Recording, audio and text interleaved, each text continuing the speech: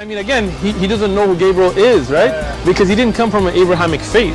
The people of Mecca were pagan. Quran has mentioned if this book was from other than God, they would have found in it many contradictions. If a book is without contradictions, that has no bearing on whether it comes from God or not. I've had phone books that are inerrant, but I certainly don't think God gave them. That we believe without understanding.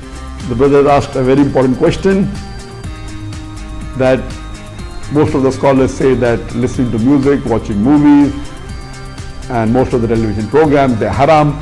So how can we have fun? Let me tell you, brother, at the outset that having fun is permitted in Islam as long as the fun is halal fun. That the standard narrative has holes in it. The Prophet tells us because Satan or the devil sleeps over our nostrils. Those who oversleep and not pray Fajr on time, Satan urinates in their ears. I really do think Jesus was crucified and that he really was dead and buried. He thought that he was a son of God in the sense that he was specially chosen by God. I think Jesus really did think he was going to be the Messiah, the future king of Israel. I mean, that is, after all, why they crucified him.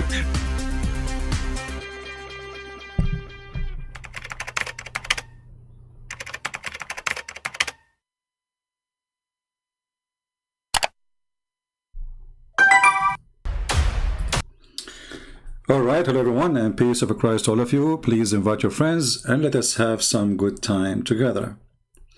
As you see the title saying that the Hindu god Rama appeared in Egypt. Big problem. Horrible problem. As usual, the Muslim and the Islamic phobia is beyond imagination. You know, this religion, they claim that they are strong, they claim that they are superior, but in the same time, they have a phobia from anything. So the highest Islamic authority in Egypt and maybe in the world, they are afraid that many Egyptians these days are calling their daughters Rama. How you do that? Don't you know that Rama is the god of the Hindus?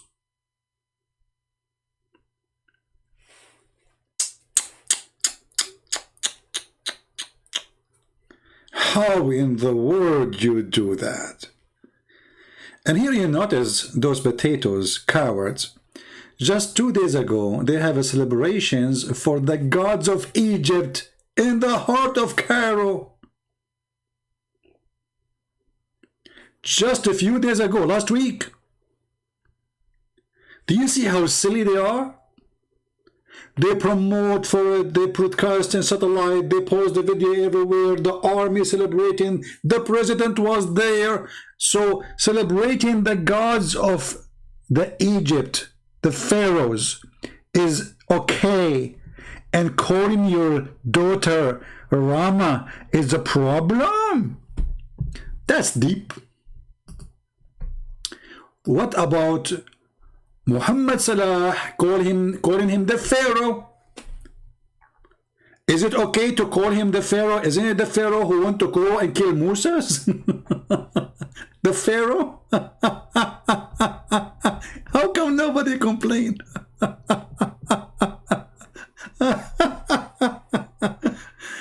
The Pharaoh.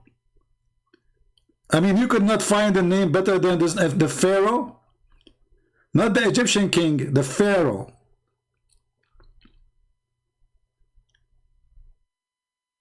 Al-Fir'aun. Even they have a picture for him. Look at this. He's half Pharaoh, half Abdul.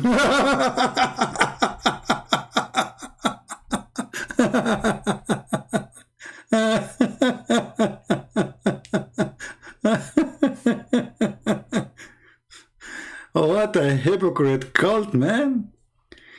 Their phobia is stupid and silly, and it appears only when it is something silly.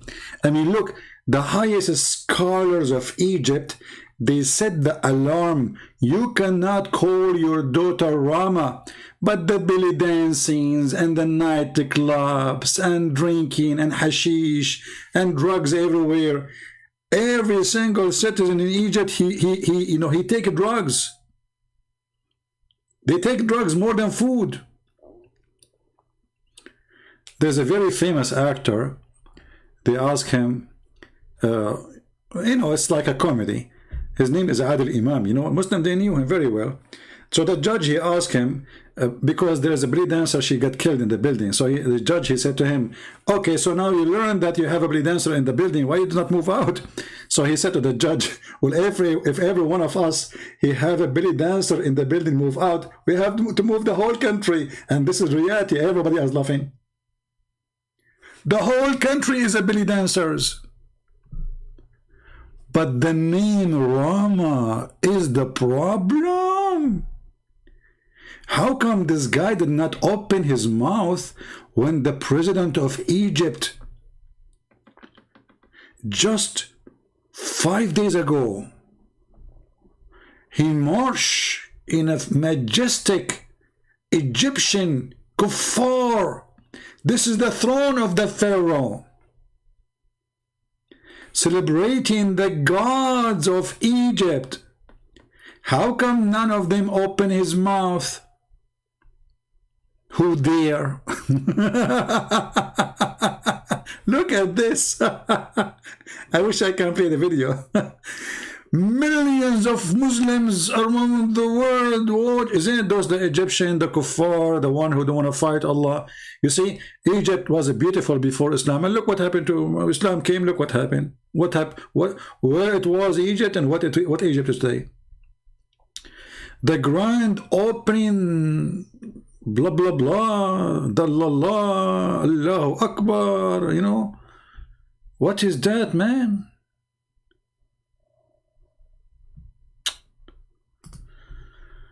Oh. So my friend, this is literally a hypocrite cult. How many women in Egypt, they call them Nefertiti, Cleopatra. Actually, the most popular name in Egypt, I don't want to say the word in English, but it's the equal word to vagina. You know what I'm talking about. The one start with P. P. This is the most popular name for women in Egypt. Actually, there's a very famous actor. Her name starts with P, which is the vagina. Right? We have Abdul, he's saying to us, Christian Prince, you blame the Muslim for violence. Read for us Luke 19:27. Abdul Potato, Muta boy. You see, a Muslim, you say to us, where Jesus says, I'm God, worship me, that verse. Because Jesus here, this is in the judgment day. He will come as a judge. Even your stupid prophet, he says, he will come as a judge. And the judge do what judge do. Do you know what judge do?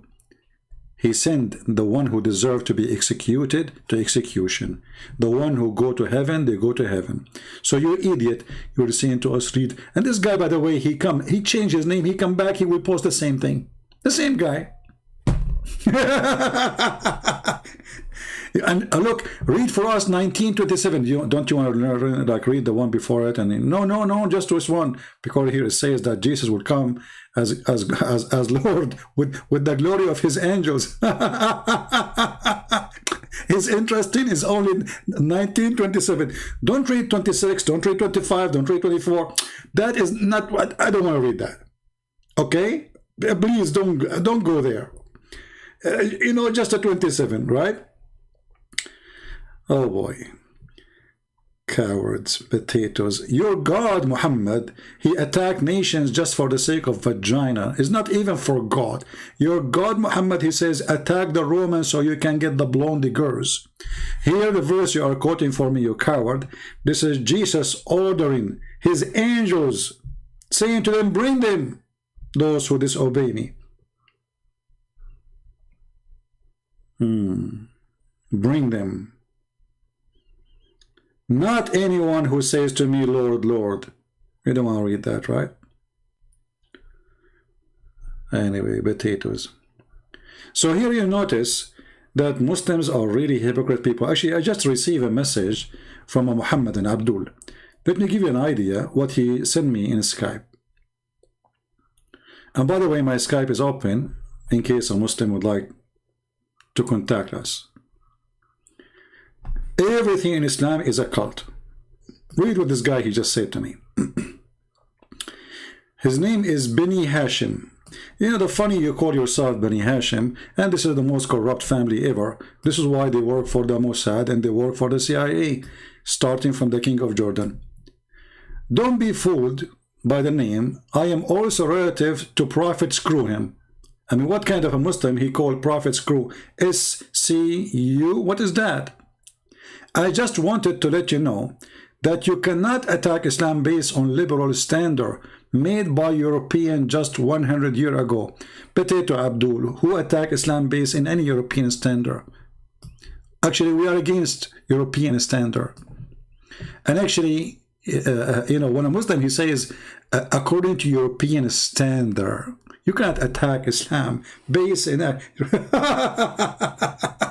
Abdul, when we have a God, you don't remember which one he created first, we laugh at Islam.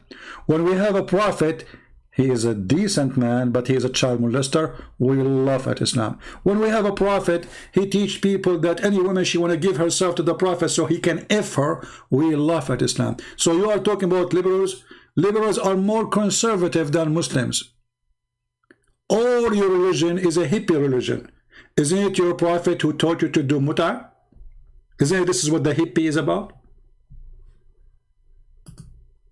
And here continue saying, just because you live in liberal democracy, standards doesn't mean we have to do the same.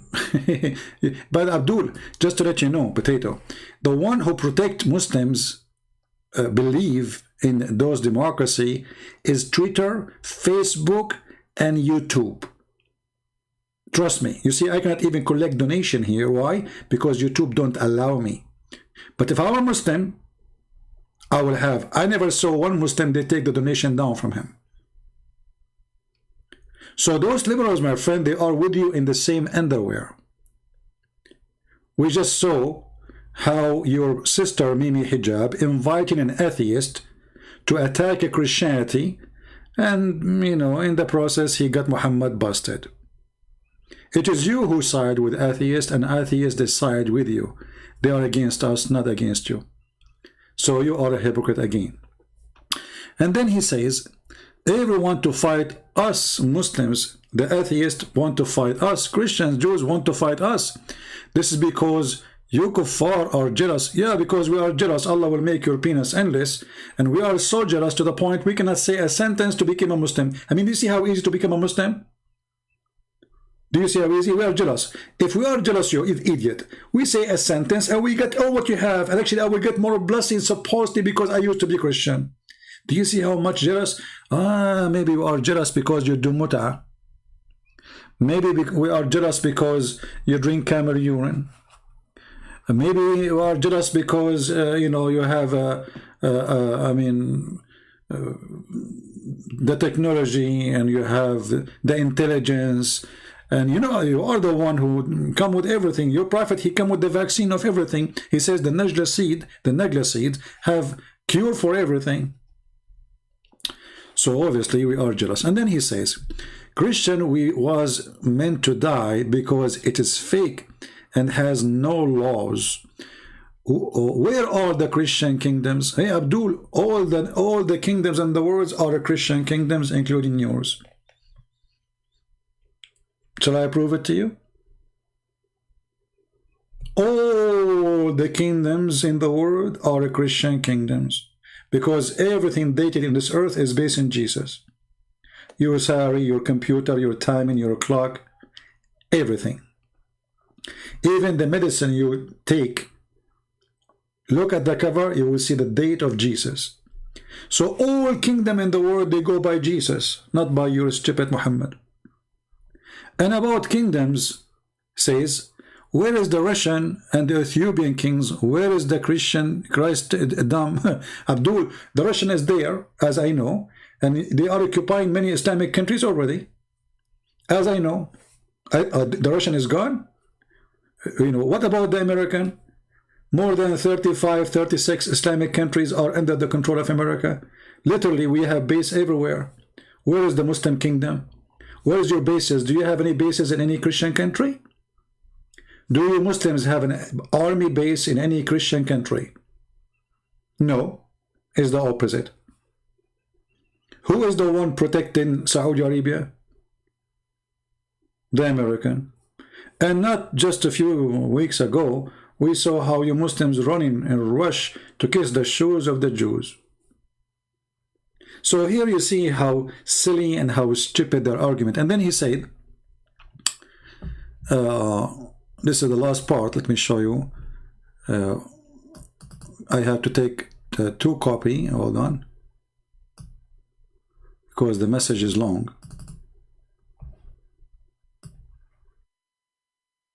Name one Christian nation, you cannot even find one.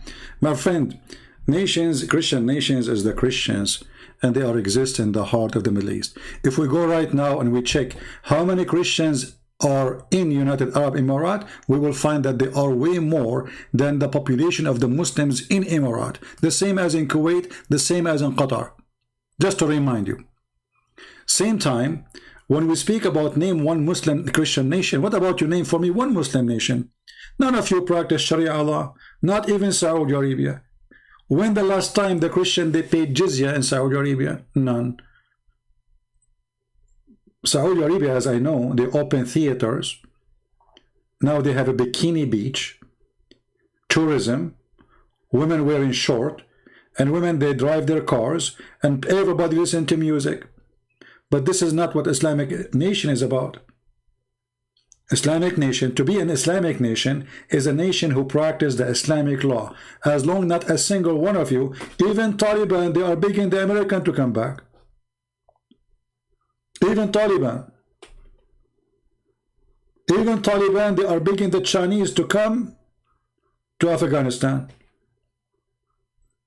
This is reality. So when a Muslim they speak about Islamic nation, nothing left of Islam since the time of Muhammad. What we have now is something totally different. The Muslim jeans, the Muslim fashion, the belly dancing. You know, if I go right now and I type the word Ma'laya,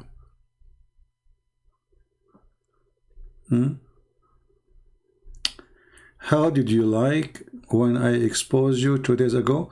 Yeah, Abdullah, you exposed me 2 days ago very well. Aren't you the one who called me? And this guy from Indonesia, is that the guy's guy? Why you don't call me now, Abdullah? Call me so we can laugh. If we go right now and we type the word Ma'laya, just the word Ma'laya, we will find that every Islamic countries, the top notch prostitutes countries in the world, way beyond Thailand. But those people, you know, they speak too much about honor, but there's no honor. If I type right now in YouTube Mawlid, you know, Mawlid usually is the birthday of Muhammad. Let us try. Let me find you something. I cannot even show because it's disgusting. If I play it, people will vomit. Abdullah, you know, text me so we can laugh.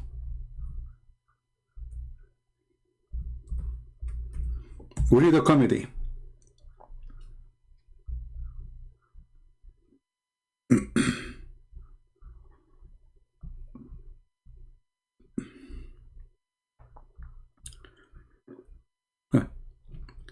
This is what they do in the street of Egypt. Shall I zoom in? I'm not going to play because the street is stupid and disgusting.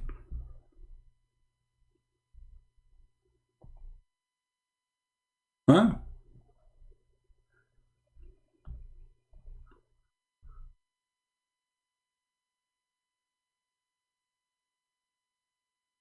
Let us see. Hold on.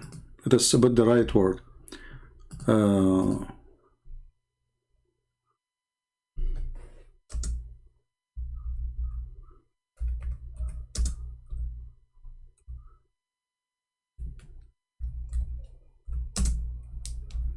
And you will not find any sheikh upset.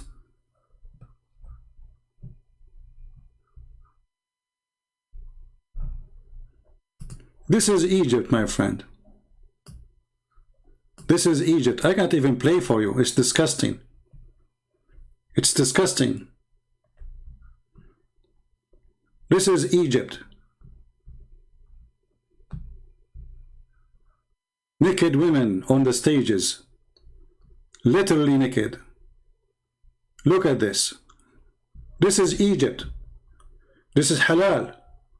This is not secretly. This is in the street. They make a stage in the street. Everybody is welcome to watch. This is not private party. Don't think this is like the club. This is in the street in Egypt. This is in the street in Egypt. This is in the street of Egypt. Same. This is Egypt, my friend. I just searched for 2 words. Yet nobody speak about honor and dignity, and they are Islamic nation. Egypt is like 100 million. This is the biggest, supposedly they call themselves Arab, the biggest Arab nation who is a Muslim. Shall I take you to Indonesia so we can see the nightclubs there? So they talk too much about honor, about dignity, but how much they have of it. Let us see the Abdul who is texting me.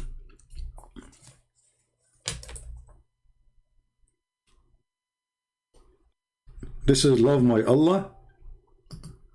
Well, isn't it this is the same guy who love my Allah?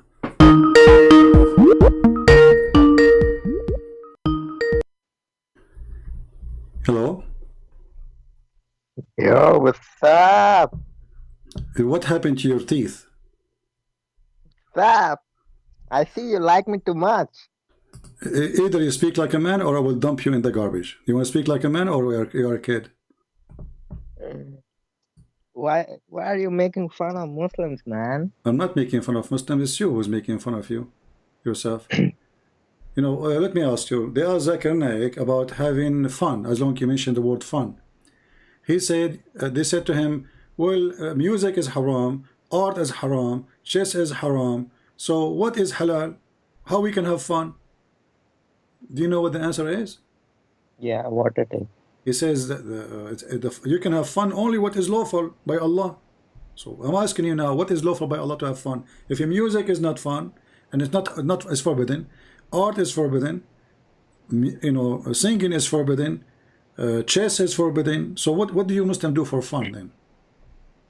For fun, we can do some sports. Oh, this is like, for fun. Like what? Yeah. Like what? Belly dancing? Like belly dancing? Like whoever, like the videos you are showing, those are filthy people. And you are not filthy? I'm not like them who publicly sin. Okay, so you do it like privately. You don't do it publicly. Why do you want to know what I do? Okay, I'm asking you now. Do you do muta? I don't do that. Why not? Isn't it fun to rent a woman for sex? Is that filthy or this is decent? You asked me what halal to have fun. Okay, so I'm asking you. Do you do muta? This is Islamic halal fun. Do you rent women for sex as your prophet you order you? He then forbid as well. Okay. Explain to us if it why he forbid it. Was it bad? He forbid it. Okay, why he forbid it? How he promoted, how he ordered it, and then why he forbid it? I don't have too much knowledge on that. So you are the one who exposed me, but in 2 minutes you have no idea. Is that what you do? Is that what you did last time and the time before it and the time before it? Each time I ask you a question, you say I do not know, and then you go and chat and you say I expose you. Yeah, I exposed you. Okay, then answer, idiot. Answer. Why your prophet he allow you to do muta? How in the world he is a decent man, as you claim, as you Muslim claim, and then he allow you to rent your sister to someone else? How much, by the way, you charge when you do muta? There's like a Islamic price, or it's up to you? I don't know what they used to do. Well, can you ask your like somebody from your family if how much the charge these days? You can ask Shia actually, you know. What do you mean ask Shia? You are not a Yeah, Shia? because I think they do that. Yeah, Shia, they do that, true. And the Muslims need to do that, but they should just change the name. Today they have something called al-urfi, which no, there's no witnesses. They have zawaj a friend, which mean marry a friend, which mean you don't take her home, you take her to the hotel, you do boom boom, and everybody go in his direction. So you Muslims Sunni do the same, but you change the name for it. So why your prophet he allow prostitution? This is prostitution. You rent a woman for a day or two, and you pay her. You have to pay her. So why he allow that? Tell us. Like, I don't know why he allowed that at that time, but eventually Allah said, like, even alcohol was permissible, right? But Yeah. it was forbidden slowly, just like the same with muta. That's how It's it was forbidden done. slowly. Okay, can you show me where it's forbidden slowly? No, I'm not saying, like, I'm just giving you an Okay, is example. Like, alcohol bad or good? yeah, it's bad. It has damages. Are you sure it is bad? Yes, because my Lord said there is more harm in it than benefit. Your Lord, he says that? Yeah.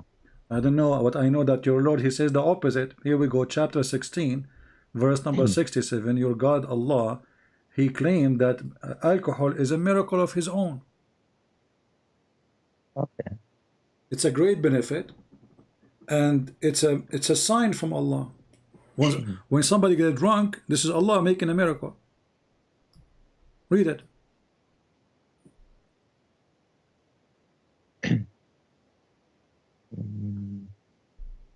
And from the fruits of date palms and grapes. I can't see the full verse, you know. You can open in your in your phone. Open chapter 16, verse number 67. Don't be lazy. You are the genius guy. You are from Indonesia, right? No. You're From where India. are you? From where? From India? Yeah. Okay, just get some curry. You know that will speed your phone. Go ahead, read. You said chapter 16? Chapter 16, verse 67. Okay, wait.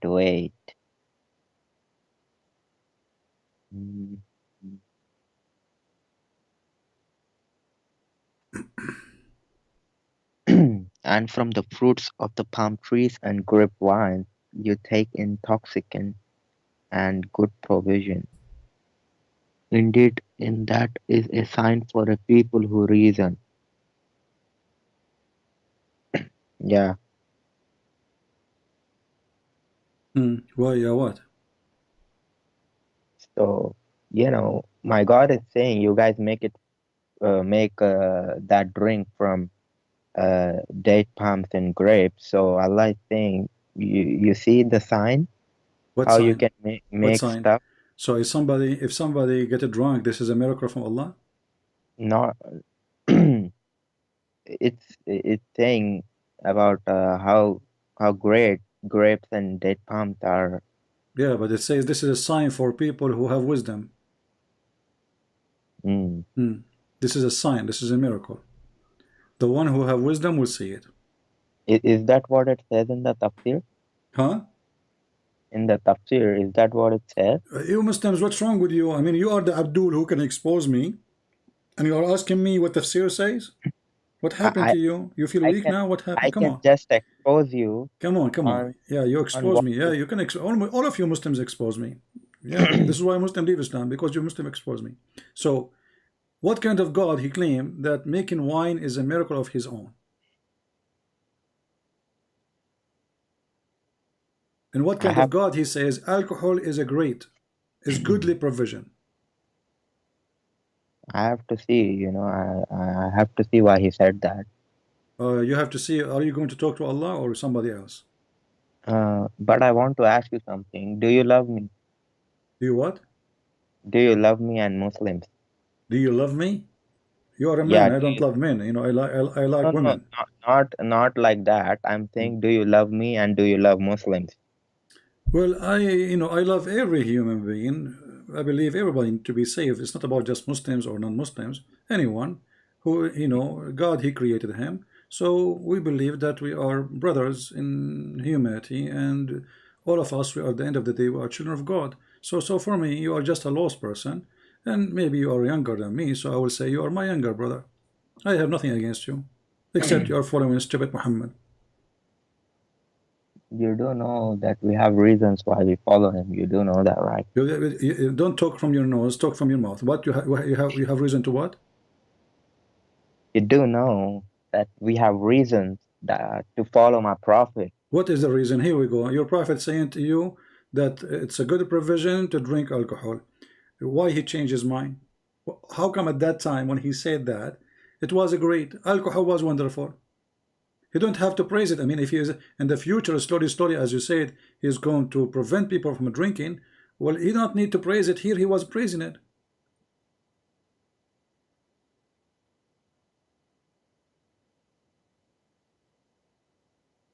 I have to say, but I will read about it. You know. Yeah. Why said that?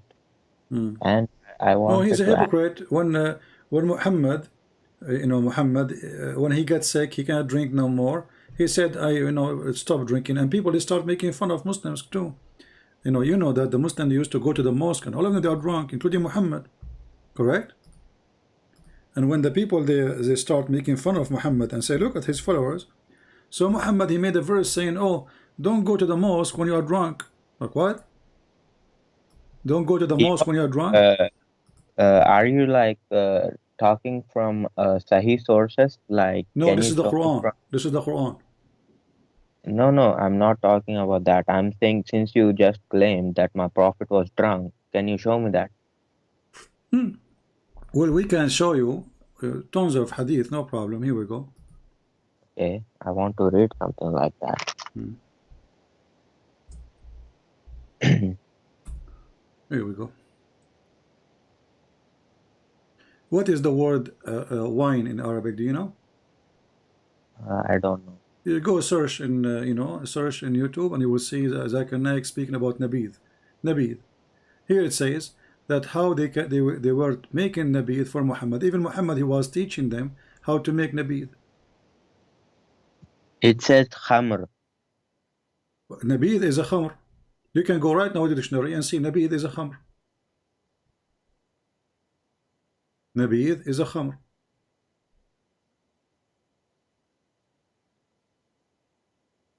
Yeah, wait, let me search. He drink in the morning, he drink at night, he drink 3 days a week. In this hadith. Oh, it says non-intoxicating. Well, who said so? This is nabid. How it can be intoxicating if it's not, if it's nabid? This is what the Muslims saying here. Nabid. It says nabid. Do you say nabid? Here we go. Go to call Zakir Naik and tell him what nabid mean. Go right now.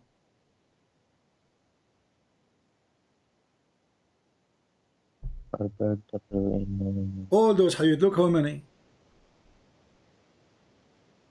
Okay, can you show me the hadith where my prophet drank it? Okay, is it? You Muslims are really weird. We have verses in the Quran. Here it says they give him wine in the morning and afternoon, at night. So what he do with it? He wash with it? No, since you said my prophet was drunk in the mosque with his companions, I want to see that. Well, the Quran says that. Where does the Quran Allah says go in the mosque and drink wine? Where no, it doesn't say go to the mosque, drink wine. It says don't go to the mosque when you are drunk. Which mean he did not forbid them from drinking. He says don't go to pray when you are drunk. No. Yeah. It says. So do you say don't go to the mosque when you are drunk unless they are drunk? It does not say mosque. It says salah. Well, what are you praying in the bathroom? My prophet said this whole earth, my Allah has given. So if the whole earth is a masjid for me, so why he have the Kaaba then? That means the Kaaba is a fraud.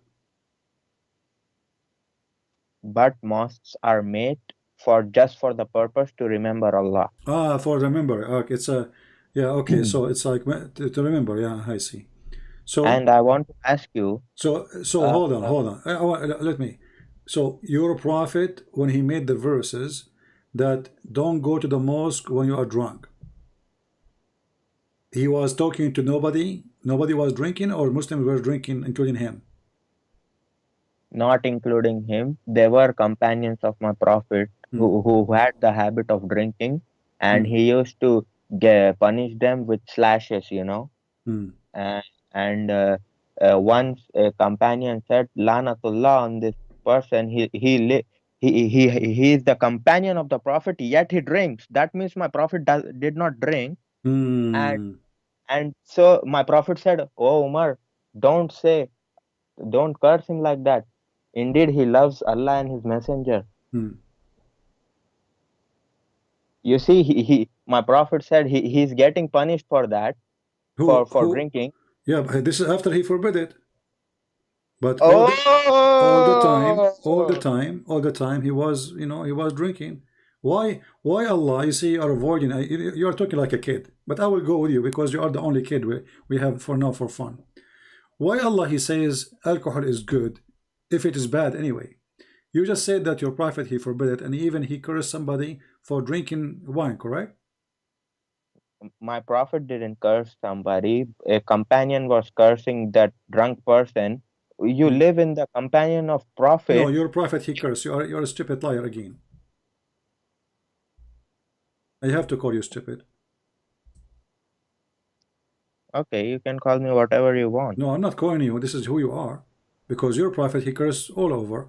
Your prophet even said that the woman, she take hair from her face, she is cursed. Just for taking hair from her face. Oh, okay. Do you know of a hadith where companion let us focus now with the wine. So did your prophet drink wine or not?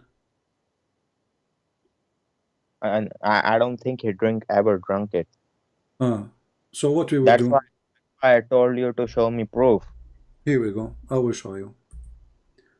In front of you.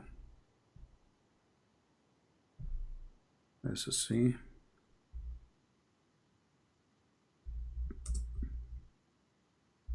I thought today you were gonna talk about, Ram and 10 interesting facts. We talk about Ram. Ram is your God, as you say.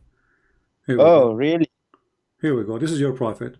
We were with the prophet, may Allah be upon him, and he asked for something to drink. A man from the company asked, should we give him nabidh?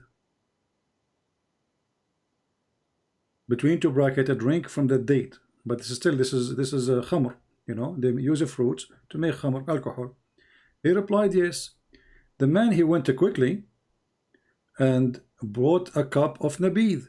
He bought what? Do you see it? Can you read? Yeah, wait, okay. I will read it. So he brought for him a cup of what? Remember the word, nabidh, right? Yeah. Okay. Between two brackets, it says drink made of date. Remember that. To drink. He replied, yes. The man quickly brought a cup of nabidh. So again, the same, nothing. The Messenger of Allah said, why did you not cover it up, even you put in a piece of wood on it? This is your prophet teaching them how to make nabidh. This is number one. Let us go to the second one.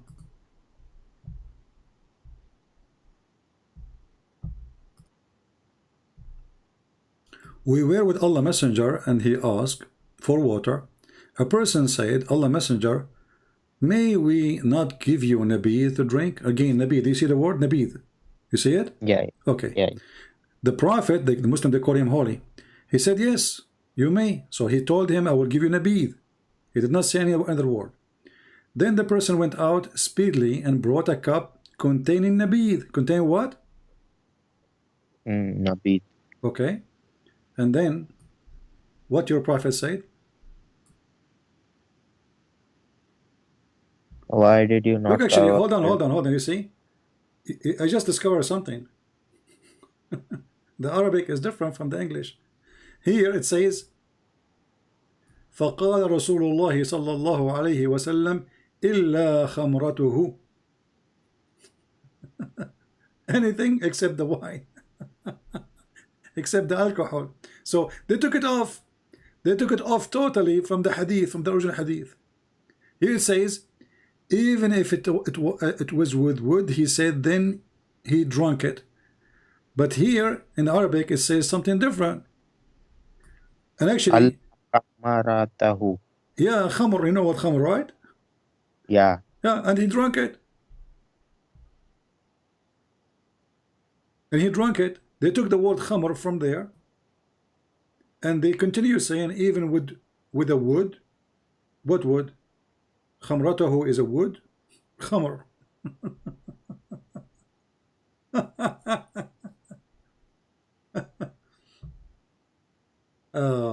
Let us see. Let's see. Here we go.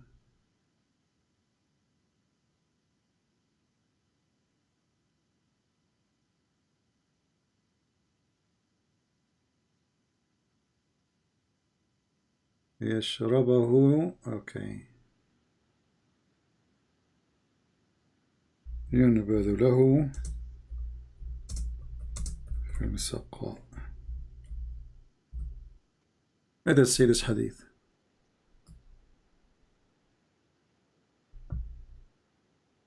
How many times he drink it, your prophet? They make the nabith for him, and he drink it in the evening. He drink it. Here it says in the evening. Let us see.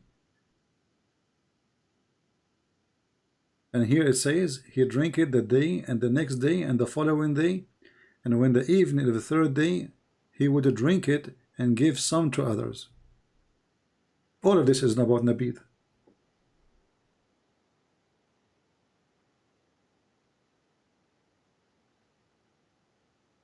Even Aisha, there's a hadith about your prophet, he was doing wudu with nabith. Really? Yeah. Can you give me that so I can show Muslims that? Aren't you a Muslim? You are saying show Muslim. I thought you are a Muslim. I am a Muslim, but by Muslims I mean knowledgeable Muslims. Yeah. Oh, okay. Let us see.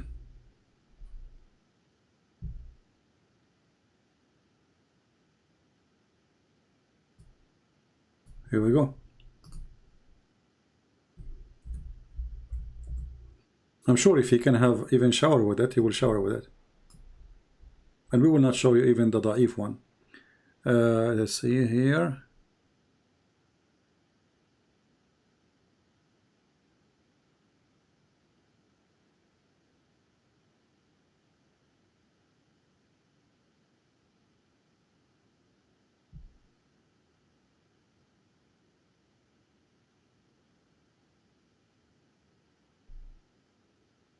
Let's go straight. Here we go.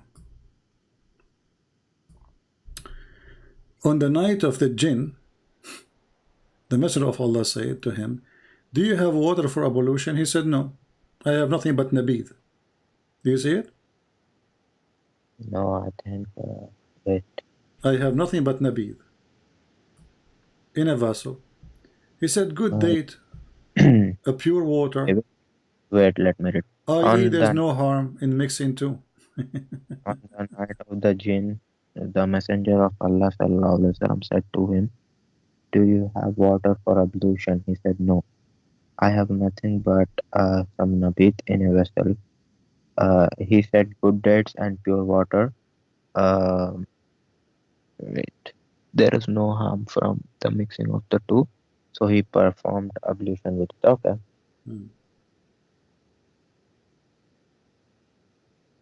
So? You know, my prophet is approving that, right? What? My prophet is saying it's pure water, good dates.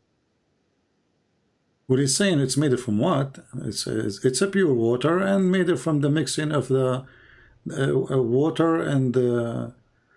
He said no, good dates. no, actually, there's no mixing here. See, he says nabith. Nabith, simply, when you make it, you bring the fruits and you cover it, and I think they add a little bit of water with it, and then after they cover it, the bacteria will start the same as they do make wine these days, you know, not a big difference. The heat will make it active, and then alcohol will, you know, will come to existence.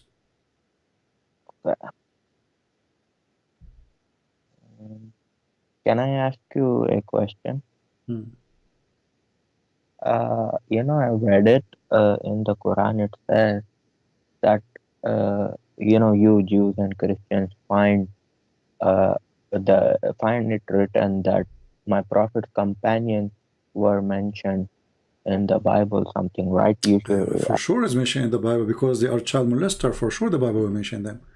Yeah, the companion of the prophet mentioned in the Bible too. Yeah, not only the prophet, now we have Mickey Mouse is there too. Yeah, you know, you Muslims are very weird. I mean, we have a sick, stupid idiot.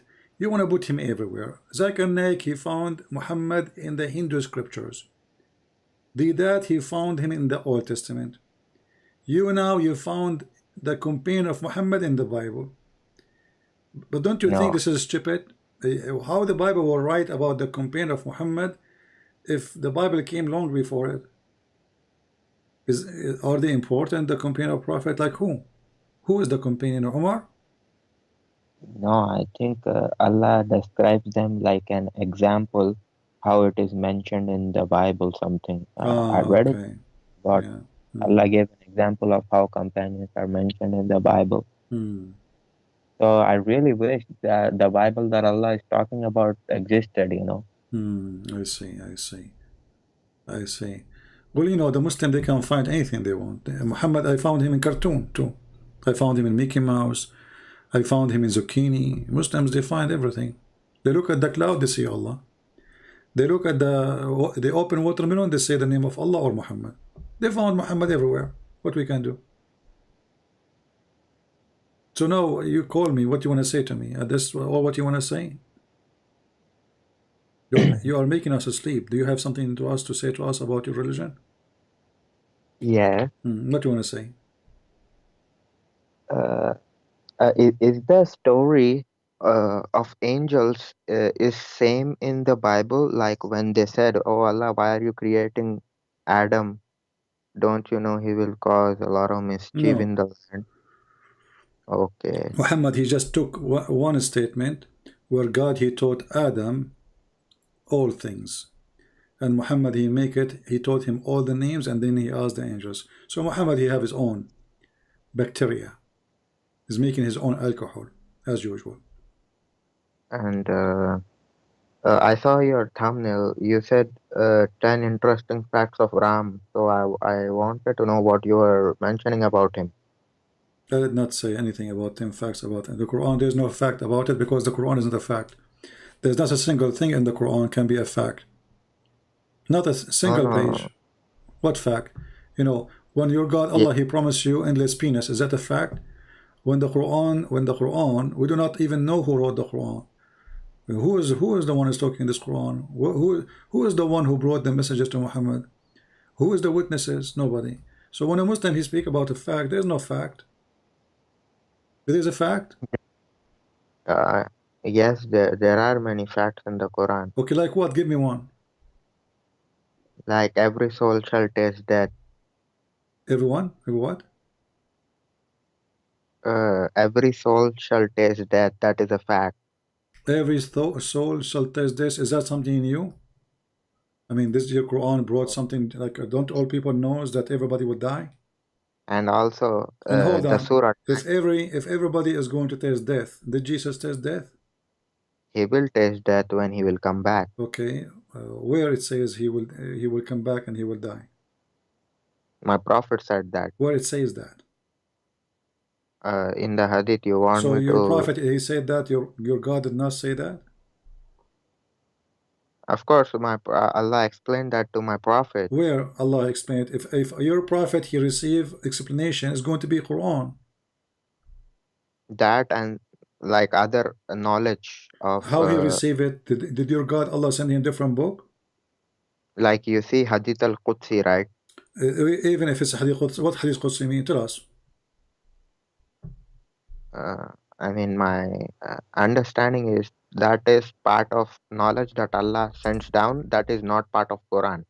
But it is holy, right?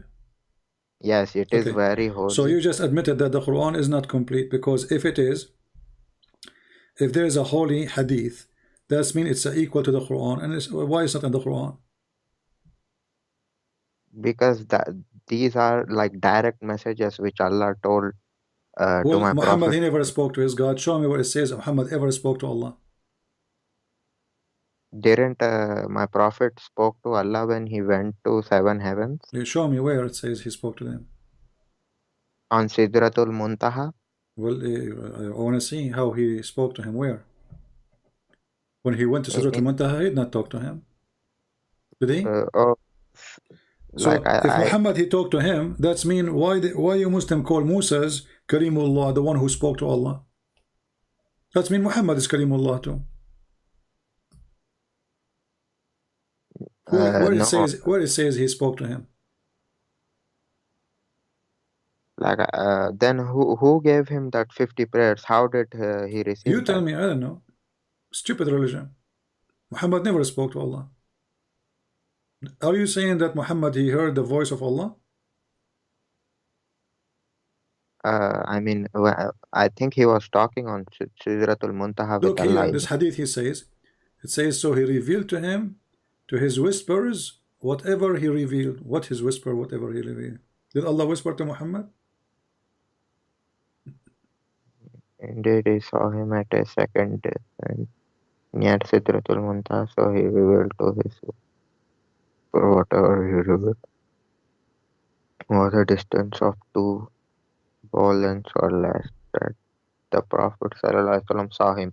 Is this about Gabriel? Like, you see, you Muslims are very, very weird. You are the one who said to me fact, right? And now you are confused. You yourself, you do not know who's talking. Remember, you are the one who said to me facts. Allah he gave him. Now you are saying, is that Jibreel? Do you see how no. Do you see? Okay, and let me ask you, just make it simple. Is it a fact that Muhammad he went to heaven? Does anyone saw him going to heaven? No. Okay, so how is that a fact? There's anyone saw Muhammad receiving verses? Yes, my Aisha Salamullahi alaiha used Give me to see this is a lie. Show me where Aisha she said she saw Muhammad when he was receiving verses. She used to see the extensive sweat on my prophet when so he what used to so if your prophet is farting, that is a revelation. Revelation, according to you Muslims, a man he come to him is Jibreel, not he Muhammad he sweat. On when it was revealed to him, he like Gabriel used to reveal it to him, so he used to memorize it. Yeah, and but Jibreel appear in the front of him, right? So how Aisha she did not see Jibreel, Muhammad he see Jibreel? And why he sweat anyway? Not only he sweat, he snore. Not only he snore, he have muscles problem. He starts screaming. Your prophet actually he receives Quran as a sound of a bell. Is that correct? Yeah. Okay, so why Allah giving him sound of a bell?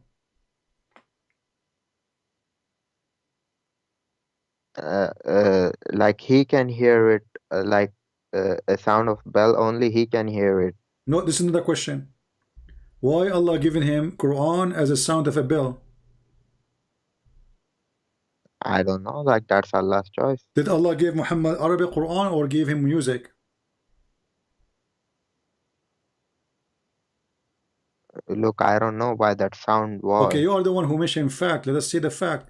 As long your prophet he says that angels will never enter a house, have a sound of a bell. So how Allah sending an angel speaking to him in the sound of a bell?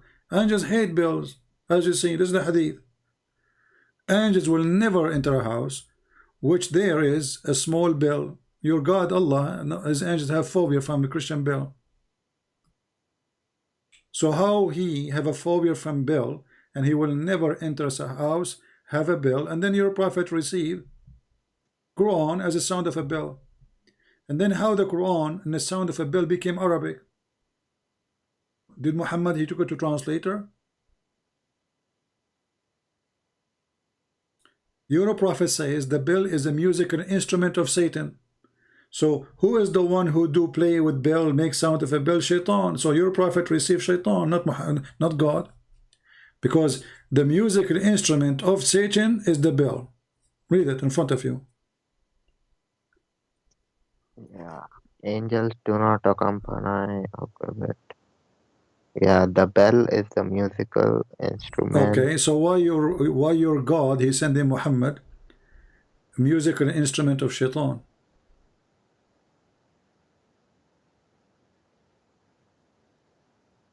And this is the hadith. The divine, the inspiration is the hardest on him. Okay, what happened? The angel come to me in the shape of a man. Okay, what he do? The angels sometime come to me with a voice which resemble the sound of a ringing bell. So how the bell is an instrument of shaitan, and then obviously Muhammad was receiving satanic verses. You told me to that prove that he went to heaven, right? You want to go back now to jump? Focus with me here. Guys, do you want to prove that he went to heaven? Do you have a proof? Give me the proof. Listen to this idiot. He have a proof now. Okay, give us the proof. When he came back, the kuffar were making fun of him. Yeah. And they were saying, okay, if you are truthful, tell me how Masjid al-Aqsa looks like. There was no Aqsa, and people, they left Islam. Read the interpretation. Many people left Islam when he started talking. They left Islam. So they left Islam. The Muslim, they left Islam when he starts saying what he is saying. They left Islam. Oh, really? Yeah, really. Secondly, Muhammad, he used to go to Bilad al-Sham in a trade, right? He used to work for Khadija all his life. So he go there. If he did not go to the city of Jerusalem, he met many people describe it for him. Do I need to go to Indonesia to know that Indonesia have beautiful beaches? Describe for me Indonesia. There's beautiful beaches there. Oh, okay. What about Indonesian people? Oh, they are, you know, they are Asian. Okay. Describe for me how Asian look like. I will tell you. Well, Asian look like Asian. This is the proof you have for me. Let me ask you. Hold on, just to show everybody how stupid what you said. When Muhammad, he went to 7 heaven, is it true that he ride a donkey? Yeah, mule. Okay, how he ride a mule, and the distance from earth to heaven, according to the Quran, it take 1,000 years just to go, and this is for the angels. Yeah. Huh? Yeah, I'm hearing. Yeah, I'm asking you. Did you finish? If the angels will take 1,000 years just to go, which means to go back 2,000 years. That's the miracle, but it what took miracle? just This is the maximum of speed because you have an angel with him. And you Muslim, you have articles about it saying that the angels of Allah is made from light.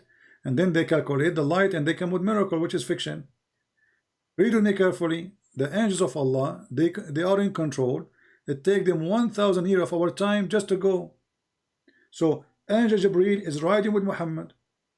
So Jibreel cannot pass the 1,000 year time zone. How Jibreel went with Muhammad? Huh? Then how did Gabriel came to the earth so many times? How did he exactly came? That's another stupid fact. If it's going to take him 1,000 years just to go, and then 1,000 years to come back, then how he was coming up and down every day? That's why I think for Gabriel, I think he can go like very fast. Oh, okay. So Gabriel is very fast. Yeah. Yeah, because okay. He has but this to is deliver... the one in charge. This is the one in charge. This verse is about Jibreel. Okay, wait. Let me read it. He arranges a fare from the heavens to the earth, then it will go up to him on in one day. Oh, this is something else though. Ah, this is something else. Well, something else. What this one? Like this is talking about like 1,000 years. Like same in the Bible it says, right? In God's one day is 1,000 years something. Muhammad is taking a stating a verse from the Bible. You are right, but that Muhammad he changed it. Now it doesn't make the same. because when the Bible speaks about 1 day for God is like 1,000 years or time, the Bible is not saying really it's 1,000 years. It's saying time means nothing for God. For you it's so slow, for him it's nothing. Here it is literally 1,000 years, because this is how they manage the earth for him. His managers, the angels, starting with Jibreel. He is the one who keep coming up and down. He's in charge. I think it's how you described it, you know. I think you described it perfectly. Like in the Bible as well. I think that's how it is in the No, Quran. because here he arranges every affair from the heaven and to the earth. Then its affair will go up to him. Do you see? This is not just about timing. This is about timing and distance. And that will measure speed at the end. Because in order to get a speed, you need time and distance, and then we can find the speed. Same, we can find any of them if we have to. So if we have the distance and we don't have the time, we have the speed, we can find what is the time. Very simple math. So here he's talking about going up to him. So they are moving from point A to point B. It takes them 1,000 years. From where? From the earth. To where? To the heaven. How Muhammad he went there? In a few hours and come back. And okay, I will ask this too. I wrote this down. Yeah, you will ask this to another one. And then let us see. When your prophet he arrived to the Kaaba, sorry, to the Surah Al-Muntaha, before he arrived, the angels they ask Jibreel, who is this? Correct? I cannot hear you. Can you repeat that? The angels, when Jibreel he came with Muhammad in the top of that flying donkey, they asked him, who is this? Yeah. He said Jibreel. Yeah. Why the angels do not know who is behind the door? I think that is a protection, you know, because jinns try to hear stuff, so the gate of heaven is closed. That is false, because according to Quran, the genie cannot go to that point, because Allah will shoot their ass when they are going up in the sky. They will not arrive to the door. With meteoroids? Huh? Like, Muslims say meteoroids are mentioned in the Quran. Abdul, here it says that when a genie he tried to steal information from your God Allah, which is very funny, Allah will shoot his ass. And the Muslim they made those verses based on their deception that this is about the atmosphere. So they say that we made the sky a protected roof, but they will not recite the rest of the verses. The protected roof is about if a genie or a shaitan he tried to go out of the earth, Allah will shoot his ass. So shaitan will not go to that door. He will never even reach that door. And here we need to ask ourselves too, how shaitan he can even spy at Allah? Let us say shaitan he went up. I mean, is that how stupid Allah is? Anybody can spy at him? What do you mean shaitan he can spy at him? You have a bad security, so we have to close the door.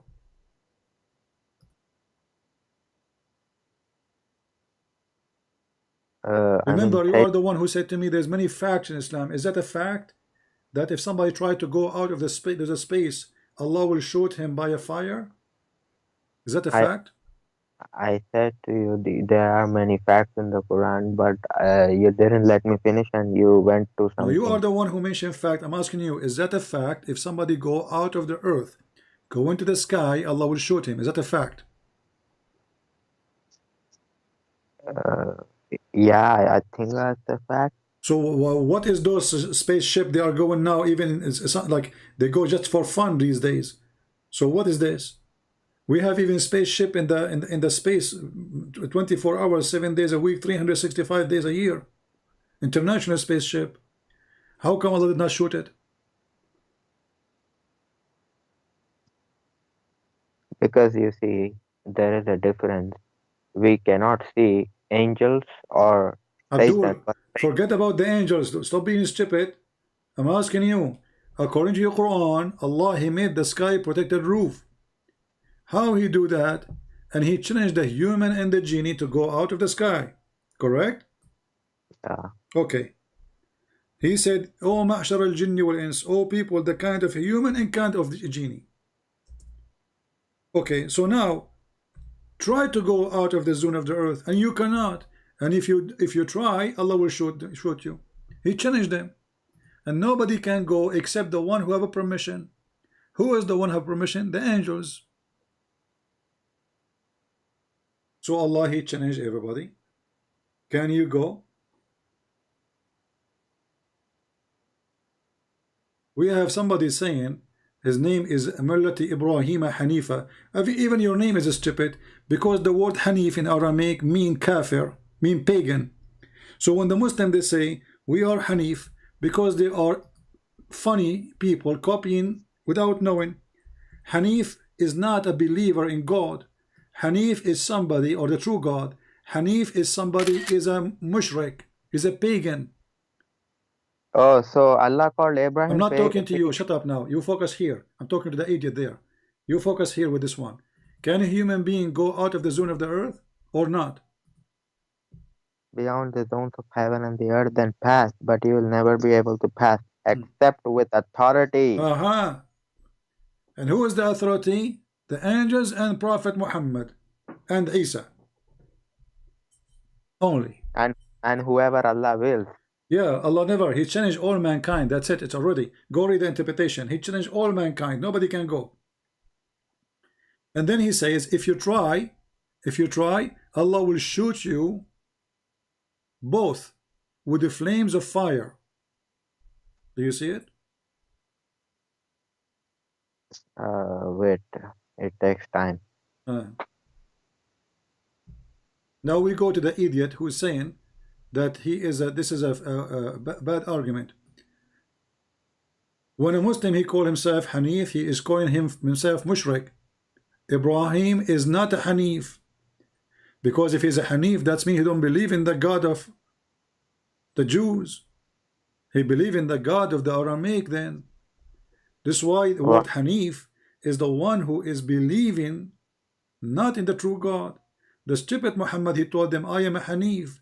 Why? Because the kuffar, that is say the enemy of Abraham, they were saying he is a Hanif, which means for them he is a kafir. You see the stupid Muhammad? They were saying to Ibrahim, he's a kafir. Muhammad, he like it. He do not know what the word mean. He says Abraham was a kafir. It's like a Muslim now. It's like Muslims now speaking to me in Arabic. They says Christian prince is kafir. Then a guy who do not like this guy who's talking to me now, he don't know what kafir mean. So he say Christian prince was kafir. Or let us say this guy, he heard the Arab saying to Muhammad, you are a kafir. He heard it. He said, okay, Muhammad was a kafir. Dummy. So, and look what he says. Actually sitting here genuinely making a dumb argument. What a dumb argument. What kind of God? He says, if you try to go out of the earth, I will shoot you, and we are already in the space. Go and read the interpretation and laugh. Nobody can go except the prophets and the angels, and not only the prophet, the prophet which Allah only allowed.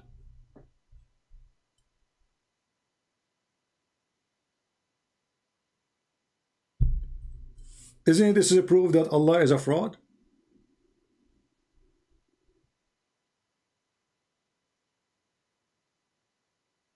When Muhammad he says that Shaitan he tried to spy at him, what does that mean?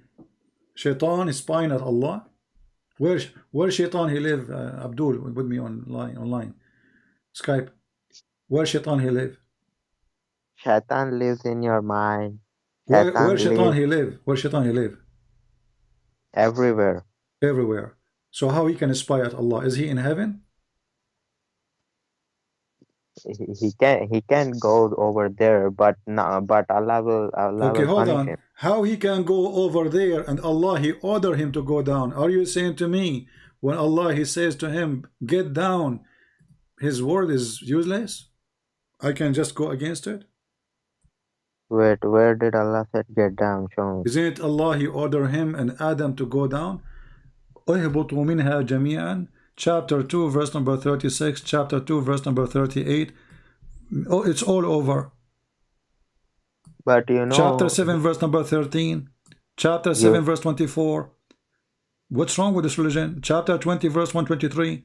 So Allah, he orders shaitan to get down, and shaitan still he can go up. So are you saying now I can go back to heaven even though Allah, he ordered Adam to get out? no. Like Shaitan, what he can do, he can just go until the gate now, but he will be shot with missiles of Allah. Okay, missiles, Star War. Let us assume that, but Allah, he told him go down, so how he can go up? That's mean he can go against Allah order. And to Muslim, you say if Allah wants something, he say be is going to be. Here we go. He said to him, get down. How come he's up?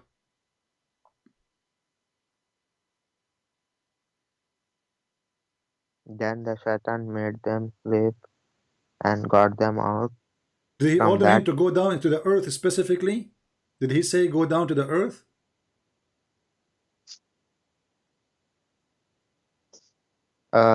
Get down all with them and when it says get you down, is Allah telling Adam and Satan? He said to him, get you down, both of them, Adam, Eve, and Shaitan, between you, enmity, and yourself, on the earth. So Shaitan, he mislead them. Then Allah, he said, get down. He said to them all, get down, all of you. To where? To the earth. So how Allah, he orders Shaitan to get down to the earth, and then Shaitan still can go up? He tries to, but I don't think he can. What do you mean try to? You just said he arrived to the first gate. That's not trying. He arrived already there. There's 5 centimeters between him and going inside. This is heaven. This is not in the earth no more. Then I think I'm wrong. Secondly, when the angels, they saw Jibreel, and you said because there is a security, so the doors work against the angels too? Those doors? Jibreel don't have a key? Yeah, he has to ask angels to open the door. Okay. So when he asked the angels to open the door, why they said who is there? Can the angels fly and see from the top of the wall? That gate, that is a very security. You know, that's very security. Yeah, nobody can see through. So okay. So the gate is very security. Cannot they make a hole in it so they can look with the eye? Nah, that kind of stuff. They don't have it. They are stupid. They don't know how to do that. Okay. So is it usual, like supposedly when somebody comes to the door, like is that usual that there is somebody passing by there every day?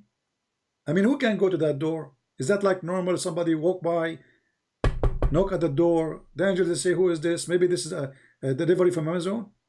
I mean, who's going to be there anyway? Yeah, angels will be there, because we have multiple hadiths that angels come down to the earth. Okay, I will go with you. The angels, they cannot know who is behind the wall because it's a very good security, right? Yeah. Okay, how they knew that there is somebody with him? They did not look yet. Maybe my prophet was talking to Gabriel and they heard him. Oh, so Jibreel and Muhammad, they were talking and they heard them before, right? No. After my Gabriel said, I'm Gabriel. Maybe my prophet talked to Gabriel and they knew that Gabriel had somebody. Okay. And your prophet was talking and now they knew that there is somebody. And right. And then, okay, hold on. Jibreel, he said, I am Jibreel. What is the proof that he is Jibreel? What if he's not? What kind of angel? They open the door. You said this is very good security. Yeah. Okay. And you said that maybe they heard your prophet, but did your Jibreel, he said, open the door? Yeah. Okay. They didn't know the voice of Jibreel? The angels, when they said to them, open the doors, the angels, they never heard his voice before? Look, new angels are created every day by Allah. This is not the question. This is Jibreel. This is the most important angel for Allah, supposed in Islam. So this is Jibreel saying to them, open the gate. How and why they need to know who is this? Didn't they hear his voice? Is that like a normal voice like everybody? Maybe they don't know Gabriel. So how he came out? And this is their captain. This is the boss. Or maybe, you know, Allah told them to ask. You know, Allah gave them that rule that they have to follow. Okay, guys, Allah, he told them to ask, no problem. But Jibreel, he said to them, open the door. Why he did not say, I am Jibreel, open the door? Why he said, open the door? Obviously, you know, I cannot answer you. Obviously, I thought you are the one who called me to get me busted. Let us continue then. Jibreel now, he said, open the door. They asking him, who are you? They did not recognize his voice. Maybe because he have a flu, you never know. Or maybe have a corona, you never know. Maybe he drank so much coffee, you never know. We will let it go. But Jibreel, who is in the front of the front door, and now he's asking the door to be open, and they ask him, who is with you? They said, Muhammad. How they knew who is this guy, Muhammad? Who is Muhammad? Everybody knows who he is. So they do not know who is Jibreel, but they know who is Muhammad? Muhammad meaning, I think they, Muhammad, like they were told about him. Like I cannot tell you why they knew him or anything like that, because I don't know. That is the knowledge of unseen. Oh, okay, unseen, yeah. All right. All right. When your prophet he arrived, let us continue. So the first door opened, second door, third door, 10th door, whatever door. And then he opened to a tree. And this tree, each branch of it is like a 100-year travel. Is that correct? Wait, let me read it where it said that. Not here. I'm asking you, don't you know? It's 100-year travel. Yeah, I know that. Okay. And the leaves of this tree is made from gold, and they look like the ears of elephants. Okay. Okay. Why? What do you mean, why? Why gold? Is your God a gold worshipper? Why he's a tree? He's a tree where his house is, because he's a monkey, obviously. Why his tree is full of gold, and then the tree hang on it jewelries. That's the beauty. Okay, hold on. Don't you Muslim, you say that the Christmas is pagan?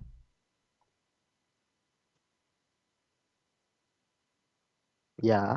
Okay. Why Allah is decorating his tree? That's how beautifully trees are made.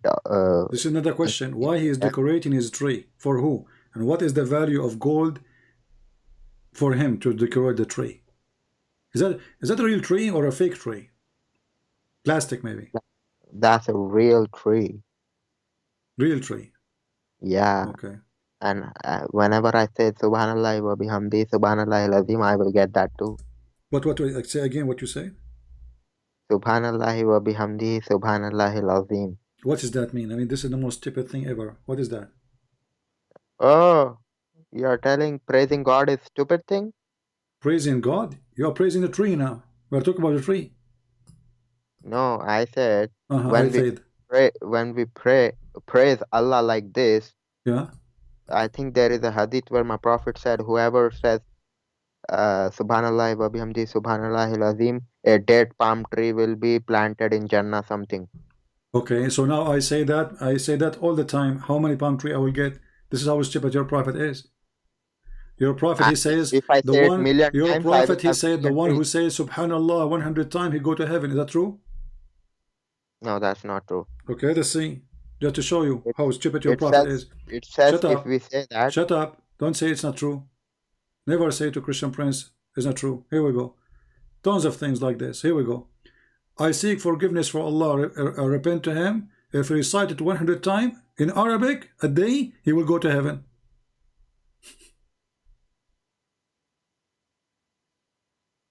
Read. All of this garbage. Just saying 100 times. That does not mean Jannah is not this easy, okay? What is, this is easy. Here we go. Look, it says if you say Subhanallah, Walhamdulillah, even if your sin is more than the foam of the oceans, all your sin is gone. Read it. Yeah, those are minor sins. It doesn't. What sin? It says all your sin. What minor sin?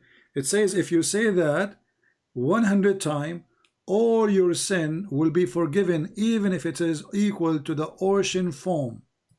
Okay, so how will you explain that other hadith in which my prophet My says, friend, your prophet is stupid. How in the world, if somebody say this 100 times, he will go to heaven, even his sin is like the foam of the ocean. my prophet said, whoever contains himself, whoever does not do major sins, from Friday to Friday his sins are forgiven. From your prophet, he keeps saying poo-poo. All of this is poo-poo because this is a contradiction. What Friday to Friday? This is stupid. The guy, he just told you, even if you sin like the foam of the ocean, just say this sentence 100 times. Are you blind?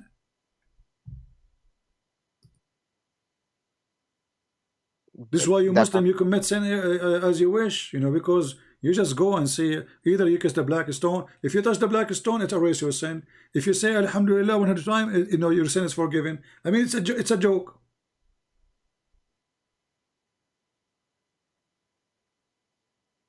And can you show me that verse in the Quran about Ibrahim was called Hanifa?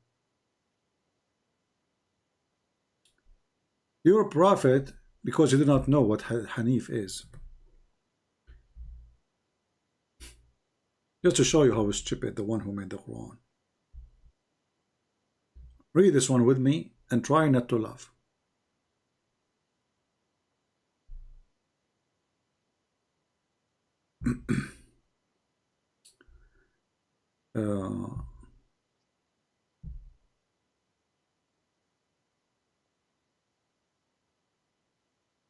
Let's see this one.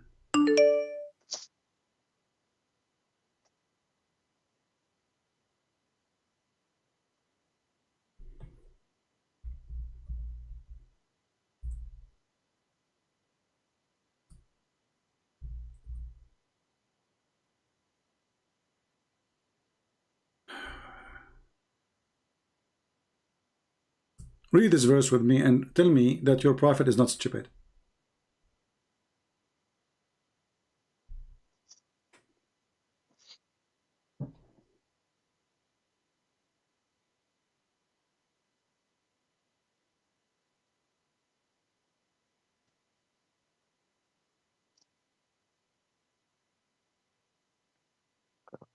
Or say you that Ibrahim, Ismail, Ishaq, Yaqub, and Al-Asba, is it Al-Asba? Yeah, the 12 tribes, yeah. Asbat. Were Jews or Christians? Say, do you know better or So Allah? Jacob is not a Jew, Isaac is not a Jew, even their children are not Jews. Your God saying, are they Jews? He got them busted. Have you ever heard of a stupid God you do not know that those are the Jews? So if Jacob and Isaac are not Jews and the 12 sons of Jacob are not Jews, so what are they, Hindu? When you're a stupid prophet, he keep calling them the children of Israel. Who is Israel? Where is the word Hanifa in this? This is not in Hanif. Focus with me now. Just to show you how stupid your God is. Your God claiming he's challenging them. Are you saying that Ibrahim, how Ibrahim will be a Jew anyway? That's stupid. This is really stupid. Secondly, he continues saying, Isaac and Jacob and their children are Jews or Christians? Have you ever heard of a stupid God? You do not know who is the Jews? So in Arabic, by the way, it says Yahud, not Jews. Yahud. You know, this is how stupid this God is. So he do not know why Jacob, his name became Israel. He do not know that his children are children of Israel. He do not know that the children of Israel are Jews. And he is saying, are you saying that Isaac and Jacob and the 12 are Jews?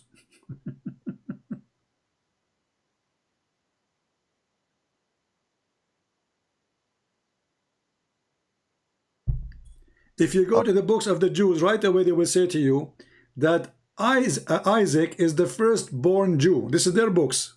I'm not the rabbi. And Jacob is Israel. And those are his children. So if those children are not the Jews, so who are the Jews?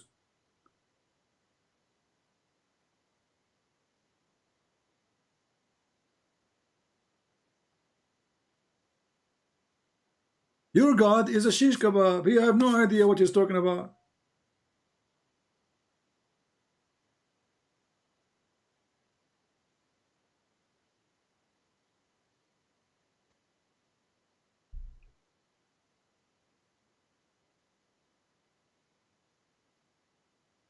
Are you there?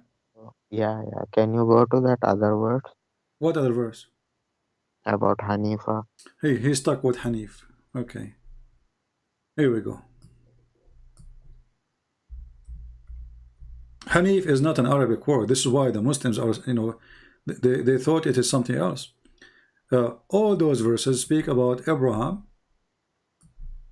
The sect of Ibrahim is Hanif. Ibrahim, he was not a Jew, neither a Christian, but he was a Hanif. How stupid is that? All right, let us see.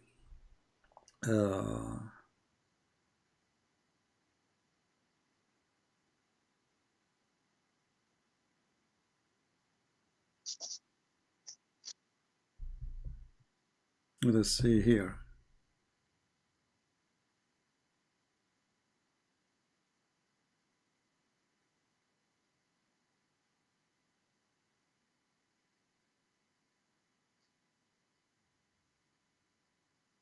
Here it says, say Muhammad, truly my Lord has guided me to the straight path, right religion of Ibrahim, Hanif, i.e. the true Islamic monotheism. Do you agree with that?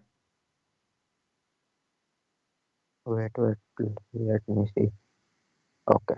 Say, O Muhammad, truly my Lord has guided me to a straight path, a right religion, the religion of Abraham, Hanifa, to believe in one God, to worship one God, and he was. Oh. Hanifa means, you said it means disbeliever? He is a disbeliever, he's a kafir. He is the one, the same as the word kafir, literally, So, pagan. He's a pagan for the religion. Let us say, Abraham, he was worshipping stars according to Quran, correct? he was worshipping stars? Stars, the moons. This guy, he worship everything in his way. Don't you know? No, I don't know. Okay, this is the Hanif. So Abraham, in a certain time, he was a pagan. He was a Hanif. Wait, but Allah in that same verse, didn't he say Wakana minal mushrikin something? Wakana. It says here, read carefully, that when he saw the night, when the night came, he saw a planet. He said, "This is my God." He worshipped him. And then he saw the moon rising. He said, "This is my God," and he worshipped him. Then he saw the sun. When he saw the sun, he liked it more. He said, "This is my God, this is my Akbar." Akbar is the sun, the God of, the moon God is Allah. Akbar is the sun God. Allahu Akbar, Muhammad merging two gods to be one. And then after that, Abraham, when those disappear, he don't like it, which is a very stupid idea. I mean, so you worship them, and then you dislike worshiping them because they disappear. Well, Allah never appeared to him anyway, according to the Quran. Did Allah appear to Abraham? No. Okay, so if Abraham, he will not worship the one who disappear. Well, how he will worship Allah? How he knew about Allah? Do you know? How? You tell me. I'm asking you. You are the Muslim. Because I think he received wahi. What do you mean receive wahi? Here we go. He was worshiping stars. Suddenly he said, okay, you know what? I am Hanif. Do you see it? Between two brackets, they say Islamic monotheism. Liars. What does have to do? Why you are putting bracket there? It says, I am Hanif. Wait. I don't see it yet.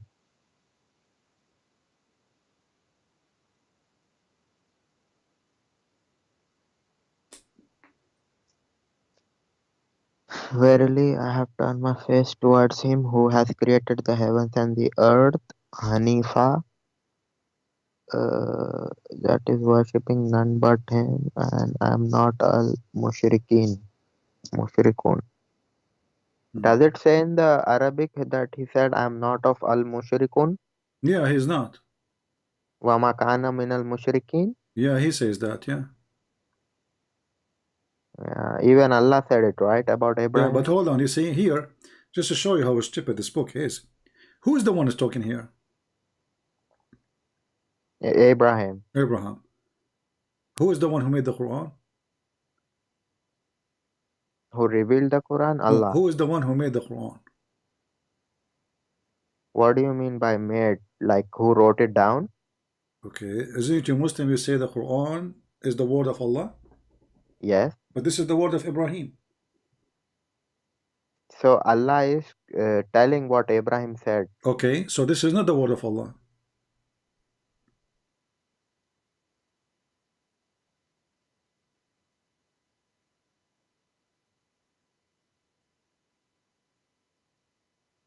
Allah is giving his message. This is not the question. Who is talking here? You said Ibrahim. So yes. how the Quran, how you Muslim you say this the Quran is the word of Allah? That's a lie. And when you Muslim you say nobody can make Quran like the Quran of Allah. Well, isn't it Ibrahim? He made Quran already. Isn't it this is Quran?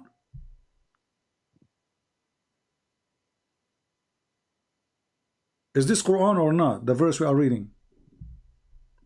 Yes. Okay. Who is the one who's talking? Abraham. Okay. Just to make it simple for you. When Sulaiman he saw the ant, and the ant she said. Yeah. Who is talking, Allah or the ant? Ant. Okay. Even ants can make Quran? No, that's not the point. What do you mean what's the point? Okay, wait. I just ask you, who is the one who is talking? You said the ant. But is that verse is a Quran? Yeah, Allah took that and added in the Quran. Okay, so Allah is copying Quran of the ant and he is putting it in his book. So Allah is a fraud. Allah is not making his own book. This is the ant making Quran. Allah take her words and he put it in his book, and then he says, who can make book like this? Allah is doing that because to guide humanity, to guide people like you. My friend, the one who's guiding humanity is the ant now. Is that Quran or not? If there is something good that Allah found in the ant. This is not the question. You Muslim, you say Quran is perfect. Nobody can make Quran like the Quran. And now we find that Allah is copying an ant.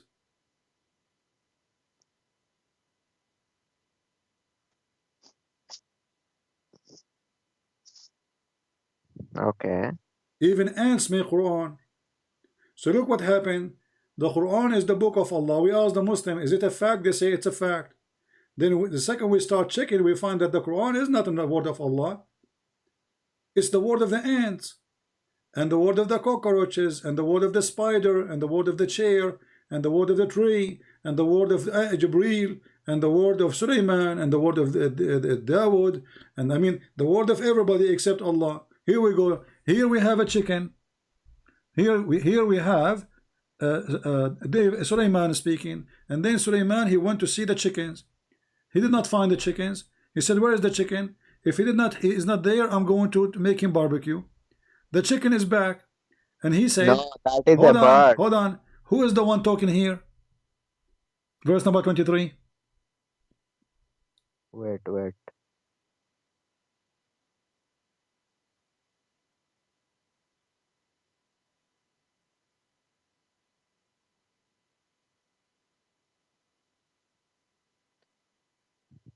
Yeah, this is the bird that used to give news to my prophet Solomon. Ah, he given news. He's a spy. Yeah. CIA. So who is talking here, Allah or the bird? The bird. Okay. So who is making this chapter, Allah or the Suleiman and the ant and the bird and the chicken and the afreet, etc.? Look, Allah chooses whatever He wants to choose to be in the Quran. Then it becomes the Quran. So Allah, He chose what He liked to be in the Quran, and then it become a Quran. Okay, I want to ask you something very easy. If you look with me here, it says, as an example, لا يهتدون. So the last letter is in. The verse after it, the last letter is in. All right? Who is the one who is making them end with in? Is that the ant? Is that Suleiman? Is that the chicken?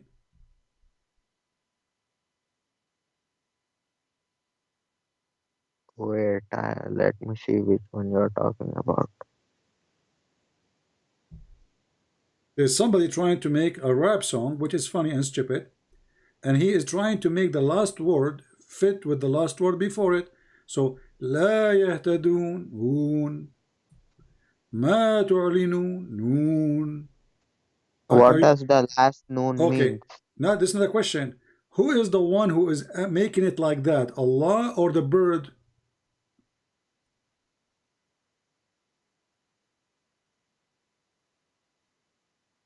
I mean, it's for me like it's hard to explain, you know. It's hard, yeah. I mean, this is the hard part now. You guys, the ant speaking, he can explain it easy. And Suleiman, he heard the ant, it's very easy to explain too. And Suleiman, he checked the chicken, it's easy. And Suleiman, he have his army 3,500 mile long, it's easy. But this one is hard. This one is the hard part. I'm sure knowledgeable Muslims can answer you like. Okay, let me hang up on you. So a knowledgeable Muslim, he can call us. Okay, let's see. Mayday, Mayday, we need a knowledgeable Muslim. Actually, there is somebody trying to call us, a Muslim, I guess. Let us see.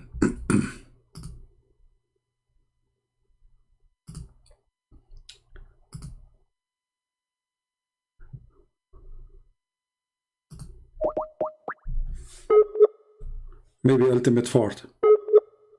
This guy, he's trying to get back my fingerprints.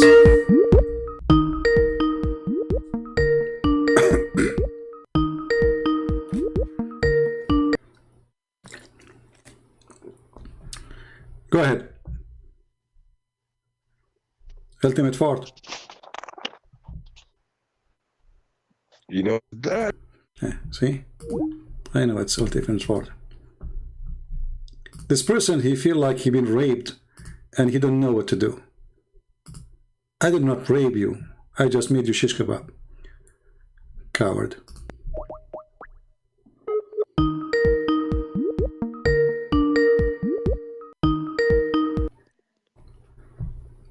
Hello? Hello, hello? Yes, my friend, you're live on air. You're a Muslim, right? Yes, are you live? Yeah. How are you doing, man? I'm fine. I don't know if you hear us, what we were talking about. No, I wasn't. Okay, we were talking about who is the one who made the Quran. Who made it? It's the eternal word of God. Okay, so if we go as an example, chapter 27. One sec though, before we start, I need to grab my charger. My phone's about to die, so just give me 1 minute, inshallah. All right. Okay.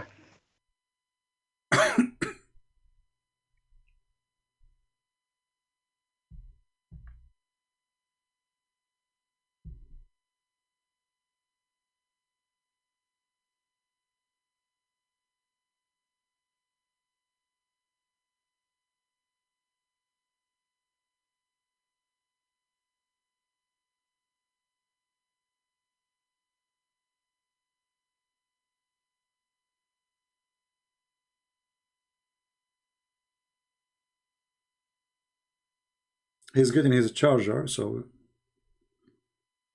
we hope will not take him long.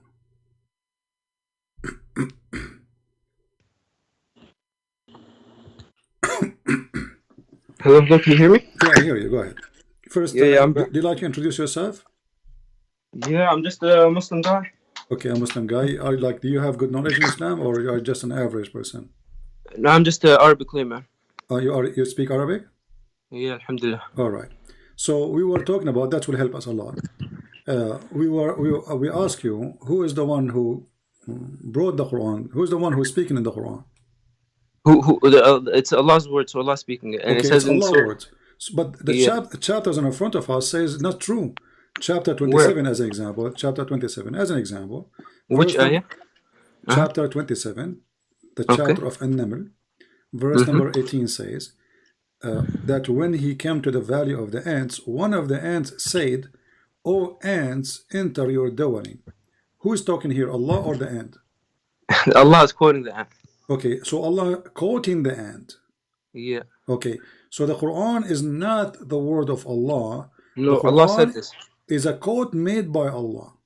No, so I'll explain to you, right? So the first thing we need to establish, Surah At-Tawbah, Ayah 6 says, وَإِذْ أَحَدٍ مِّنَ الْمُشْرِكِينَ اسْتَجَارَكَ فَأَجِرْهُ حَتَّى يَسْمَعَ كَلَامُ اللَّهِ. Oh, okay. Right? All right. So in Surah At-Tawbah here, it's making it clear that the Quran is Kalam Allah and it can be heard. Okay? Right.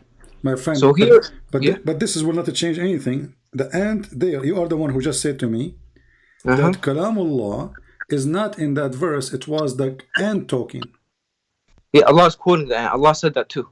Okay, so when Allah is quoting the ant, how the ant was able to make Quran? I'll give you an example, right? Yeah. If you say, my name is Christian Prince, and then I say, he said his name is Christian Prince, I said what you said.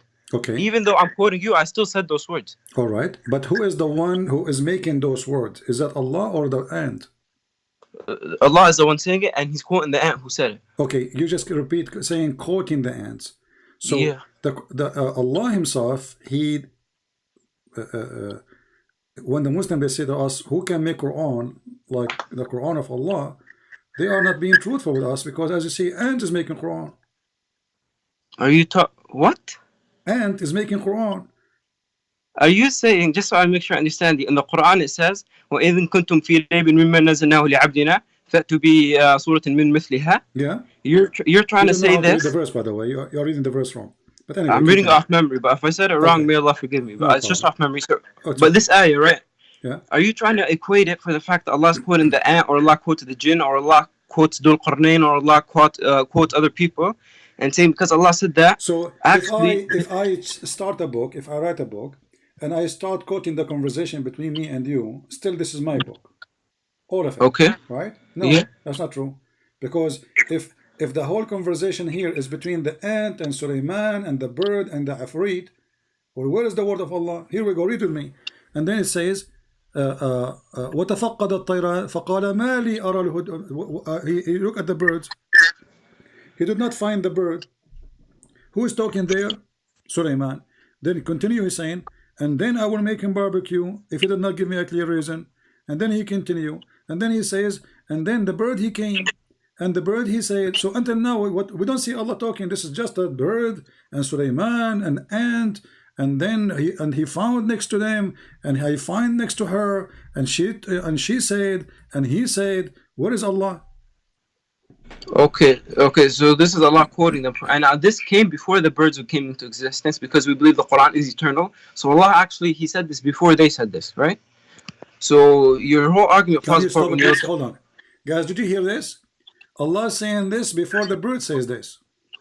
Of course, the Quran is eternal. Okay, so the Quran. Does Allah not have knowledge of the future? So okay, so when somebody in the Quran speak, it was not his decision; it was the decision of Allah. No, this has to do with the qada and qadr of Allah, right? I mean, you have the same concept in Christianity. No, if God knows no, we don't. This is does God know the future? Al-qada is not knowing the future; is deciding the future. No, okay, I have a question for you. Okay, if what you're gonna do tomorrow, does God know what it is? But this have nothing to do with his decision about. No, I will show you. I will. Does God know what you're gonna do tomorrow? Yeah. Okay, so that means can you change what God knows you're gonna do? I can change what I want to do. No. Can you change what God knows you're going to do? That's my question. Then God, He knows that I will change it. No, but that means He knows the final answer, what you're going to do, and there's nothing you can do to change that, correct? No, I can change always, and I can prove it to you. No, can you change what Allah knows you're going to do? Okay, let me give you an example. Let me give you, because you're a Muslim, I'm a Christian, so we have different understanding. If Allah, He decides somebody to die, can I change that? No. No way, right? Yeah, same for you. You have to believe that. Okay, so how, when Allah, He sent His angel to Moses did boxing to the angels, and He did not let him take his soul. That's not what happened. Do you want me to explain the hadith for you? Okay, here, go ahead. Okay, so the angel came to Musa, right? Uh-huh. And then the angel it came in a human form, okay? All right. And the angel asked him if it could take his life. And Musa was confused. What's going on? Why this is human asking me that he's going to take my life? So he punched it in the face, okay? And then the angel went back to Allah. And Allah told him to go back again and ask him if he wants to give his life to Allah. So Musa was given the option. And the second time it came, then Musa said, yes, I will. So it wasn't an amr, first of all, it was a question. And second of all, this is a complete straw man. My question is, in your belief... Hold on, before you jump.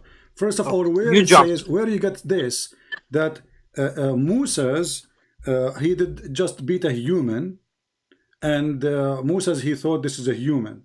This is what he thought. He thought this is a human. Yeah, because Albani, if you read what Albani rahimahullah said about this hadith, he said back in those times, the angels would come in the form of a human. Okay. So what? And hold on. But remember, who care about what form he will come? Let us say he will come in the form of a mosquito. I ask you, if Allah decide that you will die tomorrow, can I change that? You said no. No, but Allah didn't decide that. Allah didn't decide Musa was going to die then. No, He didn't decide the angel of death is not the one who decides the life, and the Quran confirmed that. It is Allah who decides your life. Yes. Allah did not decide that Musa was going to die the first time. Allah didn't decide that. Where do you get this from? Where do you get this from? Isn't it because Allah? Isn't it the end of life? Are you saying to me that the angel of death? You're cutting me off. Hold on. You're not giving me a chance to talk. This is absolutely false. Isn't it your prophet? He says that before even you are born, Allah, He sent an angel. He go inside the women. He write his destiny. He write his privilege. He write his bad, his deed, his good deed, his bad deed, and he write his lifespan. Yeah, and in Jeremiah chapter 1 verse 5, God says, I knew you before you were even in your mother's womb. Exactly. Right? So what? But this has nothing to do with this. Allah but you keep cutting me off, so you don't know. Hold on. You're cutting me off. I don't get to make... This is about God knowledge. Here we are talking about destiny. So your God, He wrote. Destiny is connected with knowledge. No. I get. Why can't I speak? Does the verse says? Does the hadith says that Allah, He wrote for you your lifespan? Can I speak? Yeah, it does say that in the Quran. But can I speak now? So can I explain? When Allah He write the lifespan, can the angel broke that lifespan which is written by Allah? Okay, you speak, and then when you're done, I'll speak. Go ahead. Okay, go ahead. No, I'm asking you. Go ahead. No. Okay, I'm gonna answer, and you won't interrupt me. You're not gonna interrupt? Go ahead. Okay.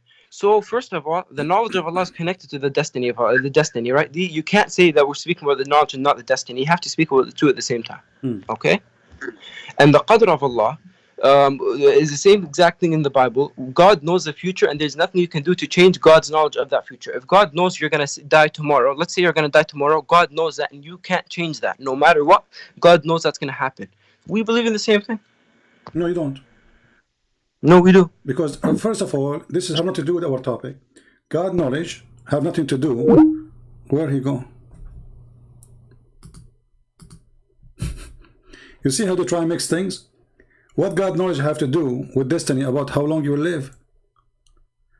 The angel of death, he came to Moses to take his life, and he do not follow the order of Allah. Let us go to him back.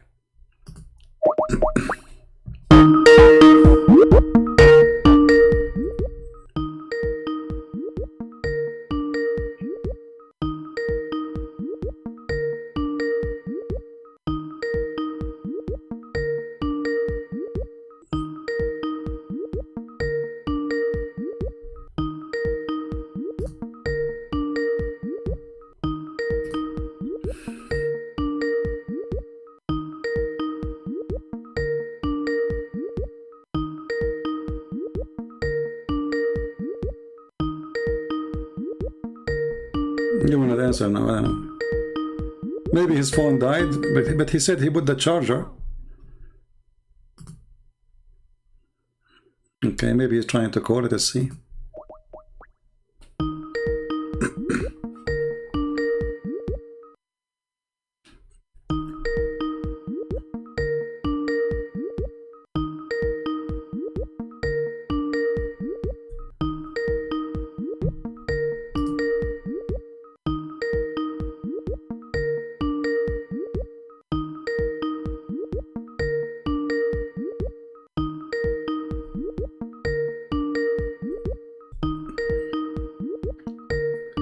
But if his phone dies, he will go offline. His Skype will not ring.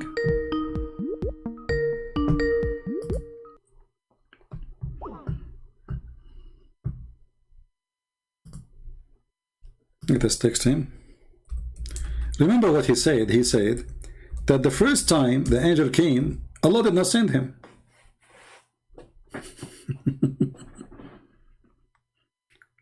Do you know why he hung up? Any Muslim knows why he hung up? The answer in front of you. They love to lie. You sent me to a servant who do not want to die. Do you see it? Did he say that Allah first time did not send him?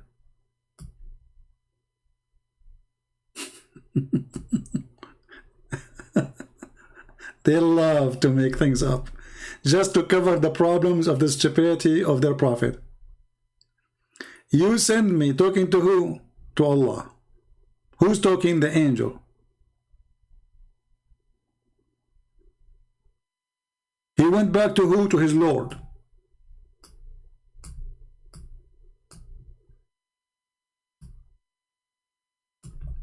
The angel of death came back to the Lord. So first time before he was with the Lord. It's the Lord who sent him.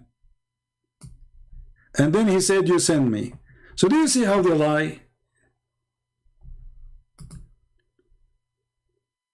Can you change the order of death happen made by Allah? Yes, I can. Because your God is a potato. What kind of God? By the way, he's watching now. What kind of God? He sent his angel, and the Muslim, they claim that no, you cannot change the knowledge of Allah. You cannot change the destiny of Allah. Here we go, you can. The guy even, he beat the angel. And the funny, he said that the angel came to him in the form of a man. He did not tell him I'm an angel. The angel of death, he come in the form of a man since when?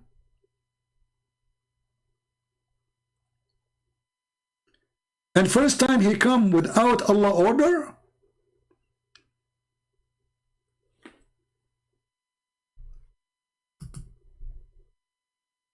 Do you see, silly? This religion is. But how they can explain such a stupidity? Let's call him again. I think he will not answer again. That's it.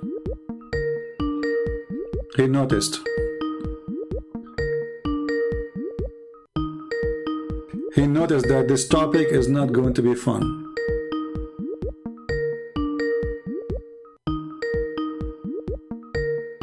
That's it. He will never answer.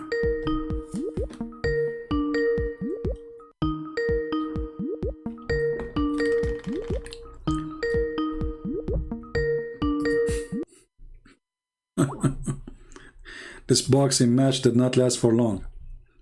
You send me to a servant. He said to us, Allah did not send him first time.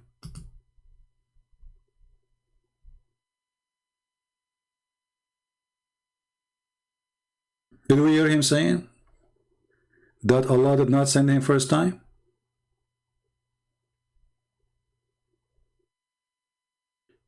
And if Allah did not send him first time, who is the one who decided how long people live then? Who is the one who sent him first time? But as you see, it says, you send me, speaking to Allah. The angel of death speaking to Allah. Angel, he's an angel. He don't take order from anyone.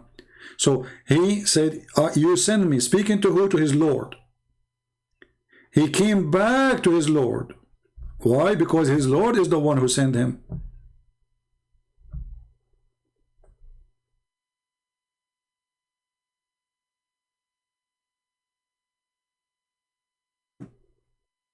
No, we spoke about Rama in the beginning. You miss it. What was stuck with Rama? Rama is just a news. The Muslim, they have a phobia. A lot of girls in Egypt, they are calling their family, they are calling their daughters Rama. The Muslim, they want not. Phobia. Hypocrite people. They say because this is a god of a pagan religion, but they call Salah the Pharaoh. They call their daughters Nefertiti, Cleopatra, Venus, all kind of names. Suddenly Rama is the problem.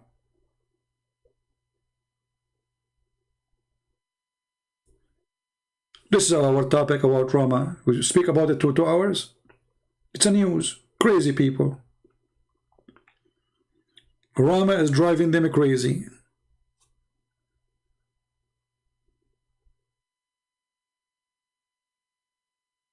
What happened to the Abdul? So here you see that this religion from the beginning to the end is stupid. Did you hear this guy saying Allah is quoting the end? Allah is what? Quoting the end.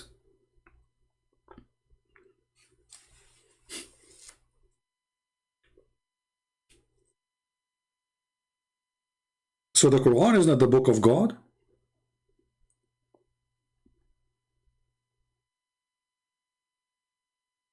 The Quran is a quotation of the ant, of the cow, of the spider, of the chair, of Jibreel, of Muhammad, of Sulaiman, of David. So this is not word by word of God as they claim. And this is not what they claim that nobody can make like it, because as you see, the ant making like it, actually, the ant, she made it first. If we go to the hadith, I assure you he will never call. You know, this guy, he knew that he's going really in wrong place.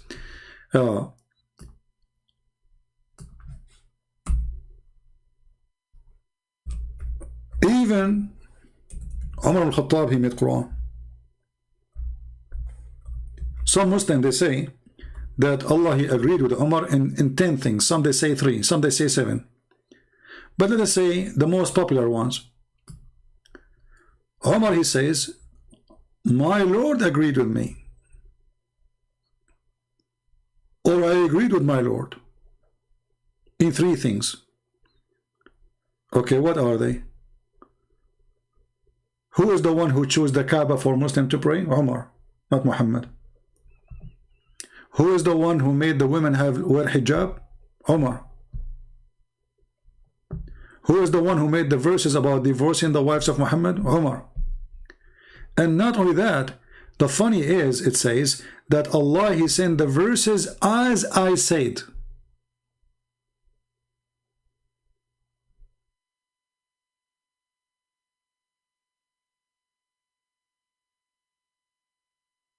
As what? As I said.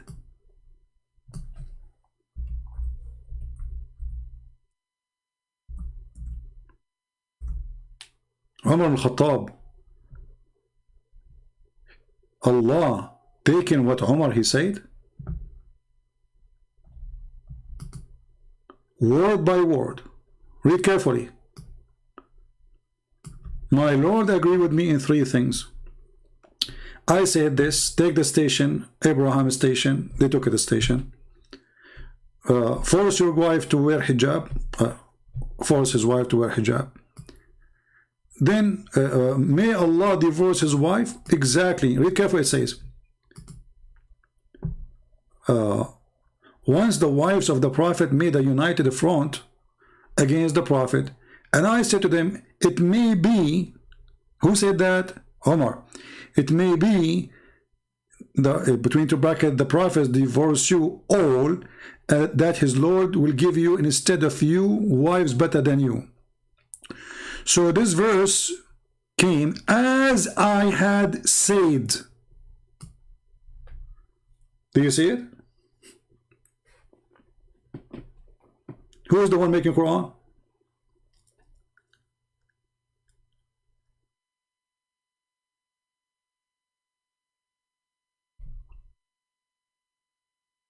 Any Muslim have an answer? Very stupid, confusing cult. In one hand, they believe that Allah is the one who decides everything. Suddenly we find that Allah have no idea.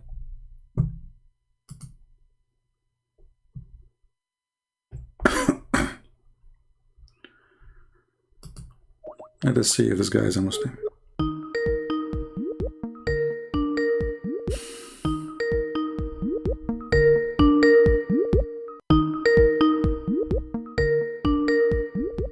I'm trying to lower the sound of the ringing until he speaks, so it doesn't bother you.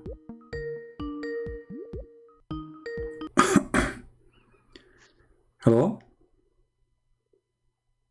Yeah, hello? Turn off your camera, please. Okay.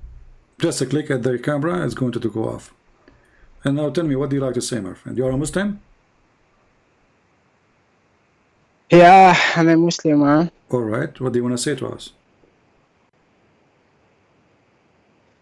The other guy who called make a good point that everything was destined.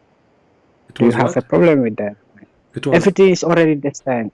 Yeah, everything is destined. Exactly. It's what the Quran and the Islam teach. And you said you said you have a problem with that? No, I'm asking if you have any problem with that. Yeah, because if everything is destined, so why you will pay for what is destiny? Let us say I killed somebody today, and and now I will be punished. But it's Allah who destined for me to do it. Why I will be punished? Let us say I am a Christian now, right? I am a Christian. Okay, Allah He destined for me to be Christian. So why Allah will send me to hell if He is the one who destined for me to be Christian? Yeah, because there is also a free will in the process, I guess. There's no free will. Go ahead, show me. When Adam commits sin, did he commit sin by free will or against his will?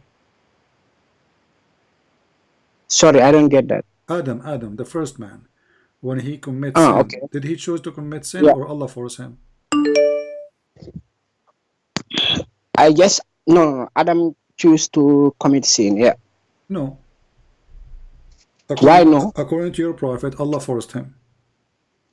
Allah, He wrote in His destiny 40 years before Adam he was created that Adam will do sin. Yeah, but that is from the hadith, yeah? Yeah. So, and you already know, because you are a landed man, that most of the hadiths cannot be trusted. Well, this is Sahih Bukhari. This is the most trustworthy. This is more important than the Quran. Yeah, most important that can be correct, but even Sahih Bukhari can get things messed up. Okay, so you Muslims, you say to us that we Muslims we lie about our prophet, correct? No, wait a minute. So who is the one who's lying there? Okay, if it doesn't say this is a lie, who is the one who's lying there, and why you Muslim call it authentic if it's a lie? Hey, this is a long and complicated process, man. No, it's not complicated. Okay. I wanted an answer. Either it's authentic or it's a garbage. So why you Muslim call it authentic when it's garbage? Remember, only a few group of people call this authentic. Not every Muslim. There are a bunch of Muslims all over the place. Sunni, all Muslim Sunni consider Al-Bukhari authentic. What do you mean few of people? Are you talking about like 900 million? Those are the few? It can be, maybe it can be like more than that or even less than that. You know? Okay, so like okay, so is that a few people or this is the majority of Muslims then? The point is, it's not all Muslims who claim this. That's my point. Yeah. And who? So how Islam is preserved if even the speech of your prophet is a joke? It's a fabrication. No, look, nobody can prove that this from the prophet. Really, you know, you can ask. Can you prove that the Quran from the prophet? Even the Quran, no. Even the Quran, no. So why you are a Muslim? Yeah, I'm a Muslim because I was born into the Muslim family. Okay, so yeah, more or less I have to be a Muslim. So okay, so are you a Muslim by belief or you are just a Muslim by birth? Do you believe or you don't believe? I am both a Muslim by birth and by belief. Yeah. Okay, so I asked you, can you prove to me the Quran to be from the Prophet? You said no. So how you do not have a belief? Because if you have a belief, you will not even question that. You will say for sure it's from Muhammad. No, this is not how it works. Okay, my belief. Do you believe in the Quran or not? Yeah, I believe in the Quran. So you believe in the Quran. Okay, how come you believe in the Quran but you don't believe in the Hadith? And both of them, according to you, there's no way to prove that they are coming from Muhammad. Yeah, my friend, look, these things happened long time ago. Okay, and I was not there to prove anything. Okay, so I just happened to be existing and found this thing all over the place, and my parents, everybody is believing it, and I also believe it. Okay, and okay, hold on. So when you convince yourself that you are a Muslim, what a Muslim mean? Go tell me. Go ahead. What do you mean? What do you, come on? When you say I'm a Muslim, what does that mean? What does that mean? You are a Muslim. You say I'm a Muslim. What does that mean? Yeah. Huh? Yeah, I'm a Muslim. Come on. What does that mean? Yeah, a Muslim means somebody who submit. No, okay. Where you I challenge you to show me one verse in the Quran says that a Muslim means to submit. No, this is what I understand so far. Okay. Okay, so you don't even understand the definition of yourself as a Muslim. So you say I'm a Muslim, you don't know what Muslim mean. No, but I tell you, Muslim means somebody who submit. No, it's not. I said to you, prove it to me. You said I don't know. So where you got the word? Where you got the word submit from? YouTube? No, this is what my teachers told me. Okay. It means somebody who submit. Let's make it simple. Yeah. Is a Muslim is somebody is a believer, or he don't have to believe? Of course, you have to believe. As a Muslim, you have to believe. Wrong. Because like most of what you believe. No. Okay. A Muslim. Yeah. Can you? The Muslim is the one who do not believe. A Muslim is the one who don't believe in Muhammad, neither in Allah. It's just someone he says Shahada. Come on, wait a minute. That's too. That's what you are saying is really too big, man. Chapter 49. Read for me. Chapter 49, verse number 14. It says clearly that the Muslims. The word Muslims is not the one who believes, is the one who says Shahada. You don't believe?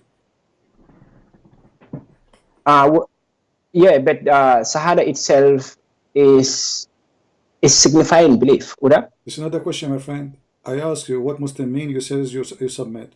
I said to you the word Muslim, the Quran explain it. Chapter 49, verse number 14 is those who say Shahada.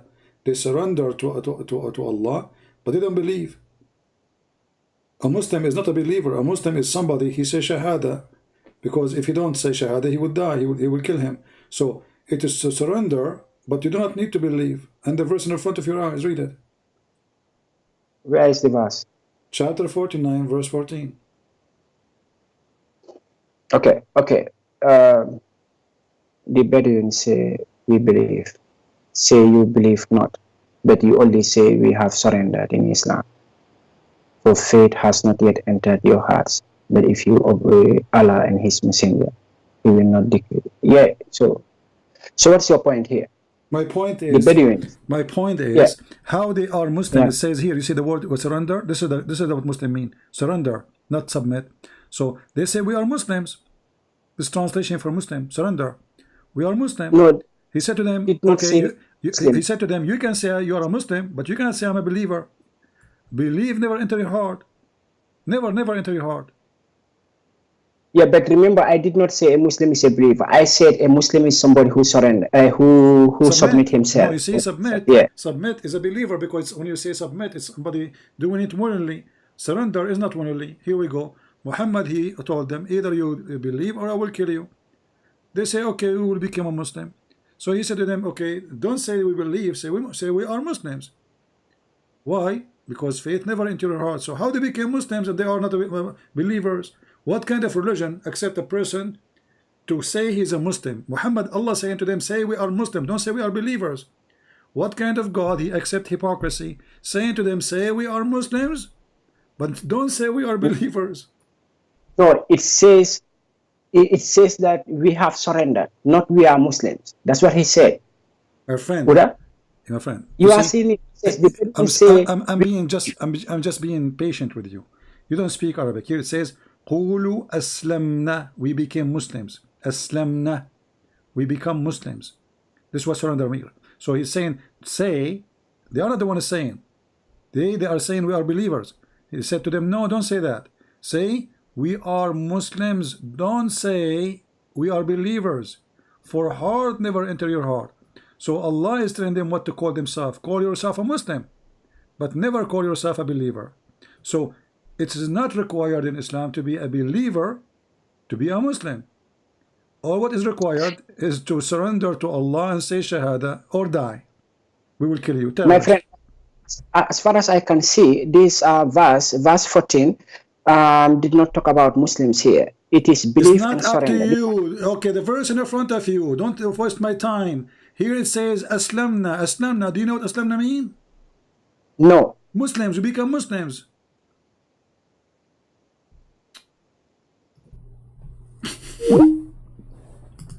If you are a kid, don't call me.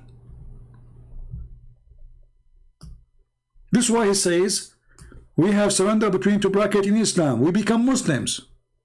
We have surrendered. This is your Muslim translation. We have surrendered between two brackets in Islam. What does that mean? Surrender in Islam. What does that mean? We become Muslims.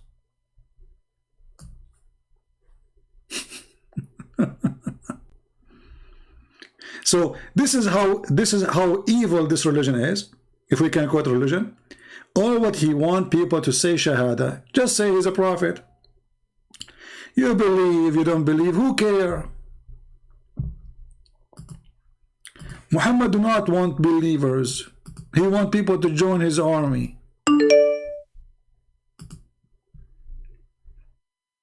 Maybe this is ultimate fault. He changed his name.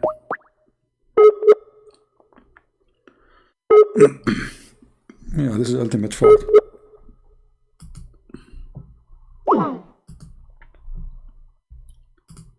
Who's next?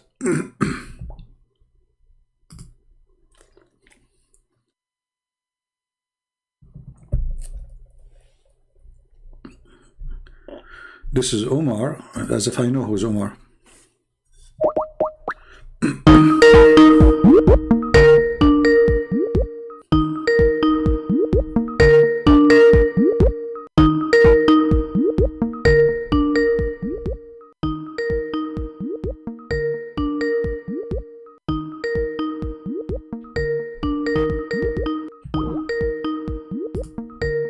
Okay, well, we called him, didn't answer.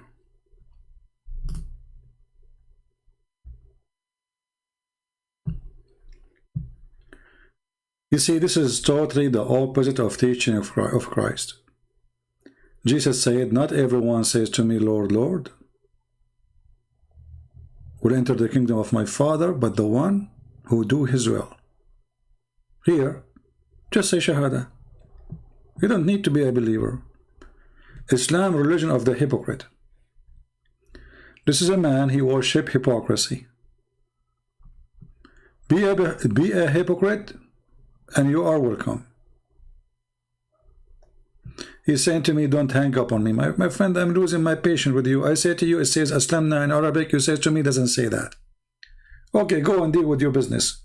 What about you go and read the interpretation for the verse? Even in front of you it says we surrender in Islam. What does that mean? We become Muslims. You're a prophet, the one you call him prophet. He threatened the Arabs, saying to them, if you don't believe, I'm going to kill you all. Chapter 48, verse number 16. Those Bedouin, they don't want to join Muhammad. He said to them, you shall be called to fight against people of giving a great warfare. Then you shall fight them, or they shall surrender. But what surrender mean again? They become Muslims. Muhammad threatened everybody. Convert or die. Now those people, they surrender. They become Muslims. Muhammad said to them, okay, you know, you cannot fool me. I know you don't believe in me. I know none of you believe in me. This is why Muhammad, the smart Abdul saying to me, this is a war situation. Who cares if it's a war situation or what? Are you stupid or what? War situation or peace situation, how and what kind of a prophet he accept people to be calling themselves Muslims when they are not? They don't believe. Stupidity is amazing. This is war situation. So because it's war situation, who is the one who made the war? You made the war. Now you are forcing them to convert to Islam, but they don't believe in Islam. And you are saying to them, don't say we believe, say we are Muslims. War situation. What a joke.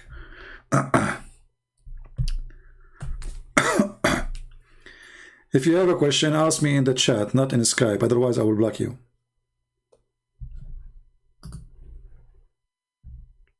War situation. A true prophet of God, he will not accept even to say hello to you if you are a liar, hypocrite. Join him, you don't believe. This guy is teaching them the opposite, saying, you do not need to believe. Just say Shahada. That's all.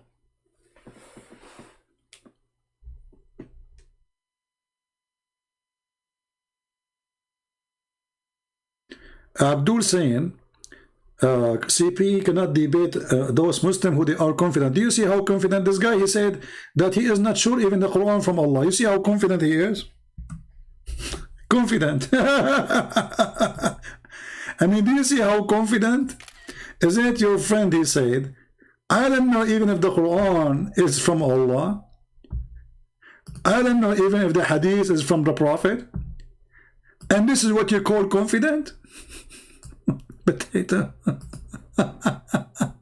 That's a lot of confidence.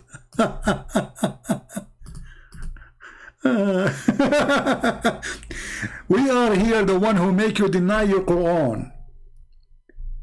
We make you deny it. You Muslim reach the point now, not only you say the hadith is da'if, is rejected, we don't accept it. Now you say Quran, we do not know if it's from Muhammad or not. And that's what he said. Very confident.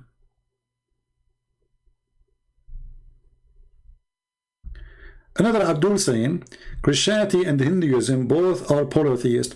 You see, first of all, when a Muslim he speak about monotheism, that make me laugh, because the hadith says that Allah said to stupid Muhammad, if you have a doubt about what you know, go and ask the Christians and the Jews. So how we are not monotheist, and then your stupid God asking your stupid prophet to ask the Christians who they are not monotheists what is the true belief is.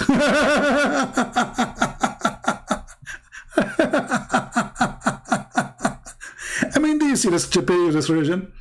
The Christians and the Hindus, they are not monotheist. Okay, we will go with you. So how your stupid God, he said to your stupid prophet, if you have a doubt about what we gave you, go and ask Christian Prince. Are you there, Abdul? That means your prophet is not monotheist then. Because if we are not monotheist, and then your stupid God saying, go and ask the people of the book, the people of the Torah, and the people of the gospel. When I say that this God, the additional proof that the God of Islam is a stupid is his followers. Look at their answer. So we are not monotheist, and then the stupid Allah, he said to the stupid prophet, ask the one who they are not monotheist. How stupid is that?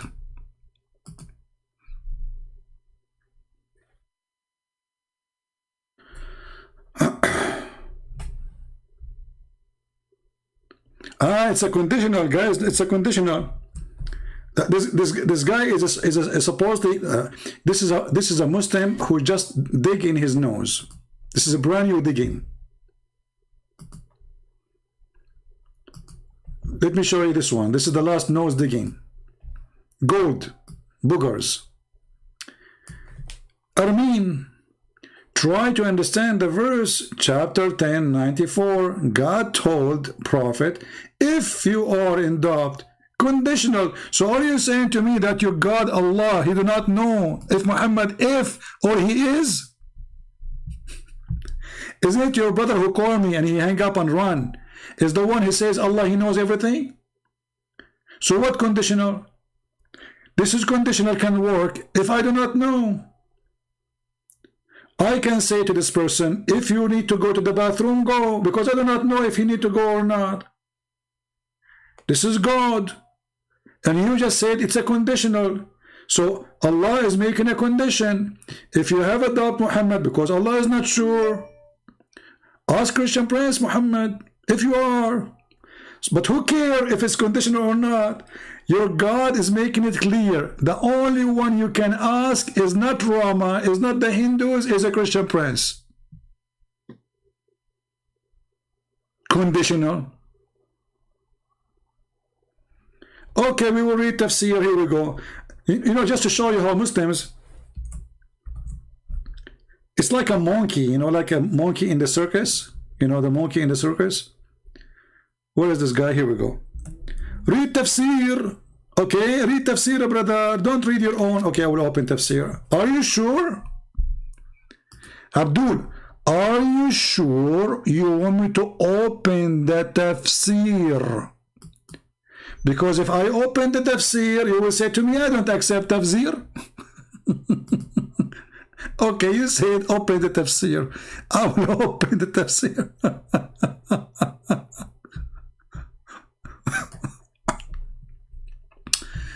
Are you ready? Let us put your comment in the screen. Okay, read tafsir. Don't make your own. My friend, I opened the tafsir. It says that women have a sperm coming from her ribs and man have a sperm coming from his backbone.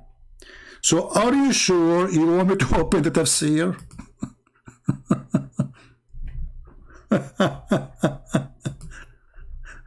Open tafsir, okay? Don't read as you wish.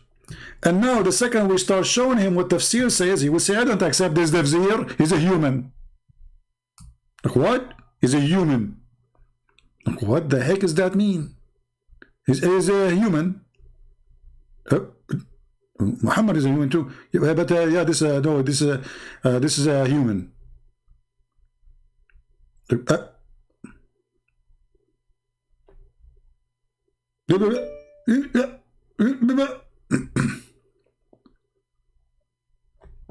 يخرج من بين الصلب والترائب, meaning the sexual fluid comes from the backbone of the man and the ribs of the women.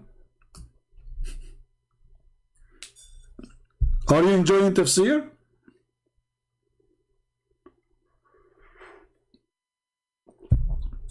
This is your tafsir.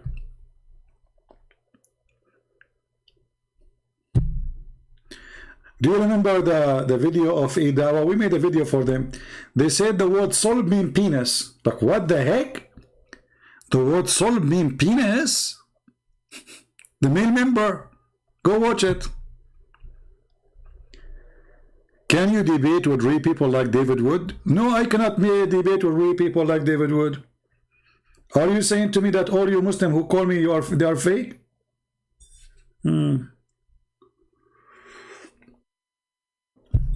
Can you? No, I cannot.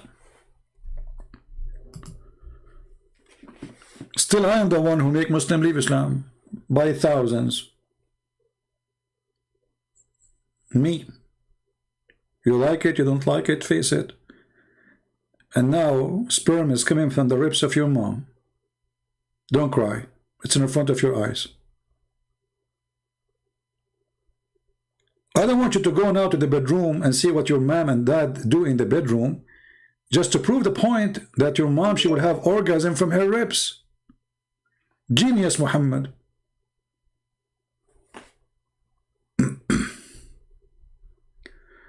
Let us see other Abdul.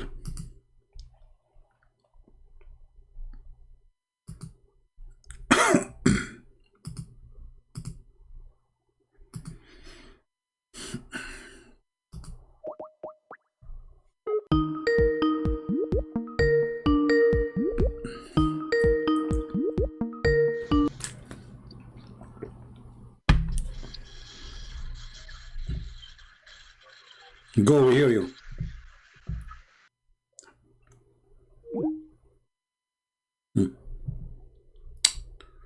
Call ended in 9 seconds.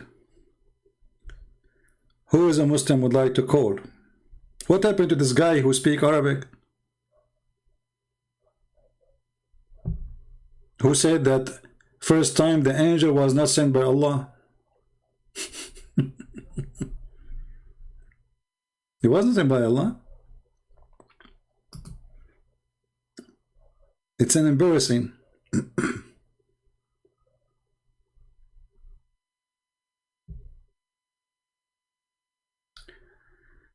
I am a Muslim.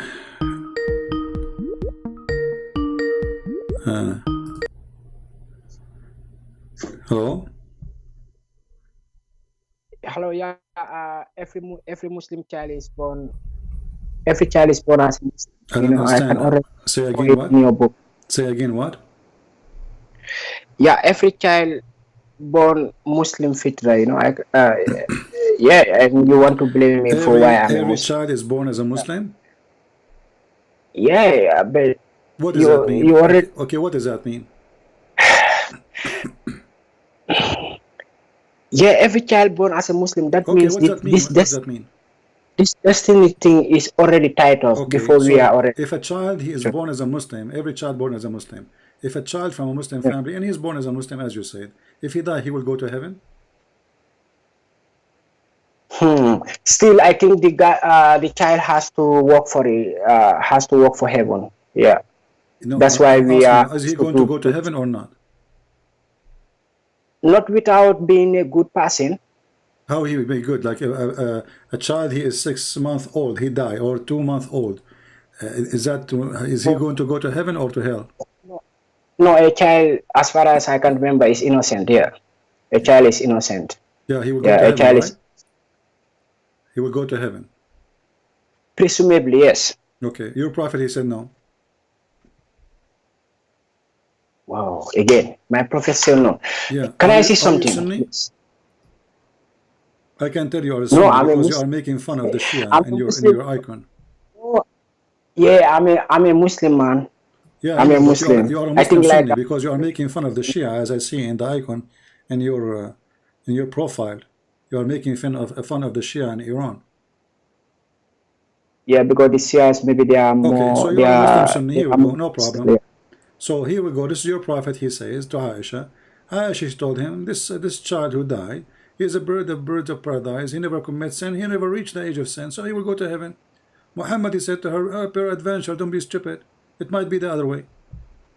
What do you think?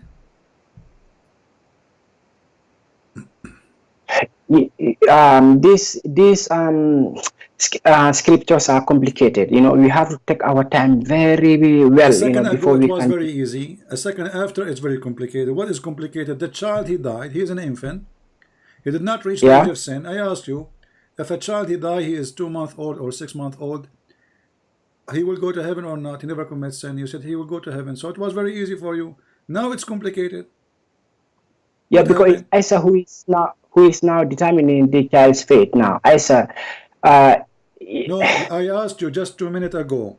If a child is an infant, he is 2 months or 6 months old and he died. Is he a person will go to heaven? You said yes. It was easy to answer. It wasn't complicated. Now I'm showing you a hadith. Your prophet saying the opposite. Yeah, but this was according to my own understanding. I told the girl, the child is innocent. How your own understanding as a Muslim is against your prophet understanding? How does that work for you? I thought everyone is born as a Muslim. So how you are born as a Muslim but you do not understand what Islam means? I am trying to understand what Islam means. Okay, but you are born as a Muslim. So Allah, he put it in fitrah. Fitrah means that you are born with it. This is what fitrah means. Do you know what fitrah means? You Muslims, you copy Arabic word, you have no idea what it means. Fitra mean you do poo-poo. Fitra mean that you piss. Fitra mean that you creep like a child. This is fitra, you know, things were born with us. So how we are born as a Muslim, that is stupid. Because if you are born as a Muslim, then you should know from the day of number 1 in your life what Muslim mean, and you do not need anyone to teach you because you are born with it. So you Muslim, you are like a recording machine. Fitra, fitra, fitra, fitra. Nobody knows what fitra mean. If I am born with this fitrah, I will not need even a prophet because I'm born with it. Yeah, You are really a very complicated man. I'm very complicated. Have you ever heard of a duck? She need to take a class of swimming. She's born with fitra. Born with fitra. What is the fitra? She swim. Right away, she come from the egg, she swim. A duck. She do not need to take a class of swimming. Her mother, she will not take her to the classroom. Let me teach you today how to swim. They don't. They right away come from the egg, they swim. So when you say fitra, learn from now. Don't be stupid like the rest of the Muslims. When you say a fitra, that means you are a duck and you know how to swim and do not need anyone to teach you how to swim. So how come you are born as a Muslim but you do not know what Islam is? Yeah, you remember in one of your videos you talk about, okay, maybe you can still think I am trying to change the topic. I'm trying to understand my religion, okay? That does not mean I'm trying to run away, okay? I want to make sure I understand my religion, and your avenue has been helpful. So now, please, bear with me, okay? Be patient with me. You talk about Prophet Muhammad being born 4 years, if I am not mistaken, 4 years before.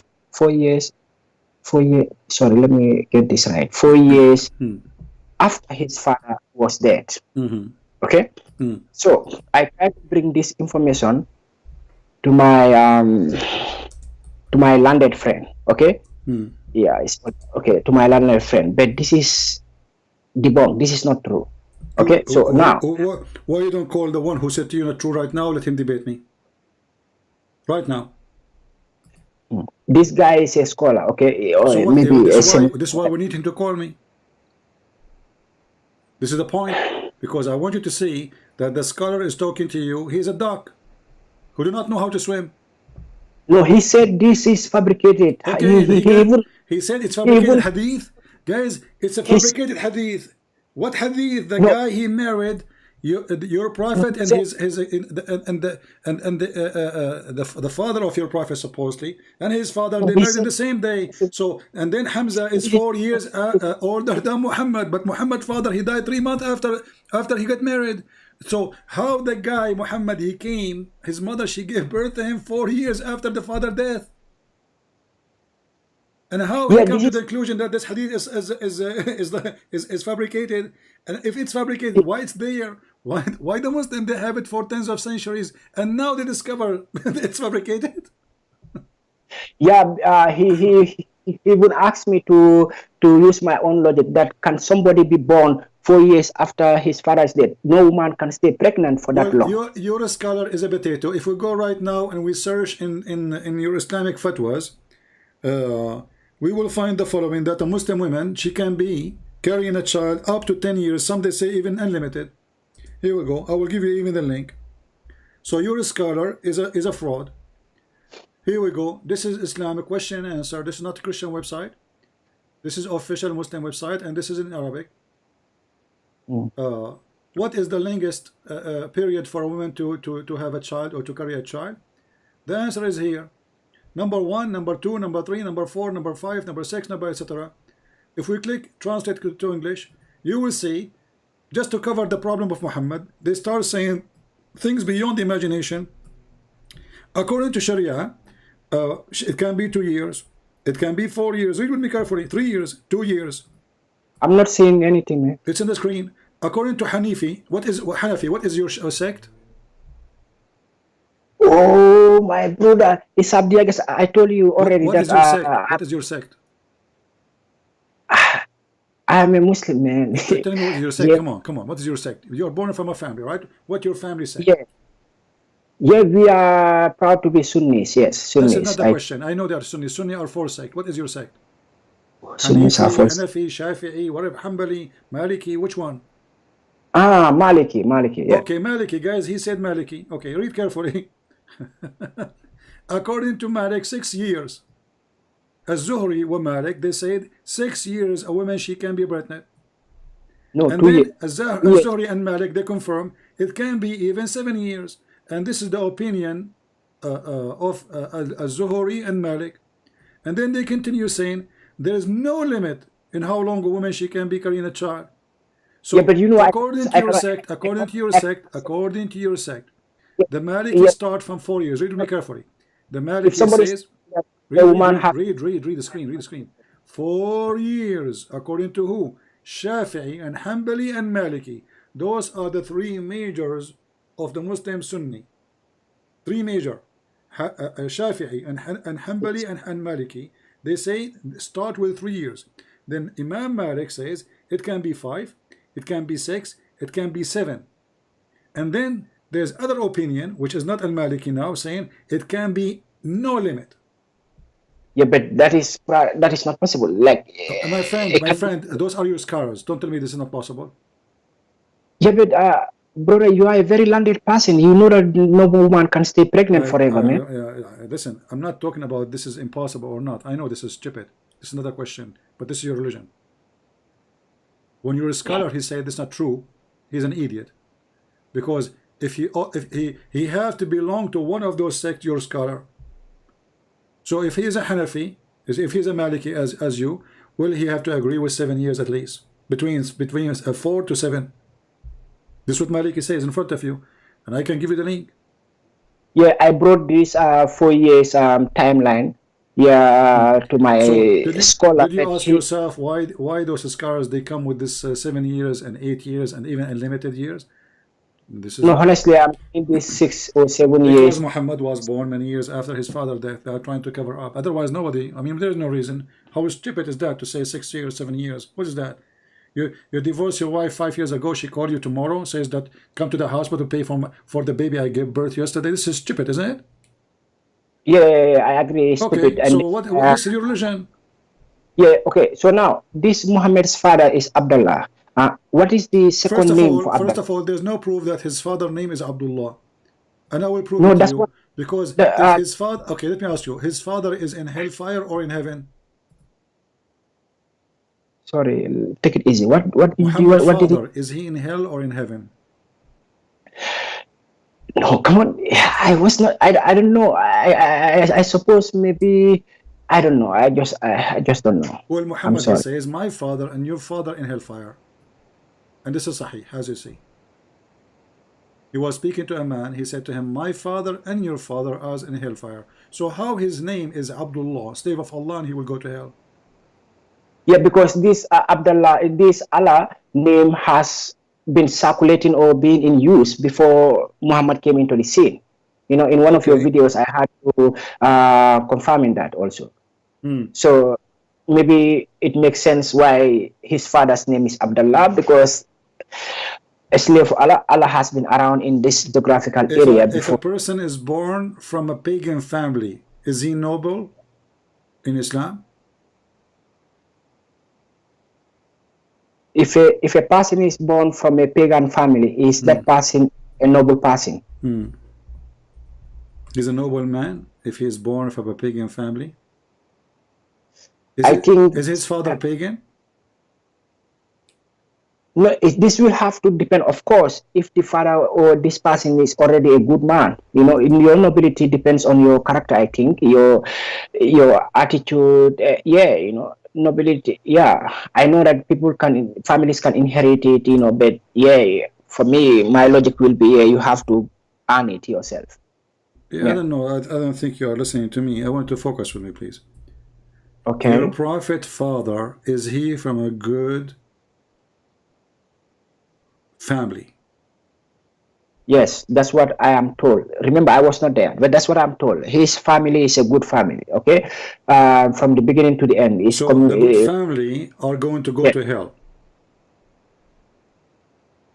You know, remember, it depends. At the end of the day, you have to be judged before you can enter this paradise. You have to be judged. So here in the world, people can say you are a good man or you come from a good family, but in front of Allah, you did not pass the exam. You know what I mean? So yeah. Okay, but isn't it the Quran says وَإِنَّمَا الْمُشْرِكُونَ النَّجِسِ?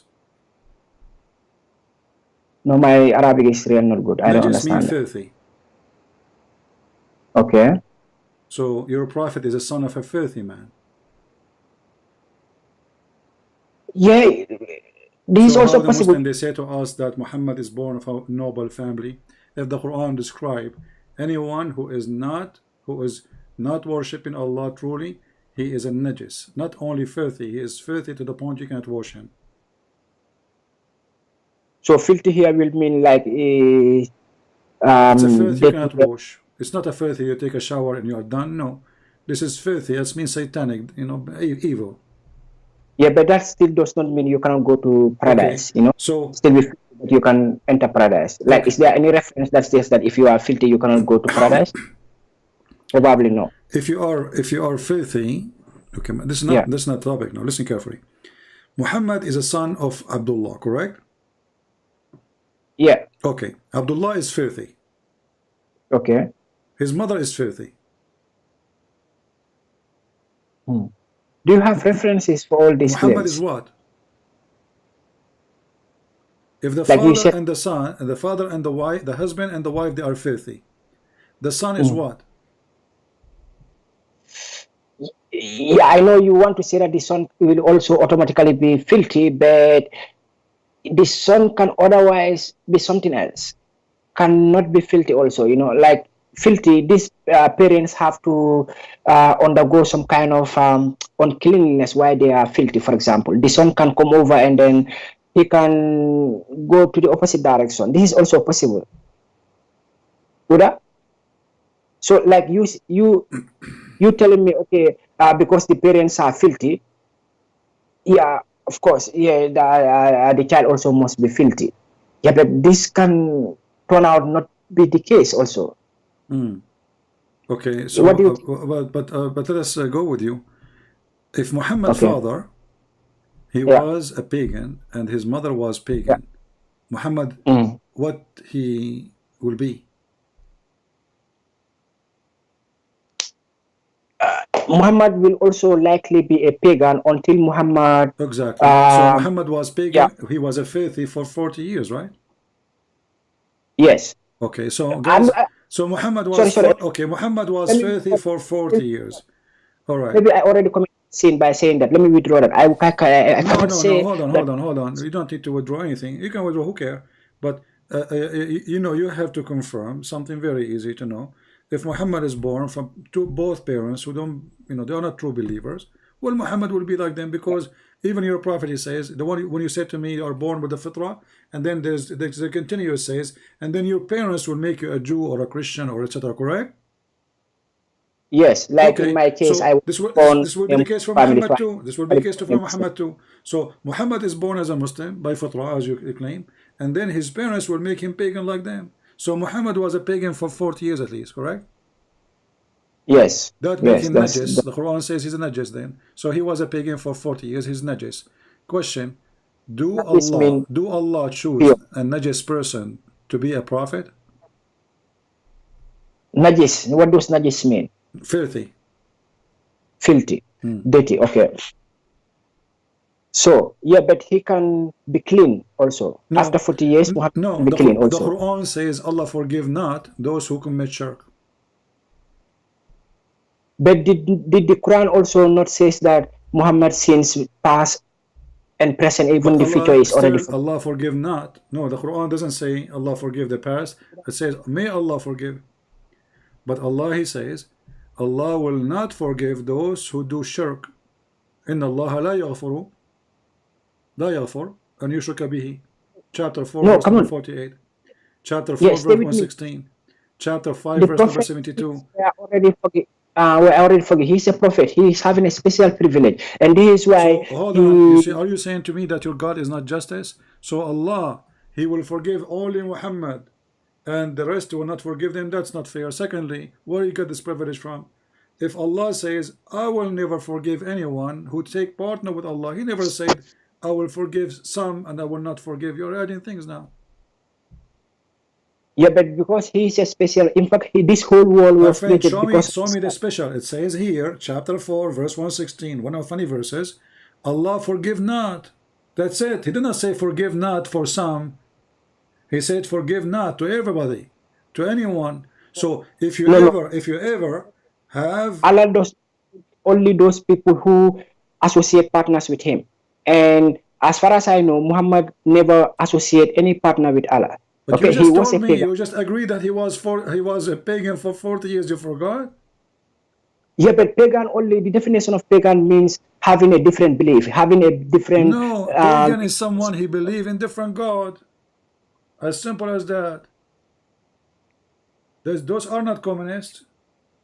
He believes in different God. So he is born from a pagan family. He was a pagan for 40 years, and you agreed with me. And then Allah, he says, Allah forgive not those who do associate with him, and anything else he forgive. The verse is so clear.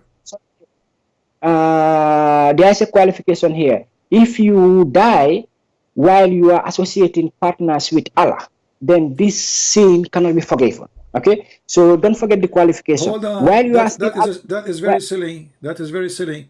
Because this is what I love. Hold on, my friend. Hold on. Wait. So if you die, Allah will not forgive you. But this is how the justice will be anyway. Because if Allah will judge when? Will judge in the judgment day, correct? Yes. Okay. So, but Allah did not say if somebody he commits shirk and he did not ask for forgiveness before he died, then I will forgive him. He said anyone who commits shirk. He did not make a limit or conditions. He said anyone commits shirk. Any other sin I will forgive. So he made it clear that this is a sin you will never be forgiven. After death, before death, who cares? You will never be forgiven. Otherwise, show me where it says that if you commit shirk and you ask for forgiveness. I guess there are explanations for this particular verse. Sure, Muslims will come with explanation. This is easy for Muslims. This is very easy for Muslims to make explanation. That's not a big deal. Okay, let us make it simple. Let us make it simple. So Muhammad was a pagan for 40 years. What he was praying for? He was a pagan. That's what we know. He was a pagan, but he was not worshiping any idols like you may suspect. Yeah. Wait. Around the Kaaba, there's more than 360 idols, and those what his family they worship. This is why his uncles, all of their names is the slaves of one of the idols. Yeah, but all of the idols, one of Al-Muttalib is one of the idols. All those names, is names of idols. So all his uncles, they are slaves of idols. Okay, but this is why we see that Muhammad's name is not one of the names of the idols. This is not his name. Muhammad, he changed his name because there's no way his name Muhammad, because simply. Also, I saw. No, my friend, hold on. Muhammad cannot be his name because the word Muhammad means the praised one, and that is a title will be given only to God. So this man is a madman. He wanna make himself God on earth. So he changed his name, and you can find tons of stories about Muslims change their names after they convert to Islam in the time of Muhammad, because their names doesn't fit with Islam no more, including the name of Muhammad himself. So your prophet name, his real name was Qasim. He changed it. His uncle who died before him, his name is Qasim, and the tradition is when one of the family he died, the first boy who is a male supposedly will come after this person who died, will give him the name of the person who passed away. So his uncle just passed away. Muhammad was born, so they gave him the name Qasim, and this is his real name. Then Muhammad, he changed it. This is why the Quran says sometimes his name is Ahmad, sometimes his name is Muhammad, but Ahmad is not Muhammad. You will say to me, it have the same meaning. Okay, why okay, hold on. You see, you Muslims actually, you are mushrikeen, because if your prophet is a slave of Allah, how you call him the praised one? Yeah, but human beings can also be praised. No. In my lifetime, I see many human beings being praised. So the praised one is God. Anyone praise any human, he's not praising. He's a pagan. He's a mushrik. You praise only God. We Christian, we say praise God, praise the Lord. We don't say praise Paul. We don't say praise Peter. We don't say praise anyone. We say praise the Lord. So when you Muslims, you call your prophet praise, his name is the praised one. So if he is the praised one, who is praised to Allah? That means Muhammad is number one, Allah is number two. So who's the God? My friend, please. Praise, human beings can be praised. Praise only means to show approval or admiration for. Since when the word praise mean approval? Since when the word praise is mean approval? Praise is a religious term. You say it only to God. You know, okay, let me say, do you say praise be to Allah? Do you Yes, say praise? yes. Okay. Have you ever say praise be to Jibreel? No. Why? Why? Because there was never any need for me to say Okay, show me any person, show me any person in Islam, you Muslim, you say praise be to this person beside Muhammad. No, I will only show you my friend. I have friends that I praise. When we play football and then they did wonders, I praise them. Okay, because I admire what they do. And you know, I think you see, praise is not about admiring. Praise is an act of worship. You are worshiping God. This is what praise. No, praise the Lord. The dictionary said express warm approval or admiration. That's what praise can also mean that. So like if people like me, when we use praise, we are not saying that it's only limited to God or to a deity. It can also be applied to a human being. Let us find easy. Who is more important in Islam, Muhammad or Allah? According to Islam, if you insult Muhammad, you have to be killed. And if you repent, still they will kill you. If you insult Allah, they give you 3 days to repent. And if you repent, they will forgive you. Is that correct? Yes. Okay, how come if you insult Muhammad, you have to die? If you insult Allah, no? No, I never see that. Squeeze more. What? Obviously, Muhammad is God, because the insult should be more serious. The insult should be more serious if you insult Allah, not Muhammad. Should be the opposite. But if you insult Allah, they give you 3 days. Think about it, 3 days. But if you insult Muhammad, we have to kill you. That's it. What kind of who is more important then? Who is more important, Allah or Muhammad? Obviously Muhammad. No, I think Allah should be more important. Allah is always more important. But you give me 3 days to repent. If you insult Muhammad, that's it. How is it more important? You just agreed that if you insult Muhammad, there's no forgiveness. If you insult Allah, it's okay. Check this out. Muhammad, this whole world, this whole world is created because of this man called Muhammad, the praiseworthy. Okay. Exactly. So guys, did you hear what he said? Repeat again, please, what you said. No, come on, bear with me for a second. Like this guy is so important that we are all here because of him. Okay. If you just say what you said. You said the whole world is created because of Muhammad, correct? This is what I learned. Yeah, this is what I learned. So Allah created the whole world because of Muhammad. Why? That shows you how important this guy is. So if you are leaving everybody to insult him and there is no consequences, then come on, then he's not important anymore. The significance is gone. So we have to keep people from insulting and then demoralizing him. Okay. Yeah. So, but this is my own personal opinion. So now everybody heard you, because the whole world is created for the sake of Muhammad. So there is a consequence, but the whole world is not created for the sake of Allah.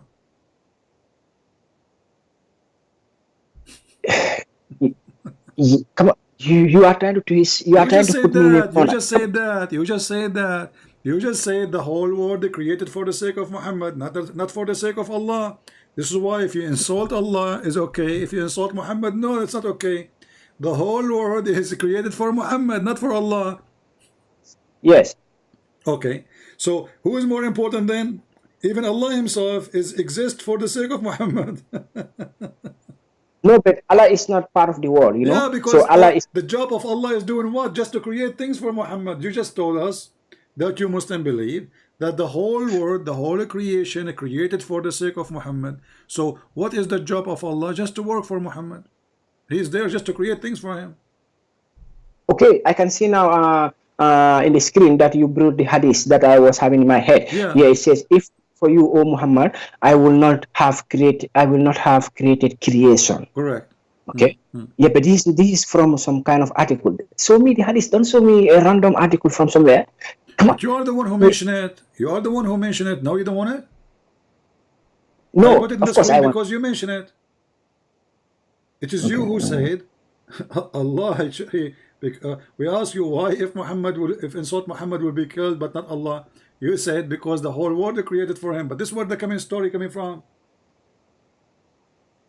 The whole universe created for Muhammad. The sky, even the chair of Allah, even the pen of Allah, everything. Allah will not have a chair if not Muhammad. Allah will not have a pen if not Muhammad. Allah will not have a book if not Muhammad. Allah will not send even Isa, even Adam, even everybody created for the sake of Muhammad, correct? You know, it's the first time I am seeing this reference myself. I heard it and I accepted it, that the whole world was created because of Muhammad. Yeah, and now but that means Allah Himself exists for serving Muhammad. So Allah in Islam is a servant of Muhammad, because the whole idea of Allah existence is to what? Is to make things for Muhammad.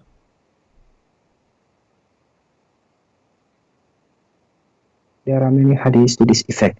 Hadiths, yeah, but this okay. So what is the problem? Do you have any problem with this? Well, I think not. That's what I'm saying. Muhammad is your God, is not Allah. Islam is a pagan cult.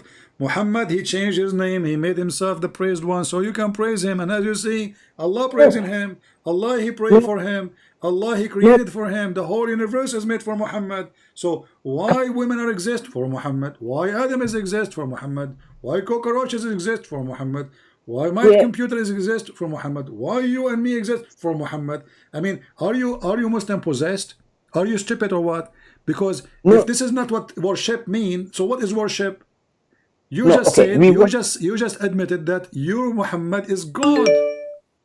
My friend, we just worship the guy or the power who created the creation. That's why he said, if not for you, there will be no creation. So we are not so worshiping. Muhammad is the reason. Muhammad is the reason to create everything. So Allah trying to make Muhammad happy, correct?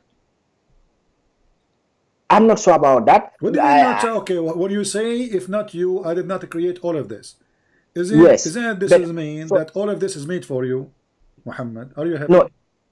You just said that is to make Muhammad happy. So tell I me will what not is the purpose, guys. I just said no. I did not say that. I'm saying to you. So if he said all of this is made for you, even Isa is created for you, Muhammad. Even Adam was created for you, Muhammad. Women, children, horses, dogs, pigs, everything, gold, silver, just for you, Muhammad. Isn't it? This is all mean that I've just made everything just to make you happy? No. It means just because of the potential that Muhammad is having. Muhammad's potential and his potential to redeem. What to redeem? If the sin created for the sake of Muhammad, because all of this is even sin created for the sake of Muhammad. No, don't go there. Sin, that is like... Okay, when Adam he commits sin, did he choose to commit sin or Allah forced him? No, remember, it's not Adam who committed this. This woman who came and then influenced Adam. When Adam he ate from the tree. Yeah. Did he commit sin or not? Yeah, of course. Okay. Did he choose to eat from the tree or Allah forced him? No, it's the woman who influenced Adam to eat. Your prophet, he says the opposite. Your prophet says that Allah, he wrote in his destiny as his fate, and he have to do. And he decide for him to do that 40 years before his creation. No, my prophet did not say that. My prophet said Adam said that. Adam said that. Adam, he said that, and your prophet agreed with him. No, my prophet quoted Adam. No, okay, he agreed with him. No, my prophet did not say. Read it then. Don't be stubborn. Read it. You said he did not agree with him. Read it. Here we go. It says your prophet even he repeat. So Adam confuted Moses. Adam confuted Moses, and he repeated that 3 times. Do you know what confuted mean? So, can you show it properly? I'm only saying halfway. Okay. So the prophet said Moses agreed with Adam and said to him, Adam, you are the one who got the people out of paradise. I'm not. You are. I'm not saying anything anymore. Yeah, paradise. Then Adam said to him, "Oh Moses, Allah favored you with his Torah. He wrote the Torah for him. Or do you blame me for actions which Allah in my faith 40 years before my creation?" So now we see that clearly now here. That's why before I told you, I told you that destiny is something that we cannot ignore at all. You know, there was a destiny. Okay, so 40 years before Adam came into the scene, Adam should go ahead and make this mess. Okay, and that's why he cannot escape. Listen carefully. Stop talking like a kid. It says here Do you blame me? Does it say, do you blame me? Do you blame me? For okay, so can we blame Adam for the sin? Why we cannot? We cannot. Why? No. Because No, it was a destiny. It wasn't his choice. So if it's my choice, then you can blame me because I am the one who made it. As long you cannot blame me, it means it's not my fault. Do you agree? Yes, yes. Okay. And if this so your God, he decided to Adam to commit sin for Muhammad. No. What is the religion? Yeah. Why Adam he committed sin? It was the plan of Allah. Allah, he wanted to create a person. This person, his name is Adam. Adam will eat from the apple. Allah, he forced him to eat. Allah will kick him out. Then Adam will go to earth, and then Adam will have sex with Eve, and Eve will give children, and from the children of Eve, one of the guys will be Muhammad, and this is my plan. Everything is happening is just for the sake of this guy. Let me explain something to you, okay? So this destiny stuff, yeah, is also not something that is easy, okay? For example, Allah for example, take a hike. For example, it's not easy. This is the conclusion now. Destiny is not easy. Who cares if it's easy or not? Adam never commits sin. It was a fraud. I did not commit sin. It was a fraud because this is the plan of Allah. All of us who did not commit sin, it was a fraud. Your stupid God, he forced people to commit sin just for the sake of Muhammad. This is not easy, okay? This destiny is not easy, brother. What easy? What easy? What hard? This religion is stupid. Why Allah kick Adam from heaven if Adam he commits sin unwillingly? I mean, the poor guy, they kick him out from heaven for what? He did not do anything wrong. He did what Allah made him do. So what we learn from the stupid religion of Islam, if you do what Allah he decide for you, you go to hell. You do what Allah want, you go to hell, okay? I just did what Allah told me to do. Moses saying to Adam, like, can you blame me, Abdul? You can't blame me. Allah, he made me do it. Okay, so why? And Moses here is going crazy. Okay, look at the question. Moses said to him, Adam, our father, you made us disappointed.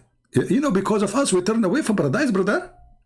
Adam, he said to him, Moses, Habibi, Moses, don't be stupid. Okay, first of all, I'm a grandfather. Don't ask me how we met. This is a different story. Do you blame me for destiny Allah he wrote for me? You cannot blame me. 40 years, brother, 40 years. Allah, 40 years before he created me, he went to his office. He said, I'm going to create someone. His name is Abdul Adam, and I'm going to make him eat from the tree. And then I said to him, don't eat from the tree. But because I want him to eat from the tree, so I can kick him out, because I need to find an excuse. What a fiction story. Even Mickey Mouse is better. Mickey Mouse make more sense. We have a guy, his name is Palestine 1. Hey, Palestine 1, why you don't call me and show me the word Allah in the Aramaic Bible? Is that fair, guys? Call me and show me the word Allah in the Aramaic Bible. We will go for it. Just to show you how stupid what you said. As long you said the Aramaic Bible, so why your stupid God, he called the Greek Bible? Because your God, he never named the Aramaic Bible. He says Injil, and Injil is a Greek word. So your stupid God, he was quoting the Injil, the Greek book. But as I thought, the Muslim, they say that Isa was sent to the Hebrew. So he was sent to the Hebrew and his book was a Greek book. That is deep. It's very expected from someone like Muhammad. So I am sent to the Hebrew and my book in Chinese. I destroy it. So why your prophet, he confirmed it? Look, read with me. It says, They who send down to you the Quran, O you Muhammad, confirming what is with them. Look at the first translation. Confirming what is with them, confirming with us. Why do you stupid Quran confirming what with us if we destroy it? Potato.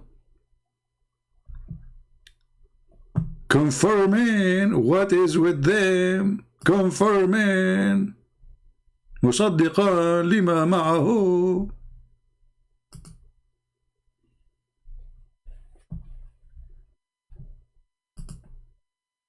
So we destroy it. Allah, he says, no, we did not. Who is this stupid liar here?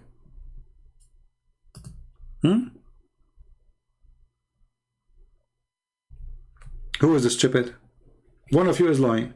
The Quran confirming what we have with us. We did not deny it. So Muhammad, he came 600 years after Jesus, confirming the book with us, which means 600 years after Jesus passed, and still the book is confirmed. You have a sheikh with you? You can text me in Skype, my friend. Just text me, tell me I am the guy who... Text me in Skype.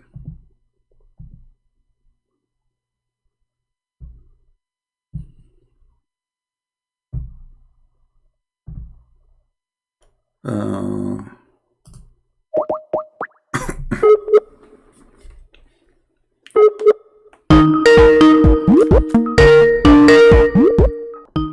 will try to lower the ring sound when I call. The Skype ringing is annoying. Hello? Hello? Yes, my friend, you are live on air. Hello? Yes, you are live on air. Go ahead. Hello? We are with you. Do you hear me? Hello? Can you hear me? I hear you. Can you go to like a more quiet room, please? What? Excuse me?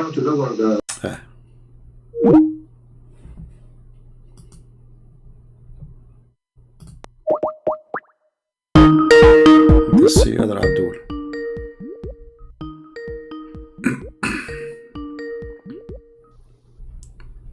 Hello? Yes, you are live on air. Go ahead. Yes, Christian Prince. My name is Khalaf. I'm from Jordan. Yeah, how are you, Mr. Khalaf? Yes, I'm an ex-Muslim from Jordan. Oh, you're I live in Muslim. America. Oh, okay. Yes.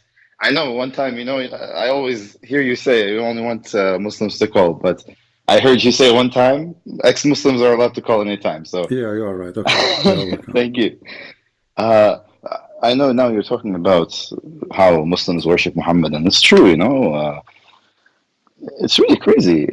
They deify Muhammad. I think God cursed you by having one of the Jordanians call you with the filthy mouth, and they always say, you know, Iran Muhammad, these kind of things, but they never say Iran or Iran Allah, but they never say Iran Muhammad, you know. You're right, yeah. So it's worship. It's worship. You can never say Iran Muhammad. They will go crazy. Even the other day, I talked to my mother. I tried to talk to her about Christianity, but anytime I say Muhammad, she says Sallallahu Alaihi Wasallam, Sallallahu Alaihi Wasallam, and it's a fear. It's a fear, you know, because you grow up with fear. It's sad. Yes. It's a terrorist, you know, it's a terror religion. So who dare even to think for a second, you know, like there is something inside you will make you live in fear the second you say his name, and you have right away to add some holy words to him, so you have to protect yourself. You know, like once I called an Islamic TV station. I wish at that time we have like software now to record. So I called them. I said, Assalamu alaikum. I said, wa alaikum assalam. So there's a topic, there's a topic, a question. So it's Salli ala Rasul, Allahumma salli wa sallam. So I praise the Prophet, I praise him. I said, Eid as-salah ala Rasul, Allahumma salli wa sallam. I said, Zid as-salah ala Rasul.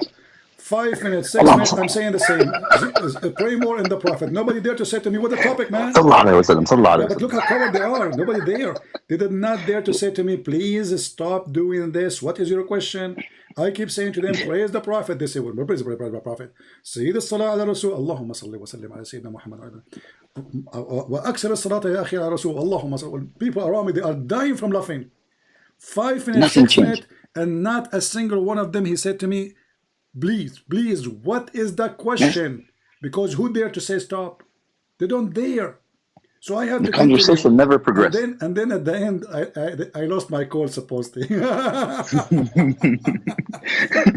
Because maybe they noticed that I'm just making fun of them. I mean, how stupid they are. They don't dare to say, hey, come on, man, what is your question? Because if they do that, people will complain. They will say, did you stop the guy who was just asking you to repeat and praise the prophet?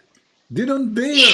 So they have to listen to me all this time. We're asking the same thing. Praise the prophet. I'm not sorry. So it's a terrorist religion. Everybody is terrified. Everybody is scared. Nobody dare to say the king is naked. And the kings are crazy, you know. They naked and crazy. They're all corrupt. They're all crazy. No, I'm talking They're about all Muhammad. crazy. This is a story. You know, I don't know. I don't know if you know the story. There's a king. Yes. He's a fool. So he brought a tailor, and he told him, you have to make to me a dress which amazing. If you don't make amazing dress, no, I mean, it's really amazing. Nobody have like it. I will cut your head. So the tailor, he said to himself, I mean, this king is a fool. He will drive me, he will kill me. So he acted like he's making a dress, and he told him, I will make a dress to you. When you wear it, it's very, very amazing. Only those who they don't like you, the hypocrite and the liars, they will not see it.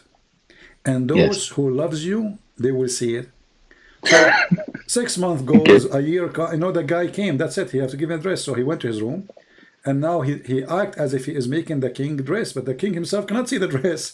But now the king, he don't dare to say I don't see it, because if he say I don't see it, that means he's a fool, because the fool one cannot see the dress, the liar cannot see the dress, the hypocrite cannot see the dress. So the fool and the liar and the hypocrite, they will see you naked. He doesn't dare to say anything. Yeah. So the guy, he dressed nothing. He's naked. So he walk in the outside, and everybody spreading news that be careful. If you don't see the dress, that's mean you are a hypocrite and you are a liar, and the king will kill you. So the guy, he's walking, and everybody says, amazing dress, beautiful dress, unbelievable dress, but the king is naked. And then little child, he's just a child, he said, the king is naked, the king is naked. Wow. Christian, I remember one thing you said to the previous caller. You told him everything you do is written by Allah. And I remember there's one thing in Saudi Arabia, it's called, if you hit someone with a car, they have something called qada wa qadar. Qada wa qadar, yeah. He died by, the death by qada wa qadar, it was written by Allah. And after that, there is nothing you can do. There is no justice for the family. Even if someone very powerful, he hits someone, he's maybe an Indian guy or a worker or something like that. Qada wa qadar. But if it's very corrupt. And in this way, the system is made for the rich. You can kill somebody in purpose, and you call it qada wa qadar. Just kill him by the car. Yes. It's stupid religion, a stupid society, and thank God you and me, we are out of there. What a garbage, garbage land. Thank you very much, Christian Prince. Thank you very much for what you do. And I wanted to, my girlfriend, my fiance wants me to give the tithe this year. It's my first time. This is my first year really getting into it, and I said, I don't want to give the tithe to the church. I want to give it to my church, which is Christian Prince. So is that acceptable? You want to give what? To your what? The tithe. The tithe to my church. I feel like this is my church, The tithe? The tithe. The 10%. Oh, you mean donation? Yes. My friend, give your donation to somebody poor around you. It's okay. Doesn't matter if it's me or somebody else. That will not change anything. It's acceptable no matter what, right? Yeah, but for me, you see, all of us, we need support, right? And for me, I do teach full time. But in the same time, if you have somebody around you, he's poor, he need help, the Lord is my provider. I don't do my service here because people, they give me. I do my service for free. And then those who like, they can give. They not ask me. Now, because you ask me, I will say, don't give it to me. Just because you ask me. Yes, I know. Yeah, because if you want to give it to me, I don't want to ask you. You should not ask me. That's what I believe. Because I'm not here for this purpose. And this is why I ask you friendly and nicely, give it to somebody, Yes. Somebody you know. I understand. Thank you, Christian. I really appreciate you. Thank you for what you do. You know, it's really something amazing, and you help a lot of people well, with what you do. We are here to do that, and you know, the purpose at the end of the day, ignorance is the enemy. The Bible says, you know, yes. The Bible says the truth will set you free. Yeah, the Bible says, "My people are destroyed because of their ignorance." So yes. Our enemies is not really a person whose name is Muhammad. Is the ignorance of those people. People, they kill each other for what? Because of ignorance. I mean, when a Muslim, he want to kill me, and they want to kill this. What you get? Nothing. I mean, you just get killing, and then people, they will kill you back. Why you cannot live in peace? Because we are ignorant. Why we cannot have like a better life for all mankind? Because we are ignorant.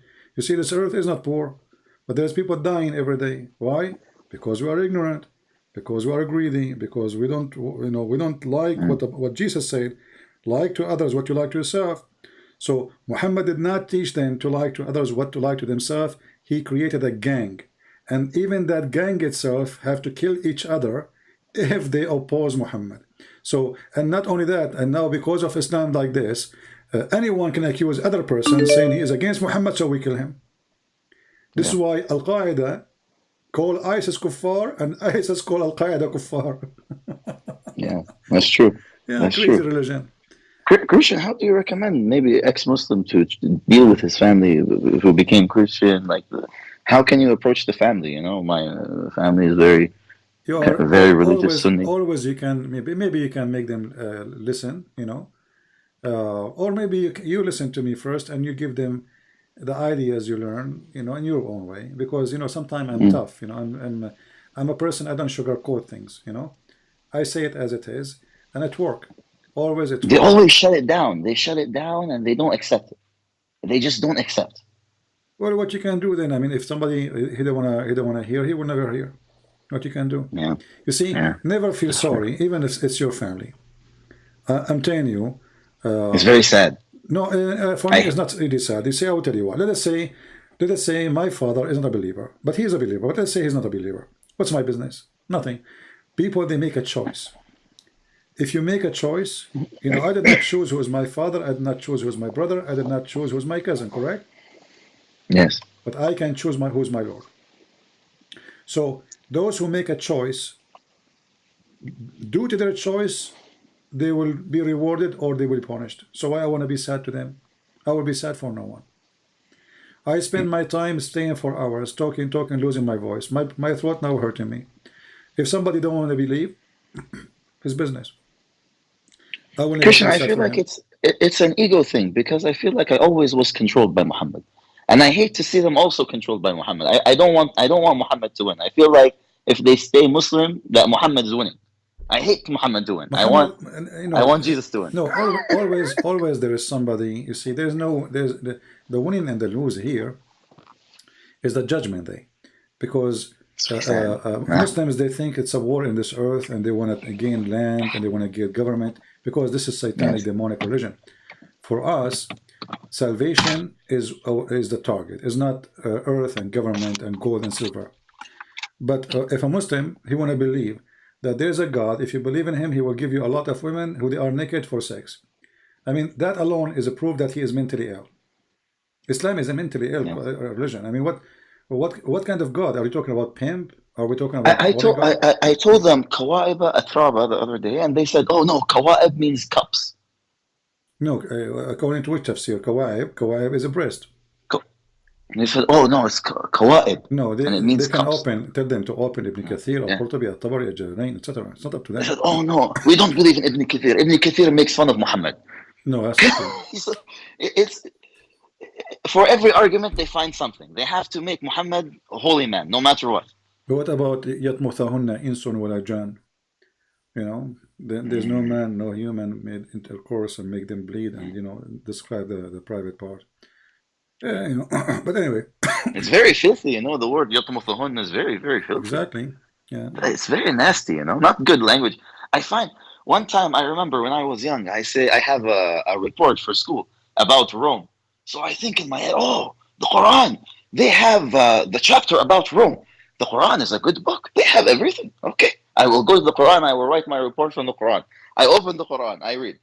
الروم هزمت الروم في فلك something. Well, I don't remember that. It's nothing about Rome. It's only about the Rome defeat or something silly. Not only that, it's not only silly, it's just stupid. You will see that the Muslim will rejoice when the Roman be victorious. But I thought the Roman are kuffar. Why the Muslim will rejoice? Stupid, you know. But at that time, Muhammad claimed that he is from the Roman. He claimed that he is from the Roman, which means from the Christians. So when the Roman will be victorious, the believers will be rejoicing. But a few years after, he want to kill all the Roman. Wow. Crazy ill person. Anyway, my friend, thank you. He changes his mind all the time. Thank you so much. Thank you so much, for taking my call. I appreciate you. You have a good day, sir. You're welcome. Bye. Thank you. All right, I think we have enough for today with calls. As you see, Islam is just a stupid religion, and I'm happy to hear this gentleman from Jordan.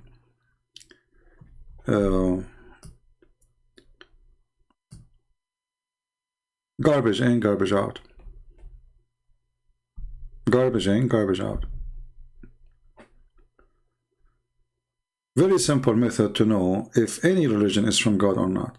When this God, he promised you vagina and penises, I mean, do you need even to think about it? Imagine Muhammad, he exists today.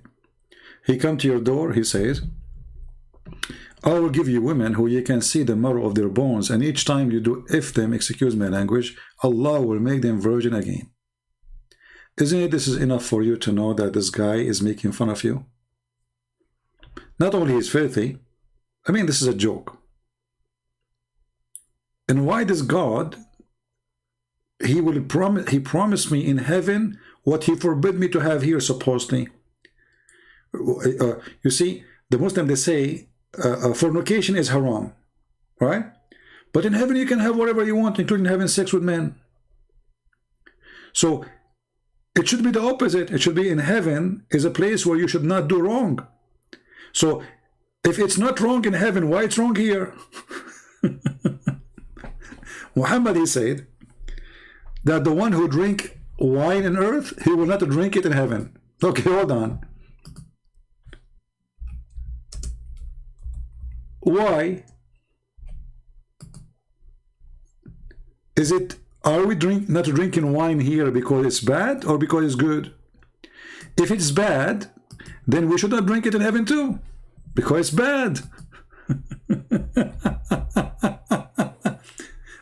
So this guy is mentally stupid ill person. He said to you, don't drink wine here, drink it later. But what difference is going to make?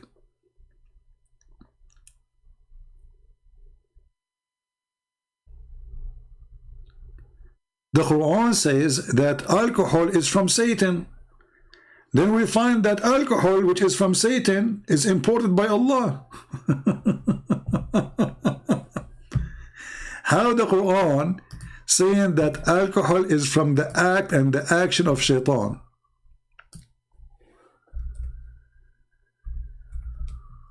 And by the way, in this verse he was copying Paul.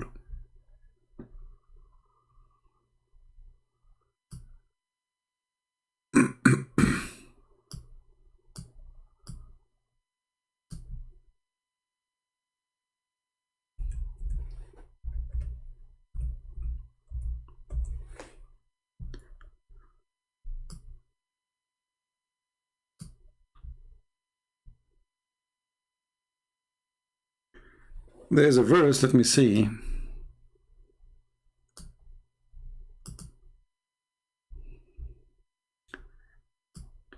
Once a person, he says to me, do you really accept what Paul says, that the one who do gambling, he will not enter heaven? Do you, some people, they don't, they like Muhammad, they like the religion of Muhammad. He like gambling. So I want to do gambling. What's wrong with gambling? You see, gambling is not the reason for you to go to heaven or to hell, but the reason to be stupid. Because when you go and gamble, you start with $1, you end with all your money.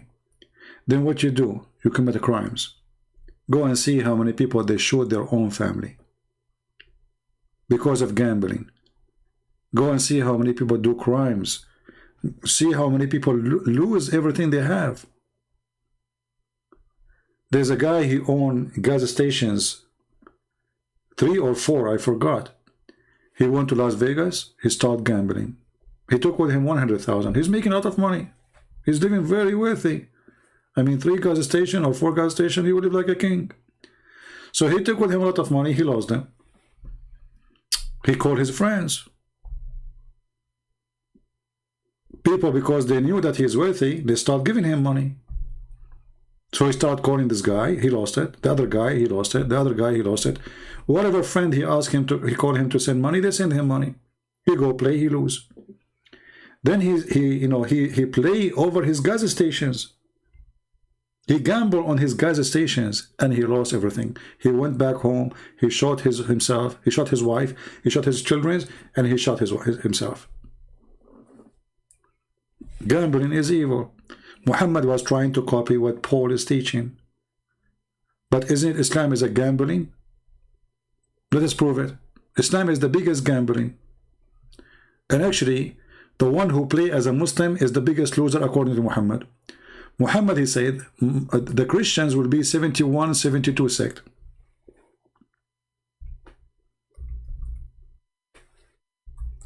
The Jews are the same. The Muslim will be 73.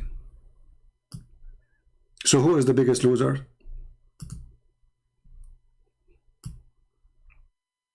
Muslims. The Christian, they have 72 sect or 71. One of them will go to heaven. The Jews will be 71, 72 sect. One of them will go to heaven. The Muslim will be 73 sect. One of them will go to heaven. Gambling. You see the stupidity? Just a gambling. So which one is better to play the card of a Christian or the card of a Jew or the card of a Muslim? The Christian game, they have 72 cards.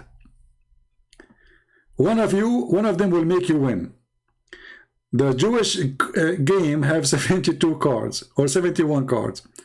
One of them will make you win. The Muslim game 73, so which means your opportunity or options to win is way less in Muslims' religion. And finally, the Muslim, they say to you, how come, okay, if I want to become a Christian, what I will become, Catholic or Protestant or Orthodox? You see, for us, we don't believe in this garbage. What Catholic and what sect? And Jesus said, whoever believe in me. He did not say Catholic, he did not say Protestant. Jesus said, from their fruits you shall know them. Your church name doesn't even count for him. But this guy is saying the opposite. He's saying what count is sect, is not individual.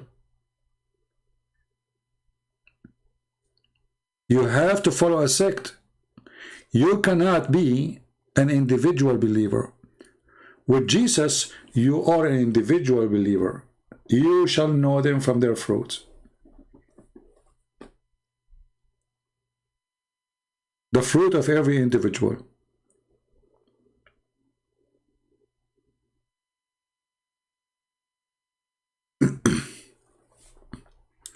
You know, this guy, Palestine one, I really feel sorry for him.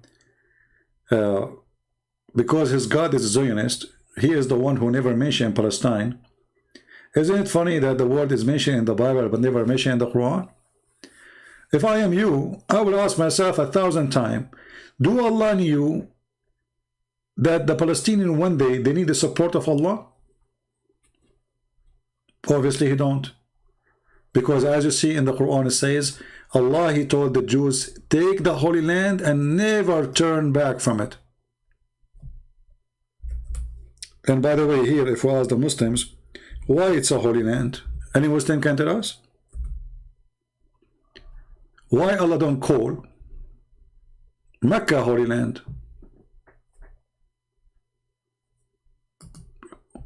Any Muslim can tell us? Why the Holy Land is Israel? Why it's not Mecca? Is Mecca a dirty land?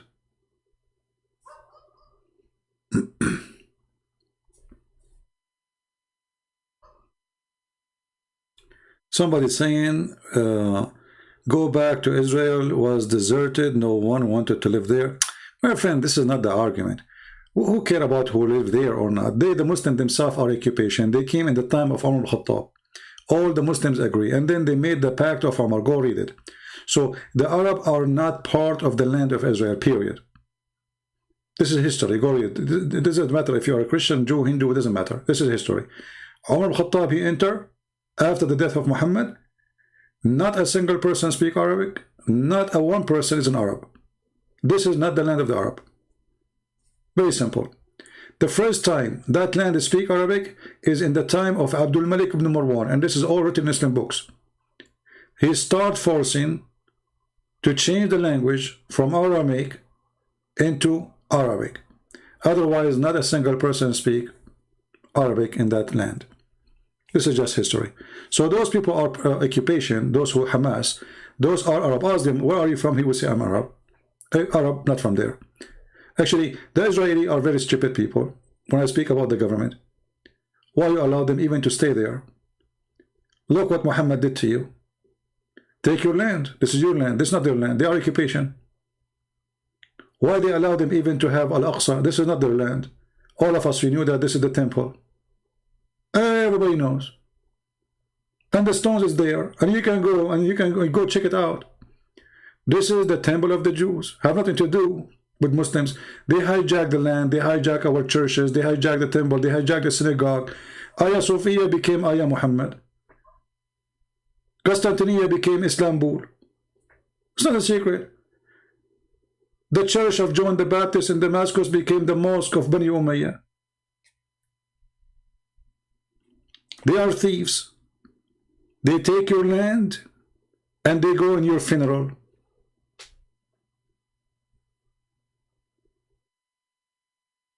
This is what they do. They shoot at the Israeli and they cry because they are victims. Just yesterday, they burned a car of a guy just driving by, just because he's a Jew. Today I was listening to the news. An Arab guy, he's an Arab, just because he's driving a bus, which is owned by Israeli company, they start shooting at it.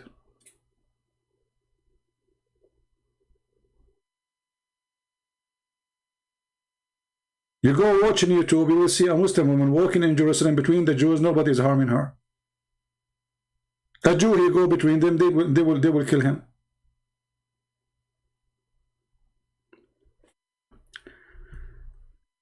You stole Spain and Portugal from us? Yeah, exactly, guys. Spain is from us. Do you see? Do you see? Spain is the land of the Muslims. And Portugal is the land of the Muslims.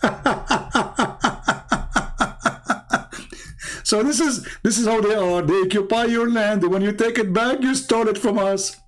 Just wait, my friend. We will steal all the land then.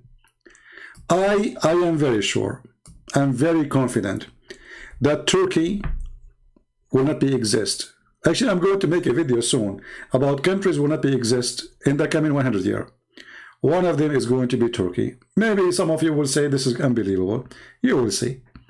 Actually, Turkey is collapsing today. No, what about 100 years? Go and see the currency. If not those stupid Americans, Turkey is gone long time ago. Each time Turkey collapsed, the Americans, they give them money. Because to make a state, to make a country, you need money. It's not enough to have a president, because you have a police, you cannot pay them salary. You have an army, you cannot pay them salary. You can't even pay for any mission. This country is bankrupt. So these countries, they will not exist in the coming 100 years, and even not even 50 years, some of them. Today, Emirat, they were celebrating the 50 years. 50 years country old. This is what Emirat is. Is this country will exist after 50 years? I adopt it. I don't think so. Qatar will not exist. Bahrain will not exist. Yemen will not exist. When I say will exist, doesn't mean the land will disappear. It means somebody else will take it. It's going to be different. So all Muslim lands is going to be something big will happen. You see, those countries are created by the rich intelligence. Otherwise, they are not qualified to be a country. Have you ever heard of a country, the population of it is less than the one who work in it? 1 to 10? You go in Emirat, you see 10 foreigners, you see 1 citizen. Which means the foreigners, they can take over the country overnight if they want.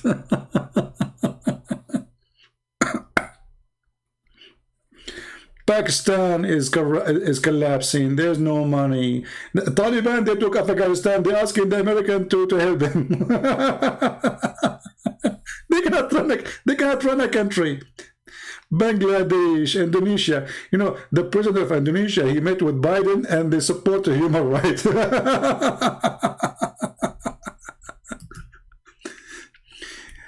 Do you remember Indonesian a few years ago when the Muslims, they attack a territory in Indonesia and now it become a new country? Do you remember? That what will happen in other territory in Indonesia. It's going to happen. Because the most they are obsessed with their terrorist prophet, the more people they will seek their own land. So those Christians and Buddhists, wherever they are, who live in majority in many territory in Indonesia, they will be separated. And that will happen for sure. I guarantee it. This is what happened in Timor. The Muslims, they went there, they start killing those people because they are Christians. And then what happened? Now we have a new country. A new country. Sudan, they start killing the Christians in south of Sudan. Now we have a new country, it's called South of Sudan. Things will change. Islam is collapsing and Muslims are fighting each other. Yemen, every day, 500, 2,000, 1,000 get killed. Every day. Why? Because the love of Allah is spreading everywhere between Muslims. Shia and Sunni, they are terrified from each other. The Sunni are signing agreement with Israel. They are buying weapon. Morocco, Egypt, even Iraq, Emirat, Bahrain, you name it. Even Erdogan yesterday says we will get closer to Israel. Why? Because his country is collapsing. He needs help. Turkey is against Saudi Arabia, against Emirat. Suddenly he's in love with them because he's bankrupt. All those countries will disappear. And when I say disappear, doesn't mean the land will disappear. But the countries will disappear, which means government, system, borders, everything will change. Everything will change. And time will talk. All right? Anyway, I think I should make a video about it so people see with details why you know I'm saying those things, that those countries will disappear. You know, do you know that Turkey lost the value of the currency just in 1 month, more than 27 to 30%, I think, in 1 month? Do you know what does that mean? That means if you have $1, it became 70 cents in 1 month. If you have $100,000, it became $70,000 in 1 month. And within the last 3 years, the currency is going down and down and down. So for how long this country will exist?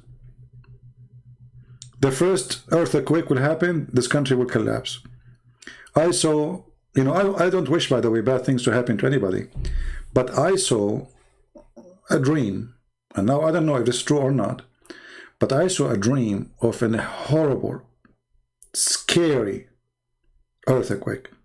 I saw the earth is eating each other, like it's like building going over each other, like the earth, the whole earth is moving, creeping, which means the earthquake was really horrible. Now I don't know if this is true or not. I saw a dream. It might happen, it might not, but it's not a secret that Turkey is the land of earthquakes, right? So this country cannot survive an earthquake with such an economy. And in Turkey there's more than 20 million Kurdish, 20 at least, and there's about 19 million Alawi, and not to mention others, you know, ethnic and sect. Those will seek their own land too. So when the cow is strong, nobody use the knife, but when the cow get weaker, everybody will stab the cow.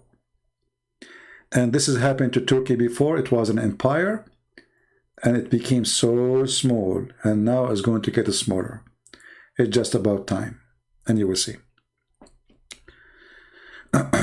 Erdogan will be the new Khalifa. Yeah, especially he's coming to Israel next month. He will be the new... Erdogan will be the new Khalifa. The guy can't even walk. You know, you made me laugh when you say that. Let us say at the Turkish currency today. Now, Turkish, hold on. The Khalifa with empty pocket.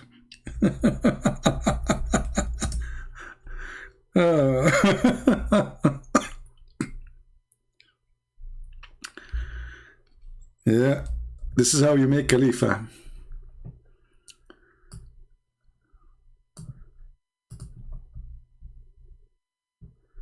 Oh boy, I just typed the Turkish currency. Turkish lira drop anew after Erdogan replaced finance chief. This guy, he changed finance chief every few days.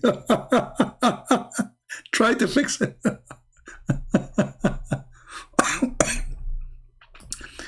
Our money has no value. Frustration rise in Turkey. Let us see this one. You see the Khalifa? The Turkish themselves, they will eat him alive soon. Just wait. Every day, the chicken price is different. Yesterday, you can buy, like let's say, half a chicken. The day after, you can buy a quarter of a chicken. The day after, you can buy no chicken. Our money has no value. Frustration rise in Turkey. At lira crisis, President Tayyip Erdogan insensitive directly monetary. Look at the people. Look at the Khalifa. Man, a lot of love there. Istanbul lines away outside the bread stores. I mean, do you see the Khalifa? They don't have even bread. They can't even afford to buy bread. There's a bunch of Syrian refugees. They start making fun of them about banana.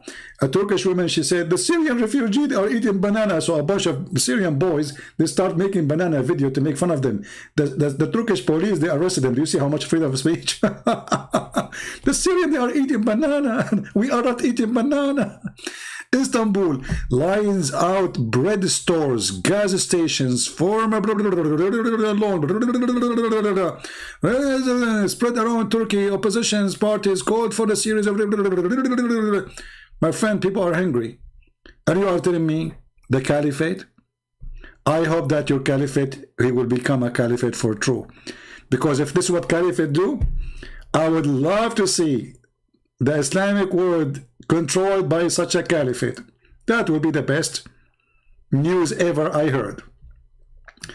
What a wonderful news. Imagine this guy became the caliphate. You know, the funny is, just to show you how corrupt this religion is, the Mufti of Oman, you know, Oman, the kingdom of Oman, not the Oman in Jordan, the one next to Yemen, he said, praise be to Allah, Erdogan, he is fighting interest. You stupid. He did not fight interest. He lowered interest, which means he approved it. Still you have interest. He's trying just to fix the economy, supposedly. So the stupid idiot, he heard that Erdogan lowering the interest. So he thought, because he's donkey, he thought that Erdogan, he stopped the interest. He did not stop the interest. Banks take interest. Everybody take interest there. You know, nightclub, I don't want to talk about it. Don't mention the word nightclub, because that will remind me of Harun Yahya. The caliphate. They asked the minister of religion in Turkey, why Erdogan, he don't close all those nightclubs, prostitution, you know? He said, if we close it, who is going to pay for your salary?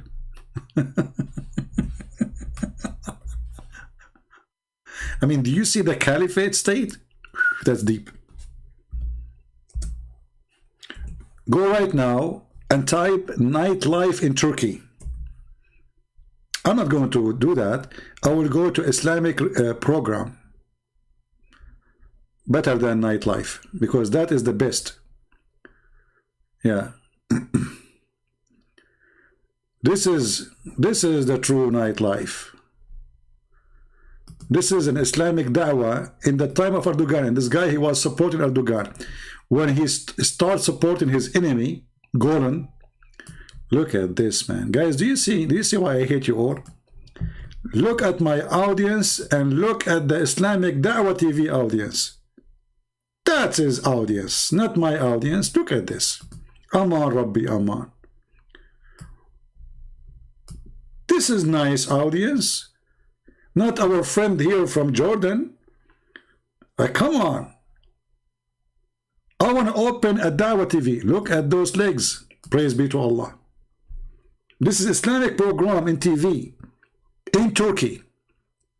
And those girls are listening to the word of Allah. Seriously, they are. Benim tersiyle bu hainleri itiyor dedi. Şimdi usluk çok güzel. Şugul, kozak. Ama Marksizm ve Leninizmin ne olduğunu bilmeyen milyonlarca insan var. Yeah, true. Cevabını da hiç bilmiyorlar.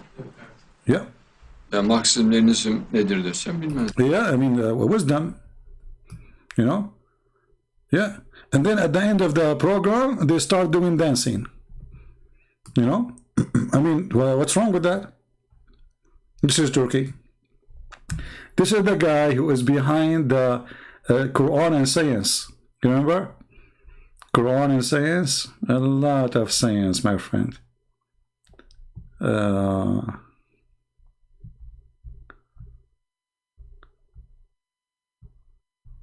Yeah, look at this. The Caliphate, Erdogan.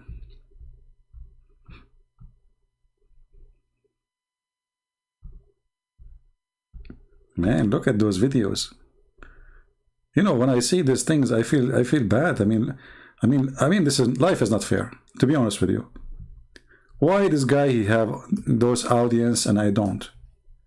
I mean, what I did. What is my fault exactly? I did something wrong. I did. Guys, do you think I should open a TV stations of and preach Islam in Turkey? I will forget, you know, talking like I will support Islam from now on, and then I will have such a villa.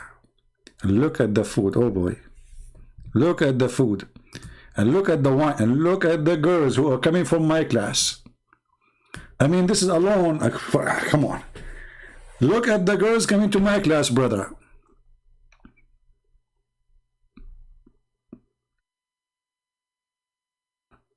Isn't it? I'm so grateful, Allah. That's amazing. Look at those. I want to be teacher in Turkey. I am moving. I am really moving. I mean, I'm moving from inside out to Turkey. The teacher came. Look at the teacher. Yeah, hello. Assalamu alaikum. Teacher, thank you for, look, and all the students are girls. Look at this, man.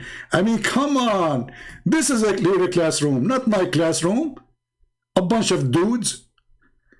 Look, the teacher entered the classroom and the students all are lined up in the front of the door. Beautiful. Look at this. A picture for memory. You know what? I want this guy to be the caliphate. He will do better than anyone. Look at this now, romantic time with Allah. Now he is teaching her about the prophet. You see, when they look at the eyes of each other, okay, they are sharing Allah words, you know, like this is like no talk classroom. Look at my eyes, like look at here, look here, yeah, look at here. Oh, now he put his hand over his cheek, he's blessing her. MashaAllah, MashaAllah. And look, and now he put his hand over her shoulders. Yeah, he's like he's healing her. This is healing. Yeah, and he's healing her too. A lot of healing in this program. And look how she is. And look at those lips. What's wrong with those eyes? I mean, they are not using makeup. Those is not makeup. What? Your hands. Be careful. Where are you going? Stop. You're getting so close. Oh, now time to talk about Allah. That is the deal. Forget about Christian Prince and look at this. How beautiful it is. Allah, you are so beautiful. Allah, I never saw you before in orange or yellow. This is the first time Allah I see you in orange or yellow. Allah, Allah, you shake so good. MashaAllah, MashaAllah. And Christmas tree behind it too. You are very Islamic, like Muhammad Salah.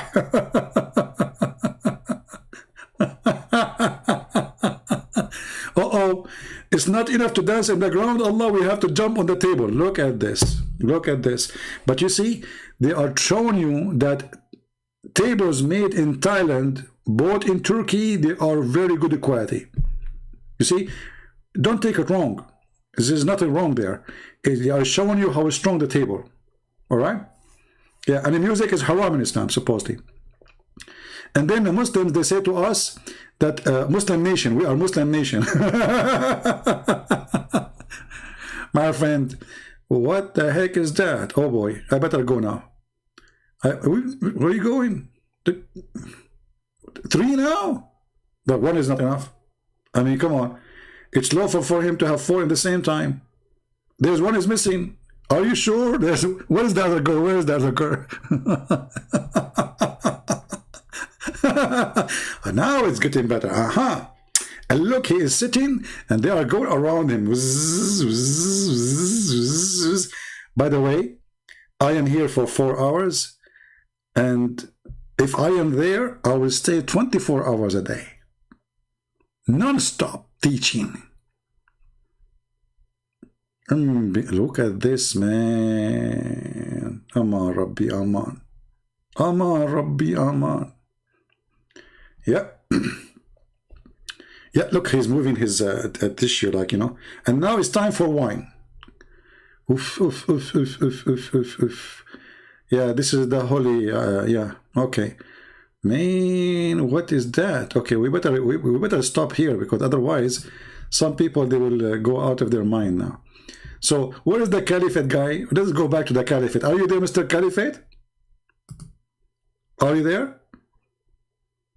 This is your caliphate, the country, Turkey. This Erdogan, he makes speeches about Islam and read Quran. You go down in the street, you see nothing about to do with Islam.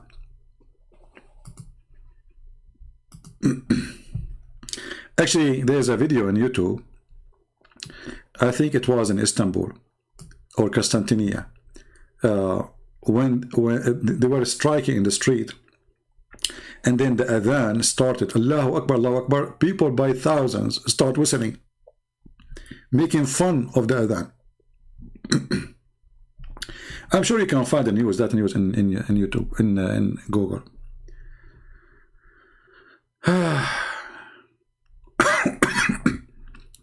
Mr. CP in disappear? What do you mean disappear? Would you guys, you think I like those things? No, I'm a good Muslim.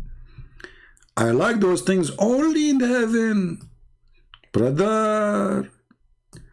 Yeah, you know, like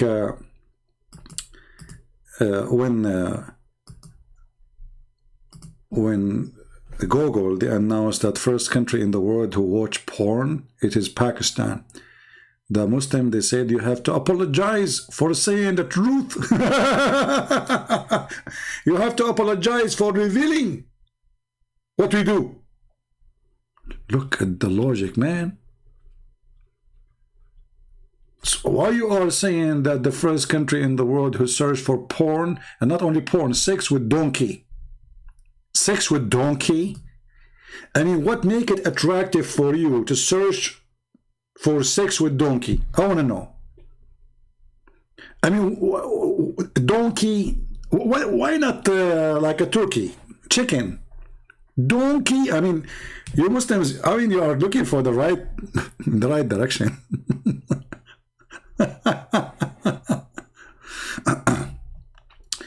Anyway, can I show you something funny from your Bible? Abu, guys, Abu, you want to show me something funny from my Bible? Abu, is that from the New Testament or from the Old Testament? Abu? As long as you said it's funny, I have a bad news for you. As long as my Bible is funny, so how your stupid prophet, he say, I believe in it?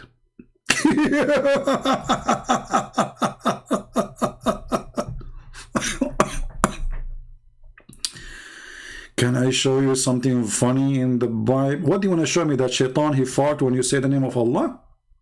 As your prophet said? Or shaitan, he round himself around your penis? Oh no, maybe you meant this. Hold on, hold on. You want to show me something funny? Okay, hold on. That we believe without understanding.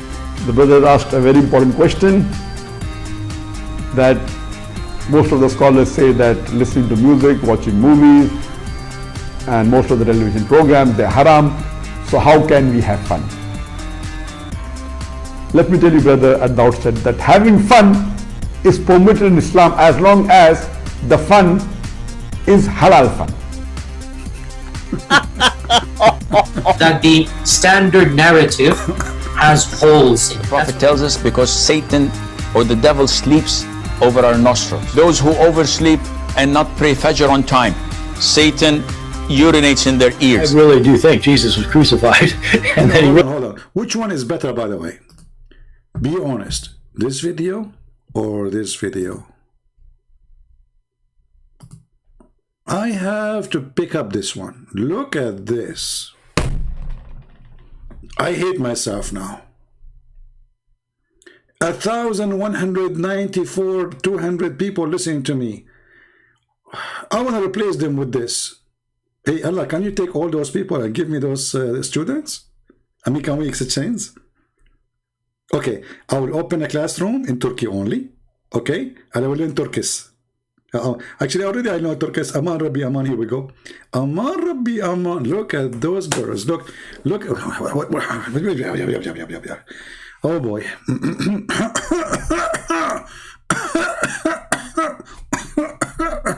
I don't know what I did to swallow. I'm not sure. What is that, man? I mean, it's too good to be true. Islam is so good, and they say to you, Islam is a terrorism. If this is terrorism, so what is Horonism? What's wrong with those Christian liars? Look, this is a Harun Yahya English. He have a class in English. That's something. Harun Yahya in English class. That's deep. English. Look at this English one. That is the good English one.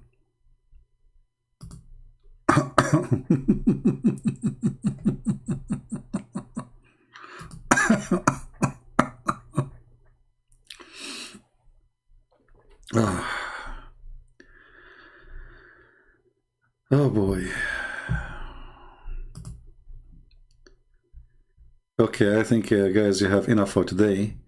I'm going to go and watch the rest of the video. I will tell you I have to go now and eat, and then I will go and watch Harun Yahya series. I want to learn from today, from now on, I want to be his student. Student. Isn't it really so beautiful?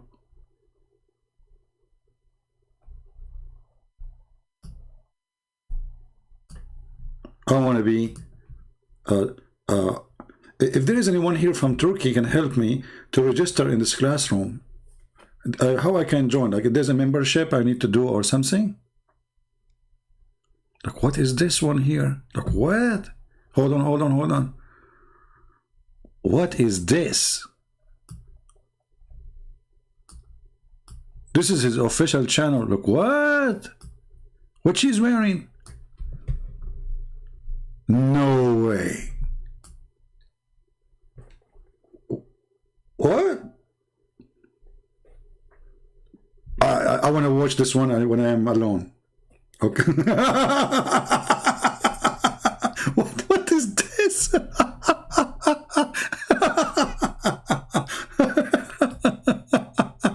That is not. I mean, this is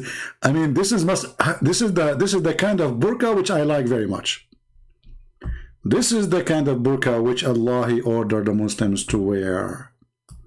And they say to you, burqa is not a freedom for women. This is burqa, brother. There's burqa indoor and there's burqa outdoor. This is in, look at this one. What is this one?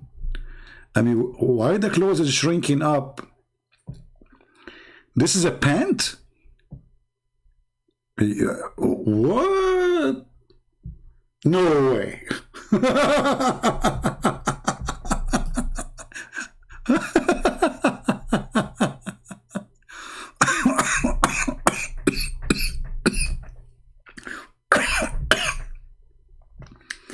I can't even breathe. Hold on, what is that, man? Man, the Caliphate. This is the Caliphate country. Okay, and this is Islamic TV station. This is a zebra. I was wondering, I saw her before. Where? This is Miss Zebra. Look at this. Praise be to Allah. My zebra herself is in the TV stations. Wow, zebra. All my life I wanted to have a zebra at home. You know? Come on, you put your Twitter now. Are you serious? He put his Twitter in the way. No, okay, thank you. Finally. Yeah. Praise be to Allah. Look at this. Is she a zebra or she is a cheetah? Listen. I think I am choosing the wrong religion. I think Islam is better. It's time to change. I want to switch to zebra religion. Now I understand why Muhammad, he says, attack the Romans so you can get the blown curse. It's time to understand.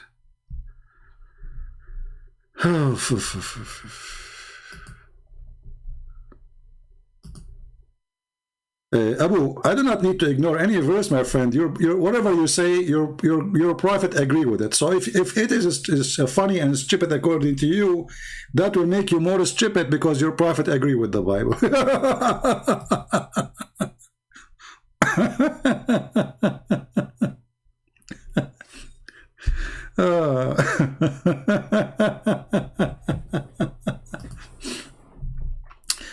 Abu, you know, when you say Mark 12:19, I have a question for you. Your prophet, did he agree with Mark or John or Luke? Which book he agree with? Do you know? Do you believe it that he said he agree with whatever have with them? Brother, amazing. The man married the widow and rise up the offspring. Okay, Abdul, in the front of everybody, what if I show you that you Muslims, you do that? People in the front of everybody. This guy, he said, Mark 12:19 is funny. Challenge between me and you. You call me and I will make you read what you call funny and I want you to laugh. This is how stupid this religion is.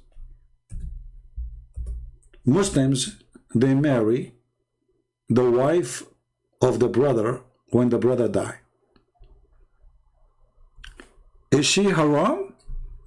Abdul, is she haram for you to marry your wife, your brother widow? Answer me.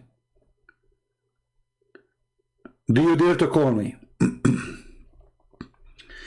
This is why the Muslim, they get scared to speak to me about anything. They are text terrorists. It's in your religion, you coward. In the same time, if you read the verses there, this is why you chose only 12. Right? You will see this is in the time of Moses, right? So if it's wrong, why your prophet, he take what is in the time of Moses?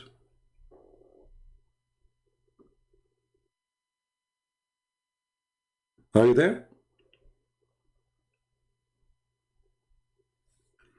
Potato, potato, potato, potato, potato, potato, potato, potato, potato, ta ta ta ta ta ta ta ta ta ta ta ta.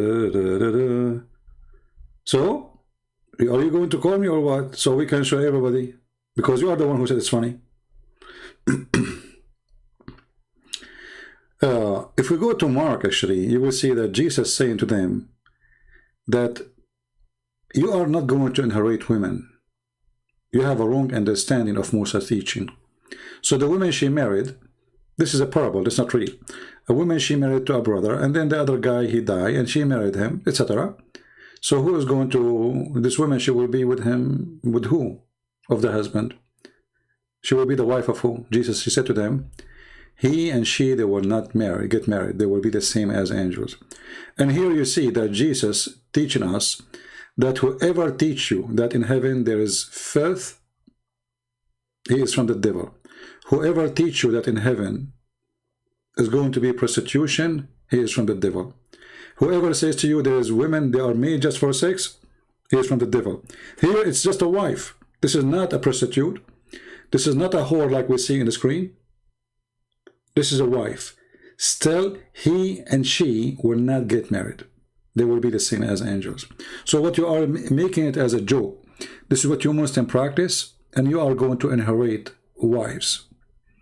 And I can show you right now the fatwa of a Muslim who marry a woman, and then his brother, he marry the same woman, and then etc. Who is the one who's going to have her? Now, do you want to call me? Are you there? Because if you are a Muslim and you make fun of something like that and you follow it, that means you are a donkey like your prophet. So are you willing to call me or not? Jesus, he allowed criminals to go to heaven in the cross.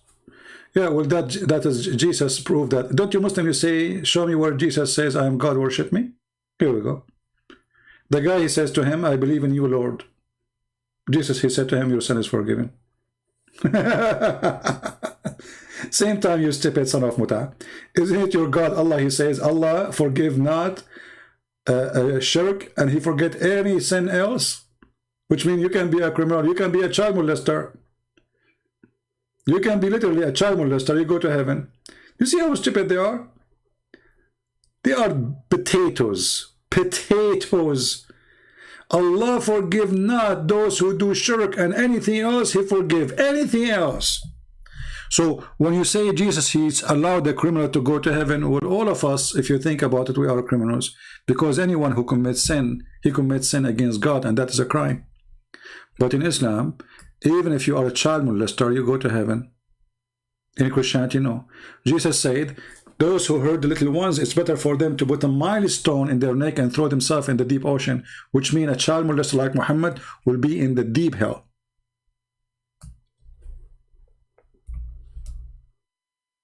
According to your religion, if you say Alhamdulillah 100 times, you go to heaven, even if you're a child molester. Allah forgive not. Read carefully.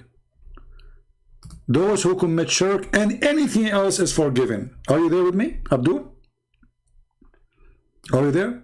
So you were making fun of Jesus allowing a criminal to go to heaven. Secondly, the second you say that Jesus allow somebody to go to heaven, you admitted that Jesus says, I am God. Because no one can allow anyone to go to heaven unless God. So if Jesus allow, that means Jesus have the authority and he is God. Right? Can I call my cell phone? No, I will call you in Skype. What cell phone? You are making excuse. Abu, you see, you are saying cell phone because you know we don't use cell phone. You are a potato.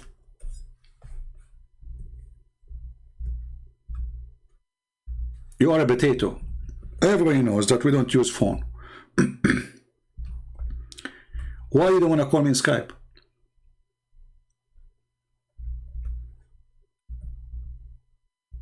What is the problem?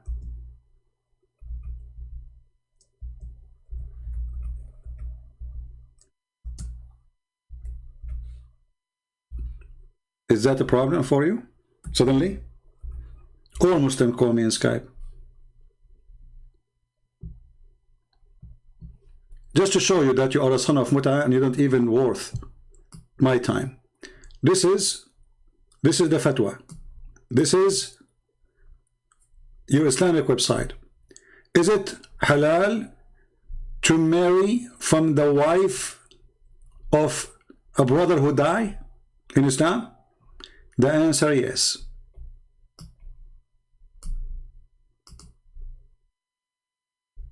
So if it's funny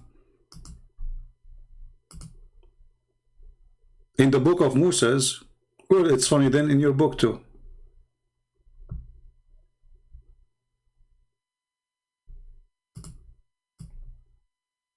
Do you see it? Potato, potato, potato, potato, potato, potato, potato, potato, potato, potato, potato, potato. And here there's videos, and we have tons of fatwas, and you Muslims like it. And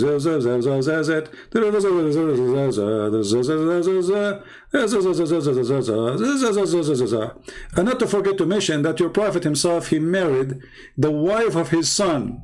I wish it was his brother widow. Was it? Was it? Potato, potato, potato, potato, potato, potato, potato, potato, potato, potato, potato. I like to dip the skin. I like to dip it in. I like to make it fry. They can say to me goodbye. The Muslim run away, and I tap everything, and the Muslims all say, and nobody understand what I'm saying. Well, because I'm saying Quran. Potato, potato, potato. You don't understand. Your God, He command you to marry. He force you. He forced you to do it. Read the verse. No, He did not. You coward son of Muta. Why you don't call me and read the verse for me and show me where my God He forced me to do it? Your God, He forced you to do it. He forced you to do it. He forced you to do it. Yeah, Abdul. They marry the widow of a brother because this is somebody have to take care of the children.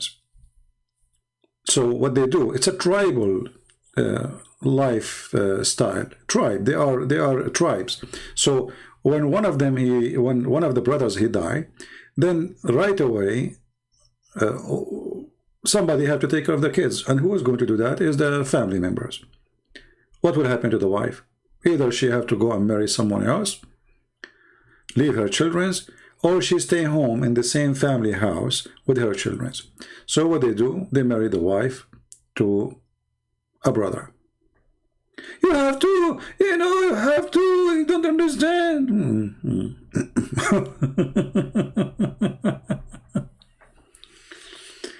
As you see, it's lawful for you in Islam to do. And Muslims, they marry even their cousins. And Muslims, even they marry their daughters. What about marrying your daughters? Is it lawful for you to marry your daughter, Abu? Here we go. This is the Quran. It says, وَجَعَلْنَاهُ نَسَبًا وَصَهْرًا.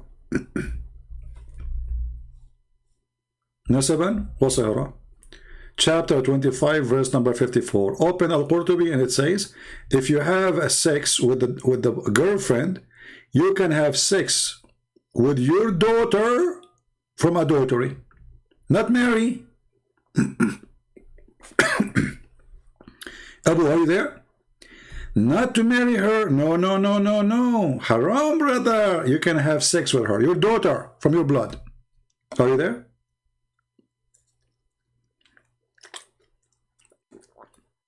Who care about Ilhan Omar? This is a woman, she is corrupt.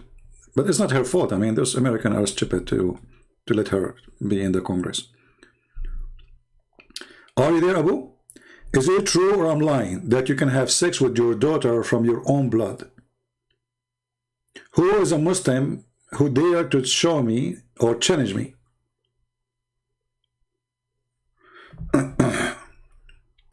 Okay, let us say for the sake of argument, he must marry his... so? Get lost, stupid. He must, you don't understand. He must, you don't understand. He must. You must. You must leave your wife to the Prophet so he can have her. You must. They are getting married at least. They are nothing illegal. It's lawful for them to marry the widow. What's the problem? You're a prophet. He allow you to have sex with your daughter if she is a daughter out of marriage. Why don't you challenge me? You are repeating yourself. That's why I'm going and I blocked you. You see the potatoes, they repeat themselves. They have nothing. They have bankrupt. This is what you have. We have a prophet. You're a prophet having sex with his own wife, his own son, wife. And we have a book of God saying that you can have sex with your daughter if she is a daughter out of marriage. So you have a problem with the brother marrying the wife, the wife of his brother, the widow. And you have no problem with having sex with your daughter just because she is daughter from adultery. Look how decent you are.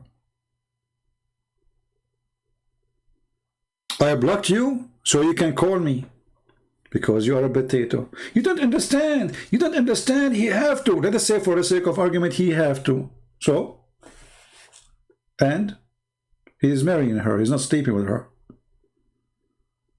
And your prophet, he sleep with women he never married.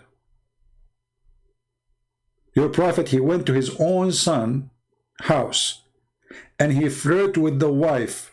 And remember, when the Muslims, they write in their books, he flirt, it means he have sex with her. There's no way. There's no way.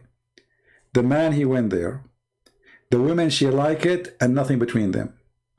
But this is, you know, they decide to make it public when they have enough waiting. You know what I mean? They are having sex already. And look, the filthy Muhammad, he go to the house of his own son when the son is not there. Ask yourself, if it is forbidden for a Muslim to enter a house when the husband is not there, how he enter? He enter because he is the father. Okay, so he have excuse. He's the father. He's trustworthy. But when you are a father, you do what father do. What Muhammad he do when he entered the house? According to Muslim books, he flirted with the wife of his son. And the wife, obviously, she is a whore. How we know? She did not complain. There's not a single decent woman. She will let a father of her husband flirt with her without kicking him out. Do we agree, people? If you have a decent wife and somebody come to your house, not even your father, a friend, and he flirt with her, what a decent wife would do? She will spit at him. She will kick him out. She did not do that. She was proud. And not only that, look how filthy she is. She said that after the prophet, he flirt with her, each time her husband want to have sex with her, Allah, he make his penis swell. The only miracle Allah he did to Muhammad, it was making the penis of his son swell. Why? Because Allah don't want him to have sex with the wife no more. What say you? A swelling penis? So this filthy woman, obviously she is fabricating stories, claiming she's proud that since the prophet he want to boom boom with me, Allah he make the penis of my husband swell. Each time he take off his clothes, he come close to me, his penis became like a big broom. Ah, and he screamed, look, it's became like a balloon. I didn't know what's happening. My penis, the penis. You know, Allah he make the penis swell. Like what happened? He closed the door of the van on it. And you are having a problem with the guy marrying the widow of his brother? This is your problem? I mean, do you see the Muslim have a problem? In the Old Testament, brother, the Jews, they used to marry their brother's wife. Brother? That's a... And then we find that the Muslims, they do the same. And then we find that the Prophet, he married his own son's wife. He did not even marry her. She asked him, what is the witnesses? She went to have marriage. He said, Allah and Jibreel is my witnesses. So I can take a woman now to my bed. And she said to me, but we did not marry. I said, who care? Allah, I'm Muhammad. I'm Muhammad. Allah is my witness. She said, but shouldn't we have witness for the marriage? Because it's not legal if there's no witnesses. Muhammad always have witnesses. Allah and Jibreel are witnessing. Is that correct? Allah and Jibreel witnessing? Who is the witness for the marriage? Just take her to the bed. Let us go to the bed. Let's go to bed. But Muhammad, shouldn't you marry her first? Why? Because we need to get married and have witnesses. Oh, Allah and Jibreel is my witness. Just take off your panty, okay? Easy come, easy go.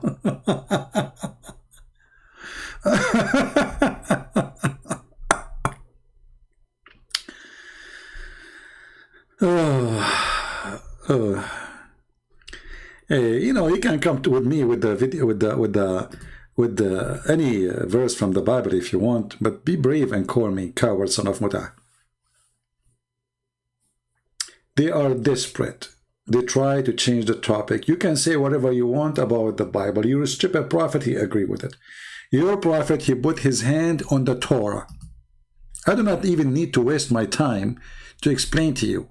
I spank you from your prophet. Your prophet is a stupid machine of talking. He never stopped making poo-poo.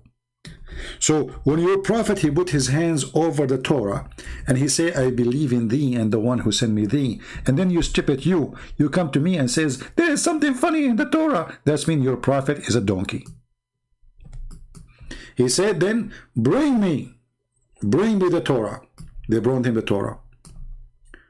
And he took it and he placed it over the pillow, the cushion. And then he placed it, which means he put his hand too, and he said, saying, I believe in thee and who revealed thee. So the more you make fun of the Torah, the more we laugh at your prophet, because you're a prophet. He said, I believe in thee. So I want to waste my time even to explain to you. How come Muslims, they make fun of a book? Their prophet says, I believe in thee. So you can make any accusation you want.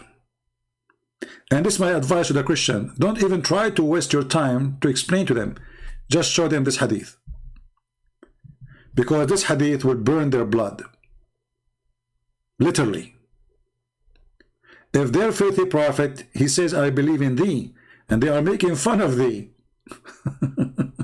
So they are making fun of Muhammad too.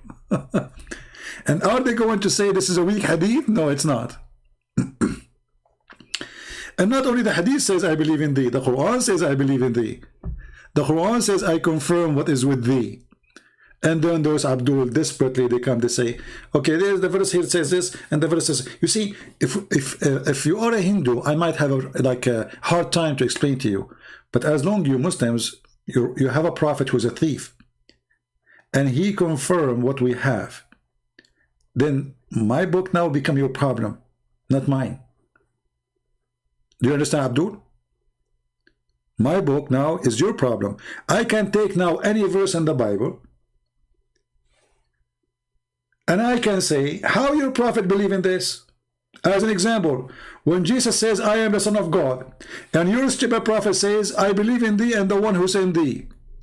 And your Quran says, believe in what is with them. Who? The Christian and the Jews. I now will question you how you can believe in that. Do you understand, people? It is us who should ask you, how in the world do you believe in that?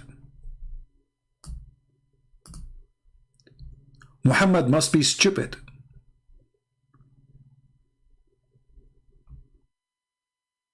Confirming what is with them. And thank you, Muslims, they say the Torah and the Gospel. Thank you very much. But they are making fun of the Torah and they are making fun of the Gospel.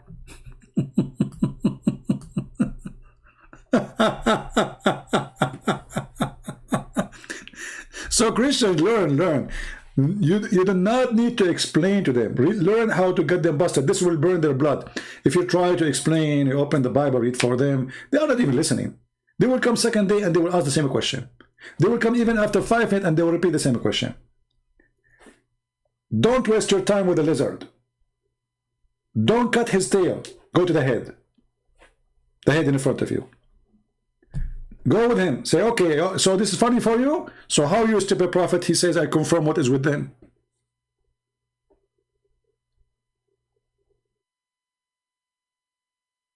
After this, what he's making fun of is his prophet. Because his prophet is saying, confirm what is between their hands. And even the Muslims, and we are thankful for them, they make it clear for you, the Torah and the Gospel. And this is 600 years after Jesus. So when they say to you that Paul, he corrupted the book, this is 600 years after Paul. There's no corruption, as you see. Was Muhammad confirming a corrupted book? When I say stupidity is amazing, I mean it. And actually, this is the purpose of us being here, is to teach the Christians how to put the Muslims, the Muhammadan, in their place. Number one, they are pagan. A Muslim, he says to you, we are monotheism. First of all, who care? Let us say, for the sake of argument, you are monotheism. What does that mean? Shaitan, he think is God. One God. Shaitan is one God. And there's people who worship Shaitan as one God. They are monotheism too. The problem will be if your God is totally in total agreement with Shaitan.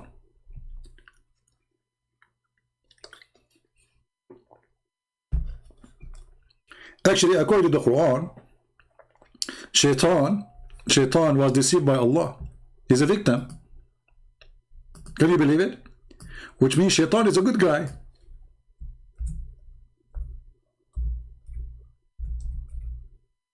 Read on love. Who is the one who deceived Shaitan? Allah.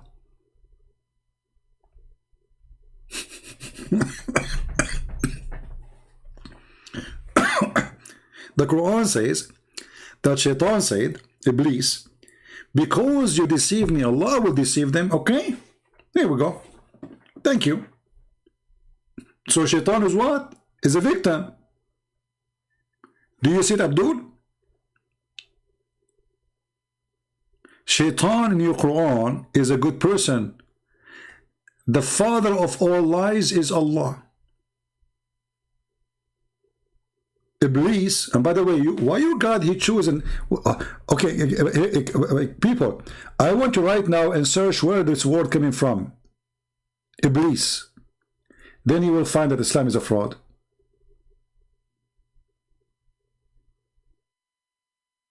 Just search it. Because this is how Allah, he named Shaitan in the Quran. He called him Iblis.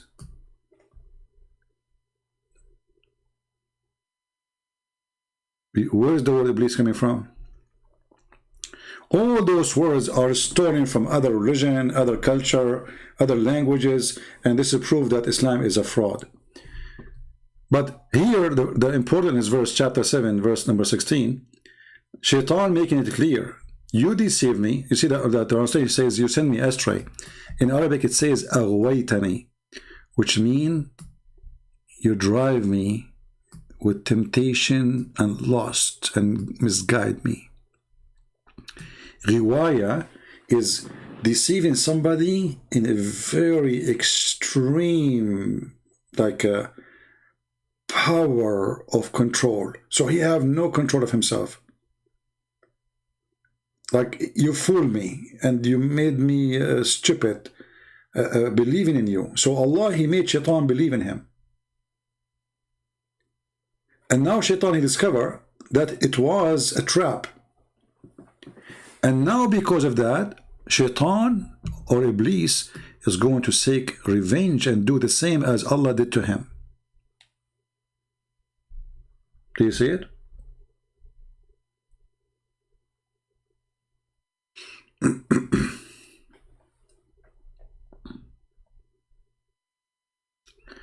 Do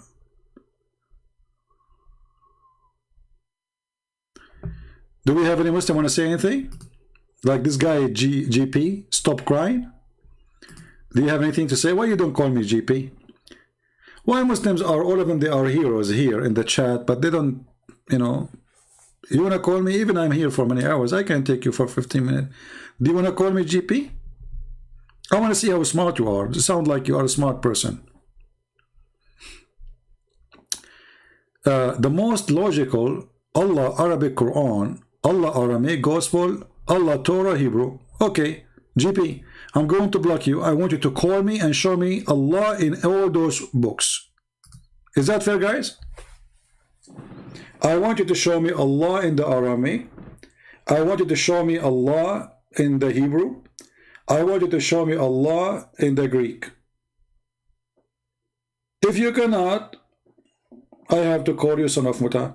So are you willing to call me or not? Because as long as you are saying Allah is there, then it's there. We open and we read. Can you?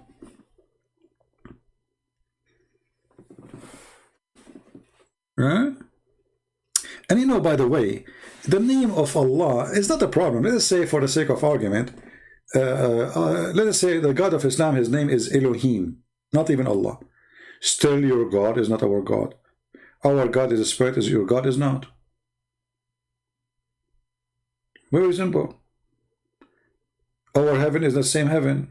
Your heaven is a heaven of a pimp. Our heaven, there's no sex. There's no food. There's no gold and silver. So if we have the same God, should we have the same heaven?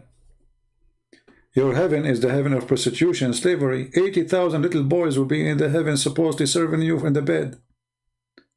That is evil. Jesus came to free us, not to slave us. So even your heaven is a heaven of slavery. So when you talk about the name of God, who cares about what God? You call him Rama.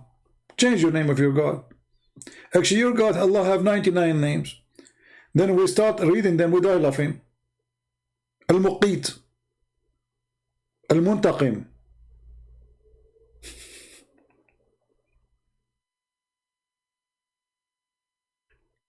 There's a, you know, guys, you know Father Zachariah, the Coptic priest?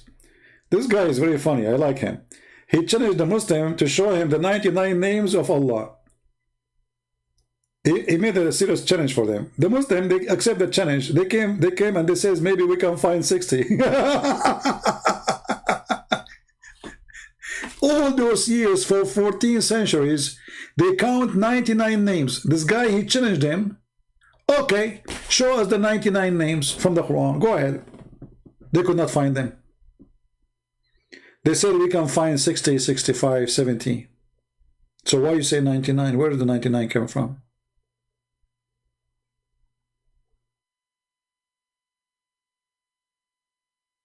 You know?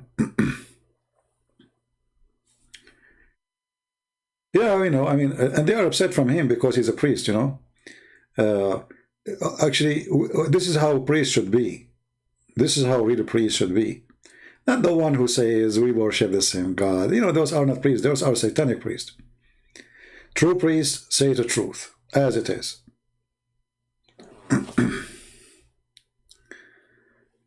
Okay, Job, why you don't call me and let us read together the word Allah in Deuteronomy 32:15?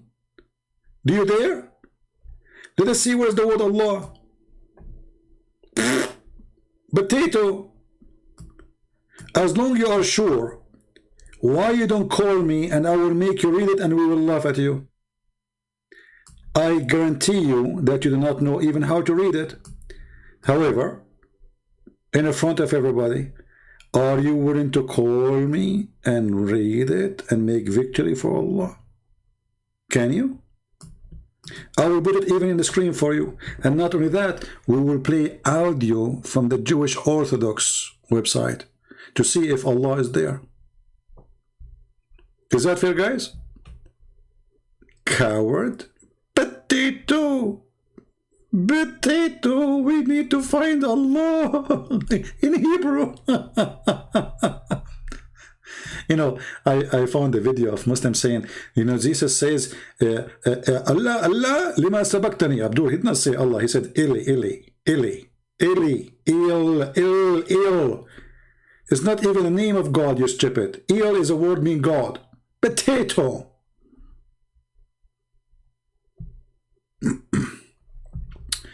Did you finish translation for the Quran? No, I did not. It's taking me time because I stopped with the word testicle. You know, when you see someone like Ibn Battuta, and he is the biggest Islamic historian, he went to an island. I don't know, it wasn't the Philippines, my friend. He found an island, have only women, and they have 3 boobs. You know, once a Muslim teacher, he says, you know, those historians, the kuffar, they know nothing. We are the first people who discover a lot of things in the world. So I said, sir, like what? Like who? He said, Ibn Battuta. I said, are you? I said, okay, is that the same guy who discovered that there's an island full of women have 3 boobs?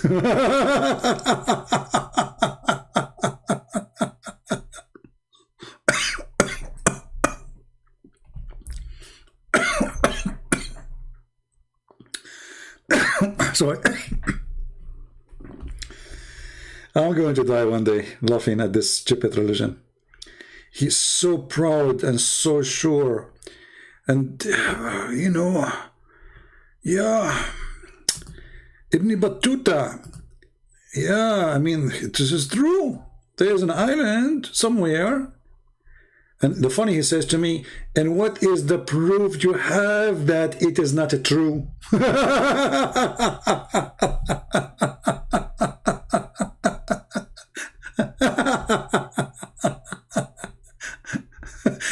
And I was like, what?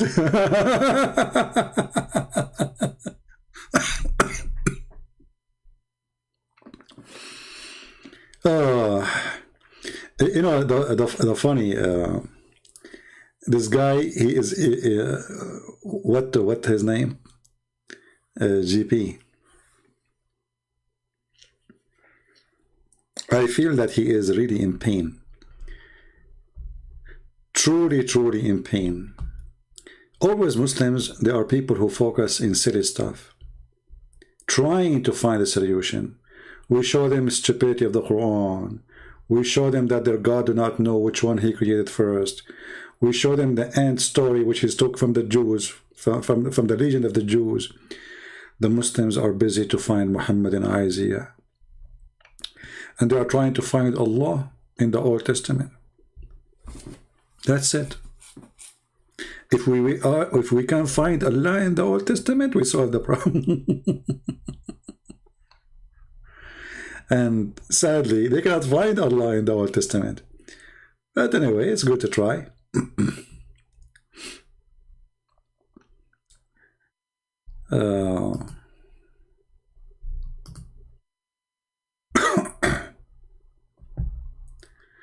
Do we have any Muslim want to say anything?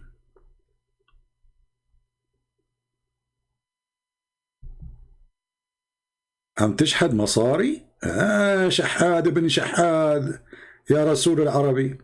Guys, look at this guy, he said. Who deleted him?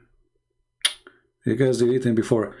He said, are you begging for money? I did not. Actually, I have a guy just called me. He's an ex-Muslim from Jordan. He says, I want to donate to you. What I said to him, guys? What I said to him? I said, no, please don't. Did I say that? You are my witness. Live on air. He said, I want to give 10% of my income as a donation to you. I said, no. Give it to someone as a poor. But look what your prophet, he says. Your prophet, he says, you cannot meet with Muhammad unless you pay him. I am here for how many hours? I'm a person who have degrees. I can make a lot of money from degrees I own. I do not need to be here. I don't charge people for what I do. Your prophet says, you cannot meet with me unless you pay me. This is your filthy prophet.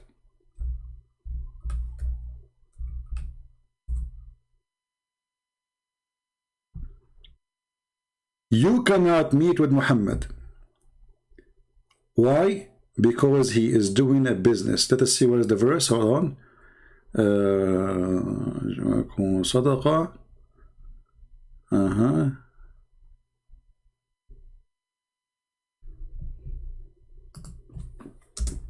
And not only that, if you pay Muhammad, he will forgive your sin. Allah will forgive your sin. Here we go. This is your religion. Do you see it? This is your prophet. If you want to consult with the messenger of Allah in private, spend something. People here in Patreon, do I post my videos unlocked all the time? Is that true? Which means the one who donate and the one who don't donate, he can click in it and watch it. Is that true? Do I give any privilege to the ones who they are in Patreon? Zero privilege. Is that true? Do I give you, like, I mean, some of you here, they make donation, right? Have you ever treated differently? No. Actually, sometimes I scream at the ones who donate when they send me emails. So I'm the last one to do that. You see, they asked me many times, they said to me, if you do special videos, only those who donate, they can open it, you will get way more people to help. I said, I will never do that. And this is true.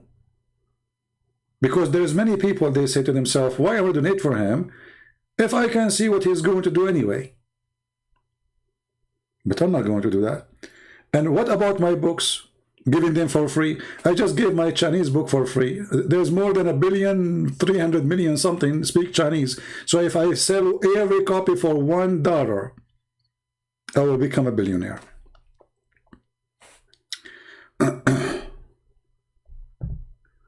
Well, you can, search Ibn Battuta. Search in Google, maybe we'll find it. Ibn Battuta and the island of women have 3 boobs.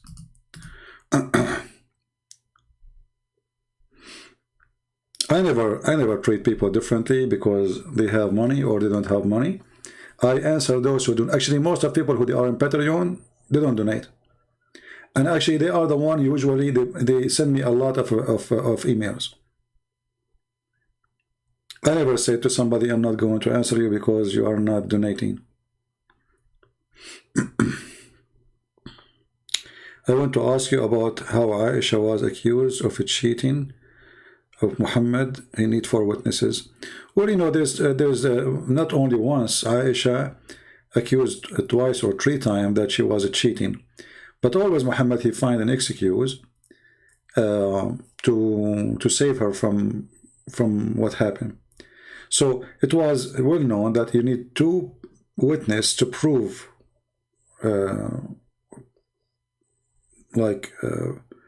cheating of a wife or a husband.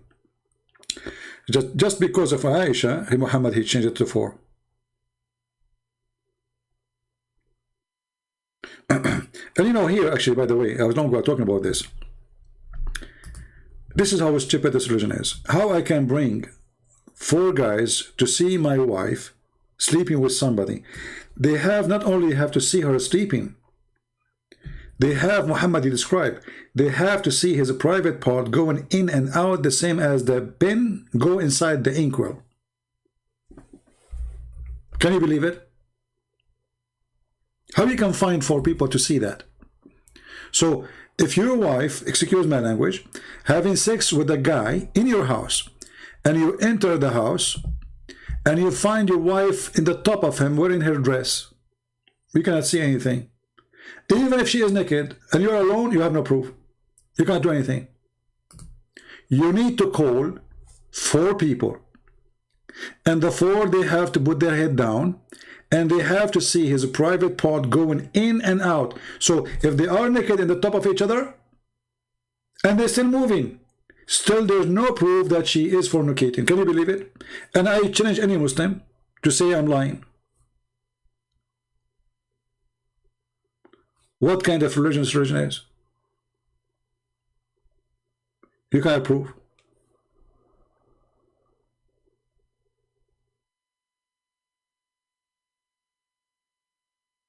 This is religion. You have to bring 4 witnesses. There's a guy, there's a story about 3 people they saw, I think maybe 3 or 4, I forgot. They saw a woman having sex with a guy. The caliphate, he asked the guy, what you saw? He said, I saw her feet around his neck like the ear of a donkey. You know what I'm talking about, right?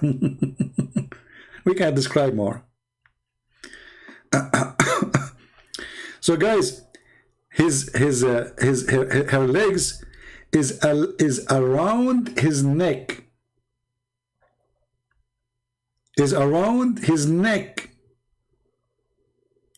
And still the caliphate, he did beat the guy because there's no proof. The guy in the top of her legs around his neck like the ears of the donkey, as he described them. And the caliphate, he did whip him because there's no proof.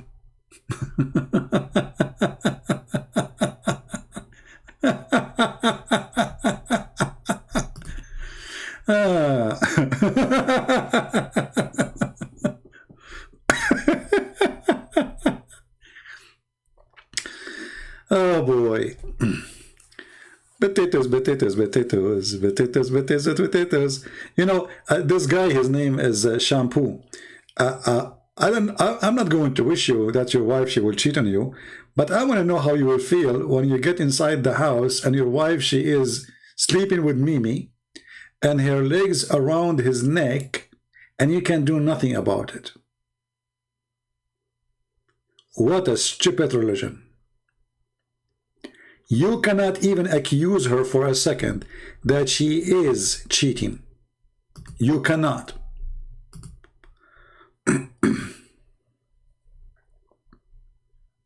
This is religion.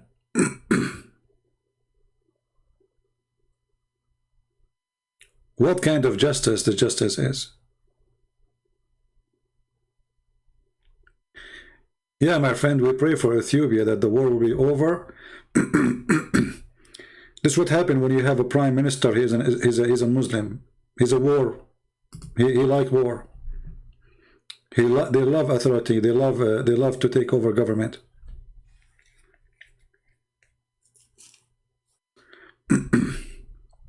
Anyway, this guy, anytime he comes, just block him.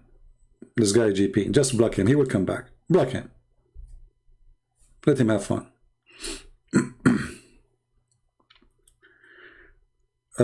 When we show the Muslims that Paul is a messenger of Allah according to a stupid prophet, they deny it. We show them from the Quran, they refuse to tell us the names of those messengers.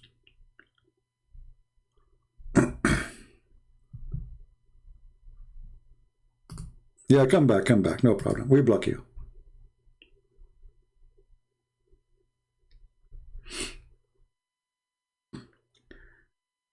Mentally ill people.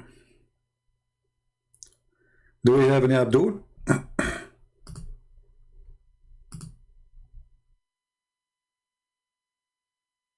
Anyone?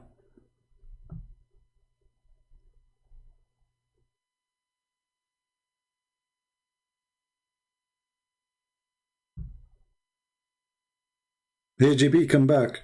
We are having fun. Come on, we don't want to be bored. Come back, buddy. You remind me of Ultimate Fort. You know, instead of flooding the text, why you don't call me and make victory as long as you are sure of what you say? Why you don't call me? I mean, what's your problem? Is it hard? Well, the Bible is ill, according to you, according to the Quran, it is not. This is why the Quran is saying, I believe in thee, and I confirm what was thee. Get lost. If the Bible is ill, and you're a stupid God, he says, I confirm what is with them. Who is the stupid here?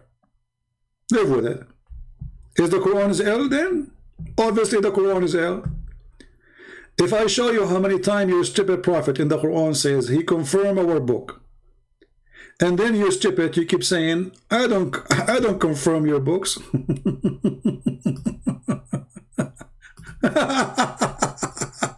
So who is the stupid here?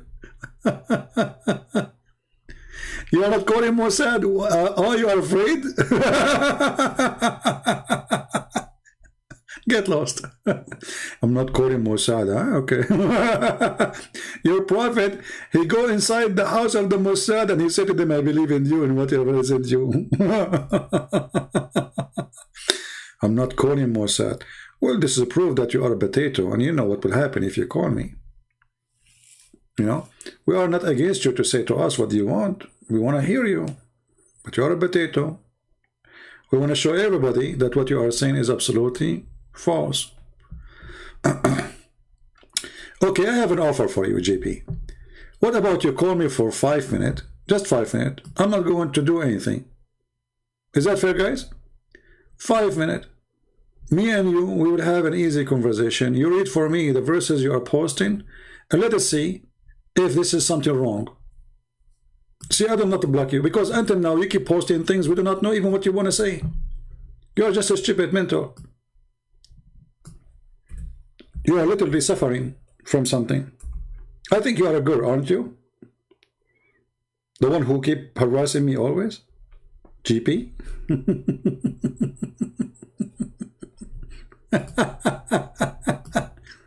Horny girl. We Muslim girls are very decent. We just harass Christian prince. We want to talk to him. Yeah. So what the verse with the Thessaloniki? The verse here confirmed that Muhammad is a fraud. It says that the Jews, they killed Jesus. It says even they killed the Lord, the Messiah, Yeshua. And is that something? Guys, this guy, he is desperate. Can you show them this? Can you show them that? Like, what is that? The Jews, they killed Jesus.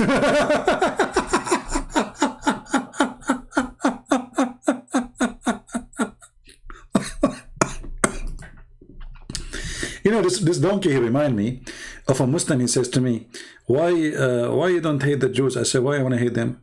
He said, didn't they kill Jesus? I said, I thought they did not.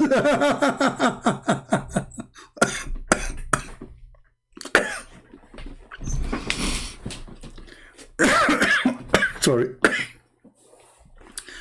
This is the best comedy ever. And use Djupet, donkey. Does it say there the Lord Jesus? Our God Jesus? So what is the problem?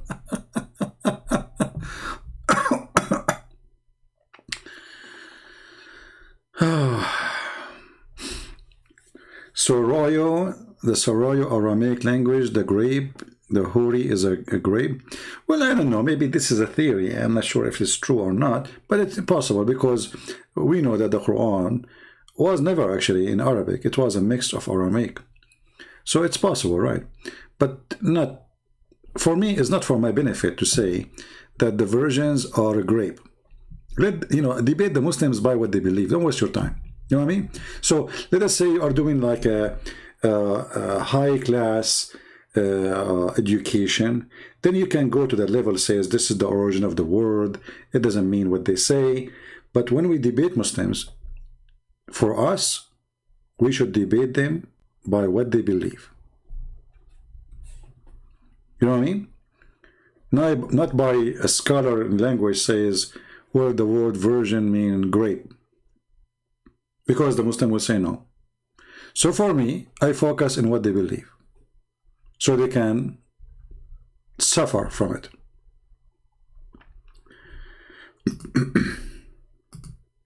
So are you happy, GP? The Jews, they killed Jesus. You remind me of Mimi Hijab when he asked Rahman Borat.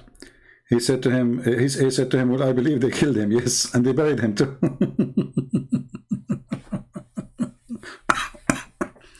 But did you tell us a secret? But I have a news for you, GP. Jesus in the cross, he says, forgive them, Father, they do not know what they are doing. So when the first, the verse you are quoting for us is speaking about those who they are rejecting Jesus long after, and he is saying they are the same as the one who killed Jesus. The Lord, he loved them, he came to save them, but they don't want to be saved.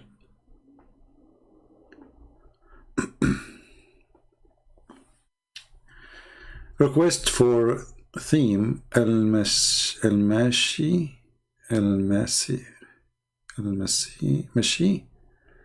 based on Islam versus Islam ideology. My friend, I did not understand what you are saying. I apologize. You know, I want to ask Indonesian people, why none of you, especially those who live in the West, I don't want anyone to be in trouble, those who live in Indonesia, like you send email, they will find your IP, etc. Be careful. You can use a proxy or VPN or whatever, but I better, if somebody who live abroad, contact the ustaz and tell them why there's nobody debating Christian Prince. Why nobody is coming to refute him? Do you know how many Muslims live in Islam every day?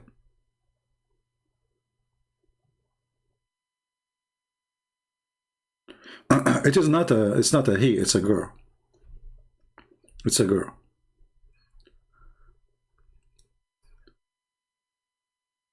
You know, even when the Muslim, they go and seek help from an atheist, trying to disapprove the Bible. But that will not help them anyway, because even those who they are against the Bible, they agree that all the Christians and the church father, they believe that Jesus, he taught that he's God.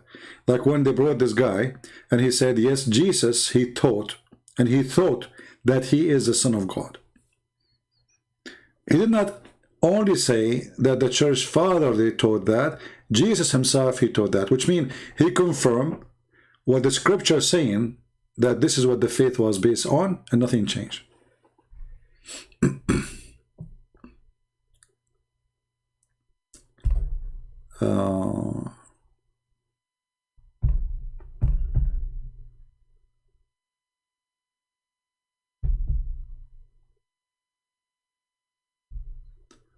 For me, Muslims are poor people trying to find their prophet anywhere.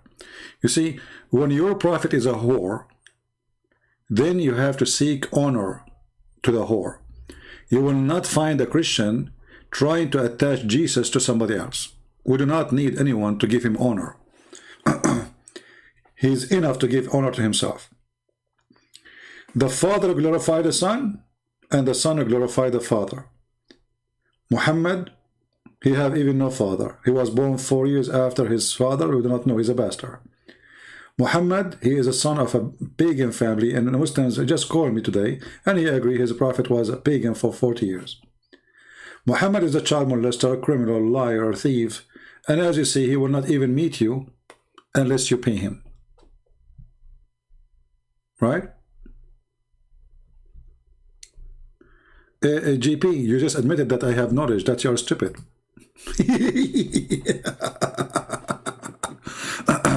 Putting your knowledge in the waste. What a shame. I'm not like your prophet who have no knowledge at all. They ask him, what do you think about Zulqarnain? He said he's a prophet. Alexander the Great became a prophet.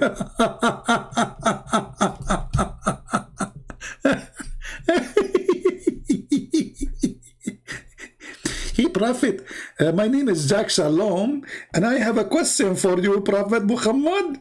Okay, go ahead. What do you think about the guy with the two horn? Two horn? Yes, two horn. The guy, he came from Rome, and he came all the way from Rome, and he built the city of Alexandria. What do you think about this prophet? Muhammad, he went home, he scratched his ass. And second day, he come with the answer. They ask thee about the man with the two horns. Let me tell you something about him. Something. He was supported and given the power of all means by us. Suddenly, the guy became a prophet. When the guy is a bisexual.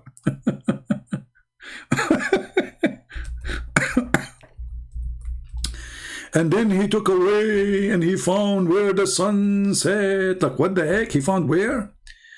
And they are asking you about Dhul Qurnain? I mean, have you ever heard of a guy, his name, the guy with the two horns?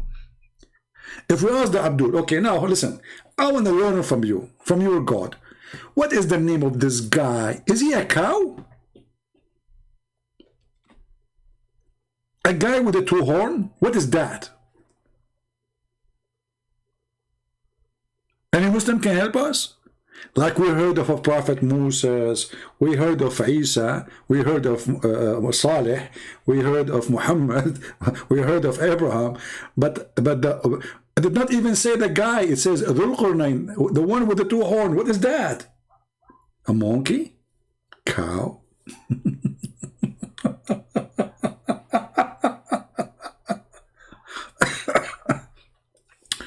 And now Allah will tell you everything about him. I will tell you something about his story. Okay, Allah, go ahead. Verily, verily, we established for him in the earth, and we gave him the means of everything. Allah he gave him victory. What you can say? So he fell away. Like suddenly, that's it. He fell away. What does that mean? I mean, what he was. Zulqarnain suddenly exists, and he fell away. Like what the heck?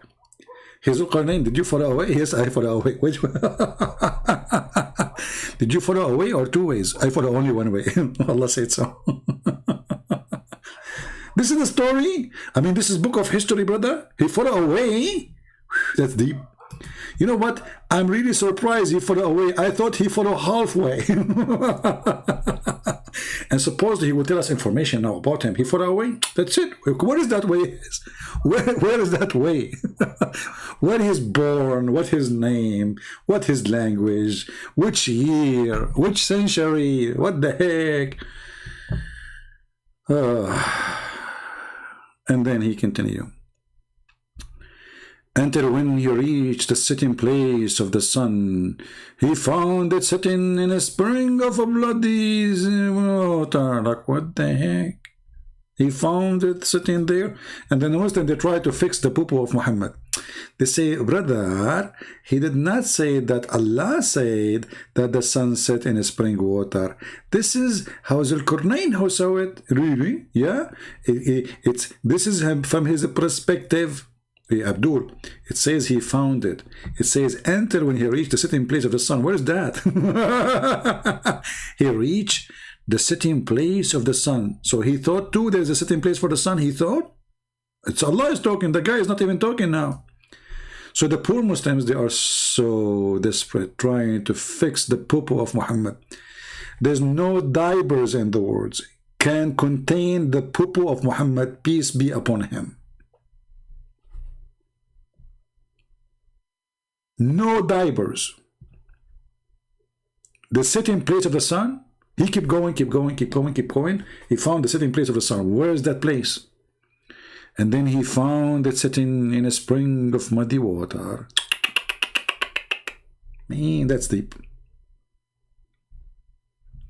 That's deep.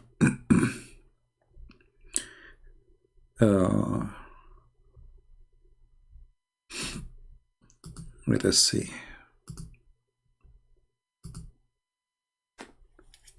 You know, by the way, there's people here, they're obsessed with me, don't you know? I mean, look at the poor guy. You block him, he come back. You block him, he come back.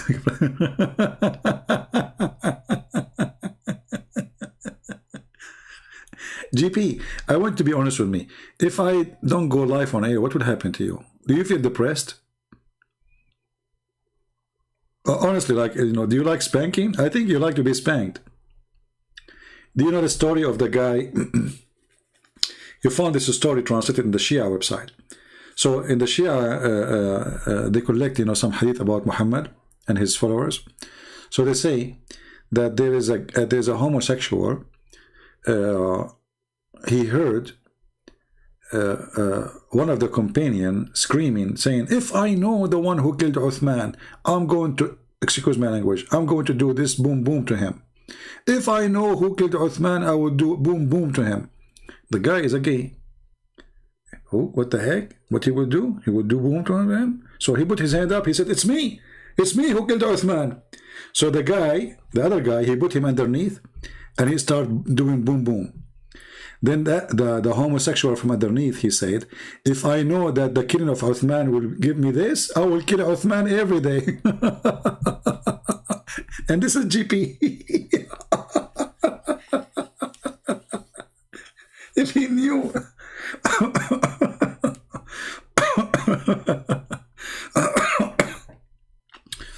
Like, what is the punishment? Are you serious? I killed Uthman. Oh boy. What do you mean who's Zulqarnain? He's a very famous Zulqarnain. The guy with the two horns. There's too many of them in the street. Just walk in the street, especially in the Middle East. Everybody have a horn.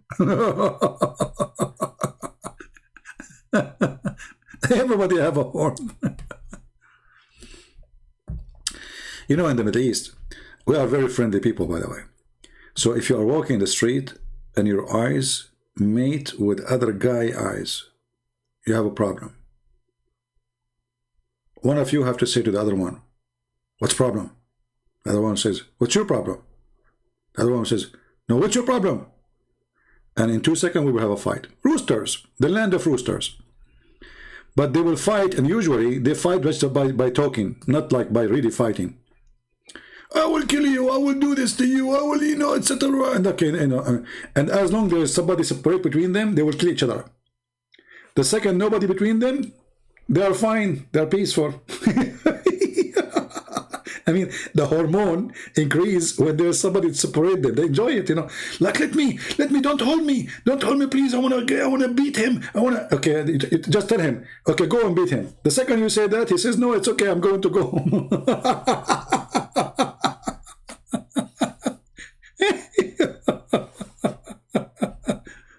What a stupid religion. What a stupid culture. How many horns you have, that will not make you a cow. You have a horn of a pimp when you follow Muhammad. So anyway, the guy, you know, Zulqarnain, he found where the sun set in murky water. And by the way, it's still there. You can go and watch it, you know. According to Zakir Naik, this is where the sun set in the ocean. But the problem here, it says a spring of water, not ocean.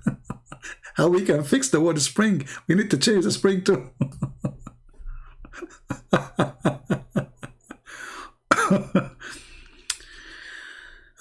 And you know what is funny? That there is people of Gog and Magog and nobody can find them. And the Gog and Magog people, they are the percentage of them is 1,000 to 1.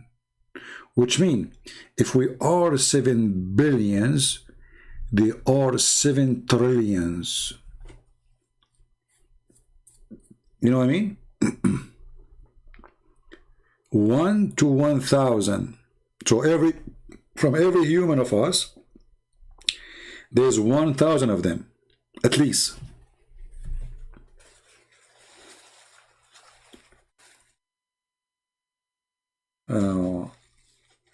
Where we can find those people behind the dam? Is that Colorado Dam? Amsterdam? Yeah, he put them between the dam. He built the dam from copper and iron. You know, do you know that iron rust, right? Even copper, you know, would be damaged. So until now, brother, they are behind the dam until now. Like this is like thousands of years already. They are there. They cannot come out. It's a true story. Yeah, those people, they are there. And he put a dam, and because of the dam, they cannot leave. They're trying, you know, but the dam is very, very, very thick. Yeah, the whole dam is made from iron and copper. Yeah, and I mean, they cannot find them in satellite or anything. Because why? Because this dam have a special protection.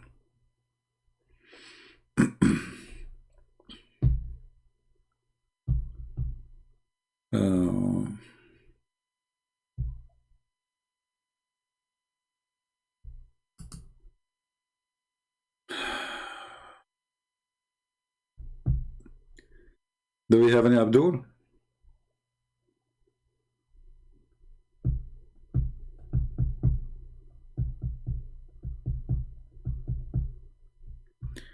It's mentioned in the Quran 81:19. I don't know what you mean, Zakar. If you want to make a comment, you know, just make it complete so we understand what you are talking about. But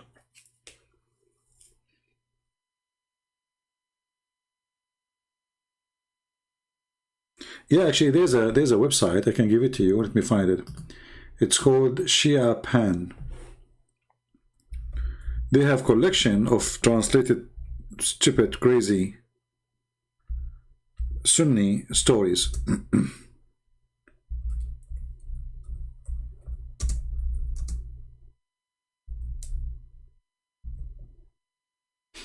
Let's see. Yeah, here we go. But be careful, there's a lot of dirty, filthy stories there. But anyway, they have reference for everything. Everything you see there have reference.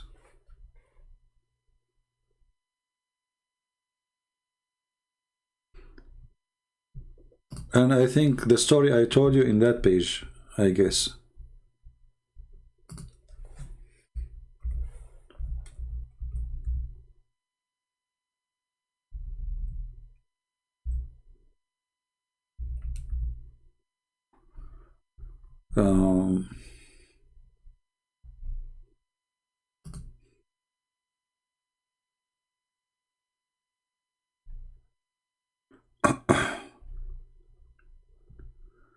Maybe not this page, I don't know. But for sure it is in that website. You can find it in that website.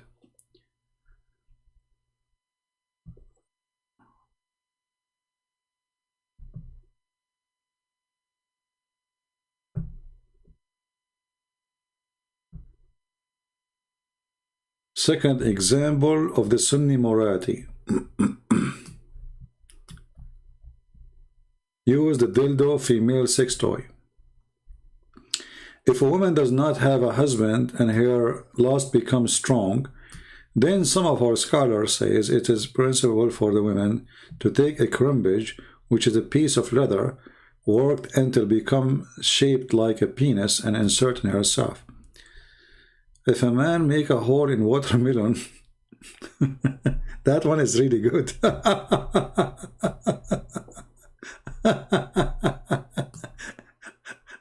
This has happened only in Islamic religion. Making a hole in a watermelon or a piece of dough, you cannot eat the bread from them. Be careful, they will have sex with the dough. Or a leather skin or a statues. Don't take a Muslim to the museum and he has a sex with it. Then this is the same as we have said before, type of masturbation, i.e. halal.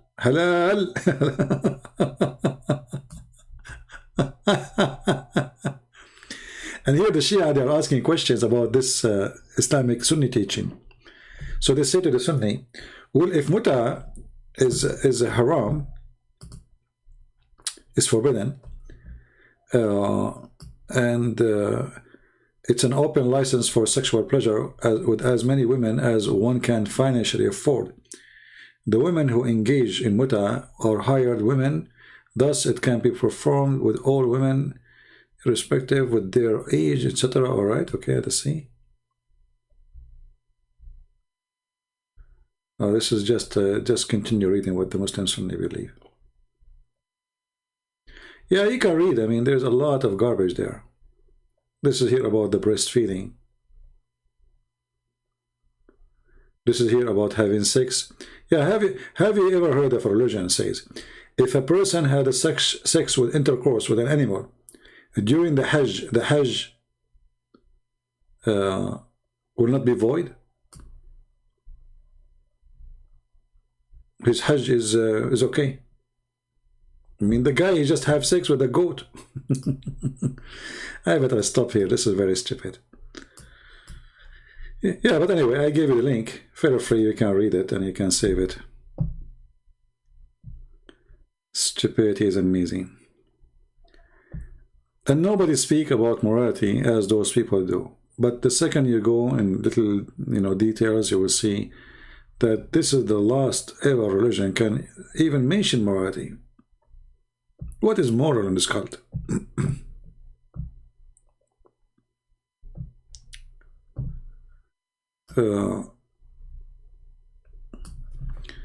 You know, once we were in a school, and the teacher, he said, they asked him about homosexual. He said, me, myself, I don't like to associate with homosexual, even if they are really good looking, because it's tempting.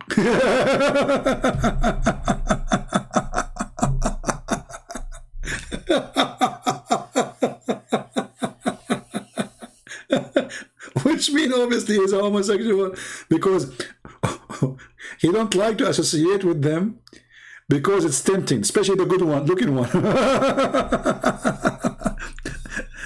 One of the students said, sir, I mean, only the good looking one? He said, yeah, because it's more tempting, you know. And supposedly he's the Muslim sheikh, like, haram, it's haram. So brothers, sisters, he's talking, are just boys. We, you know, me, myself, I don't like to associate with them, especially the good looking one, because it's very tempting.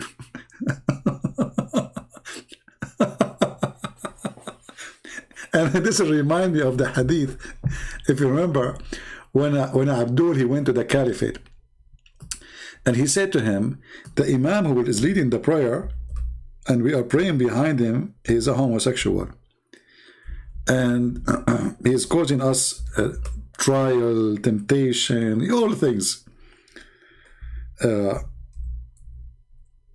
caliphate, he said, well, do the good deed people do. The prayer is good deed. Just do what you do as a good deed. Don't follow the bad deed.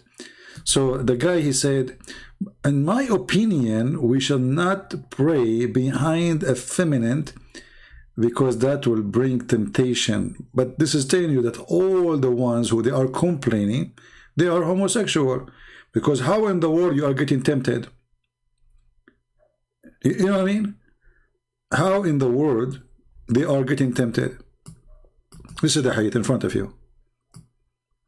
So they are complaining that the guy is tempting them. So the outside, the appearance of the story, they are against it. Right? They are against it. You can tell. It's not right. But the inside details, they are for it. They love it. They are tempted. You know, I can say, okay, a woman, she have a nice body, maybe she's doing some stuff, praying in front of everybody, bending over, you know, we can let it go. But this is a guy. So why they are tempted unless they are thinking about it sexually? Because at the end of the day, everything is in the brain. Right? Just to prove this point to you, if you have a daughter, and one day you open the door in your daughter's room, and she is changing her clothes, and your daughter is young, beautiful, you know, maybe she is 20 years old, are you going to think about her in a sexual way? No, you will not. Why? Why?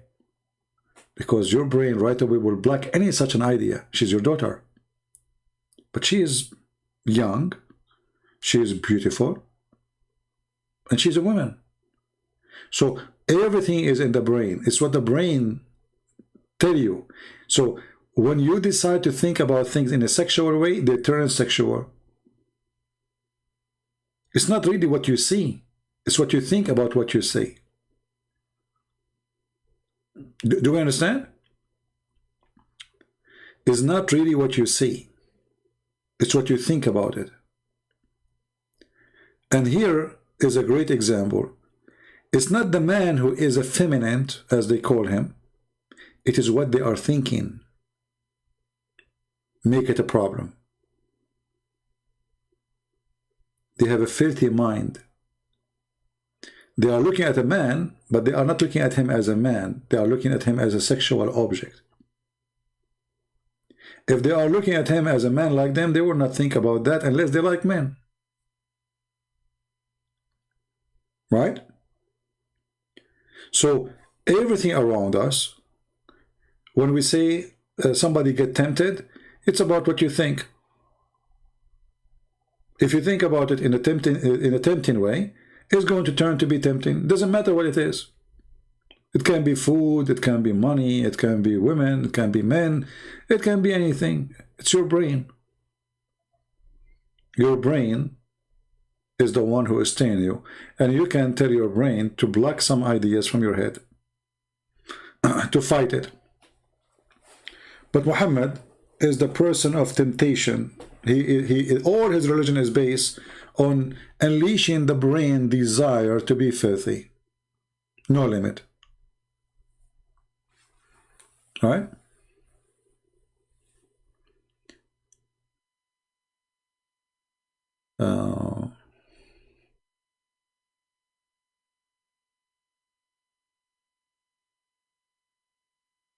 Anyone have a comment?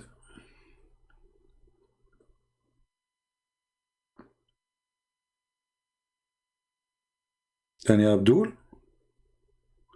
What happened to GP? He left? Oh, we are going to have fun with who? Come on, GP, come back.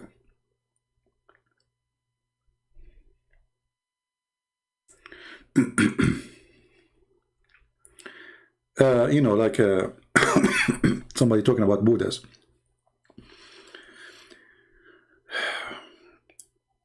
Like I saw when I was in Asia, I saw people praying in front of toys to Buddhas or something like that. I don't know much about this belief, but for me, I always ask myself a very simple question. What is the impact of this God which you worship on your life? If this God will make your life better and the life of people around you better, that's mean, you know, at least this God is useful somehow, even if he's a fake God. But if your God doesn't make your life better, when you go to Thailand, you see, you know, like I saw monks, and they are everywhere. There's those little things to pray for, etc. But there's prostitution everywhere. Okay, why those monks? I don't know. There's something wrong in the belief itself. Why it is not a problem to have such a number of prostitution in the country? Why it's normal? How it became normal? In Islam, it is not right to be prostitute as an official unless you are kidnapped and enslaved, which means Islam promotes prostitution, but in an ugly way. In Thailand, a woman willingly, she is working in that business. In Islam, they will kidnap your daughter and she will force your daughter, not their daughter, to work as a prostitute. And this is in the Quran. So here we see that the religion of Thailand, even though we believe it's a pagan religion, is way better than the religion of Muslims.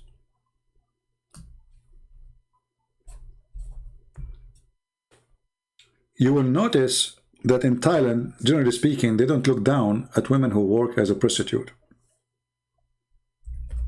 Muslims, they look down at women who work as a prostitute. But this is not really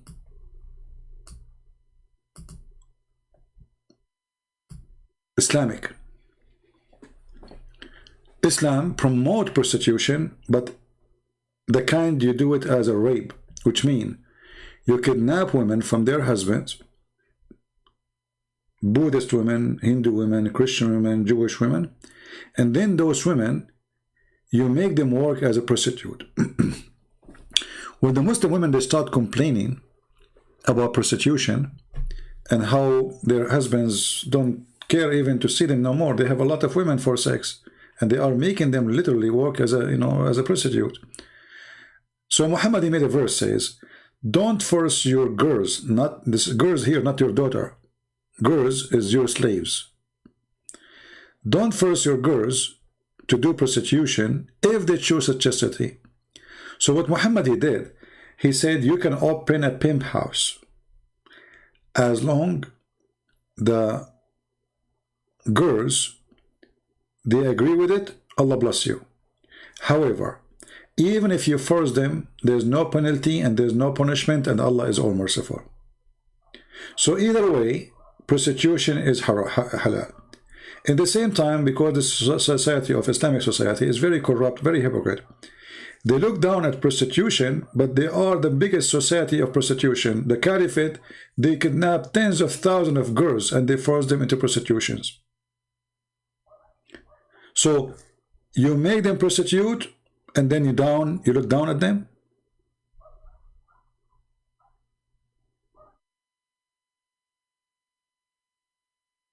Right? Actually, there's a video made by 3 Muslims. It is in the Suku film page. I'm sure many of you knows the page. It's about 3 Muslims discussing, and they are saying clearly, it sounds like Allah has given us a license to be a pimp. Go watch it and die laughing.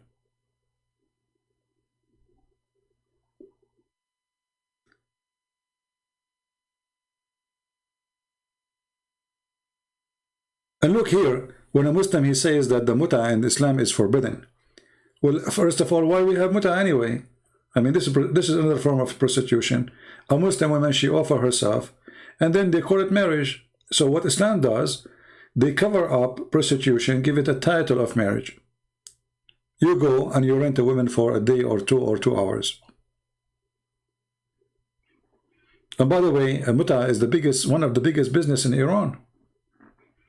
A lot of women who cannot afford making living, prostitution is haram, brother, but they can do muta. But this is prostitution. She offers herself to a guy to stay with her for 10 hours. According to Iranian government, this is not prostitution. This is muta. Muta means sexual pleasure. You see how awkward? So in Thailand, women, they do it. People don't look down at them. They have different culture, different belief. In Islam, muta is prostitution, but they give it title of marriage. Everything in Islam is awkward, is upside down. Stealing is haram. It's forbidden in Islam to steal. But if you steal from non-Muslim, it's okay. You know, there's a website. Let me see if I can find it. They were asking, is it okay to steal electricity from the government or from the company so we can heat water and do ablution? He said, yeah.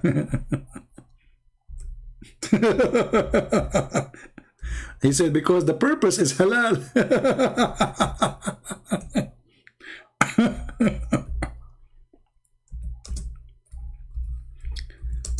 Let's see if I can find it. This was many years ago, I saw it.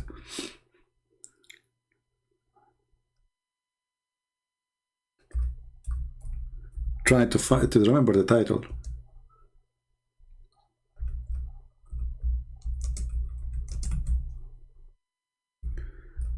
So it is halal as long, because the purpose of your stealing the electricity, because brother, you want to do ablution.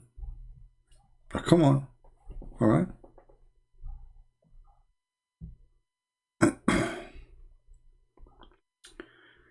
Let us see if I can find it.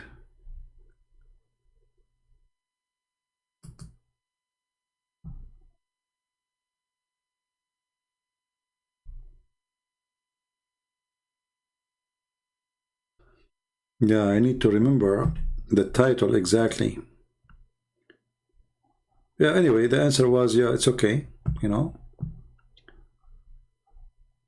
Because supposedly the target is halal. So if you steal from Christians, the target is to make the Christian poorer, and they are the enemies, so it's halal. They are not protected too.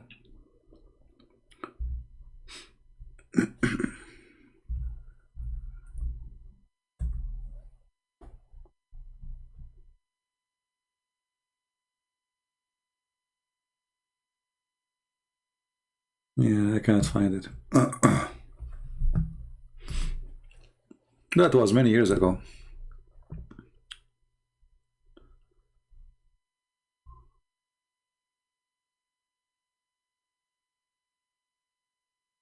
So now, are we going to keep this video? It became very long. What do you think, guys? 5 hours, 29 minutes? Shall we keep it? Or take it down so people, they can focus in the video before it? now I know the Hindus, you know, they will be interested to see about Rama appear in Egypt. They will say like, what? Rama, he appeared in Egypt? Like what? Are you kidding me? No way. What are you talking about? He appeared in Egypt? Yeah. For sure he appeared in Egypt. Yeah, you know, I want to keep it, but after we played those videos of those women dancing, I don't know, I think because now I'm going to lose some students and people will join the classroom of that guy. You know, I mean, I don't know, I noticed that after I play those videos, I lose a lot of students. Look at those, look at this. This is a classroom. Not me, I got this guy GP and, you know, come on. Those are the ones you want to associate yourself with. This is halal. This is halal. Here, you open a classroom like this. You serve Allah. You eat nice food and you watch zebra. Look at this. All my life, I like to watch zebra. I mean, it's my favorite zebra, actually. I mean, animal is a zebra. What is that? Just to stop. That's it, that's it. Okay, don't go down, don't go up. That's it. And look how many iPads you have in front of them. And look, those iPads, each one of them, how much expensive. Look how big they are. I mean, this guy, he get the biggest size of iPad. I mean, to buy a little tiny one, it's close to like, I don't know, how much? $500? The small iPad? Do you see how big the iPad in front of him? All of this from the Muslim Indonesian to do dawah. He's doing dawah. And trust me, a lot of people watch his programs in Turkey, praising Allah. Alhamdulillah, aman rabbi aman. Yeah. You have us. Hey, what I would do with you? You have us. You give me a break. Hey, look at this. You have us. Yeah, right. Look at this. Are you kidding me? Us? Forget about us. Look at this. You know, each one of them is like with a, like, what the heck is that? I better stop this. I have to delete the video. I mean, this became so crazy. That's it. Like, what is it? The zebra show? Like, there's no other, no one else want to dance. That's it. We are stuck with the zebra. Okay, I mean.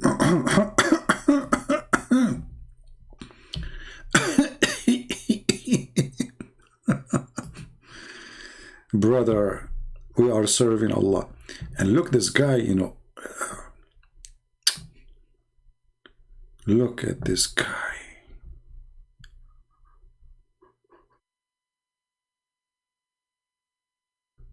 And they invited him in many countries. President, they want to meet with him.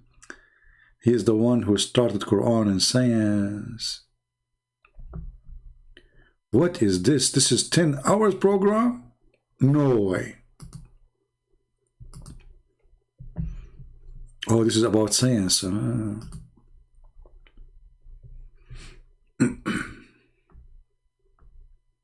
don't know. If you ask me, to be honest with you, I think this is the best education program ever like to be exist. I've been in many schools before, and all the teachers are boring. Okay? I mean, I don't know. I mean, just face it. At least here the program is, first is very helpful, you know, and is going to clean your eyes. This is the introduction. Look at his introduction and look at my introduction. I mean, come on. In my introduction, I have Mimi Hijab. I have Zakir Naik. I have, I mean, look what he have. And do you see how he get excited? His hand move. I cannot do that. Poor me, I will be shouting and screaming at Abdul, hanging up on them. This guy is having fun. Look his hand. Look at his hand. Yeah, faster, faster. Where are you going? Come on. Oh, no. Don't do that. What happened to your hair? Is that because the fruit? Ah, you ate a strawberry, a lot of strawberry. Hey, Abdul, support, please give us a like. Come on, we are putting for you the versions. And by the way, all of them are versions, I guarantee you. What the heck is that? What happened to her eyebrows? What? No way. Where are you going? Where are you going? Like, stop. Like, don't go there. Like, what is that?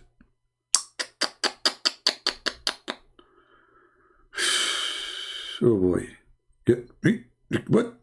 Where are you going? She's in the ground now.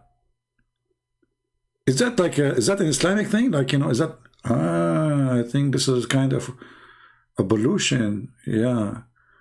And look how his hand is moving. Like, can you change the move of your hand, you idiot? Come on, do something else. What? Aman Rabbi Aman. Yeah, if we play music, you guys, you will go dance. Look at this. Yeah, this is halal. This is halal. Look, where are you going? Look, what the heck? She's jumping in the table now. Like, what? No, no, no. And look, he is. Look how he is looking. Man.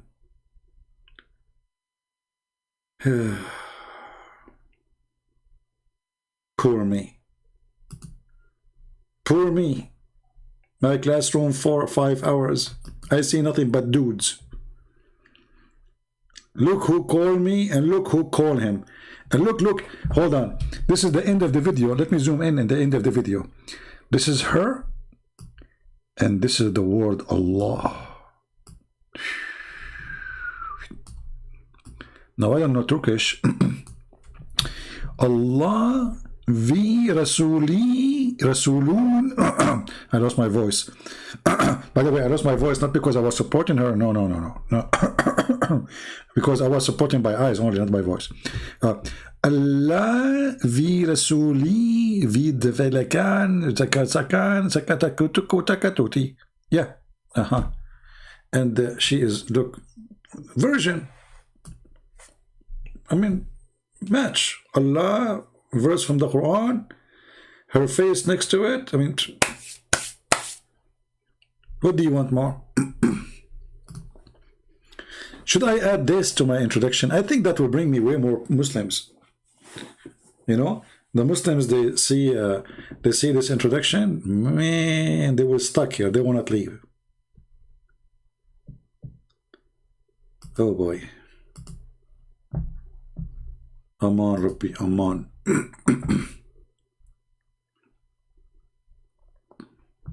And what this guy is doing, not only girls we have boys too.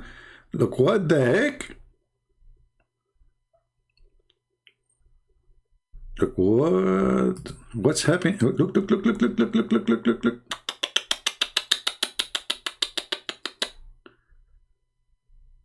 Okay,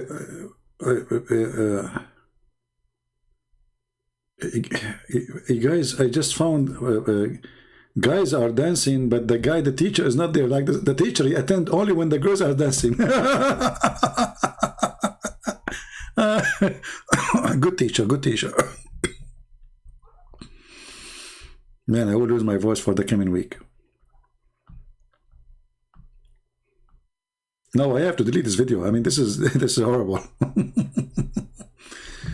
Look at this.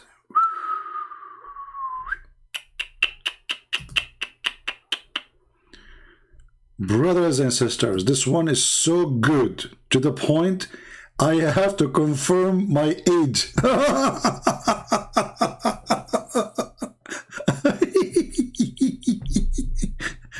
Yeah. I mean, do you see how much decent? This is a class about Islam. I have to confirm my age. So what's going on behind that? You think about it. No, look at those people. Look at the chat. No screen. The people like, no, you see? Now the screen became important. Before, who care? I bet you that those are saying no screen, they are the boys. No screen. Where's the screen? We can't see. What happened? Screen. But screen. Where's the screen? What is it? Hold on. Take it easy, man. Okay, take it easy. Sign to confirm your age. I'm going where exactly? Why I need to confirm my age? What's going on?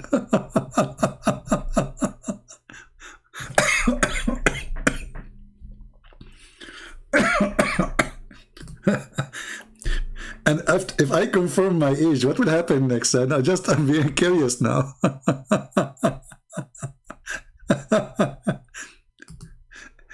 Oh boy. Imagine if we have heavens, we have videos of the heaven of Allah. Look, what is that here? There is an arrow. Look, what? No way. Don't go. No.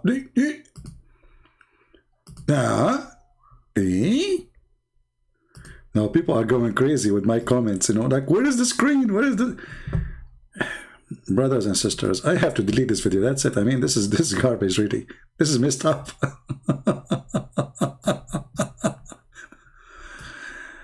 You know what? I'm thinking to download this introduction and use it for my own introduction as a start. You know, that will bring more Muslims. Look at this introduction. Look at this. That's what I need. And I was wondering why I'm getting like 30,000, you know, after 2 days.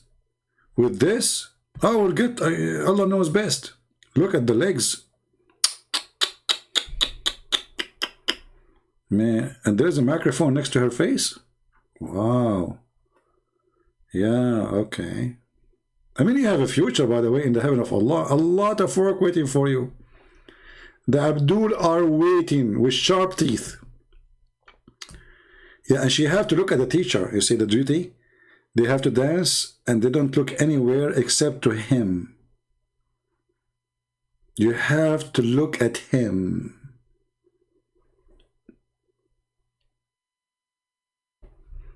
Should I play the music? Hold on, let us see what the music is. Da-da-dun, da-da-dun, da-da-dun, da-da-dun.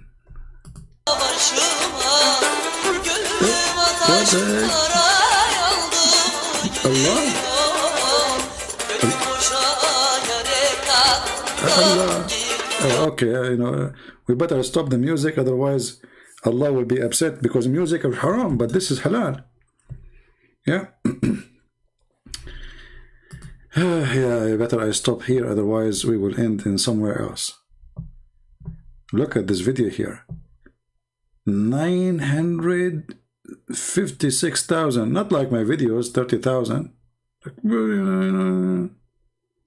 This is reality here, you know. Yeah, this is the same 900,000, you know. Oh boy, look, now we have yeah, okay. I mean, I'm getting closer to understand the situation. Yeah, okay. Oh, my eyes hurt. Oh boy.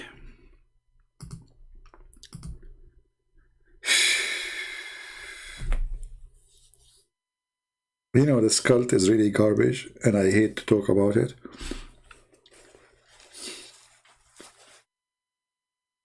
But always I feel guilty for not,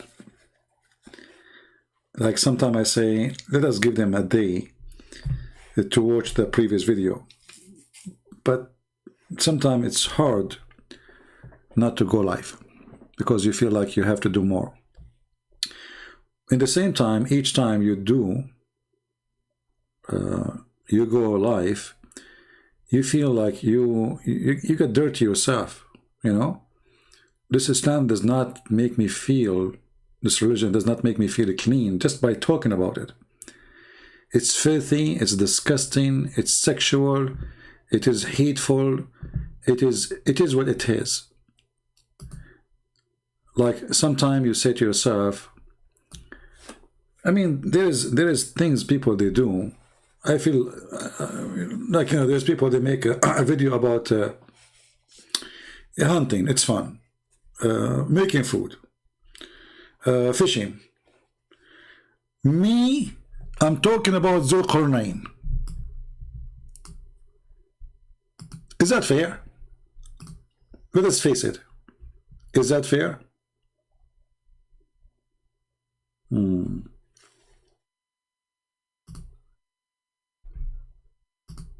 Zulqarnain. People are having fun, and I'm talking about the stupid Zulqarnain.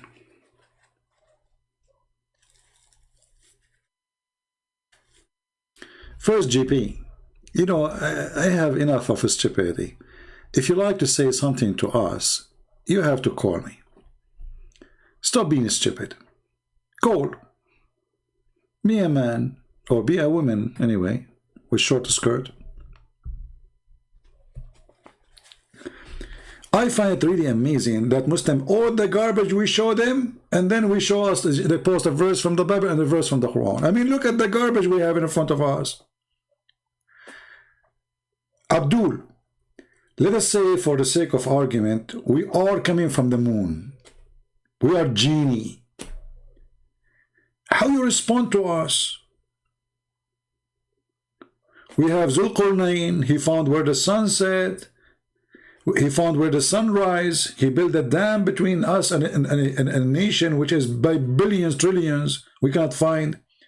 So why a Muslim, he don't want to take a second, say to himself, okay, forget about those Christians, forget about the Hindus, about the Buddhists. I want to look at my own religion. Take a break. Think for a second how stupid your God is if he exists. Or what is making you worry? Is the Christians? Let us say the Christians, they have a wrong belief. Do you have a good belief?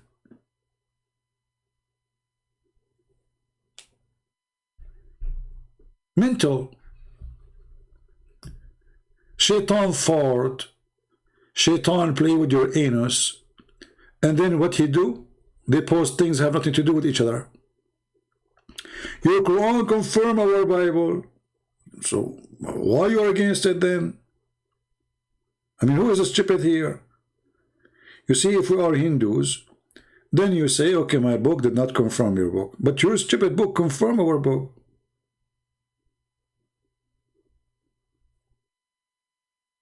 Right?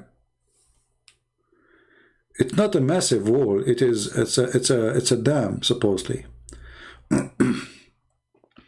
And those are by billions, because the percentage of them, according to the hadith, 1,000 of them to one human. Sorry, 1,000 to human. So every human, there's equal 1,000 from the other side.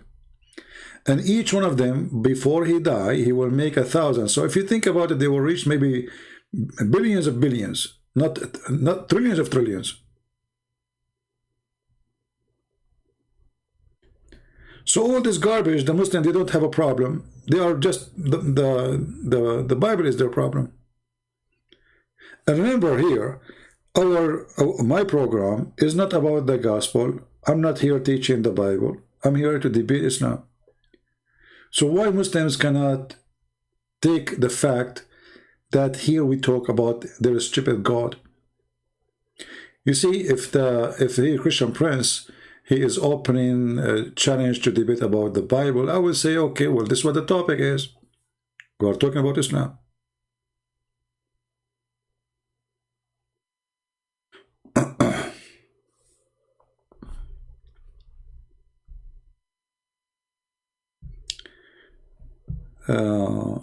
Christians started by Ram, son Cush, about 3,000 years ago. His brother Lupe is known as La.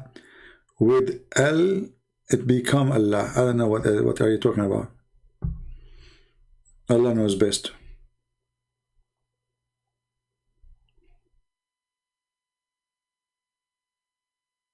No, but this is a dam built from copper and iron. So it's not the Great Wall of China.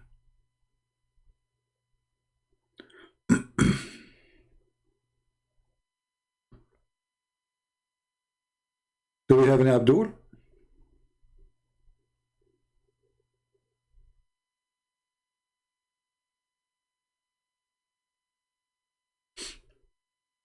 And no, this is not a two tribe. Simply, this is a fiction story written by a person from Syria. He is a Christian bishop. No, sorry, not Christian bishop. The Christian bishop is the Seven Sleepers. This one written by a Syrian author, long before Muhammad for sure, about Alexander the Great. So the person is real. The person is real. The story is fiction. So everybody knows that this is a fiction story. But the stupid Muhammad, as usual, he take fiction stories, he put them in the Quran. The same as the Seven Sleepers.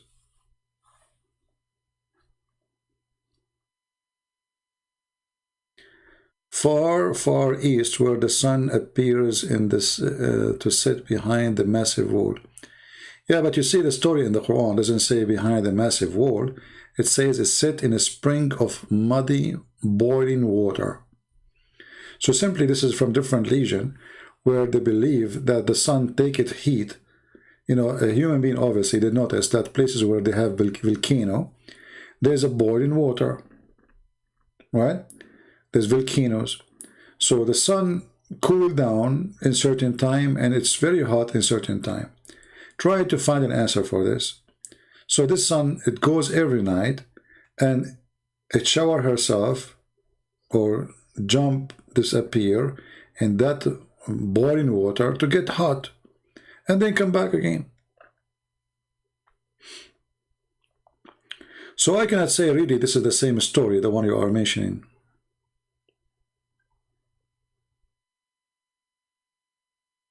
All right.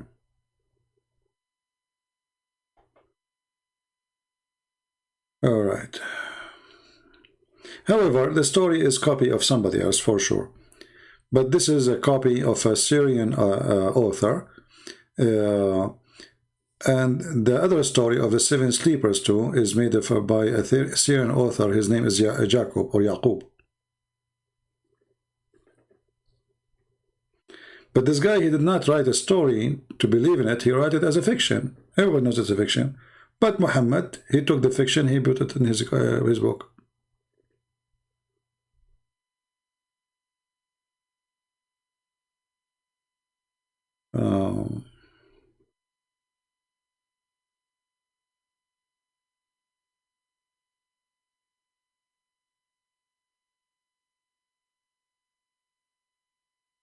Let us see, trying to read the comment.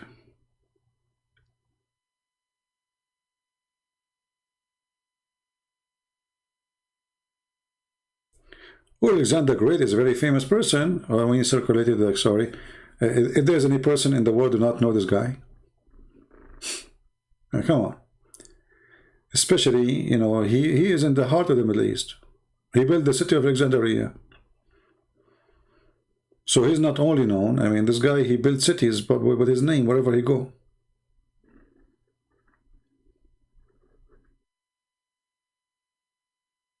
But the funny is, how a book supposedly is the book of God contain fiction stories written by men, claiming that those are true stories.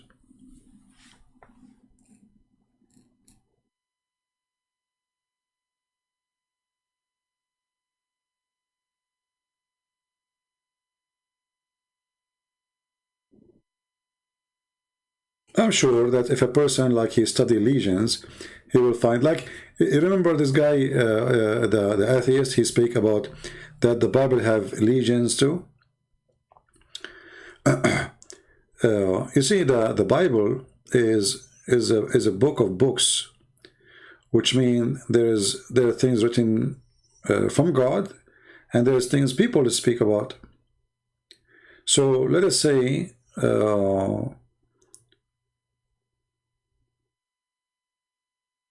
there is in certain time there's a story people they use, or let us say they copy from each other, and then 1,000 years after, people they say, okay, this is story in the Bible written is mentioned by other people too, who they are not believers, but that will not change anything in the Bible, because simply do we believe in the story, in the legend? Are we copying it? Like, you know, you see some people, they say that story of Jesus is mentioned the same as a Krishna, but then we study Krishna, we find there's a huge difference between them. Krishna have brothers, his mother, she's married, they had sex. Is not a person born a virgin. Even the Muslim, they claim that it is, but when you go read, you will find that it's not true. So what sometimes people do, they try to find a way to debunk a belief. Doesn't matter what it is. It can be Islam, it can be Christianity, it can be Hinduism, it can be whatever. But you notice right away, there's some people, they are not honest in their claims. There's no honesty.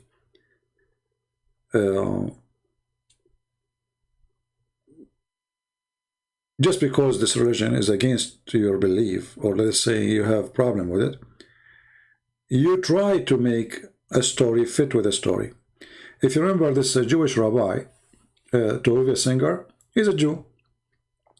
He said that the story of Jesus, the Son of God, is coming from the Greek mythology, that there's a person, his mother, she's a virgin, she gave birth.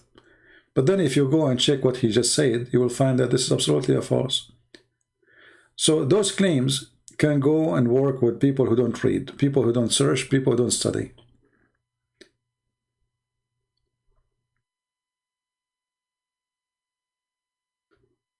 Why the thumbnail about the Hindu god? Because the Islamic authority in Egypt, they warn Muslims not to use the name of the god Rama, the Hindu god, for he is the enemy of Allah.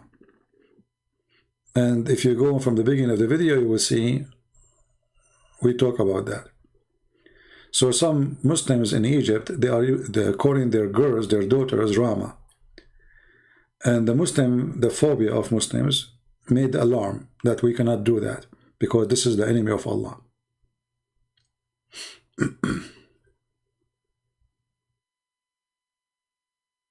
So always, follow honesty. Even if it's against your belief, check it out. But have to be honest and true. Don't let people fool you with a claim. Don't.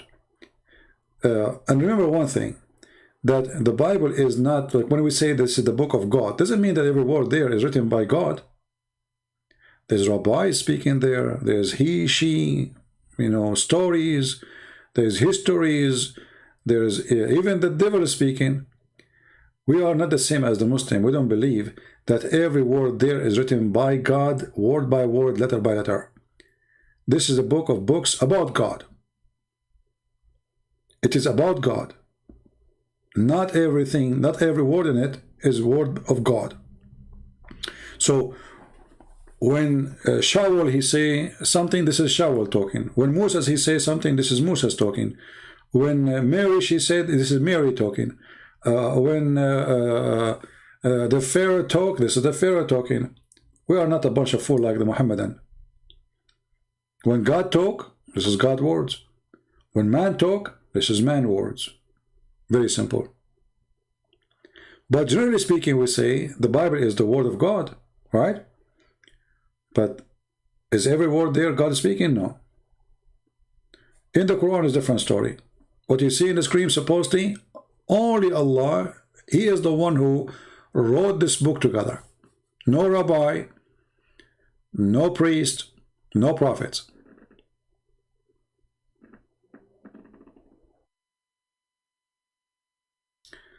Okay.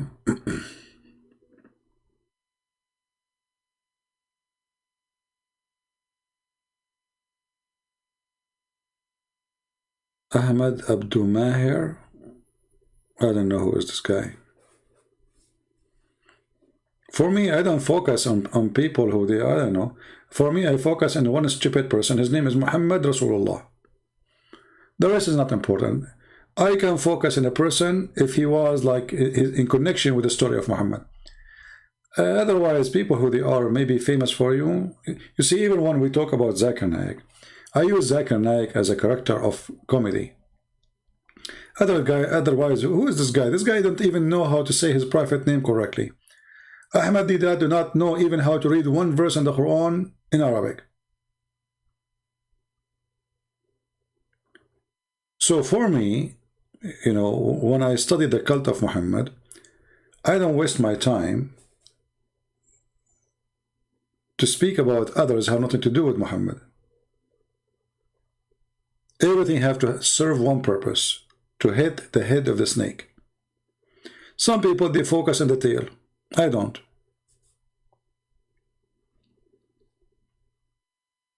Well, you know, the Bible is, Jesus, he said, that to wish to yourself what you wish to others, and that is the law.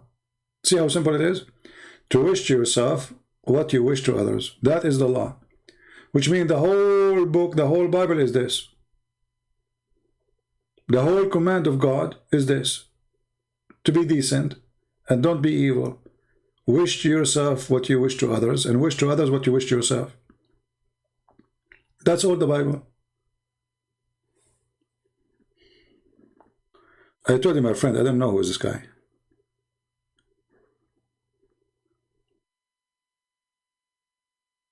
I don't know who is this guy, Ahmed Abdul Maher. I have no idea.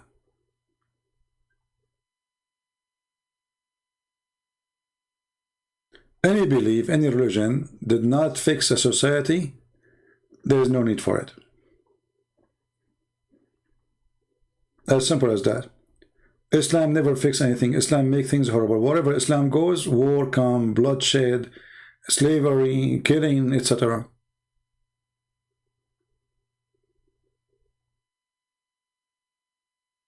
What is the percentage of ex-Muslims? Are they increasing?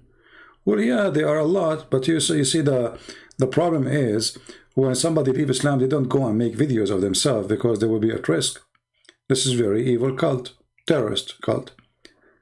When somebody convert to Islam, the Muslim, they will make 1,000 videos for him. But yes, a lot of Muslims live in Islam. We just have a Muslim from Jordan, he called me today.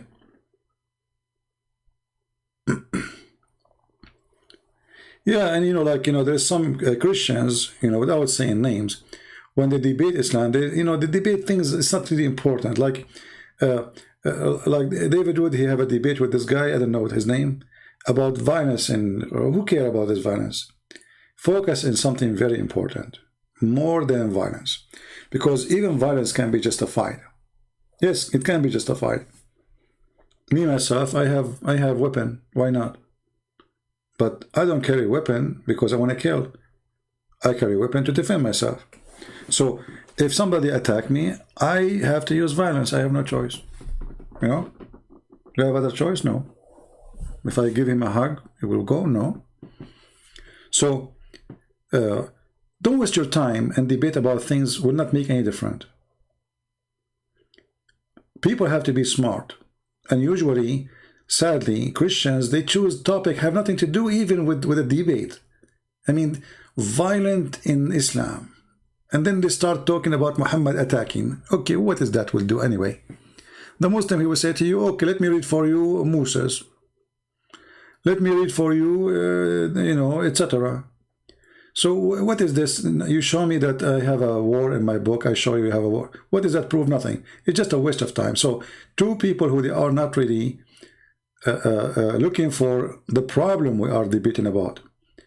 The problem is Muhammad is a prophet or not? Because if Muhammad was a prophet and his God is true and he ordered him to kill all mankind, then that will not change anything except that his God is true. You know what I mean? People, are you following me? Let us say you don't like people to kill people, right? Okay. But if Allah is a true God and Allah, he ordered Muhammad to kill all mankind to the last one, so we prove nothing really. I mean, the point is his God is true God or not? If we accept that God will send people to hell, if we accept that God, he did the flood of Noah, right? But this is killing. This is killing for all mankind. So what this violence debate is about? It's very silly debate. You need to focus in one thing. Is he a prophet or not? Because if he is not, then all the argument is gone. If he is, then all the argument will not help you to go against this person.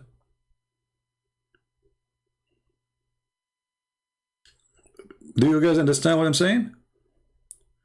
This is why when I debate Muslims, if I want to focus in violence, I don't focus on violence as violence. I focus on violence of stupidity, of ethic. So when Muhammad says, attack the Roman and get the blondie. So Muhammad is not really attacking the Roman to spread Islam as he claimed. He's attacking the Roman to get the blondie. So here is not the violence itself, it is the purpose of it is the problem. This guy is not really fighting for the sake of God, he's fighting for the sake of penis.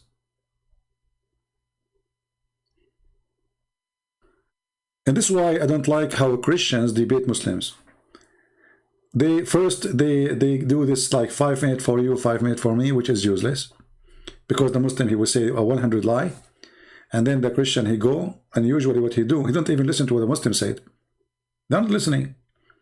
This is why he don't cover what the Muslim he just said. He just continue reading what he wrote before the debate.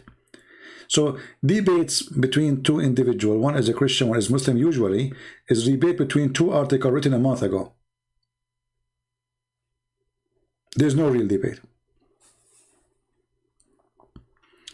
Listen carefully to what the Abdul is saying and hit using what he just said.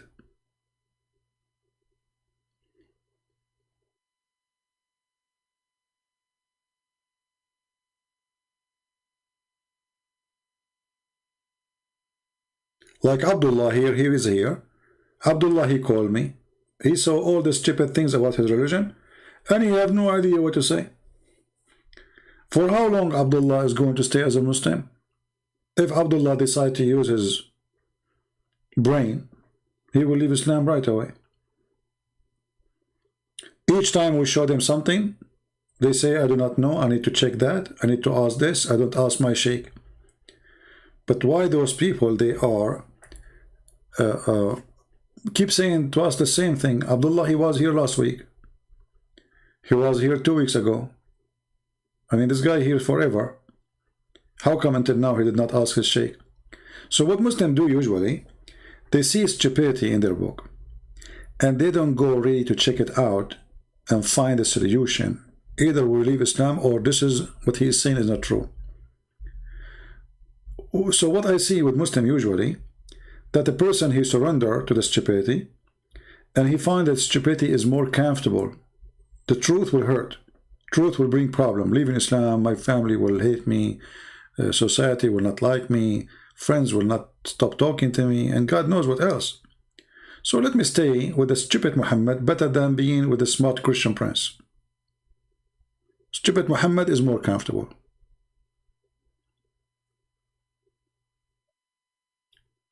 When you debate Muslims, don't waste your time.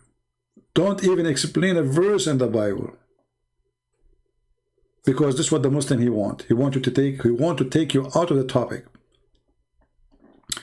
It's like you driving a car fast, and then there's a bunch of people in the street, they put nails in your way. But those nails are not really in the road. They are on the side of the road. So they're trying to get your attention to come over the nails, to stop you from exposing their filthy prophet. Don't do that. When a Muslim, he says something to me about the Bible, I'm not going to even to waste my time explaining something to him. He will not even believe it anyway. I will get him busted answering what he posted from the Bible, from his book. This is what you should do.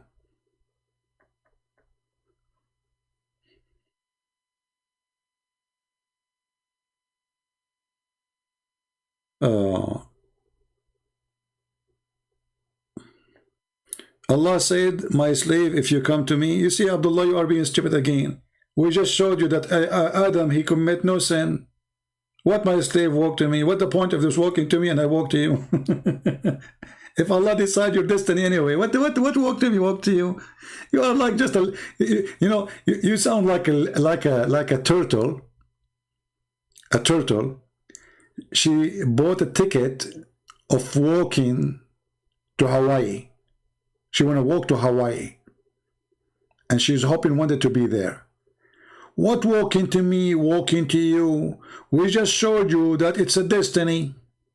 So my slave walking to me, even if you walk to him, Allah wrote it for you. So it's not you who decide to walk to him and he walked to you. This is Djupet. Your prophet is just a dumb person. He keeps saying things doesn't make sense. Always Muhammad, he tried to copy Jesus. Jesus says, come to me, knock at my door and I will open for you. I am the way. I am the resurrection. Muhammad trying to copy. Jesus used the word 70. Muhammad put the word 70.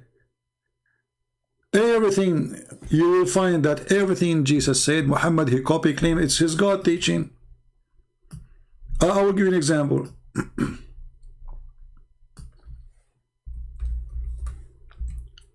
Is that verse sound similar to you?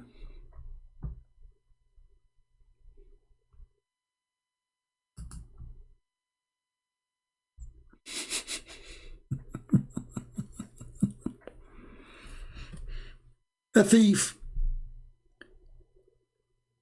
Even the prayer you pray, Al-Fatiha, is a theft.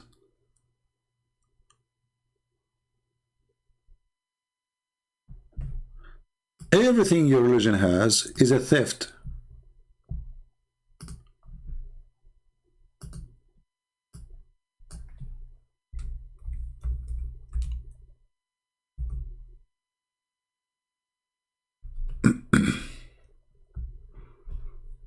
Is that verse similar to you or familiar to you?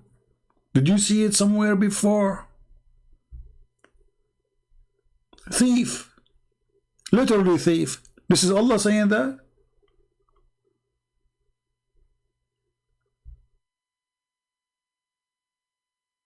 And look how he changed it just to cover. He take the idea, he adds his own stupid spice, and he put it in his book.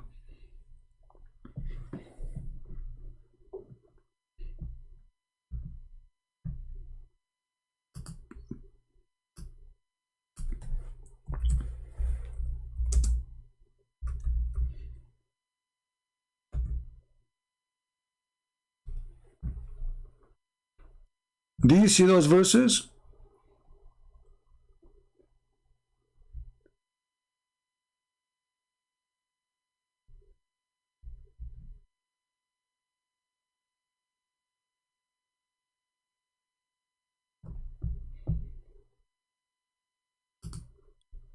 Does it ring a bell for you?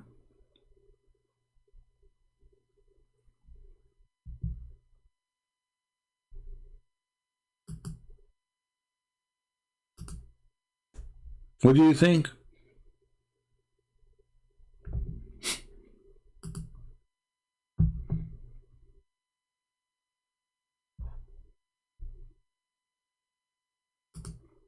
What do you think? Thief. Thief with no dignity.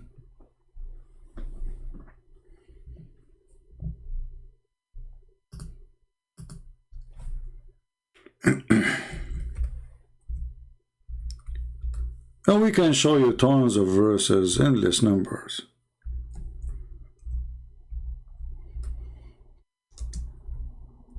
Let us see if we have anyone. For how many hours we are live?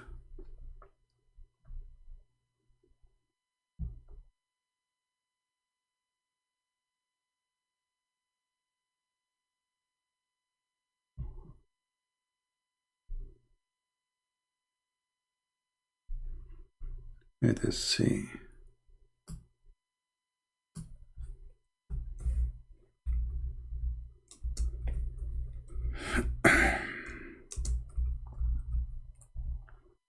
Actually, there's a book, it's called Priest and Prophet. You will find very good study actually about Muhammad stealing verses.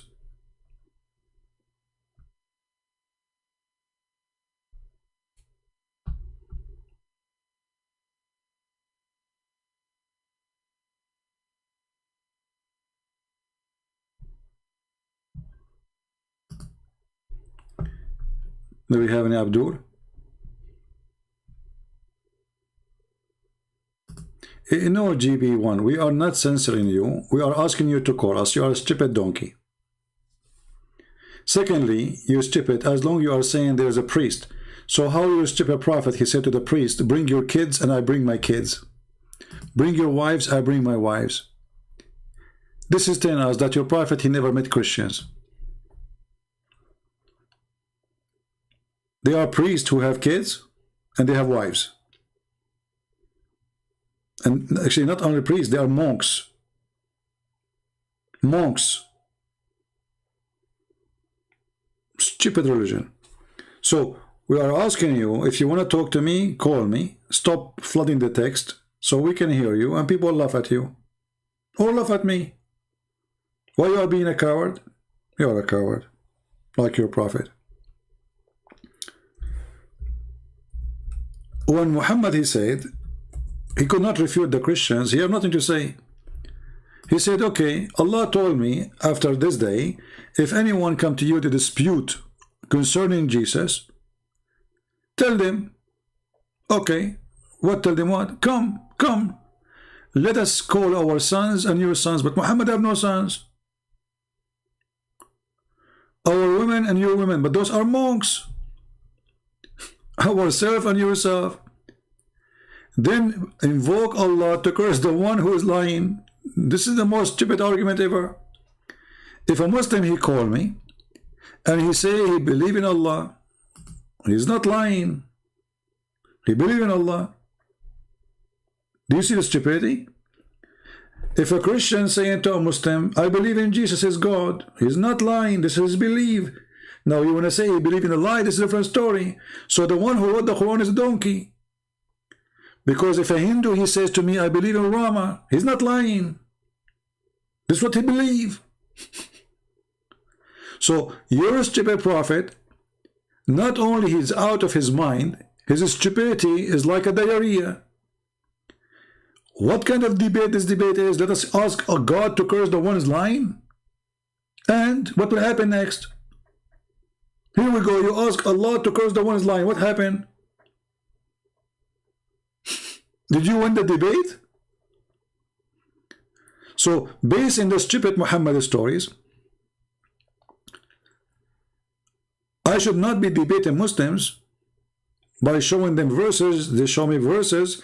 We should make a scandal. He called me. He say, may Allah cut my nose if I'm lying. Your turn, Christian Prince. May Allah cut my toes if I'm lying. Your turn. May Allah cut my finger if I'm lying. This is debate? This is debate?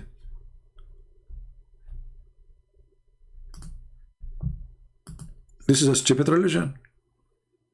Because that will prove nothing. And, you know, if somebody is lying, then Allah will curse him because he asked Allah to curse him. Have you ever heard of a stupid thing like this? That means if I lie as much as I want and I never ask Allah to curse me, I'm fine. I mean, this guy is a certified donkey. Every word he say is a poo-poo.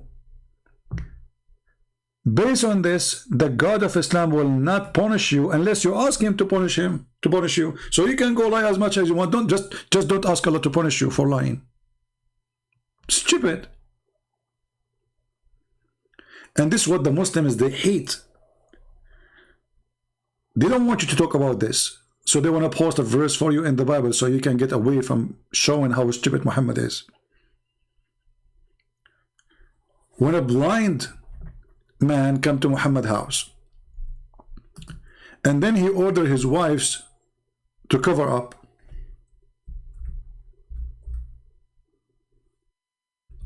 and the wives, they said to him, but Prophet, this guy is blind.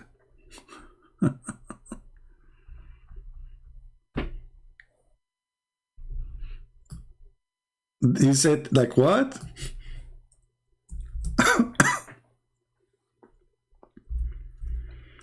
They said to him, the guy is a blind. So why we need to cover up?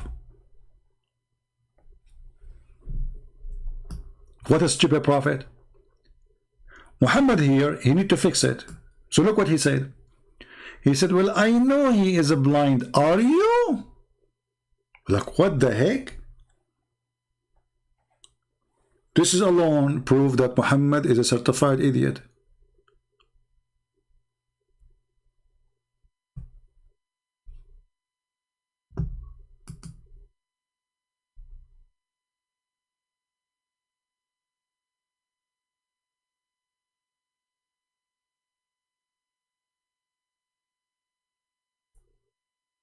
Because, okay, now they cover themselves. What happened?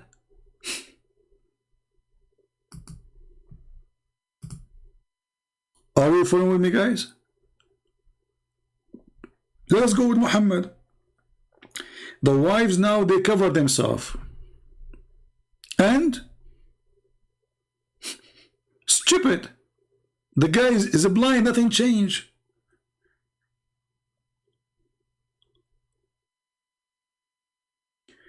This is what Muslims, they hate. They want you to talk about philosophy as David Wood he do. Just talk about anything, just waste time, kill it. And then we claim that we have a debate, but don't show us this garbage. Because this is a proof that Muhammad is a stupid, literally. If a blind come into my house, and let us say my wife, she is wearing bikini. What a difference is going to make if she wear hijab or wearing bikini still? Stupidity. And now I order her to wear hijab, and he was not able to see her before, he can't see her after. So what the point? But because Muhammad is a stupid and he is so proud of himself, he don't want to know, he don't want to say, oh sorry, I forgot he is blind. You know? Oh sorry, yeah, he's blind, you're right. He don't want to say that. He's a coward. He's not brave enough to say, I was wrong. He said, are you blind? But all of us, we knew that Muslim women, they can see people. They can look with their eyes. And the guy is not coming naked. And he says, are you blind? This is alone proof who is Muhammad.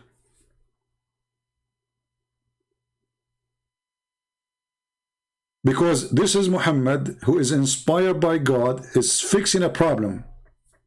And what is the problem? Blind is coming home. A blind man coming home. And Muhammad don't want the blind man to see his wives. And now he is asking the wives to wear hijab, and that supposedly will stopping them from seeing the blind man.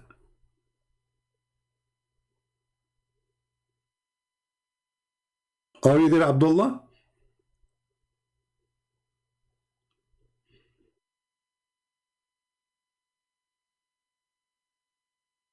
This is a prophet of God.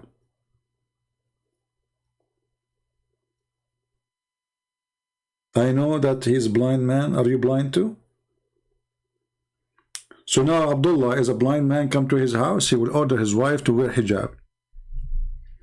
And she will say to him, why? The guy is blind. He will say, are you blind too? Why? Did she put the hijab over her eyes? What the hijab did exactly? Make her blind too? Do you want to make her blind? So now we have a blind who cannot see her, and we have a blind woman, she cannot see him. Yeah.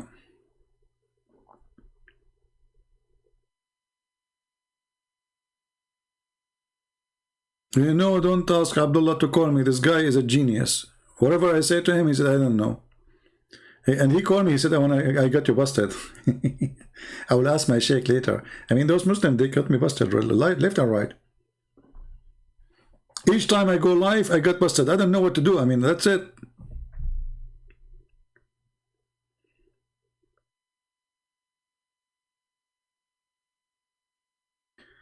If the Dajjal is the enemy of Islam, does that, first of all, how the Dajjal is an enemy of Islam if he is the Antichrist? He is not anti-Muhammad.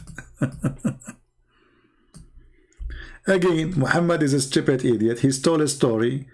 The Christian, they are waiting for, you know, they believe that somebody is going to be Antichrist. Muhammad, he said, okay, let's add it to our books.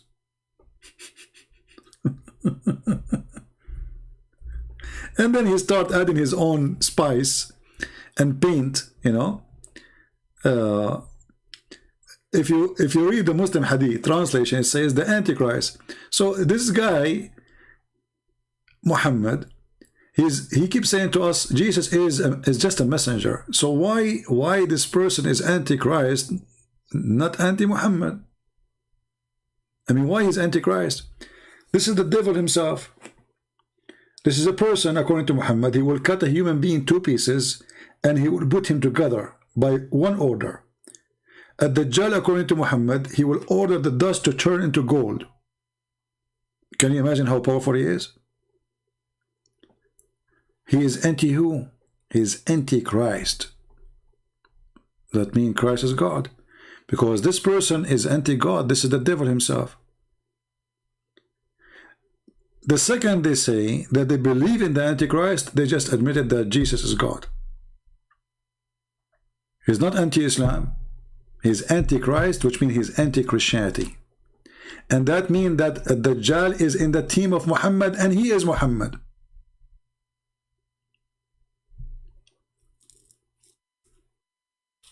Because at Dajjal and Muhammad, they have the same target.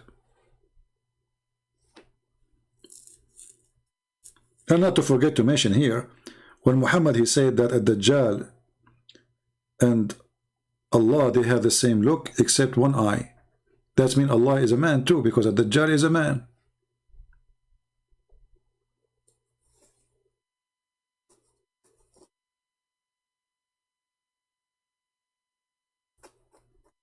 Anytime Muslims they speak about Antichrist, that means they are saying that Muhammad is a fraud and Jesus is God. Why Shaitan? Satan is a challenging God. It's not challenging a human. Satan is very powerful.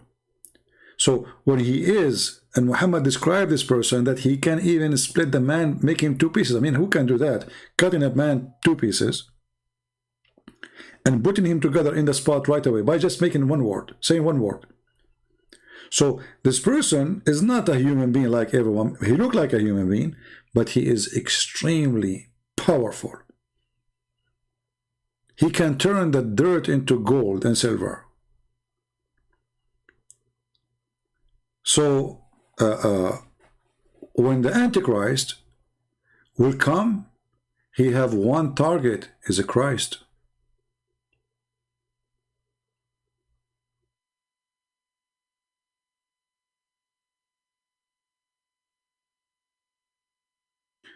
Katie, are you asking me to block you? What? Look what the Christian Prince is talking about. Look what Katie is talking about. Is my windows, my car windows, are they manual or they are automatic? Okay, Katie, I just blocked you. Thank you for being here.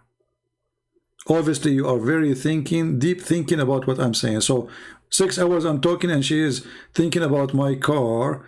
Are they automatic or manual? Lord have mercy. Thank God I'm single.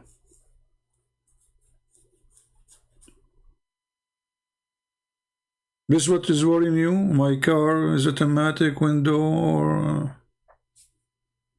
talking about the Antichrist? What do my car window have to do with Antichrist? Is that connection for you? I think they are similar. I think the Antichrist will use a car like mine. There's a relation. Well, you have to block people. I mean, people, they drive you crazy.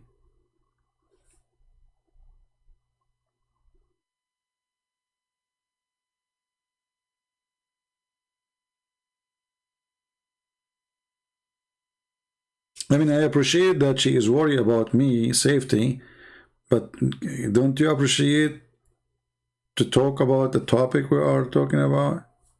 Do you think I'm driving now?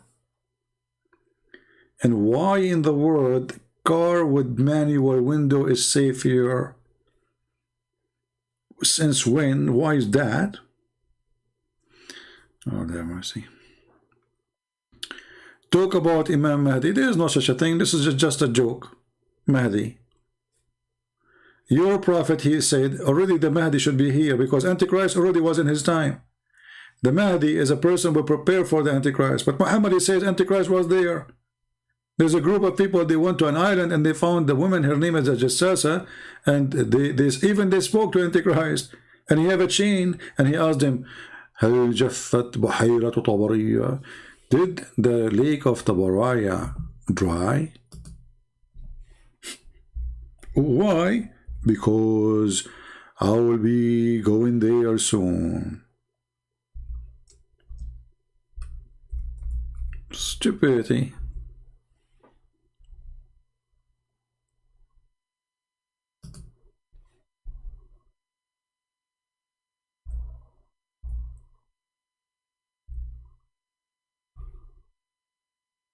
Read and laugh.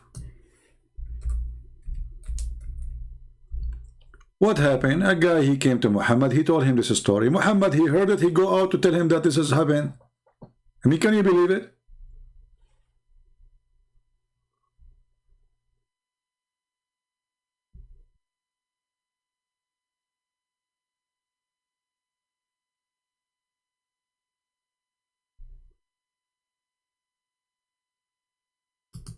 And actually, even here it says Muhammad, where he learned this from.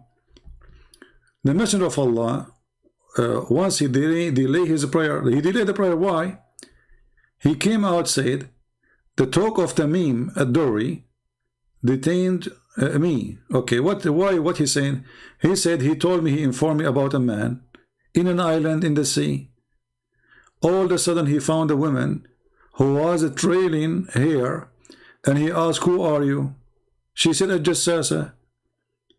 And then the rest of the story, and then they go and they meet the Antichrist.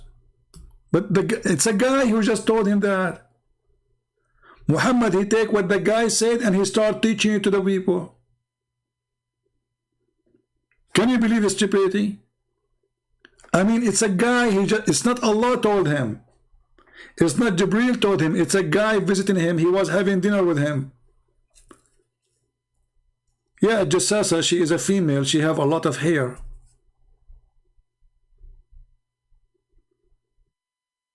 Welcome, Daniel. Welcome here. From Kenya. So do you see? He just learned it from the guy. He came out. He even delayed the prayer. He liked the story. And now he started teaching it. And now it became part of Islam. He just learned a story from a guy.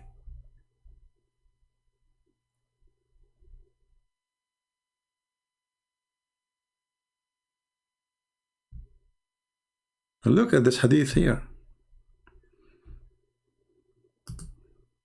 Here you will see a whole form of the story. You will go crazy if you read it. So this guy is a mentally ill. He hears a story from people, he added to his book. So now he have Antichrist. Why? Because a guy, he told him there's an Antichrist, he's in an island, and he is in a chain, and there's a woman, she is his spy, her name is a Jassasa, and she is very hairy to the point you can see, you cannot differentiate between her front and her back.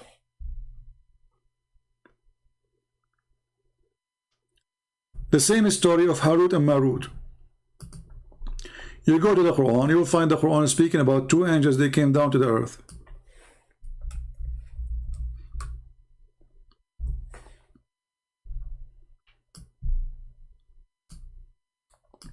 There's a legend that the one who taught magic, the first one who taught magic was God.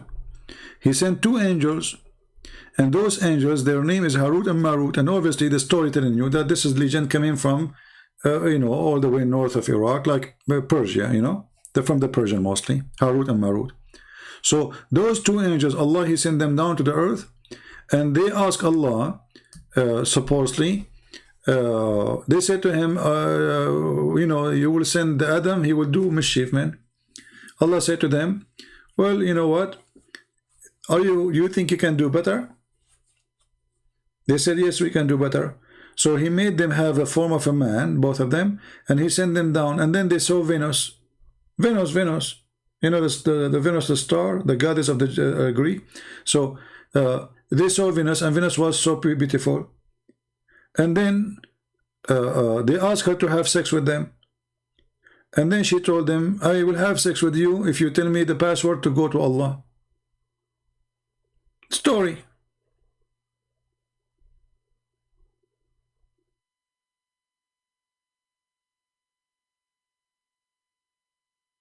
And then those two angels, they came down and they did what they did, and then Allah, he ordered them to open a school of Harry Potter to teach magic, so a man, he can divorce his wife. Let me see if I can find the reference for this Venus story.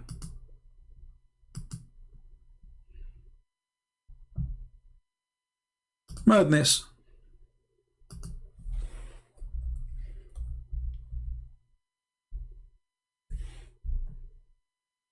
Never say a story in the front of Muhammad. He will add it to the Quran. If Michael Jackson was in the time of Muhammad, he will make a chapter. It's called Michael Jackson. I'm telling you. This guy, whatever you say to him, go take a dinner with him, tell him a story, he will put it in the Quran. Especially if it's like a lot of action in it, like angels flying, flying horse.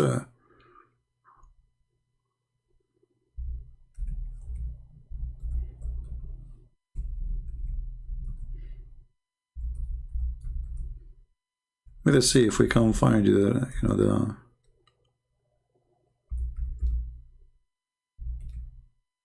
But in the same time, we are really grateful that Muhammad is stupid.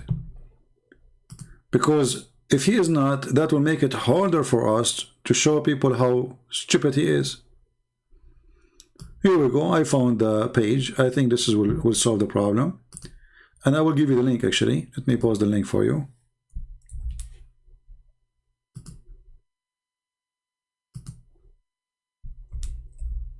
Open it, and then you will find that Allah, he sent two angels, Harut and Marut, and when they went to the earth, they found a girl. Her name is Venus, or Az-Zahra. She is so beautiful, so sexy. When they saw her, they got so horny. They asked her to have sex with them, and then she said to them, in order to have sex with me, you have to do three things.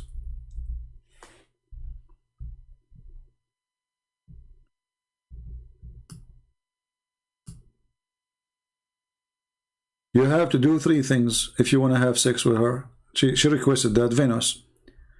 So anyway, she made them do those three things. One of them to kill, one of them to drink wine, and the other one to have sex with her. No, to bow down, sorry, to her gods. Okay. And then she said, I will not take off my panty unless you tell me the password to go to the heaven. They told her the password, she ran away, she did not sleep with them. Okay? And then she uttered the words taught by them, and at once she reached heaven, like she said, Chakakuku, Kakakuku, Rakakuku. She right away she's in heaven. Because now she have the password, like come on. While the two stood wide-eyed, like, what? She's gone. Like they gave her the password right away, she said it and she ran away. And now she is in heaven. But brother, Allah is watching. Allah, he turned her into a star. And then we will find what is the name of that star. They will say to you, it's Venus. True story. Muhammad, he heard it. Here we go. Have fun. This is a true story.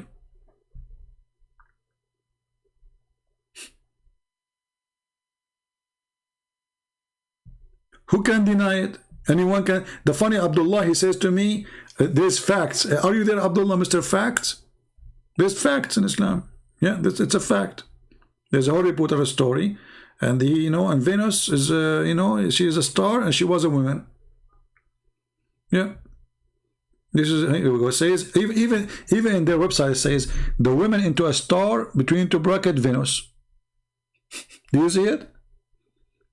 I mean, they are not even ashamed to like hide it. Like, come on, people are laughing at you.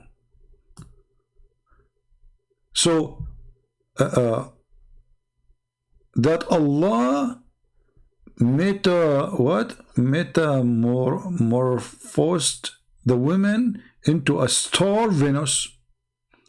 The Imam said, I seek protection of Allah from such a word, which because of angels are sinless, and they have been saved from disbelief and evils by the grace of Allah.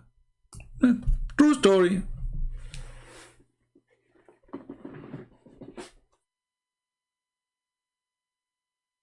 Well, you know, according to them, it's a star.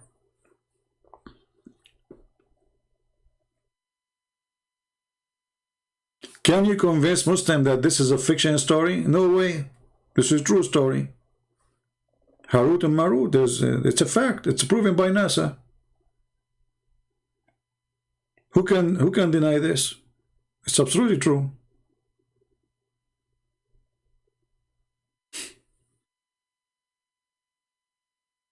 And then you will find them. This is why when you debate with Muslims, don't let them go out of the topic. The topic is Islam. Don't waste your time trying to explain the book of God for people who worship in this garbage or believe in it, because you are wasting your time. Before you go to the Bible, you have to convince them that this is stupid. After they agree that Muhammad is a fraud, then we can go and read the Bible together.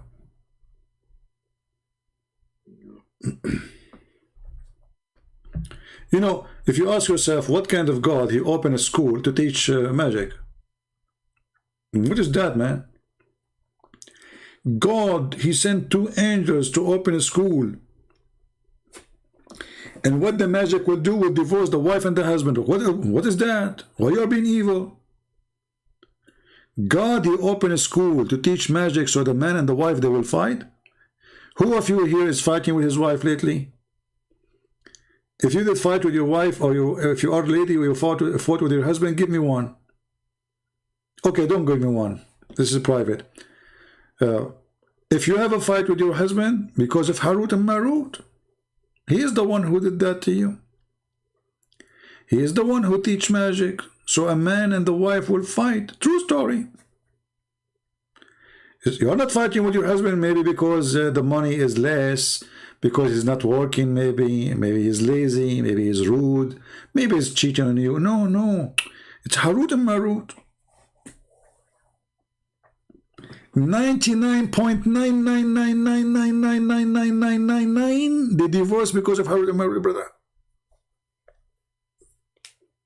Isn't it obvious? Proven. This is fact. Abdullah, are you there, Mr. Fact?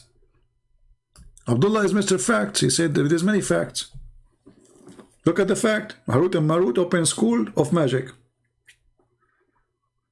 That's a fact. Everybody knows. You know?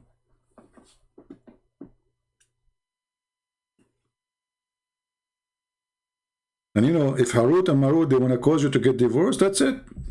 Don't even think that you can get away from that.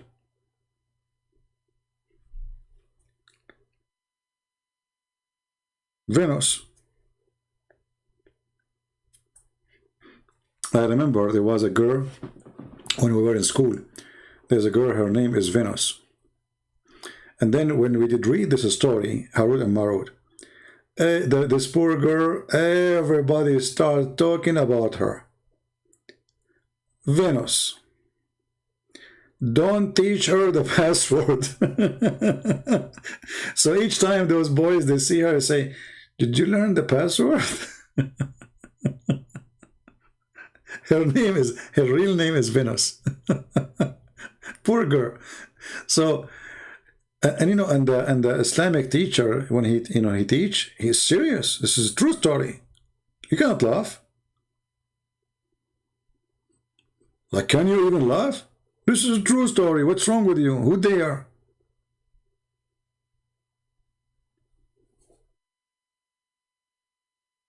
And always I was wondering, like, where Venus coming from? Where Venus coming from? And then I said to myself, I mean, this is the only beautiful girl in the world, and Allah make her a planet? Look how lucky I am. Maybe this is the only girl, she can be good for me. But look now what happened. She became a planet. I mean, come on. Why you make her a planet? I mean, we cannot go there. And Allah, as long as this girl, she was trying to go to heaven, to the sky, why you kept her in the sky? I mean, what the point of making her? She's in heaven already, so it worked.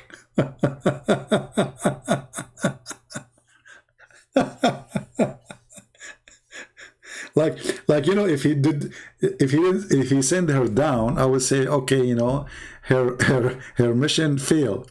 She have a failure. But no, he kept her there.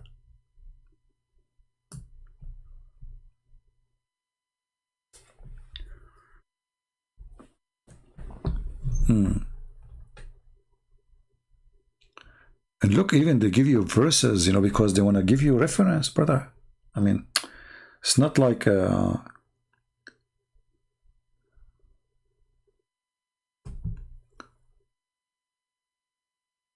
narrators have said that the same people ask Imam if it was true that when the Holy Prophet specifically declared the imamate, with leadership, of the Emir of al-Mu'mineen, you know, that would mean the one who will lead the people, presented by the leader to the angels, many of them did not accept it. Like, what the heck? The angels did not accept that.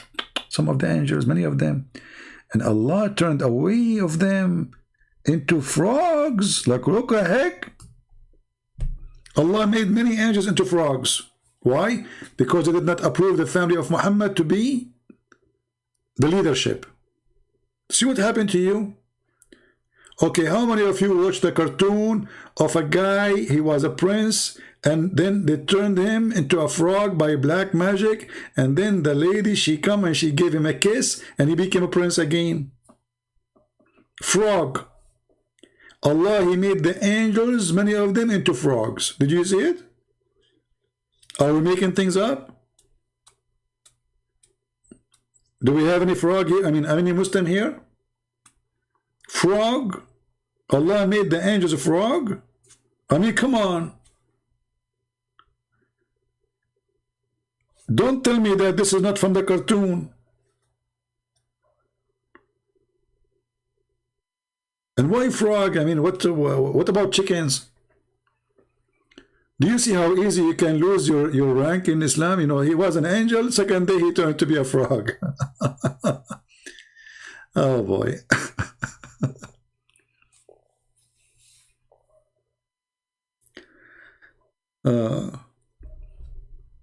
I better go soon. I'm getting tired.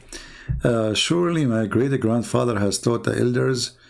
Yeah, you can read it. I mean, have fun. A lot of fictions, a lot of madness, stupidity.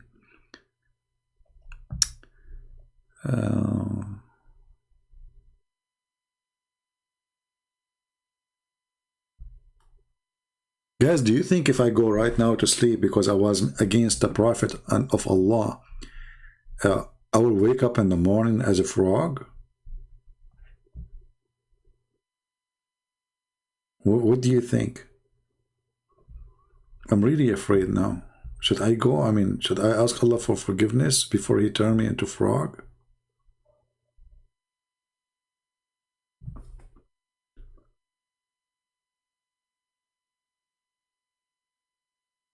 You know, sometime reading. When I was like, you know, high school, and then I went to university, I used to read a lot. And then, you know, after you read too much, you feel, you know, like you reach a point you don't want to read no more. Especially if what you are reading is stupid and garbage and madness. You ask yourself, how in the world this has become a religion? How in the world that you live in a country, you can't even dare to ask them, how is this? Who dare to ask question? They will kill you immediately. But this is the religion.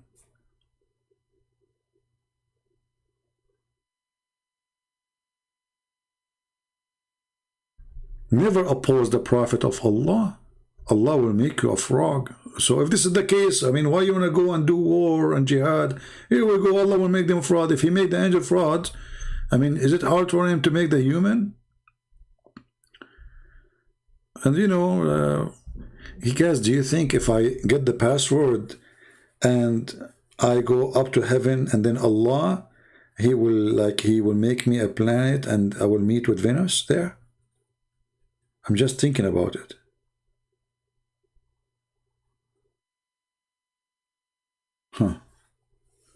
Because I mean, it makes sense, you know. Venus.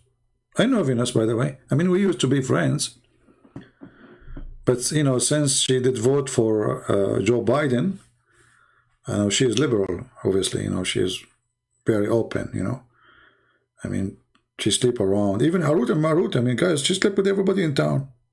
This Venus. I mean, come on. Even Harut and Marut. What the heck? So like, she cannot hold herself together.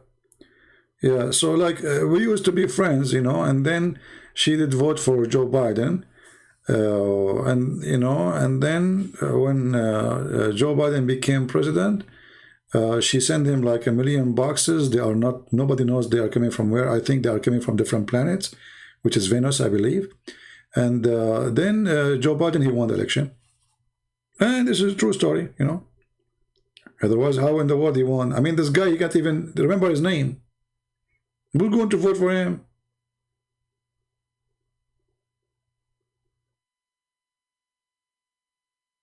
This guy, even he forgot the name of the guy he's talking to him. Like, you know, each time a TV host, he called him, he said to him, Mr. President, I'm Chris talking to you. And then he said to him, thank you, Michael. Like, I told you, Chris. Okay, Michael, okay. Mr. President, my name is Chris. Okay, Michael, nice talking to you. That's it. I mean, you cannot make Joe Biden. That's it. You are Michael. If he said you are Michael, don't even try. You are Chris. Who care? You know? Yeah. And then he said to him, well, I am, no problem. I am Michael. He said, okay, thank you, Chris. When the guy agreed to be called Michael, you know, Joe Biden, he switched to Chris. Unbelievable. Yeah. Everything is possible. If Joe Biden can be a president, Muhammad can be a prophet. Why not? You know, dump. It cannot be more than this.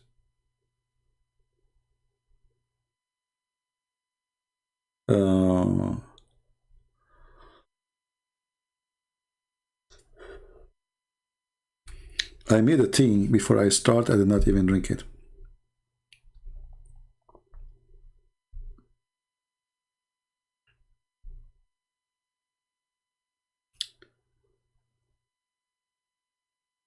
And you know, Joe Biden, they talk about the virus. He said, I'm not going to take any action for now. Like, what the heck? What action does that mean? I mean, what those guys, what they are talking about? It's like, you know, as this guy, he have a box, he can put the virus in his box, and that's it. You know, action, and which is that? What's wrong with you? Nobody can stop this virus if it's a virus. That's it. I mean, just face it. Action. What you would do exactly? I want to know. Take action against the virus. You know what? I'm thinking to send this virus to Venus. In one hand, we make Venus sick because she was trying to cheat with Allah. In other hand, we get rid of the virus from this earth. What do you think? Or you know what? I get a better idea. What about we ask Allah to curse the virus and make him a frog? This way, the frog will eat the insects outside of your yard, and we will solve the problem. And what do you think? Yeah. I mean, you made the angels a frog. You made me upset now. Was Jibreel one of them? Oh, there's a video. I wish I wish you speak Arabic. You will die laughing. This is a Shia video. There's an angel. His name is Futros. I suppose I'm going to go like an hour ago. I hate you all.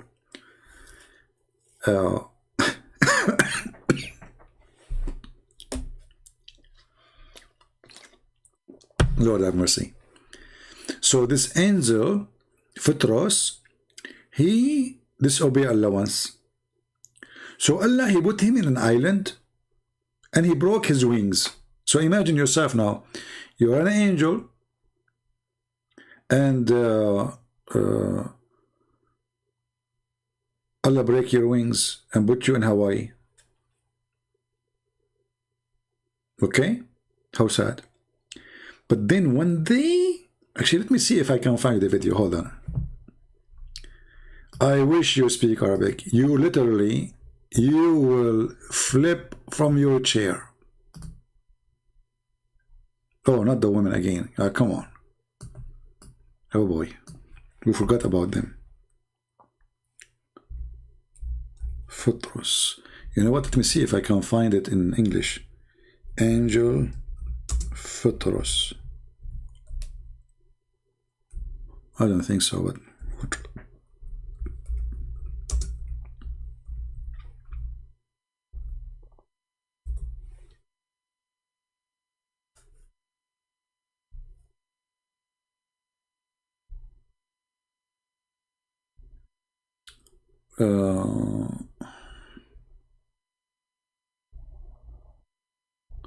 I think I found it in different language, but this is not English.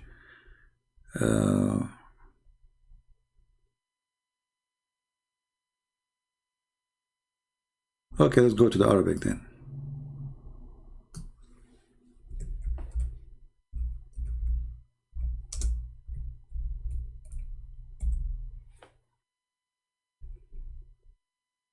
Yeah, look how many videos about it.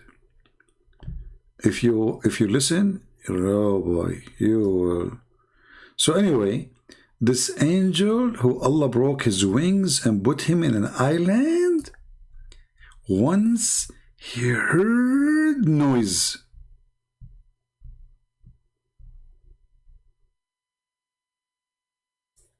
He heard noise. And he looked at the sky and he saw a group of angels flying. And then he said to the angels, "What happened? Why there is noise? Did the judgment day did come?" The angels answered, they said, "No! What are you talking about? Today is the Imam al-Hussein, he's born." Like, what the heck? The angel Phutros, who have broken wings, he moved his wings. Can I go? Can I go with you? They said, how you can go with us? And Allah, he punished you and broke your wings. If you listen to it in Arabic, you will flip upside down.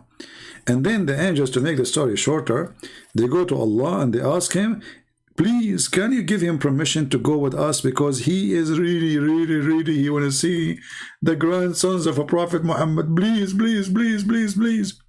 And then Allah, he fixed the flat tire of the angel of the angel wings, and the angel he go. And then the angels, one after one, they go inside the bedroom of Hassan or Hussein, and then they this guy. He do what he do?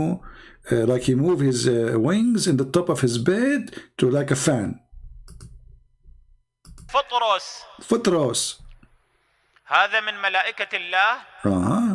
كما في الرواية اللي يرويها المرحوم الشيخ الصدوق أعلى الله في الفردوس مقامه.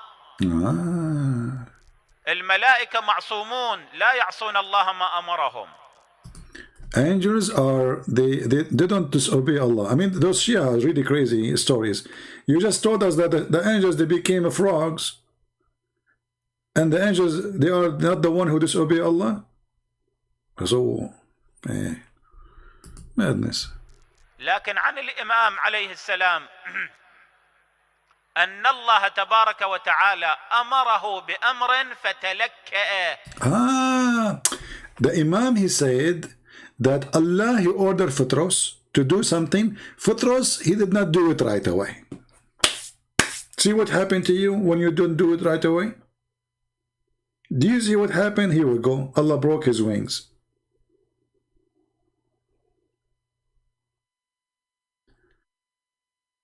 What the word liberal mean? Depend in what you meant by it. Liberal today is those who they are consider themselves they are liberated from rules. So liberals can be a positive word or can be a negative word. Depend who is the one who call himself a liberal.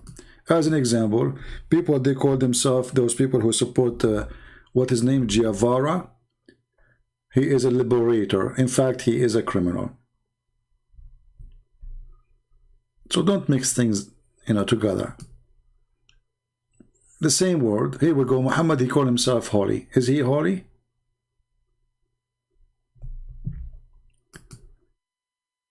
One of the things I don't like about people is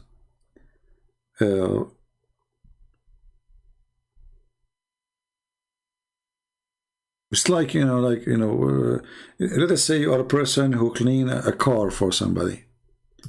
And you spend like 3 hours, 4 hours cleaning the car. And then the guy, after you clean his car and give him the key, then he said to you, oh, there's a dust here. So the whole car is shiny, but he is looking for the dust. Some people, they are really looking for anything just to make a point, which is not a point. What the word liberal in the Bible have to do with liberals when we speak about politics today? Are you saying to me you do not know what liberal mean today? Is that what you are saying, Scott? So what that verse there have to do with what we are talking about? Can we compare between the verse there and Joe Biden and his party? I don't know. People are weird.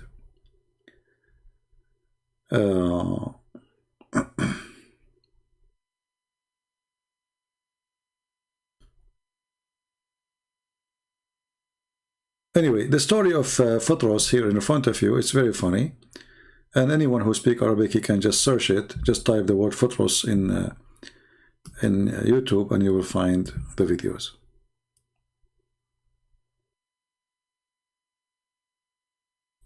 And by the way, Muhammad is very much liberated, because Muhammad is a person who he claimed that he is against adultery, but he promote adultery. He come with muta, temporary relationship, one night stand. Even marriage does not exist in Islam. It's a sex contract, right? Liberal today, they are against their own army. Every liberal, he hate the USA Army. This is telling you that they are perverted minded people. I mean, this is the army protect you. Why you hate it? There's a guy, his name is Mike Dice, I think. His Mike Dice, right? He asked them I saw a video of him. He said to them, what do you think about painting the White House black? Because I think the White House, like the word White House, is racist. They agree. So, this is the liberals. So they call themselves liberal, but they are a bunch of stupid people. What the White House to have to do with racism? The house, the color of the outside is white. So what we call it, the orange house?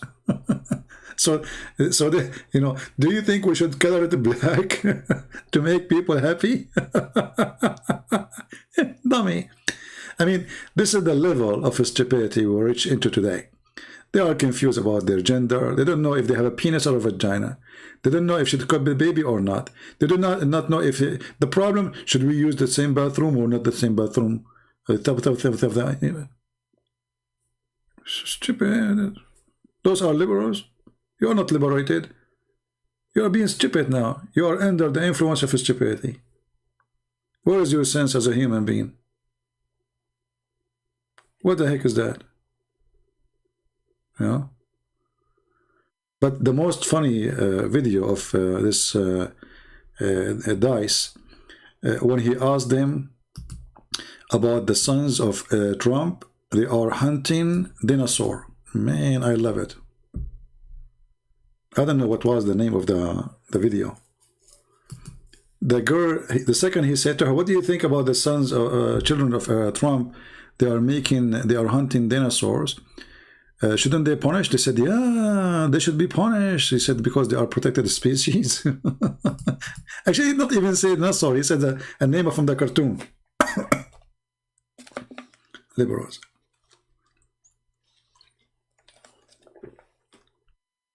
A bunch of weirdo. Weirdo.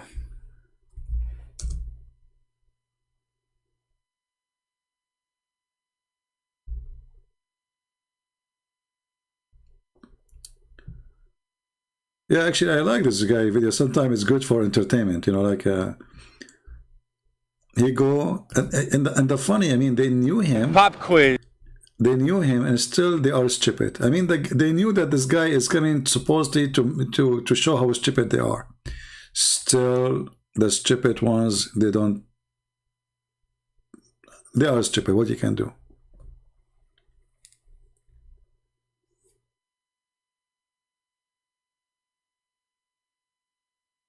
You know, once I was voting, not that for the last vote, I think the one before it. So there's a lady, you know, they ask you for your ID, etc. And she said, so you vote Republican? I said, yeah. She said, strange, you have like an accent, you know. Are you like an Middle Eastern Arab, you know? I said, yeah.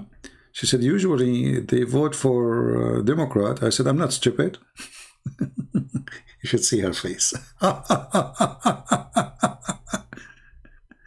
And honestly, by the way, if you are a Christian, and you are voting for Democrat, you are really a person who is fighting Christ, because this party present everything against Christianity. Everything. I'm not going to count for you.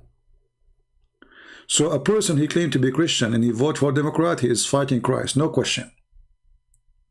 It's not about politics.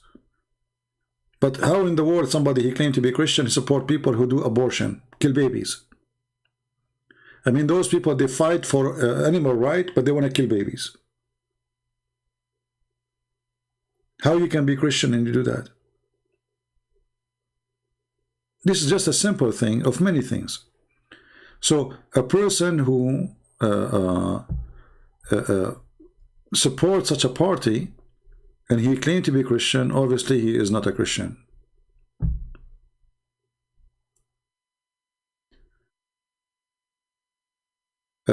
Saronique, maybe next time, my friend. It's getting late for me to go.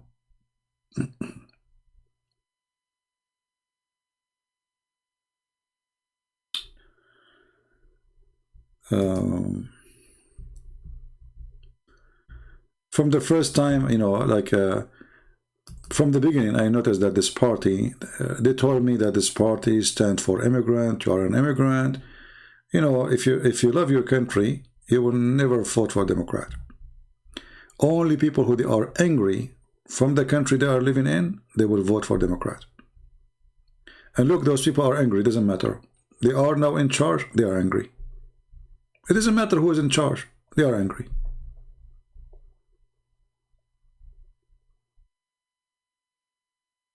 A bunch of weirdo.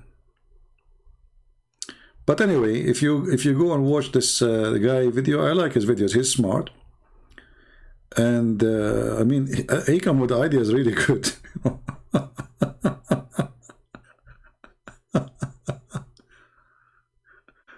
Oh boy.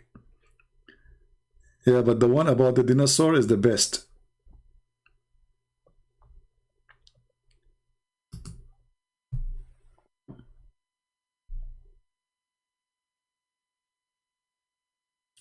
See, it's not just about moral. I mean, okay, how you defend animal rights, and then you want to kill babies. What is that? Those people, they are against using rats in the laboratory to test a virus for the vaccine. But they are the same people, they want to kill babies. So the whole idea is, I want to live as a selfish person, and we make a gang just to serve me to be God in this earth. The interest is me, and my political party want to support me to be me, and me, whatever I want to be, I will be. There's no limit. The same people who say this idea is the same one. If you try to be you, they are against you, which means if you are a Christian says this is wrong, they will not allow you. They will be upset. You see the hypocrisy? Freedom of speech is granted for everybody as long as he is from their party. The second you say something, they say Islamophobia, homophobia, babophobia. Just say anything. It's a very sick party. I mean, it's really sick. I mean, the poor Trump, even though there's many things he did I did not like, they accuse him to be a spy to the Russian. It turned to be all of it is a lie. The Russian make him win. The Russian contact with him. And then we find that Hillary Clinton is the one who hired Russia to corrupt the election. So, all the drama about Trump, for sure he is working with the Russian, CNN, CBC, NBC, but CCC, you know, it turned to be all of it is a fraud. Thousands of hours on TV, hundreds of millions of dollars spent for this propaganda. It turned to be all of it false. Do they apologize? No. No dignity. No dignity.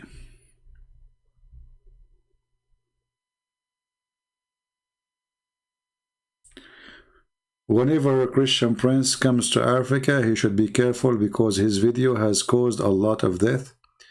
I'm not sure what you mean, Mr. Patrick. My video caused a death to who? How my video caused a death? I'm not sure what you are talking about.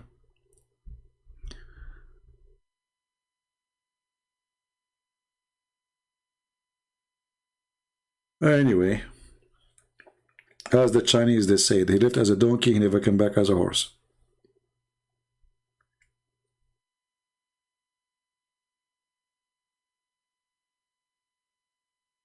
And now, you know, like, what his name? Hunter. I mean, all the scandal, I mean, look at them. I don't know, you see, sometimes you lose trust in your government. The FBI, they have his computer, and they have all this garbage. The guy is still in the country. The guy, he have deal everybody. The guy don't even have money. Where is this money coming from?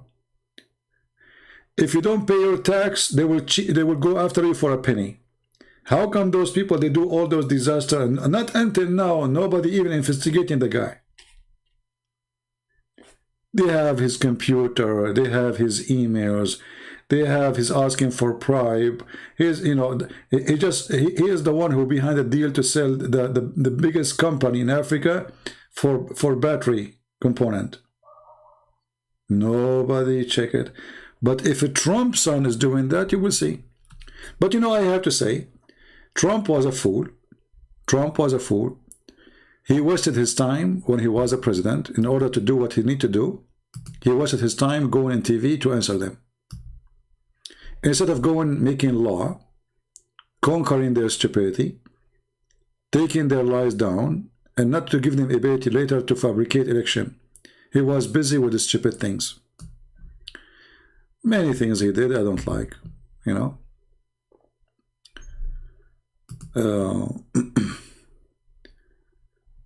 I hope the coming election we will not have Biden again, but as long as they are in charge, I think if they were able to make it happen once, they will make it happen twice.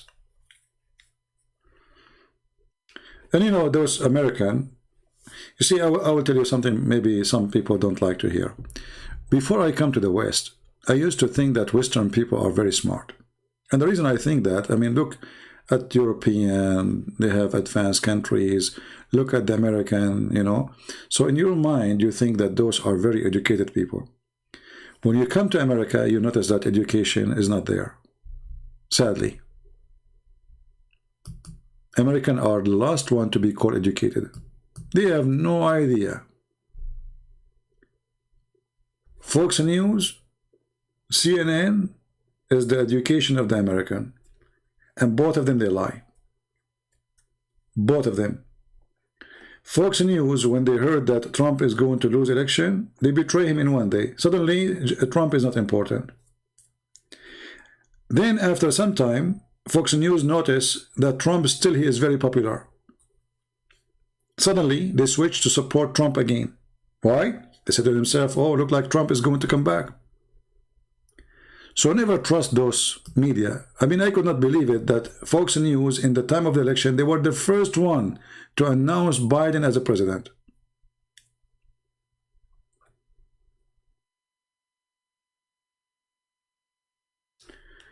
Musa is saying, Christian praying things wrong of Asians who do most invention now. Hey, my friend, Asian who do most invention, not Asian, doesn't matter. At the end of the day, you and me, we cannot flourish unless we are in the West. Right? So, an Indian engineer, he don't flourish in India, he flourish in USA.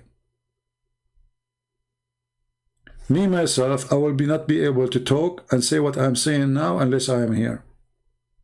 Are you getting my point? So, if you are an engineer and you are a genius, let us say from Bangladesh, you will stay in Bangladesh getting $300 for the rest of your life. So, it's not about Asian. You know, when I say the West, I say the West. When I said American, I say American. I did not say white person. I said the West. The West were able to accomplish. And yes, in general, it was the white who was establishing the civilization here. But now it's a mixed, you know, country of everybody, including me and you, if you are here. But you need to remember that you don't flourish in your land, you flourish here. That means there's something wrong in your land. People, they want to deny it. People, they want to say this is the truth. You fail there. You are the same person. You go back to your country, you are zero. That's the truth. Because in those lands, they kill your dreams. Anyone who want to use his brain, either they accuse him to be a kafir or a crazy. I mean, they will accuse you of something. You can't use your brain there. Right? This is why you see all the smart ones in Asia, they go to America or they go to Europe. Why do they stay there? So you want to remember yourself to be Asian just because you are coming from Asia? No, they are coming, they become American. They don't want to be Arab like me. They don't want to be Asian like you. They just want to become American because this is where they can flourish. Right?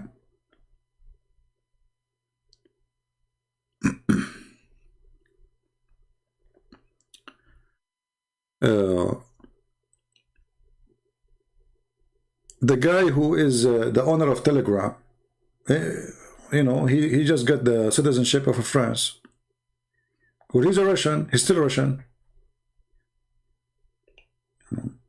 There's a place where someone can flourish and can be something big deal. Right?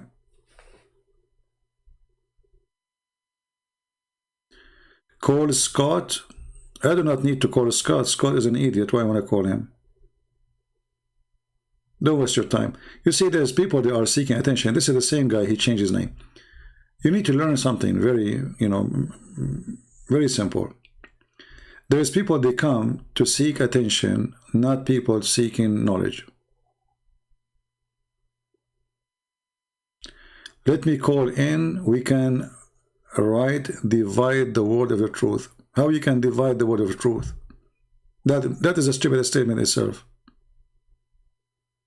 We can rightly divide the word of truth. Only this is the devil work, to divide it.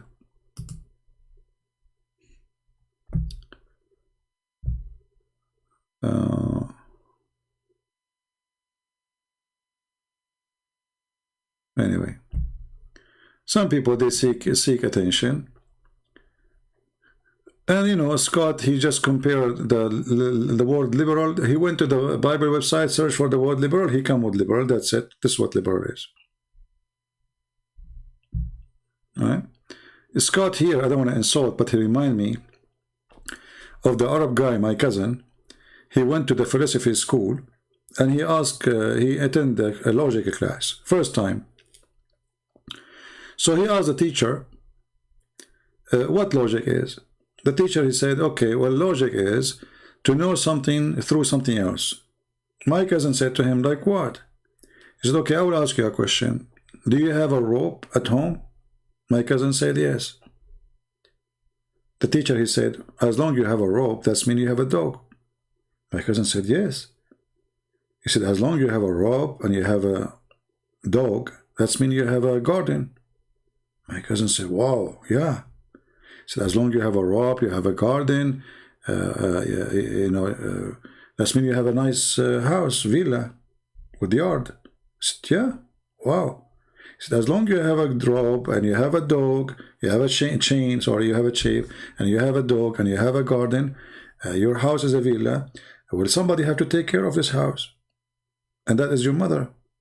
He said, yeah, true. He said, as long as you have a chain and you have a garden and you have a dog and you have a big villa and your mother is taking care of all this house, that means your mother is a good woman.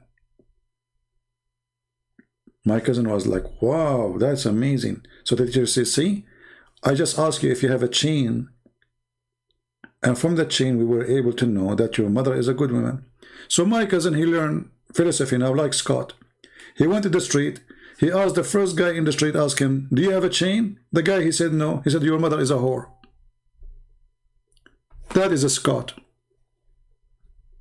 Because a Scott, he learned that the one who have a chain is the one who his mother is good. If you don't have a chain, your mother is a whore. So you will meet those people everywhere, seeking attention, saying foolishness, and the more foolish you are, the more shiny you are these days. So Scott will call me and he will ask me, do you have a chain?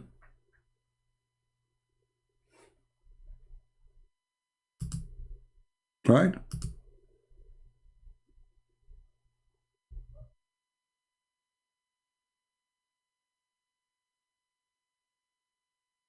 Get out of here, Scott. You are not welcome here. You are just a stupid idiot.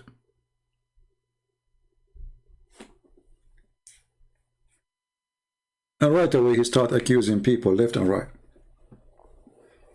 We are people who believe in the Father, the Son, the Holy Spirit, and you are obviously the devil.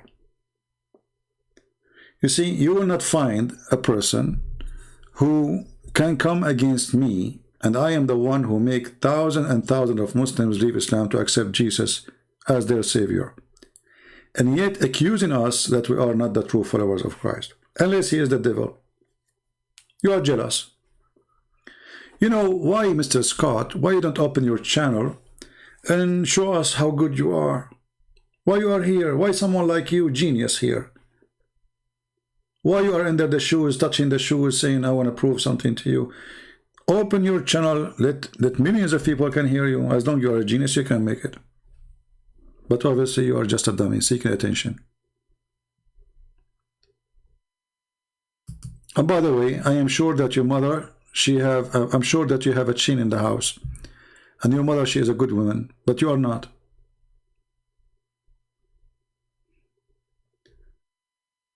That there is a punishment for rapists in the Quran? No.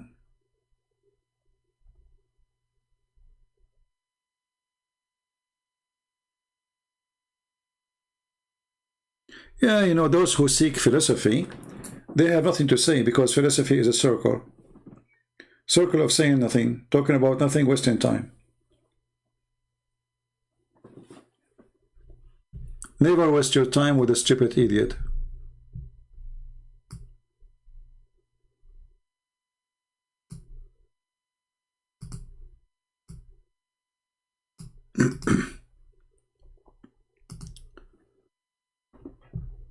You know, when you spend many years debating people, you come to a very simple conclusion. There's people debate you, and they are smart, and the debate purpose is not I prove them wrong or they prove me wrong. They want to know the truth. Those are the smart ones. And there's people who debate you just for the sake of debate, which means it's just to speak and talk and say nothing. You know, he like it's like a Greek debate. Do you want to debate me that debating is wrong? Which means anything can be a point of debate, and the purpose is not debating. The purpose is fun of using the words. Let us say practicing using words with thinking, but the purpose is not finding a truth. Truth is not really important for them.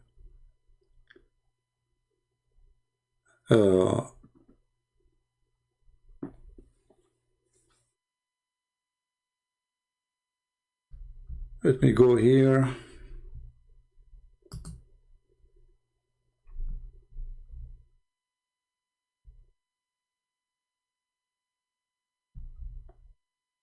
Let us see here some.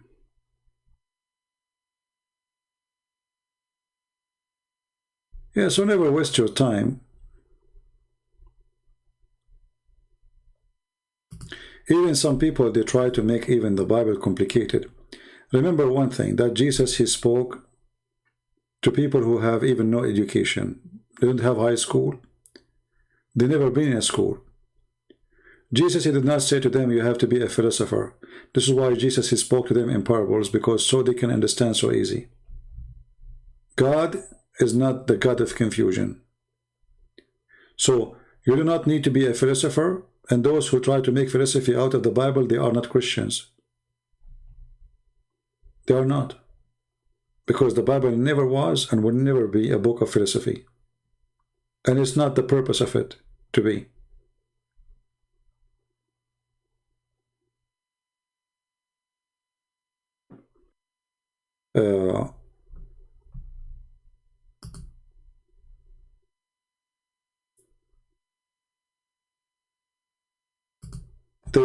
There's a kind of a club in the old days they used to have, like let us say people who they have anger, like now they do anger management, but this anger management is different. People, they go and they shout in their debate, which means you debate but you have to shout,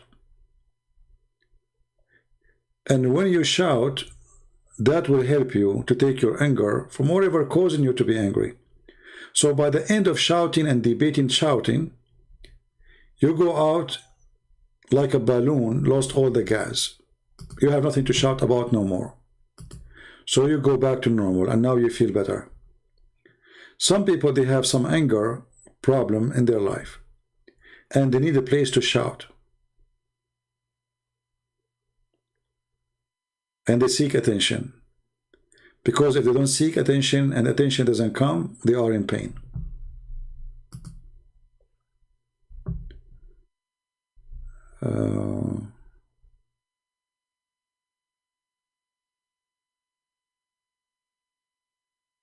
You know, when somebody says to you, I have a PhD in the Bible, you ask yourself, for sure, I'm not against anyone to have a PhD, even more degrees, no problem. That is even good. But do I have to be Christian? Like, am I Christian now if I don't have a PhD then? Was Peter a person of PhD? Was Paul? Was any of them? They have a PhD? When Philip, he said to Jesus, show us the Father and that's it. This is a person who is with him all the time. Show us the Father and that's it. Jesus said to him, I am with you all this time and you do not know me. So you can be next to Jesus, hearing Jesus every day, yet you do not know who is Jesus yet. And you will find those people everywhere.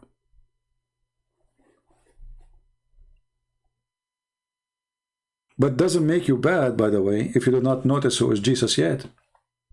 Because a moment will come, like this person, Philip, he asked him, show us the Father. Doesn't make him bad. But this is a kind of a human thinking. How a human he think usually. There's people who knows who is Jesus already. They don't ask this question. They did not say to Jesus, show us the Father. There's a person who want to see the nails in the hands of Jesus. There's a person who believes without seeing them.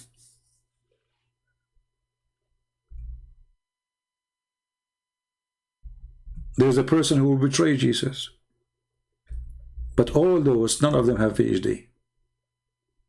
The good and the bad. The believer and the disbeliever.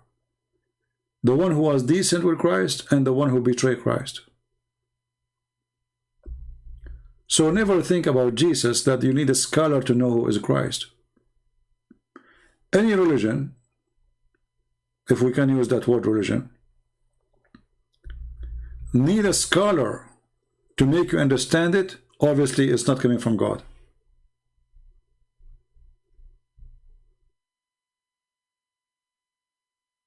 Because God did not and should not be speaking to scholars, because scholars one day they used to be zero like me and you. How they become scholars? So if the scholar will not exist, and his existence is the proof of him to be a believer, that means this scholar himself was not a believer until he became a scholar. And this is not philosophy, stupid philosophy.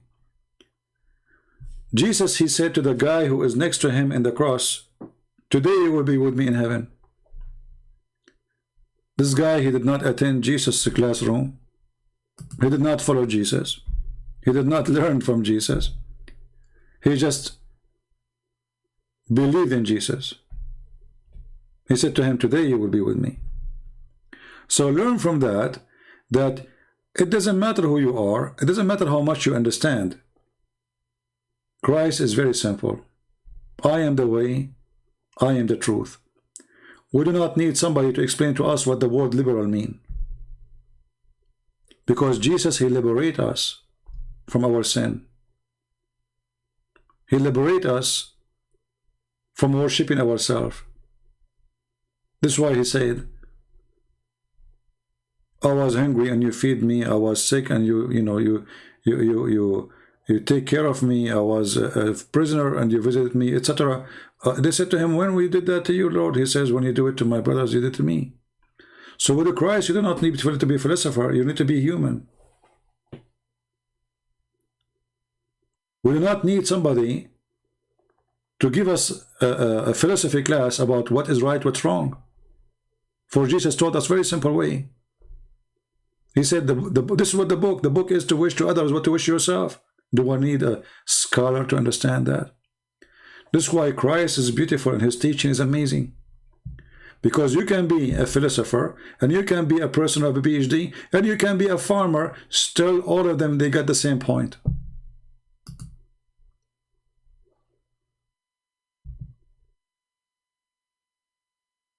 Do you understand?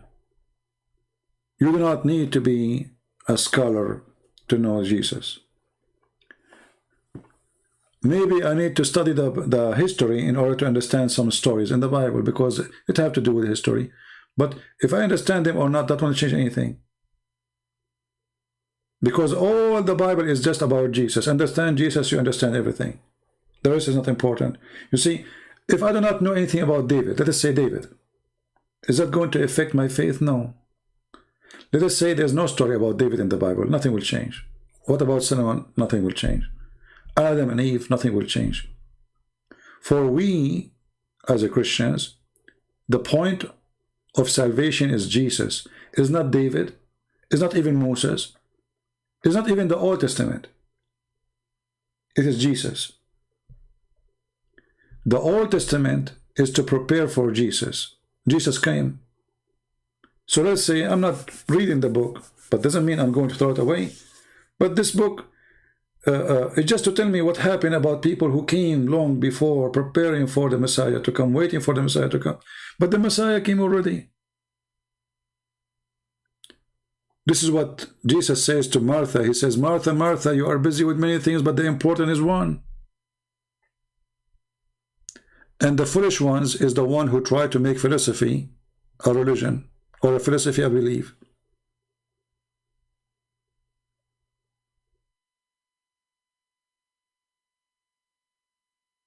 Christ is very simple. And this is one of the most beautiful thing about him. When he spoke in parables, they said to him, why you are doing that? You know, but it's obvious, so people they might understand. Very smart way to present your case. So by telling you a story which is not even real, it's a parable, you know. So by telling you a story, I just reach your brain by, you know, using images, characters, names, individuals. All of them, they will say one thing, or they will serve one thing: your understanding. So when Jesus speaks using parables, he is humbling himself to go down to your understanding. Otherwise, can we compare God to my understanding? Because if my understanding is really good enough, then I do not need even Jesus to come. That's it. I will know about him before he come to me. I will know who's God before even he told me about himself. But because we need explanation, we need to learn, we need to see, we need to find out, and we need guidance. Jesus, when he did miracles, he did not do short time. He did not make the blind see just to show you how strong he is. He was just giving you a confirmation that nothing is impossible with Jesus. So if nothing is impossible with Jesus, that means your understanding go under that rule too. If you put in your heart that nothing is impossible with Jesus, then you give yourself to Jesus and you say, whatever you say to me is not going to be impossible to accept and to believe. For I believe by the one who nothing is impossible with him. Those who need to make philosophy and need to show off about themselves understanding things more than us, they are a bunch of fools. Because the Bible makes it so clear. The law is loving to others what to yourself. That's it. This is the Old Testament. And this is mentioned in many places. All the Old Testament. But with Jesus, things is way more. This is about how you live, but not about how you will be resurrected. Because you can live good, be good, but doesn't mean still you are safe. That's why he says, come to me, knock at my door, I will open for you. I am the way, I am the truth, I am the life, I am the resurrection. So doing good deeds doesn't make you good God. Still you are a sinner. No matter how good your deed is. So Christ is very simple. I do not need to be... Avoid those people who speak to you about philosophy and they try to make things complicated. Things is way, way simple. For Christ is simple.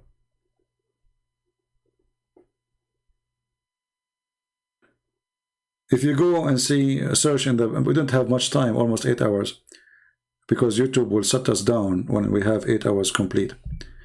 I don't know, I have to hide this video now because we have this dancers, we have to cut them off. I mean, I don't know why even I play them, those stupid Islamic program. So anyway, but with the Christ, my friend, you do not need the middle person. You do not need any middle person. You do not need a doctor. You do not even need a teacher. Christ is your teacher. You open the Bible, you read it, and I advise you always, when you read the parables of Jesus, live them. Don't read them. Try to live the story so you can understand the story. When Jesus speaks about the three which their master gave them to investment, and one he keep it as it is, and the one who double it, and the one, it's very simple. But it's very deep. Do I need somebody to have a PhD to explain it to me? No.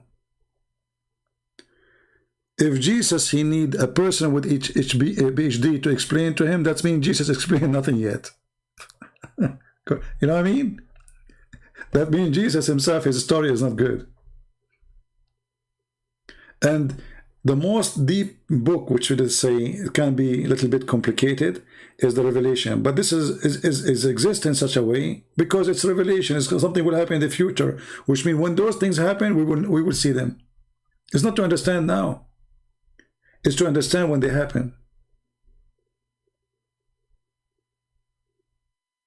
So people, they try to solve them now because simply they don't understand that this book is called Book of Revelation, of things will happen in the future. So when the future become now, then you will understand them, not before that. But Jesus as life, Jesus as method, Jesus as mission, who is Jesus is already clear.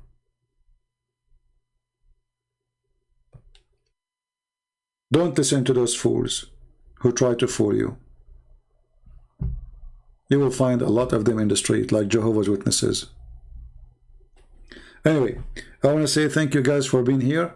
Maybe I will hide this video until I cut it.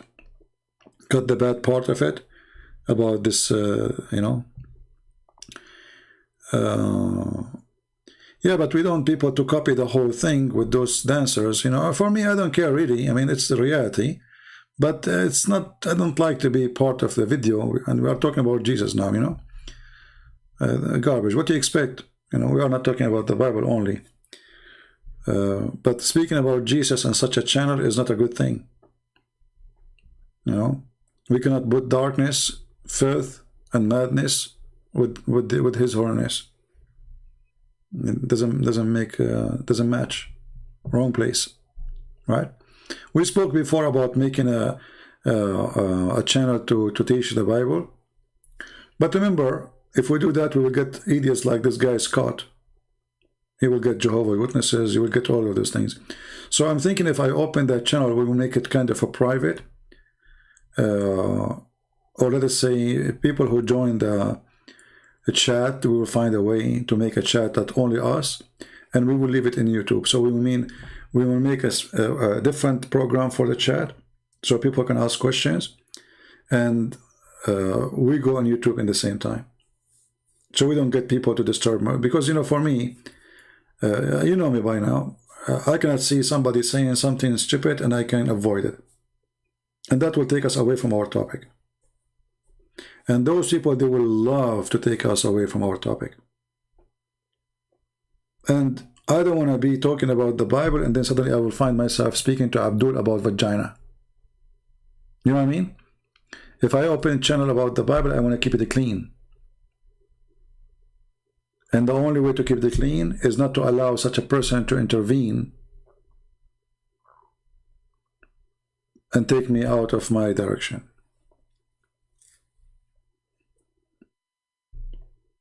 And you know, sadly, I mean, we cannot talk about this cult without saying the word vagina.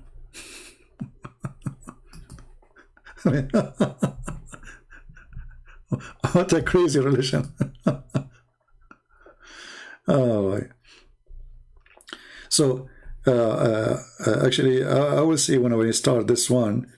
But I'm just thinking about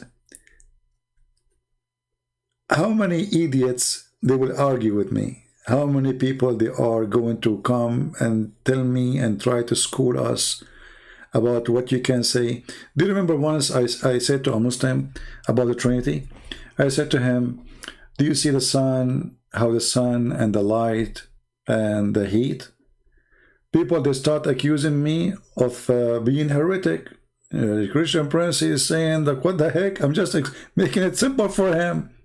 So you will find people who they are jealous. They are trying their best to say anything about you. There's a person, he said that Christian Prince, he don't believe in Trinity. They open even channels to fight me. I mean, what the heck with those people? Why? How I don't believe in the Trinity? Because he is showing them a verse from the Quran saying that Jesus is 1 and 3 in the same time. Stupid idiot. I'm showing them from their Quran to show them that if Jesus in the Quran can be possible 3 and 1 in the same time, that means our God can be 3 and 1 in the same time. So People will be jealous. People, they are angry. People who hate what you do. If I go right now to Patreon, I see somebody sending me email saying, do you know that this guy is posting your videos and he's asking for donation? I answer back, I say, what's your problem? Are you jealous? Go post videos. Do you see the jealousy? I mean, what's your problem yourself? What happened to you?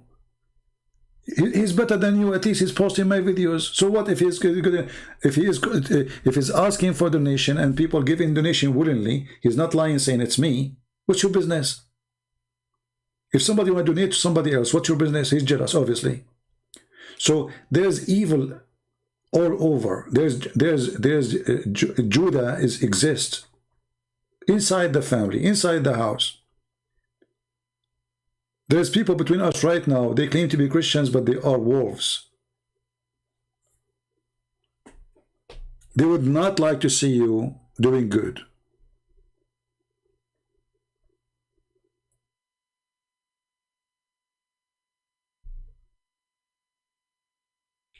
Sometimes people even don't think.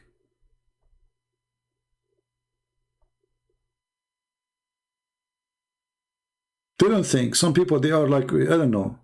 Like I make an admin, she is a female. I don't know if she's a female or not. You know, for me, I watch the text and I see who is the one who really supports always what I do. And I make the person admin. So I made the person admin. I receive a message saying, do you know that she is a female? Like, what the heck? So? And the one is asking me, she's a female too. So I said to her, should I take all the females off? Aren't you a female too? So if it's a problem to make an admin if she is a female, aren't you a female?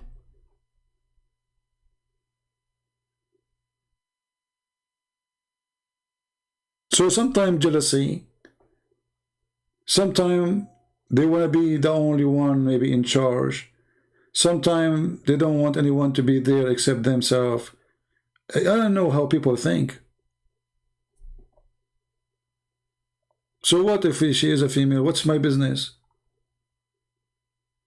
I need an admin. I do not need women to give babies. Add me in the chat. We're not doing adult breastfeeding here.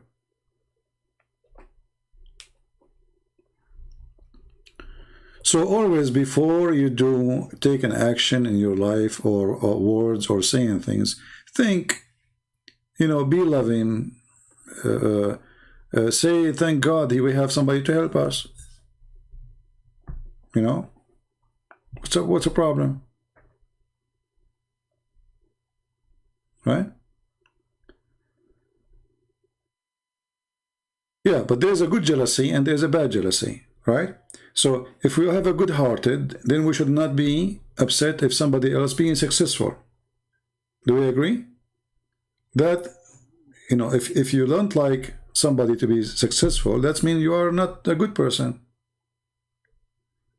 That means there's something wrong with you. That means you do not know Christ yet.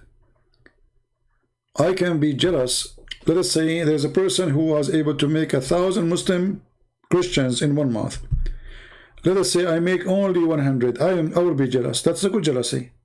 But not jealous because I want to fight him. No, I want to compete to do the good work. The Lord, He gave 3 servants investment. They are equal investment. One of us was able to make it 2, twice more. One of us, he was able to make it 3 times more. The one who is making it 2 and 3, they are good. They are doing good. So the one who is making it 2, he should be jealous, says, I should make even more. But this is a good jealousy. He's not competing with the person because he hates him. He's competing with the work. I want to do more and serve more. So always think about it in a certain way. Is this jealousy serving, you know, Christ, or it is against?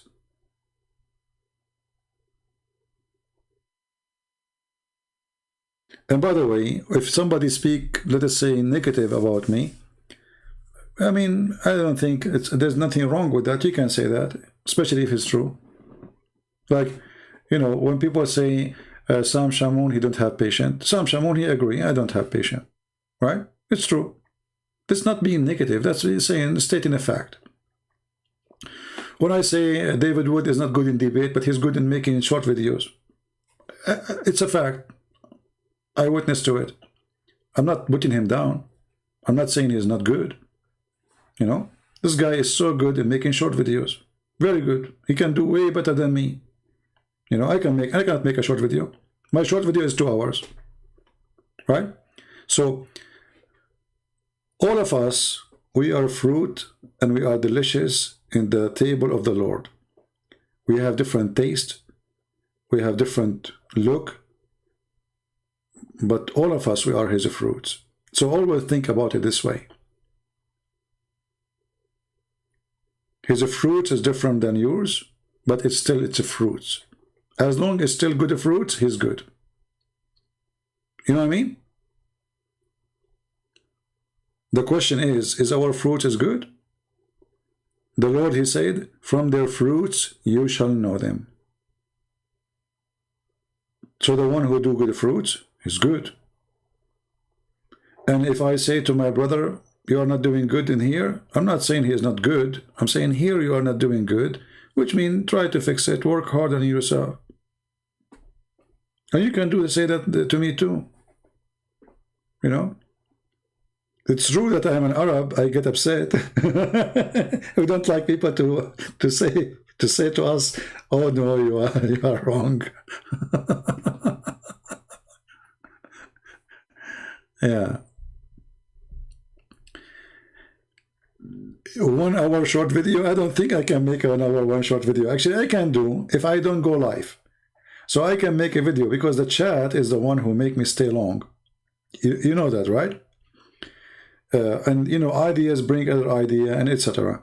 So if I want to go short video, I can make a short video, but I have to disable the chat. As long as I have the chat running, that mission is impossible. Right?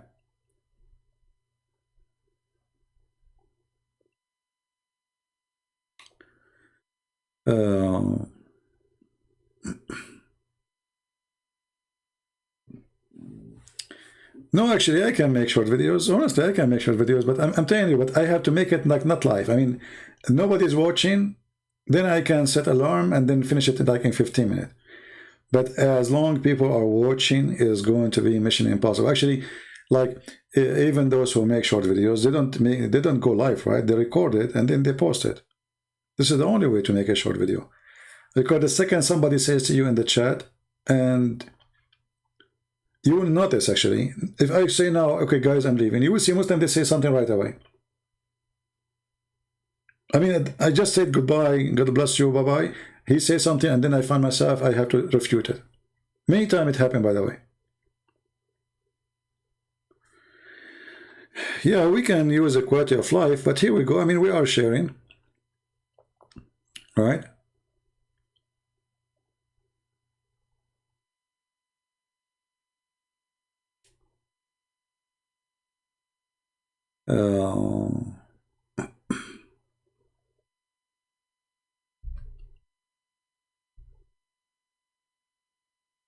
Yeah, actually, I have to agree. I mean, David Wood is very good in short videos. He is straight to the point. He put things in, together in a very nice way, And at the same time, because, I do not need to tell you that his English is way better than mine. So he can explain such a short video in a faster way, let's say, For me, I think there's a problem because I have too much information. So if I want to cover a point, I don't, let us say, stop with few points. I have like a flood of information. And that is making it really maybe mission impossible. If I know little, then I will say the little and bye-bye. But because I do not know little, then how I'm going to make a short video with little information? I never used Discord. I opened an account once, but I did not like it. It's weird. People start talking, I do not know where. You do not know who's talking in the mic. Very weird program.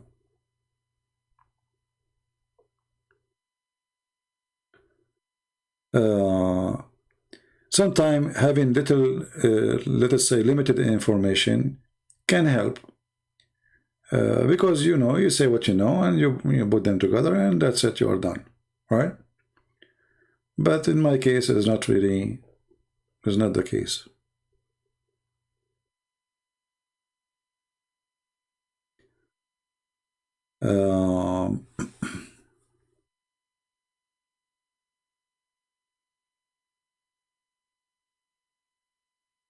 Okay, if a husband leave Islam and accept Jesus and his wife chose to stay in Islam, what happened next? Are they divorced and now according to the Bible or what? No, according to the Bible, because in the time of Christ, in the time, you know, of even after the disciples, sorry, there's many people who used to be pagans and they accepted Jesus. So the Bible doesn't encourage you to divorce. You continue. You know, Jesus don't want to destroy families. So if your husband, or you are the husband and she is the wife, and one of you stay as a Muslim, you stay married, because simply you are not married after you became a Christian, you are married before. So it's not your fault, it's not his fault, right? Otherwise, if you are a Christian and you marry after you became a Christian from a Muslim, that is not marriage. It's not allowed. But you are Muslim, she or he is Muslim, one of you left, became a Christian, then you can stay with the husband or with the wife. You know, remember one thing, that the purpose of not to be with someone is not a believer. That will not hurt God, that will hurt you. Trust me, nothing to do with, I mean, what that will do to Jesus? Nothing. Is he going to be able to hurt him? No. But it's going to hurt you, because you will be suffering. You are a believer, he is not. He want to pray, he don't. He wants your children to be Muslims, you want his children to be Christians. So this is not a healthy partnership. But the Bible will not encourage you to divorce the person you are married to before you leave Islam. No, Christian cannot marry a non-Christian, because simply marriage in Christianity is a marriage between two believers. Let me make it simple for you. If somebody don't believe in the law, which the marriage is going to go according to, how we can call that marriage? You know what I mean? Because marriage comes with terms and conditions. And the terms and conditions of marriage in Christianity is totally different from Islam. In Islam, there's no marriage. It's just a sex contract. He can divorce you anytime just by saying two words. Marriage in Christianity is unity. It's not a sex contract. So, in order to have such a word marriage, merge together, ikhad, we have to be united. And how we can be united and we are not believing in the same Lord? So the unity here is unity under the Lord name, not under the contract and paper made by government.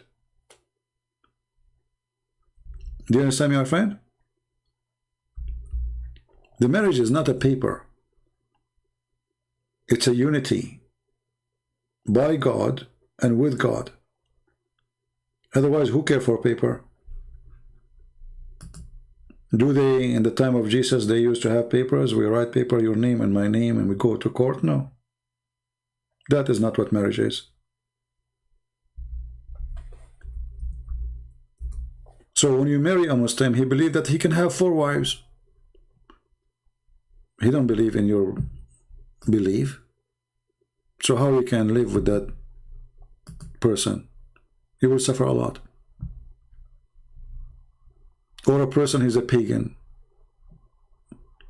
So this will not be a healthy, let us say, life. And the kids will suffer a lot. But the kids will be confused. Are we Christians? Are we Muslims? Should we listen to our mom or our dad? You know what I mean?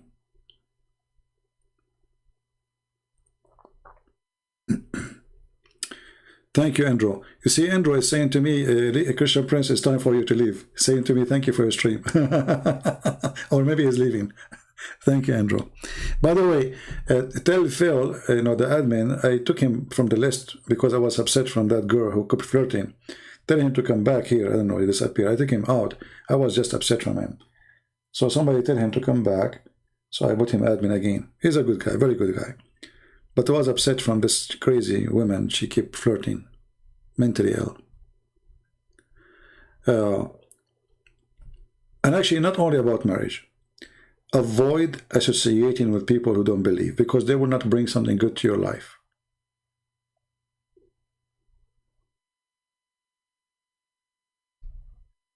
You hear every weekend or so, somebody got shot somewhere, you know. Why? They went to nightclub. Okay, what do you expect from nightclub? Just ask yourself. You go to a nightclub and then you wonder why there's a crime there. It's a nightclub. There's drugs. There's sex. There's men fighting over girls, maybe. Competition. Roosters. So you don't go and put yourself in the wrong place, in the wrong time, and then you wonder why wrong things happen. Right? And this goes for everything in life. Don't do things that doesn't sound right. If I associate myself with people who smoke, what I will learn from them? If they did not teach me how to smoke, I will smoke their smoke without smoking. Correct?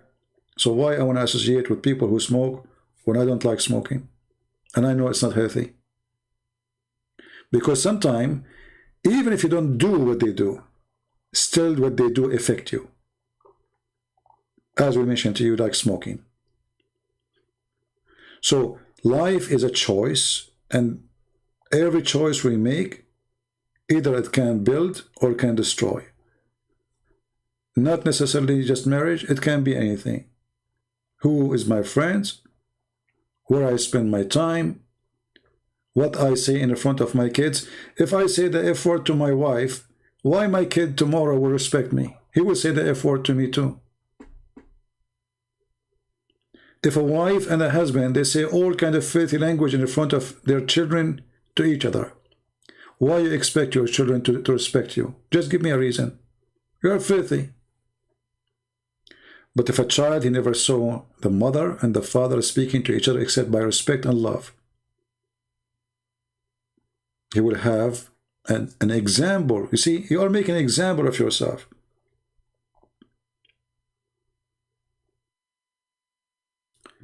This is a saying in the Middle East. There's a guy, he got married, and his parents, they came to visit him. So they have like this thing in the door, you can look, you see who's outside. So the wife, she looked, and she said, this is your parents, don't open the door. The guy, the potato, he did not dare to open the door, because his wife, she told him, I don't want them. When her parents come in, she opened the door, she bought a dinner, celebrate. So, you know, one day his wife, she gave birth. And it was a girl. He was very happy. A year after, she gave birth to a boy. He was very upset. She said to him, this is strange. You're an Arab, you like boys. What happened? How come you were excited for the girl, excited for the boy? He said, because she will open the door for me when I get older. My son will be like me. My parents came to my door. I did not open the door for them.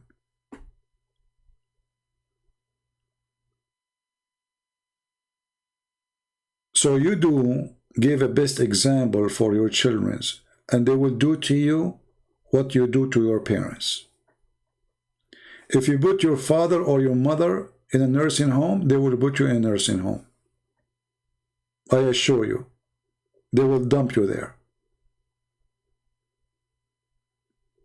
If you don't care to see what's happening to your mother, they will not care what happened to their mother. Because always you are giving them the worst example.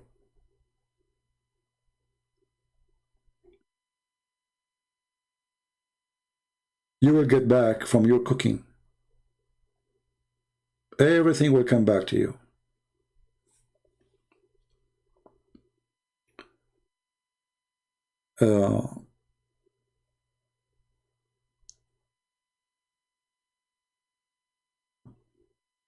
My friend, how I can join Indonesian channel and I speak English? I don't speak English. I speak Indonesian. So what the point of me? Secondly, I don't like to join any other channels. I don't agree with people.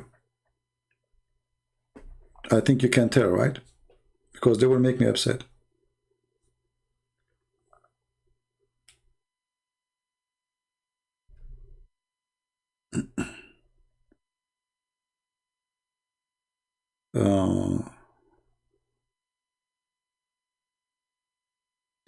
I'm not sure what Mr. Andres is saying. Doesn't make sense.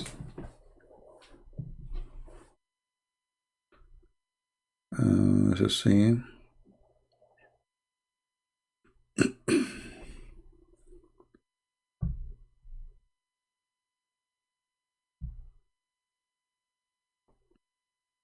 And you know, here you see like an example when somebody says, like Andres here is saying, Abraham, Moses, Jesus, Muhammad. What Muhammad have to do with those names?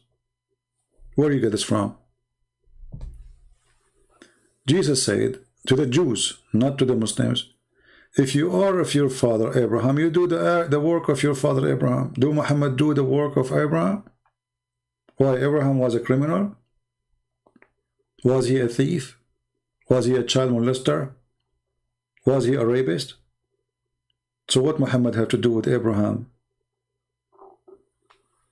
But you know, people, they don't put, they put their dump. They carry dump and they leave it in the side of the road. Somebody will translate your English if you join Indonesian. No, my friend. First of all, I don't want to be. Hold on. Abraham, Moses, Jesus, Muhammad. My friend, change your name and come back. Get lost. Don't insult my Jesus, putting him before next to Muhammad. You are a donkey. When the Muslim they say that Jesus is a Muslim, then Jesus should act like a Muslim. And a Muslim, he attacked the Roman to get the blondie girls. If Jesus was a Muslim, then he should be filthy like Muhammad. He go after children, have sex with them. So don't come here with your stupidity. Even your prophet do not even know what the name of Jesus. His name is Isa. Who is this Isa? Your stupid prophet, he heard that there's a woman, her name is Maryam. She have a son, his name is Isa. But this Maryam is the sister of Aaron. So he thought that Jesus or Isa is the nephew of Moses. And even in the Bible, by the way, Maryam, she is not married. This is coming from the Jewish stories, not from the Bible. So when a Muslim Abdul, just because Muhammad, he used some names, he want to tell us that Muhammad, he belonged to the same team. No, he don't. The God of Abraham, his religion, teach that in heaven there's no sex. Your God is a pimp. You know, when Jesus spoke about divorce, many people think that Jesus, he is against divorce just for the sake of against divorce. No, he's protecting women. Muhammad, he is against protecting women. Muhammad, he abused women. The Jewish people, they used to be abusive to women. So they marry you when you are young, they divorce you when you get older. They like to use you. Very aggressive culture. Why he want to stay with old women? He go for a younger. So what Jesus did, he stopped them from abusing the women. You don't divorce a woman because she became older. You don't divorce the women for any reason except adultery. Otherwise, you are evil. So Jesus was not against divorce because the divorce is good or bad. It was against divorce for the Jews abusing women. Muhammad, he made divorce so easy. You say one word, taliq. So Muhammad, he present everything evil against Jesus' teaching. Muhammad, he go to his son's wife, he flirt with her. Jesus, he said to you, take your eye before you do that. Take it, block it out. So when those cowards, they add the name of Jesus next to Muhammad, remember one thing, they are insulting Jesus. They are comparing a child molester to the holiness of the Lord. Even in their book. No, not 3 times. You do not need to say 3 times. Who said that to you, Karana? 3 times is not really, is not exist. If you say, if you do talaq 3 times, then she cannot come back to the husband unless she sleep with different one, which is more filthy and abusive to the women. But a Muslim, he do not need to say 3 times. He say it only once. He said talaq, even he said text message, one divorce, you are divorced, that's it. There's nothing is called 3 times. 3 times is to confirm that he don't want her no more, forever. Yeah, it's okay. I mean, we will try to take tomorrow off then. It's already Friday. Oh boy.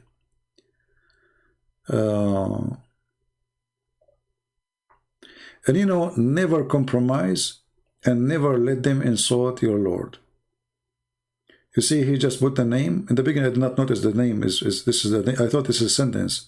But when I noticed that this is the name, I did not tolerate that. They are coming here to insult Jesus. Islam is an insult to Jesus. When Muhammad, he said that his God, he said to Khadija, look how filthy he is. He said to Khadija when she is dying, imagine your wife is dying, and then you say to her, don't forget to say hello to my wives in heaven. Khadija, she said, what wives? Did you marry before me? He said, no, but Allah, he promised me, the wife of the Pharaoh and the mother of Jesus. Can you believe it, how filthy he is? How sick?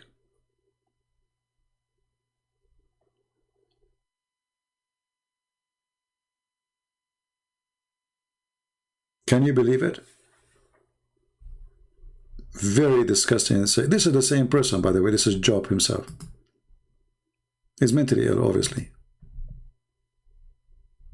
He will come back again. It's okay. We'll block him. But you know, the funny thing is, the more they get angry, the more we are successful. They don't dare to call us, remember that? They are text terrorists. They don't dare to call. I open my Skype, I say, who wanna call me? They don't dare. We offer this guy many times to call me. He will not do that. Because he knew he have no luck if he call. So, this is what I mentioned, that they try always to take your attention. But actually, always this has helped us somehow. Because that will open more ideas to speak about more things exposing Muhammad. Like now we just mentioned how Muhammad, he said that Allah, he promised him, even the wife of the Pharaoh, can you believe it, how filthy he is? This person is mentally ill. He thinks he is the greatest, and all women who they are famous, they will be dreaming to be in his bed. So his God promised him, the mother of Jesus, the wife of the Pharaoh, for he is a sick bastard.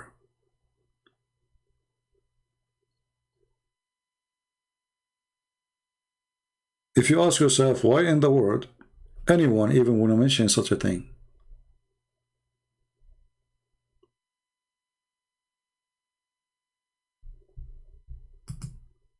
Let us say he's a prophet. Okay, why does God want to give you the mother of Jesus? Why is that? What does that mean? Filthy, satanic person. He hates Jesus.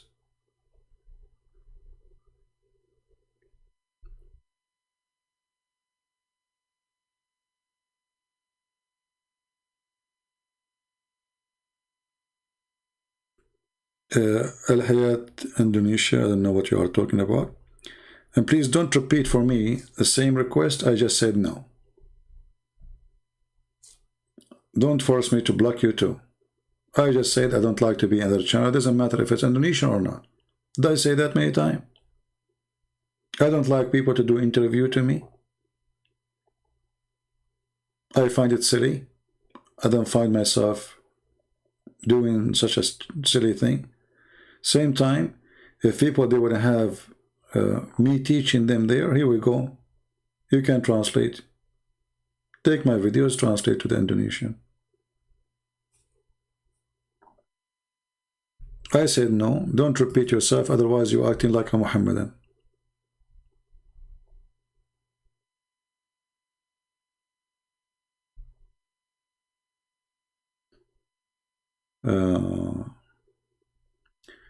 Patrick saying how he can ask question. I don't know, Patrick, you just did. Didn't you ask a question now? You're asking me how to ask questions. You just did. This is a question. So instead of asking how to ask question, you should ask the question. It's like sending a letter to the government saying how I can send you a letter. And then the government, they send you a letter back saying send us a letter. And then after you send them a back letter saying thank you for us telling me that I should send a letter, now already you wasted 2 letters.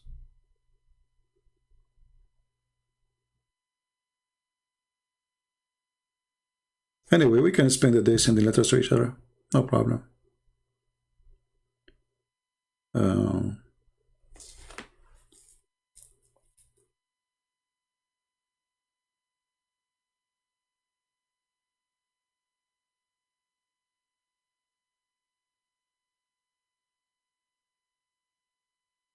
All right, I think we have enough for today.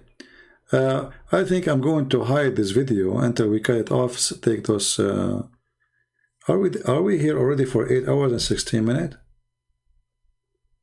Is that correct? No. I don't know. It says there in the corner of my side. It says 8 hours and 16 minutes. Because as I know, YouTube allow you only to have 8 hours. Maybe now they allow more. I'm not sure.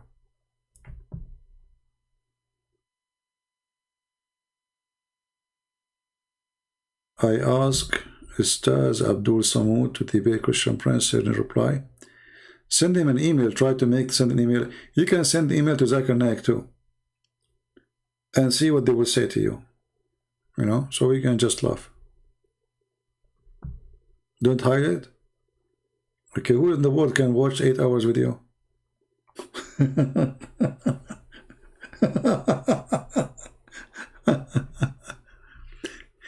And you know what, by the way,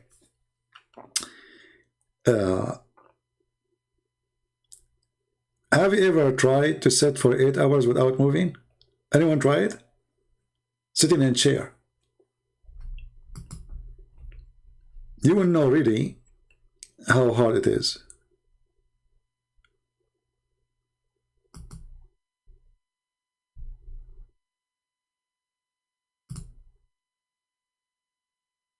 You sit for 8 hours, you don't even go to the bathroom. Try it. You might say how I can do it. Me myself, I don't know. I can. But it's not easy. You will lose your voice first in less than an hour. Especially you are shouting and debating and arguing, and you are the only one keep talking. You don't even have a person to replace you, you know.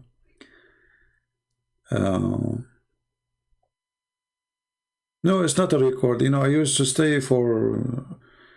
once I stayed online, I opened Friday night, I closed Sunday. Honest to God. I opened Friday at night, I closed Sunday. Sunday in the morning. But this was not in YouTube. It was in Paltalk.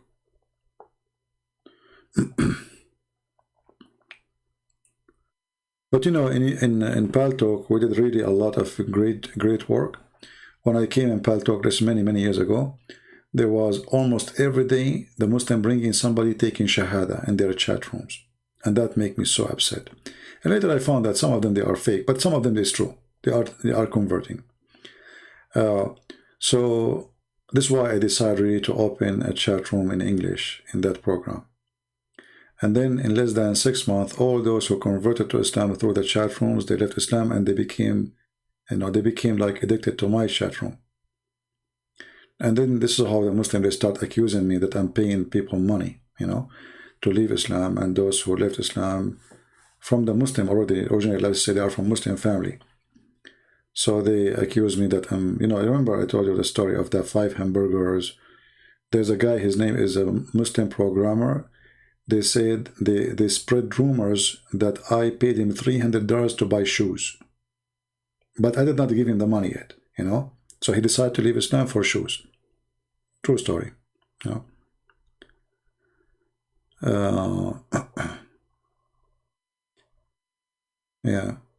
So we did a lot of work, really. We were very successful. And the problem was at that time, nobody wanted to listen. The Muslims, they gather themselves there. They have big chat room. So when I started, nobody wanted to come and listen. And then what happened? 9/11 happened. And suddenly, from nobody want to listen to I don't have even a space in my chat room. It was 9/11 who changed everything. Otherwise, before that, nobody want to listen.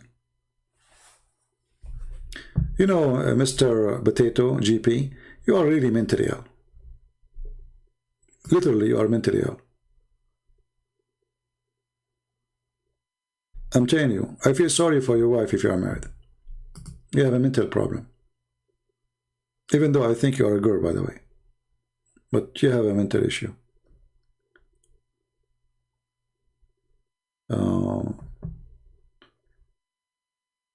When somebody, you block him and he come back and he say the same thing.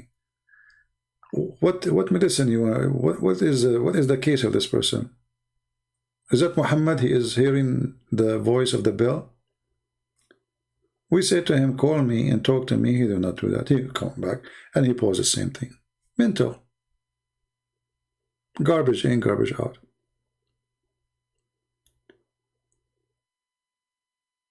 No, not to run away. They said that I promised him I will pay him $300 because he don't have a good shoes, and that's why he left Islam. It's a funny, the guy is even programmer, imagine how much money he make. His name is Muslim programmer. So he have a software engineering degree, and he need me to pay him, and he live in England. I pay him $300 to buy shoes.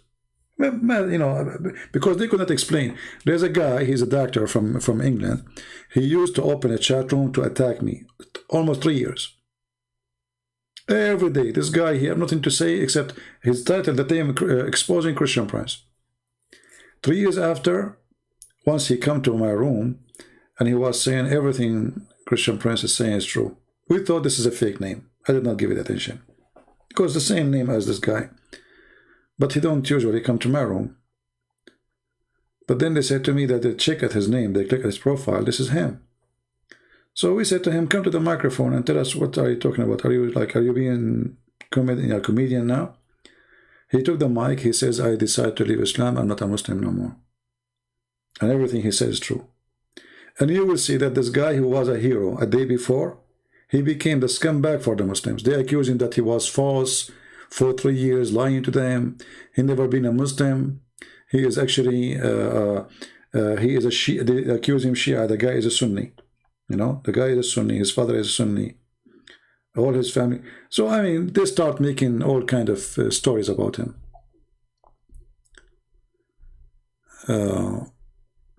Because he left Islam, what you can say. But a day before, he was a hero. Yeah. And actually, I did not talk to him. This guy, I did not really talk to him. But he heard what I say. And he studied it, he checked it out. It turned to be true. He left Islam.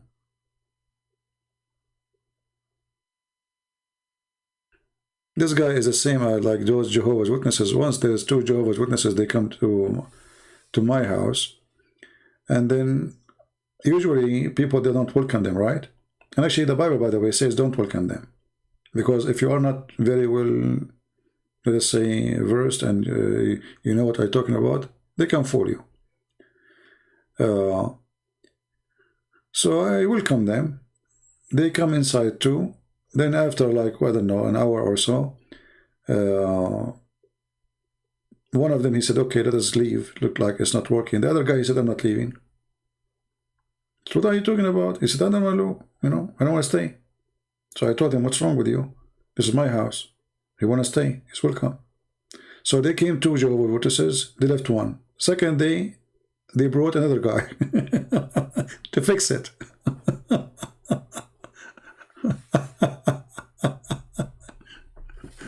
I mean, the story is funny. Yeah, so like, it's this the same as this guy, Ultimate Fort, and those people, So they lost. They could not answer anything. They brought somebody, suppose he's smarter. It turned to be the same thing. And then Jehovah's Witnesses, they never come back to my door again. Never, never. And like, nobody. It looked like they gave a warning. Don't go to this door. Never. And I put a paper in my door says Jehovah's Witnesses are welcome. Everybody's saying there's no trespassing, no etc. Except in my door it says Jehovah's Witnesses are welcome. Bring your Bible with you. But then nobody comes, so I took it off. I waited like usually they come always, but not anymore. So I stayed there for like a week, 2 weeks, and then it got wet by the rain. So it fell apart by itself. Yeah.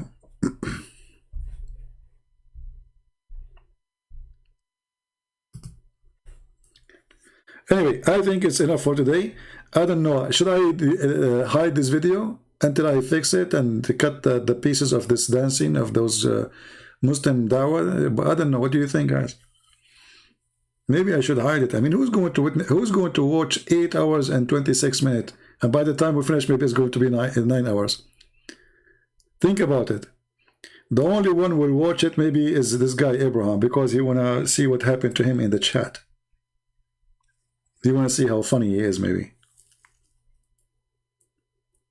I think he's just seeking attention, poor guy.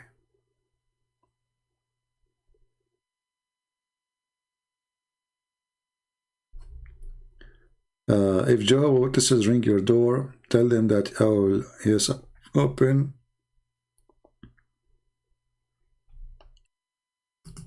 No, for me, I like to talk to them because it's very easy to... Look, I have a video actually of me in France. Anyone saw it? In France. I was walking in the street and the second day they ran away from me. I just asked them a very simple question, It says, a God. Very simple, a God, your translation. How in the world you say a God? How many gods you have? Jehovah's Witnesses is a very stupid cult, It's even more stupid than Muhammad. No, actually, Muhammad is more stupid. But you do not need to be a scholar to get them busted. It's so easy.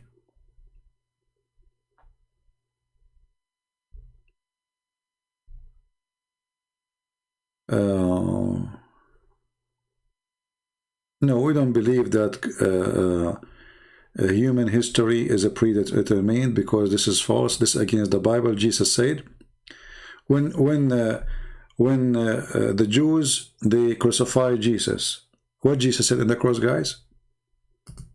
Anyone can tell me what Jesus says to the Father? He said, forgive them, Father, they do not know what they are doing. So if there is a predestiny, then why he's asking for forgiveness for them? It was a predestiny, right? So don't go with the philosophy and stupid things, because if there's a predestiny, the way you are saying, this means there's no point of sending Jesus or coming of Jesus and forgiveness of Jesus, because everything is a predestiny. So you just use your brain, otherwise your brain will rust.